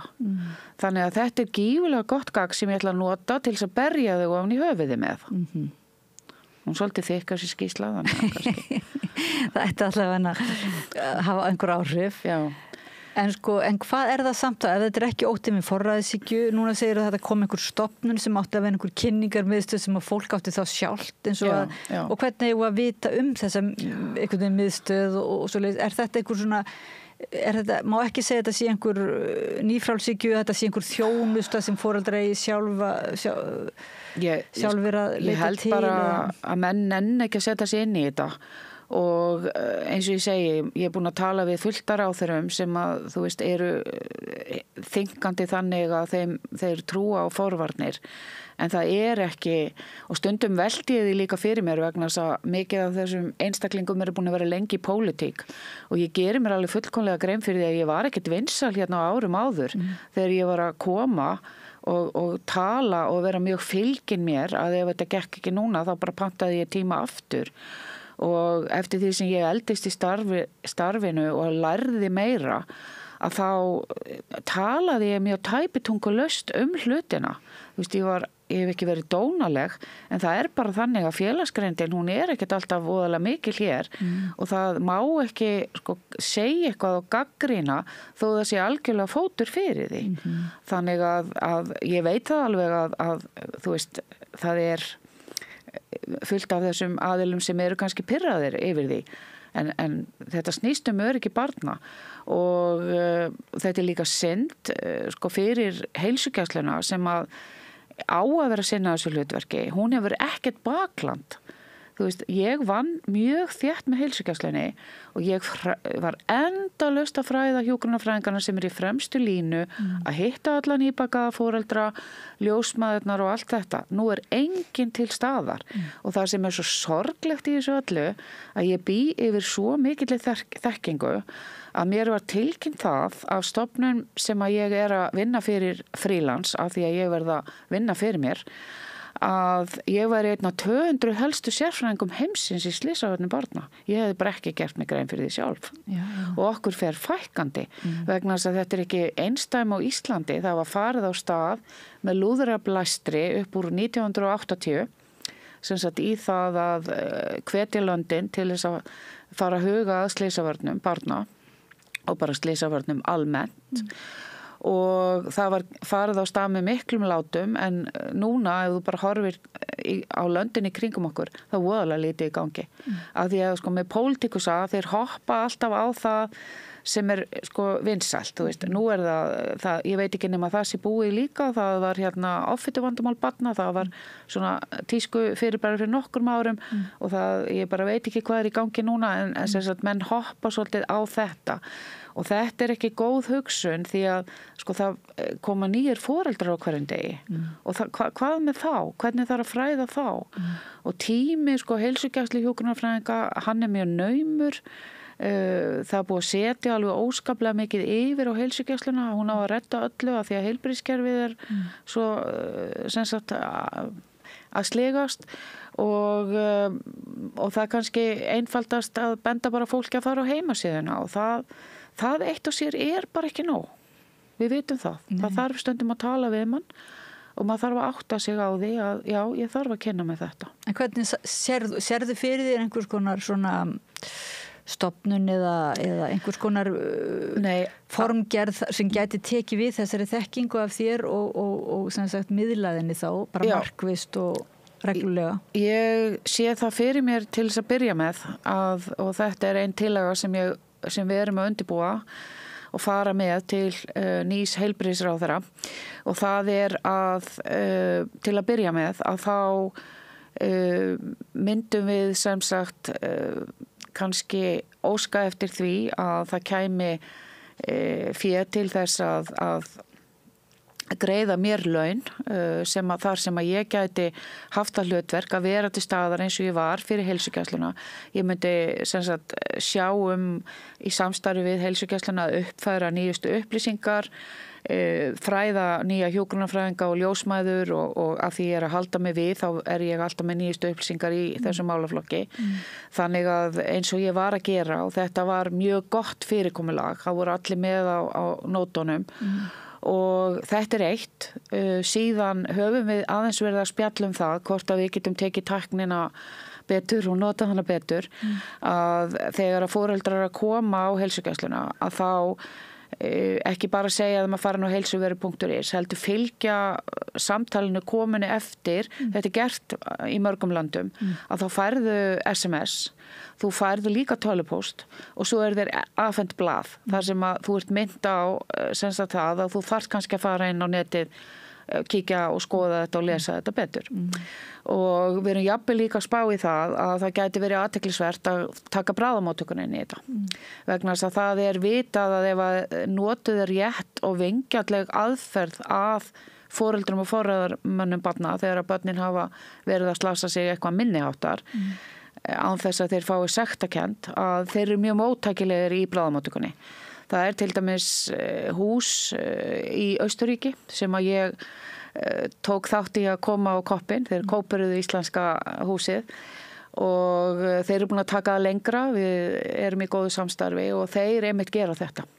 þeir eru komnir í samstarf við bráðamóttökuna og barnaspítalan sinn og þetta hefur skilað miklum árangri að fólk meðtækilegt þarna án þess að við gefum því sektarkennd og þeir eru alveg að sjá sem sagt, að þetta hefur hjálpað og við erum svona svolítið að spá í hvort að við getum farið þessa leið líka hér og það smá stýrihópur í gangi, hann óformlegur og við erum svona undirbúið þetta núna þessa dagana að fara á fund heilbrigðisráðherra og vita hvernig þeim líst á þetta. En svo bara náttúrulega búið að gefa það út að það verður ekki hérna sett neitt fé í ný verkefni nema þau séu tekin annar staðar. Þá vil ég stinga upp á því að það verði byrjað að hreinsa út úr stofnunum og ráðuneytum því það allt og mikið að starfsfólki. Gerir það stundum svona ganni mínu að fara inn á heimasíður sambærilega stofnuna á Norðurlöndum og það tvennt ólíkt. Já. En þetta svona hljómar eins og þú ert að lýsa þessu að þetta hljómar bara alls ekki, þetta ekki dýrt. Alls ekki. Þetta kostar ekki neitt. Þannig að það einhver annar og finnst þér það vera meira hjá stjórnvöldum, ekki bara hér á landi heldur annars staðar, eða finnur þú líka eitthvað bakslag hjá foreldrum? Þetta eitthvað svona hugafar eins og þegar þú ert að tala við foreldra? Nei. Ef einhver tíman foreldrar hafa verið móttækilegir þá það núna. Það mjög gaman að fylgjast með því vegna þess að ég náttúrulega þegar ég byrja þá ég að tala við kynslóð sem eru afar ömur í dag sem að fékk ekki þessa fræðslu og kannski skildan ekki og það ekki af því að þetta voru verri foreldrar bara þetta var almennur hugsunaháttur á Íslandi og það svolítið merkilegt ef þú lest gamlar minningagreinar börn frá 1900 og eitthvað þá var alltaf Guð gaf og Guð tók. Þú veist, þá tengdi fólk þetta við eitthvað yfirnáttúrulegt og slys væri eitthvað sem væri ekki hægt að fyrirbyggja. Þannig að þarna 1980 þá náttúrulega eru heilbrigðiskerfin eða sem sagt, þeir sem að sinna forvörnum, þetta mest landlæknisembættin og forvörnaraðilar búnir að vera að skoða slys og búnir að komast að því að þetta ekkert flókið. Það eru ástæður fyrir því og ef við tökum bara börnin af því þetta missamt eftir aldursflokkum fólks, gamalt fólk það eru aðrar ástæður en með börnin þeim skortir þroska og getu til þess að skilja skynfærin að virka til þess að forða þeim hratt og örugglega frá einhverju hættu. Þessi þroski fyrst komin 12 ára og af því að barninu skortir að þroska þá getur það ekki lesið í umhverfi sitt, það getur það ekki fyrir ná vissum aldri og þá fyrst sem sagt fara þau að verja sig en því var alltaf haldið fram hérna og því ég fekk að heyra þetta mjög mikið sem sagt þegar ég byrjaði en börn þurfa að læra af reynslu sinni bara mikið af þessum börnum sem voru að deyja hérna, þau lærði ekkert vegna þess að þau hefðu ekki þroska til þess.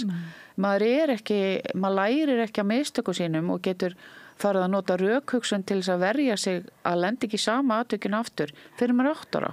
Þú kemur það að þú eiginlega lendir í því hlutverki, þú segir kannski sem þú ætlaðir ekki þegar þú varst hjúkrunarfræðingur og bráðamóttökunni að vera þessi svona sem alltaf að setja ofan í fólk eins og þú ert að gagnrýna það að þeir sem var að gæta barnapíurnar væru of ung börn og þá fekkstu svona svör á móti að vísa til, svona gerðu við þetta alltaf akkurat, og það fór bara vel, akkur skildi þetta vera eitthvað verra núna en getur þú nefnt okkur einhver svið eða einhver slys sem að þú hefur svona þurft svolítið að minna mikið á og eru algeng eða ég veit ekki alveg hver spurningin svona... Jú, þetta góð spurning hjá þér. Ég get alveg svarað þessu strax. Eitt af því þetta tengist reynda drukknunum en líka öðrum slysum þar sem börn voru að fá í steipustyrktar teina í gegnum líkamann á sér, voru bara eins og kjöt á grillteini.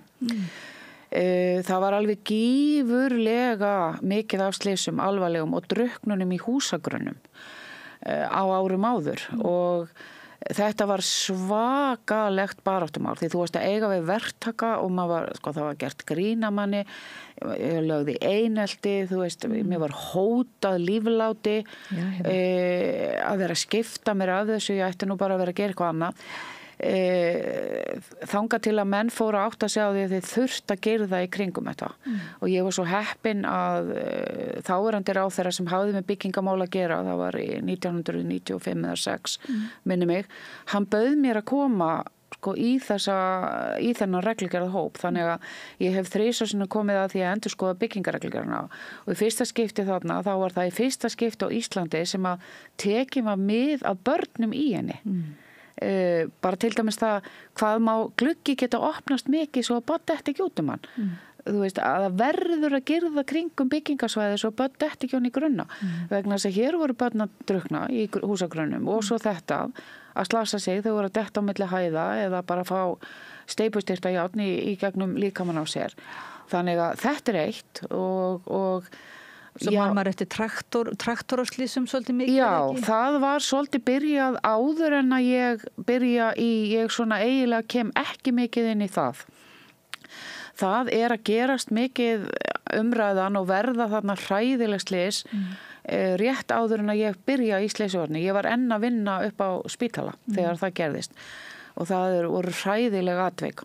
En þá var það sem sagt gamla slysavarnafélagið sem fór í þetta verkefni með vinnueftirlitinu og þeir lyftu grettistaki að fá þarna drifskaftshlífarnar á traktorana. En getur verið að þetta sé eitthvað svona viðkvæmt að því að einmitt ekki kannski, þú ert að segja að þetta sé kannski ekki endilega einhver pólitíka eða hugmyndafræði heldur svona mannlega sálfræðilegt að þessi ótti við að sé verið að kenna einhverjum Já, það er það. Það er það að þú veist að vill ekkit foreldri fá að heyra það að hefði ég gert þetta svona eða hinsegin þá hefði ekki farið svona illa. Það er nóg samt, það er nóg refsing samt að eitthvað komi fyrir barnið manns og maður skilur það alveg.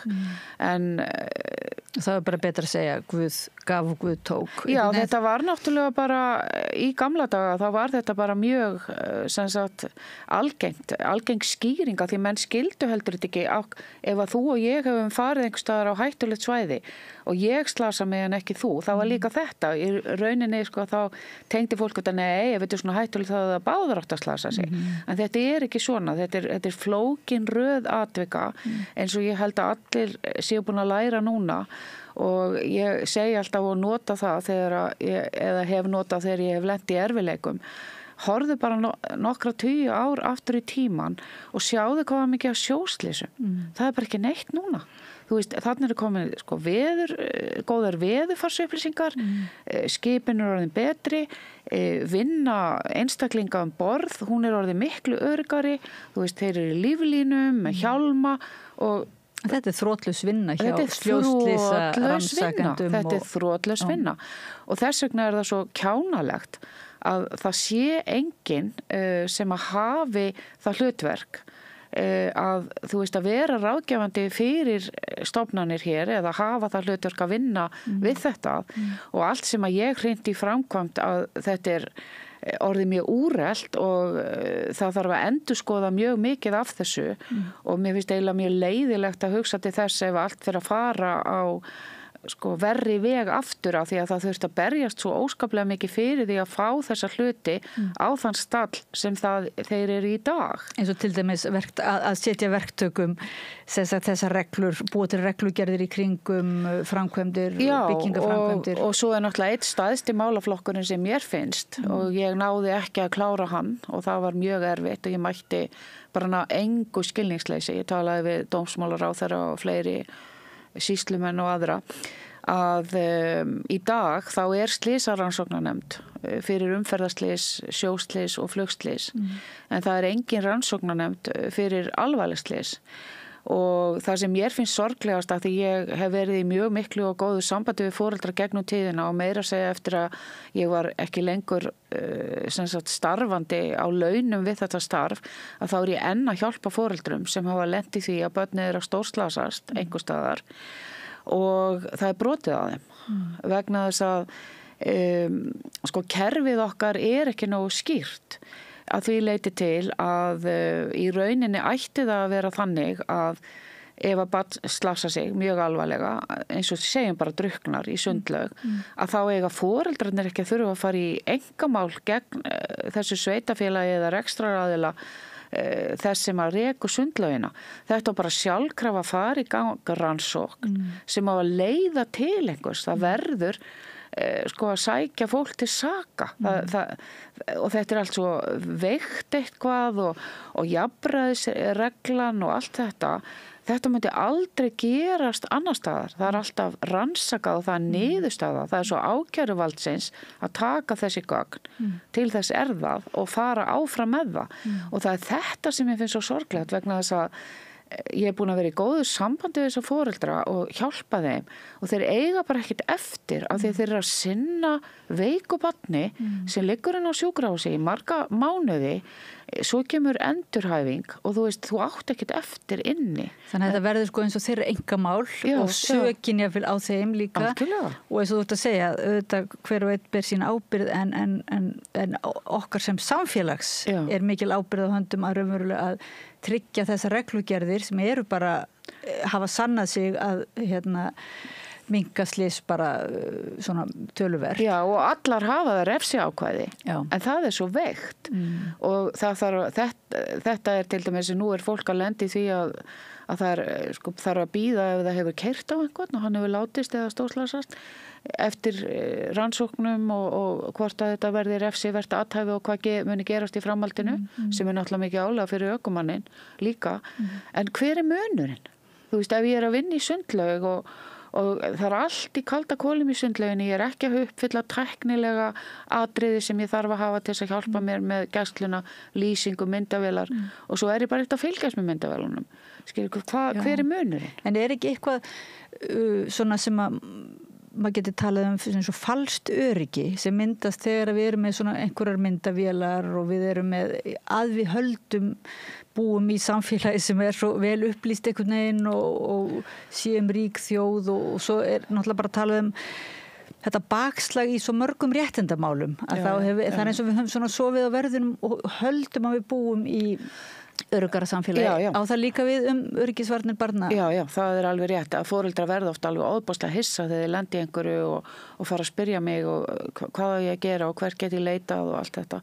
Þá segi ég hélt bara að þetta væri allt í lagi. Það bara kannski áttaði sig á því að hlutirni voru ekki svona og þarna kannski erum við svolítið komin að þessu að því að nú hef ég búið í Danmörku og Danir eru langt frá því að vera lígiglað.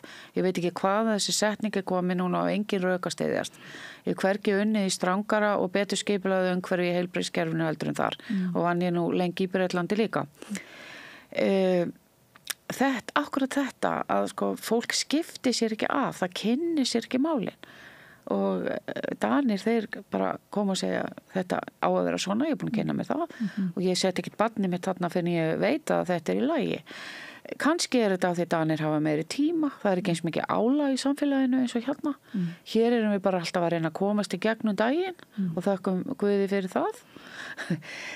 Ég veit ekki hvað þetta Ég held að þurfa að breyta þessu svolítið. Ég held að við þurfum að vera aðeins svona gagnrýnni á uppbyggilegan hátt. Mér svolítið svona merkilegt að kom held ég í fyrra kom svona bylgja af umræðu sem átti sjálf að stretta á sér en ofurmæðrun og hvað þetta helikopterforeldra foreldra sem eru of mikið og sjálfsagt allt gott en og svo eru ofgreiningar og það og mér finnst einhvern veginn Íslendingar svo gjarnir á að grípa svona gagnrýni og réttlæta raunverulega ákveð kæruleysi og þetta svona rómantíka bara að börnin eigi að vera bara sjálf ala leikandi sér í húsagrunum það sé bara þau sjarmerandi að því svona var þetta alltaf svona. Þarna þetta góður punktur. Þarna náttúrulega millivegur. Það eins og ég segi þegar að ég að kenna, við kennum mikið erlendis líka, að þegar að menn verða svona og svona fá þessi svona viðbröð og verða kannski smá smekir í smá stund að þá segi ég þetta snýst ekki það að barni með ekki kleur upp í tréð þetta snýst það að barninu sé ekki lyft upp í tríðið vegna að því lyft upp og það kennst ekki ánga sjálf, þá er náttúrulega bara einlega niður, það dettur. Eða líka að kenna börnum svona grundvallar atriði hvernig þau að höndla umhverfið sitt. Já, það er gengið og langt varðandi þetta með það sem þú kallar þyrluforeldra. Við viljum ekki fara þangað. Það er alveg nokkuð ljóst.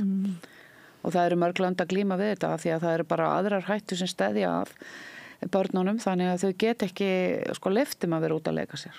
Og það er skelfilegt. Við erum þó ekki komið þangað hér.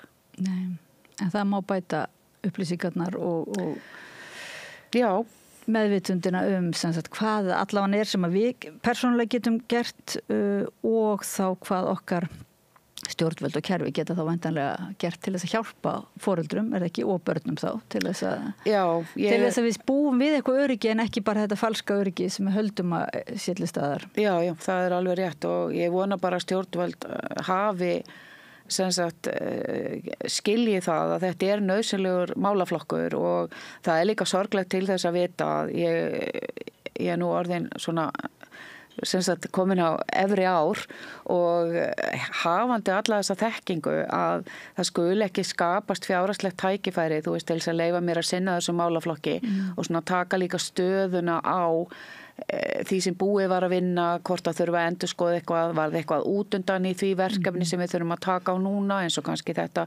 sem er að segja með slysarannsóknirnar og annað koma því í lag, þetta er svo lítið mál sem bara eftirfylgni, eða svo miklu púður í þetta. Akkurat, og veistu hvað það var gert fyrir ekkert fé, það eina fé sem ég hafði til þess voru launin mín. Það þurfti ekkert meira alveg gígantist fé, það þurfti bara að vinna mikið og ég gerði það. Þannig að við erum ekki að tala um einhverja rosalega mikla peninga og að það sé fundin einstaklingur sem er viljugur síðan að koma í þjálfun og taka við. Af því að ég held þetta verði nefnilega svoleiðis, ef það verður ekkert gert núna, þá líða svona 10-15 ár, þá átta menn sig á því hvað ástandið er orðið skelfilegt, af því allt er farið í kalda kol og þá verður hlaupið upp til hand og fóta til þess að byrja verkefni og þá er ég kannski bara dauð, þannig að þá það sá aðili að hann þarf að byrja upp á nýtt. Já, það er alltaf gerist oft, það verður svona þekkingarof algjörlega einhvern veginn og verður ekki þessi samfella í þekkingun náttúrulega ofbáðslega sorglegt og dýrt og sérstaklega að því maður hefur heyrt hvað þetta er ánægilega og skemmtilegt að vera í þessari samræðu við þig, það sem að ég og er mjög eftirsótt og bara einmitt komast færra að en vilja í hvað heitir það aftur sem að það er miðstöð slysavarna barna og það er bara sem sagt auglýst þar inn í námskeið og þetta er fyrst og fremst gagnast þetta námskeið foreldrum sem eiga von á barni af því að kennslan er uppbyggð þannig og þeir sem eru nýbúin að eignast barn. En foreldrar er alveg að koma sem sagt þó að barni sé orðið nokkra mánaða og það er allt í lagi en það er gagnlegra fyrir þau að koma fyrir fæðinguna.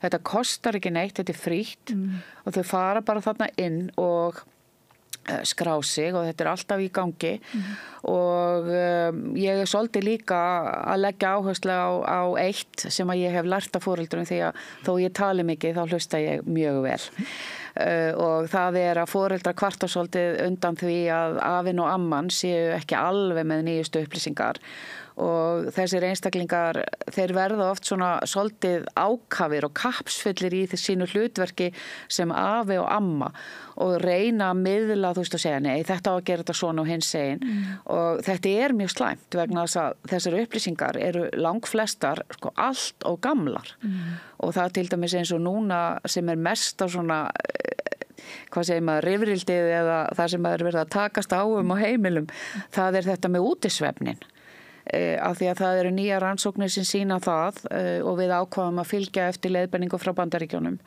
að það er ekki gott fyrir börn fyrsta árið að fara í svokallaðan djúpsvefn. Þetta er svolítið erfitt að útskýra þetta en ég skal reyna að gera það á einfaldan hátt að sem sagt á hverju ári ef við tökum bara Ísland að þá fæðist ákveðin prósenta barna, hún er lág sem að eru með svona defekt í heilanum að því leiti til að það sem stjórnar sem sagt önduninni er ekki alveg þroskað og þess vegna þarf að passa þessi börn sérstaklega vel í öllu þar sem þau sofa og hvernig þau sofa og svo erum við með sem sagt önnur börn sem að eru með hitamiðstöðuna sem að regulerar hitastíði í líkamannum. Þú veist, ef okkur verður heitt þá bara svitnum við og förum úr jakkanum eða okkur kalt, en þetta svolítið svona ábótavant hjá þessum litlu börnum og sem betur fer þá þroskast þau frá þessu. Þannig að maður talar svona það að öll hætta sér liðin hjá 1 árs. Og eitt af því sem að valda djúpsvefni, þar sem erfitt að fá barnið til þess að rumska, þau sofa rosalega vel. Það þegar við setjum þau út í barnavagn og látum þau sofa. Og það stendur skýrt í leiðbeiningum sem koma með barnavagnum að þetta ekki öruggt svefnumhverfi. Af því að það eru bara þrennskona búnaðar sem stenst þær kröfur í dag, af því að til dæmis ungbarnarúmið og vaggan og ferðarúmið, það þarf að dýnan í þessum rúmum þarf að vera öndunarprófið. Því ef að barnið snýr sér yfir á magan og þá grefst andlitið ofan í dýnuna, þá getur barnið kafnað ef að dýnan ekki örugg. Og þetta ein af ástæðanum fyrir því að þau eiga til dæmis ekki að sofa upp í okkar rúmi, af því rúmin okkar eru dauðagildur.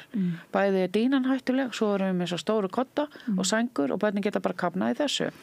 Þannig að komandi aftur á barnavagninum að þetta ofboðslega erfitt að fá eldri kynslóð til að skilja þetta vegna þess að þetta var gífurlegt heilbrigðisráð sem að bjargaði tugi barna hérna á Íslandi aldamótin 1800 og 1900. Það var náttúrulega húktu börnin í baðstofunum með gamla fólkinu, litu aldrei dagsins ljós að því foreldrarnir voru vinnandi út á engjum eða í fiski einhvers staðar og barnið var bara geymt inni hjá gamalmenninu. Og loftið sem sagt var mjög óhollt í þessum gömlu húsum, það var mikið af myglusveppi og svo var náttúrulega bara reykeitrun og þarna kom alveg frábært heilbrigðisráð frá fyrsta mennta heilsufræðingslækni okkar og þetta var mjög útbreitt á Norðurlöndu bara því að híbýlimanna voru verið þar og þetta bjargaði mörgum börnum en svo var þetta bara tekið endalaust áfram að því að móðir fræðir dóttur eða son og það enginn sem að þorir að rjúfa þetta því þetta er orðið hluti sko DNA-in í okkur. Já. Og þetta svolítið erfitt að tala um þetta og þarna sem sagt, þannig að ég tók upp á því að bjóða afanum og ömmun að koma líka og þetta hefur verið mjög vinsælt. Já. Og fólk bara lýsir því í lok námskeiðsins að þetta sé stórgott að hafa mætt og nú skiljiðu betur ungviðir og hvað verið að reyna að segja og flestir sem koma sem eru afar og ömmur þeir segja mikið lifandi skelfing vildi ég að ég hefði geta fengið þetta námskeið þegar ég átti von á barni. Þannig að þakklætið mjög mikið en þarna hlustaði ég á foreldra og reyna svona að gera þeim lífið aðeins léttara með þessu að menn sé ekki að takast á þetta.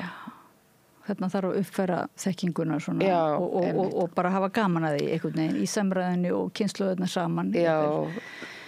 En þú manst gullöldina í öryggismálum og þú hefur líka upplifað og tókst þátt í náttúrulega að skapa þennan gullaldar tíma og þú manst líka þess að því miður núna hnignunina í öryggismálum og ferð á fund ráða manna og kvenna núna bráðum og ég vona svo sannarlega að þessi þekking mun ekki glatast á Íslandi og munum við haldast Herdís Storgård, hjúkrunarfræðingur og brautryðjandi í öryggismálum barna og hvað í hópi 200 helstu sérfræðinga öryggismála í heims. Kæra þakki fyrir að koma að rauðaborðinu og uppfræða okkur.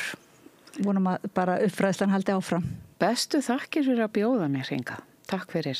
Takk og hlustendum og áhorfendum þakka ég fyrir að hlusta okkur og minni á að þetta heitir Miðstöð Slysavarna. Miðstöð Slysavarna barna á netinu við förum í frímínútur og höldum svo áfram að ræða málin við rauðaborðið. Takk. Allt það besta ókeypis. Hrósaðu náunganum. Það betra. Samstöðin, þar sem manneskjurnar koma saman. Þá segjum við þetta gott núna í úrvali vikunnar. Þökkum fyrir okkur. Takk fyrir að vera með mér hérna, María Lilja. Já, takk fyrir að hafa mig með. Og takk fyrir samvinnuna í vikunni og þökkum Pétri Fjellsteð og Laufey Líndal Ólafsdóttur. tæknifólkin okkar og öllum hinum Turnunum tveimur og hérna Birni Þorláksinni, Gunnari Smára Egilsinni og Sigurjóni Magnúsi Egilsinni.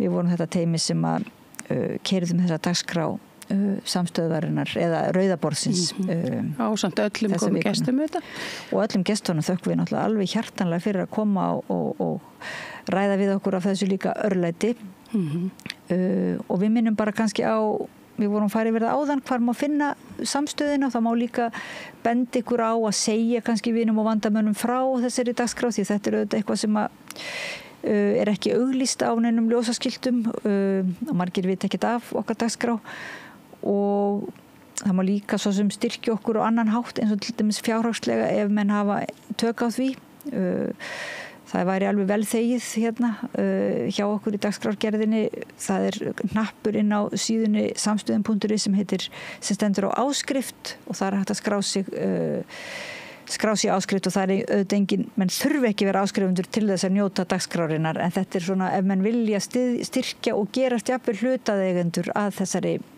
frjálsu stöð sem svona djúptæk, róttæk samfélagsumræða og á að vera valkostur við aðra fjölmiðlun á Íslandi þá segjum við bara góð helgi og minnum á dagskrána á morgun það eru sínir Egils sem verða hérna á dagskrá á morgun og svo það næsta vika við rauðaborðið lifandi umræða. Takk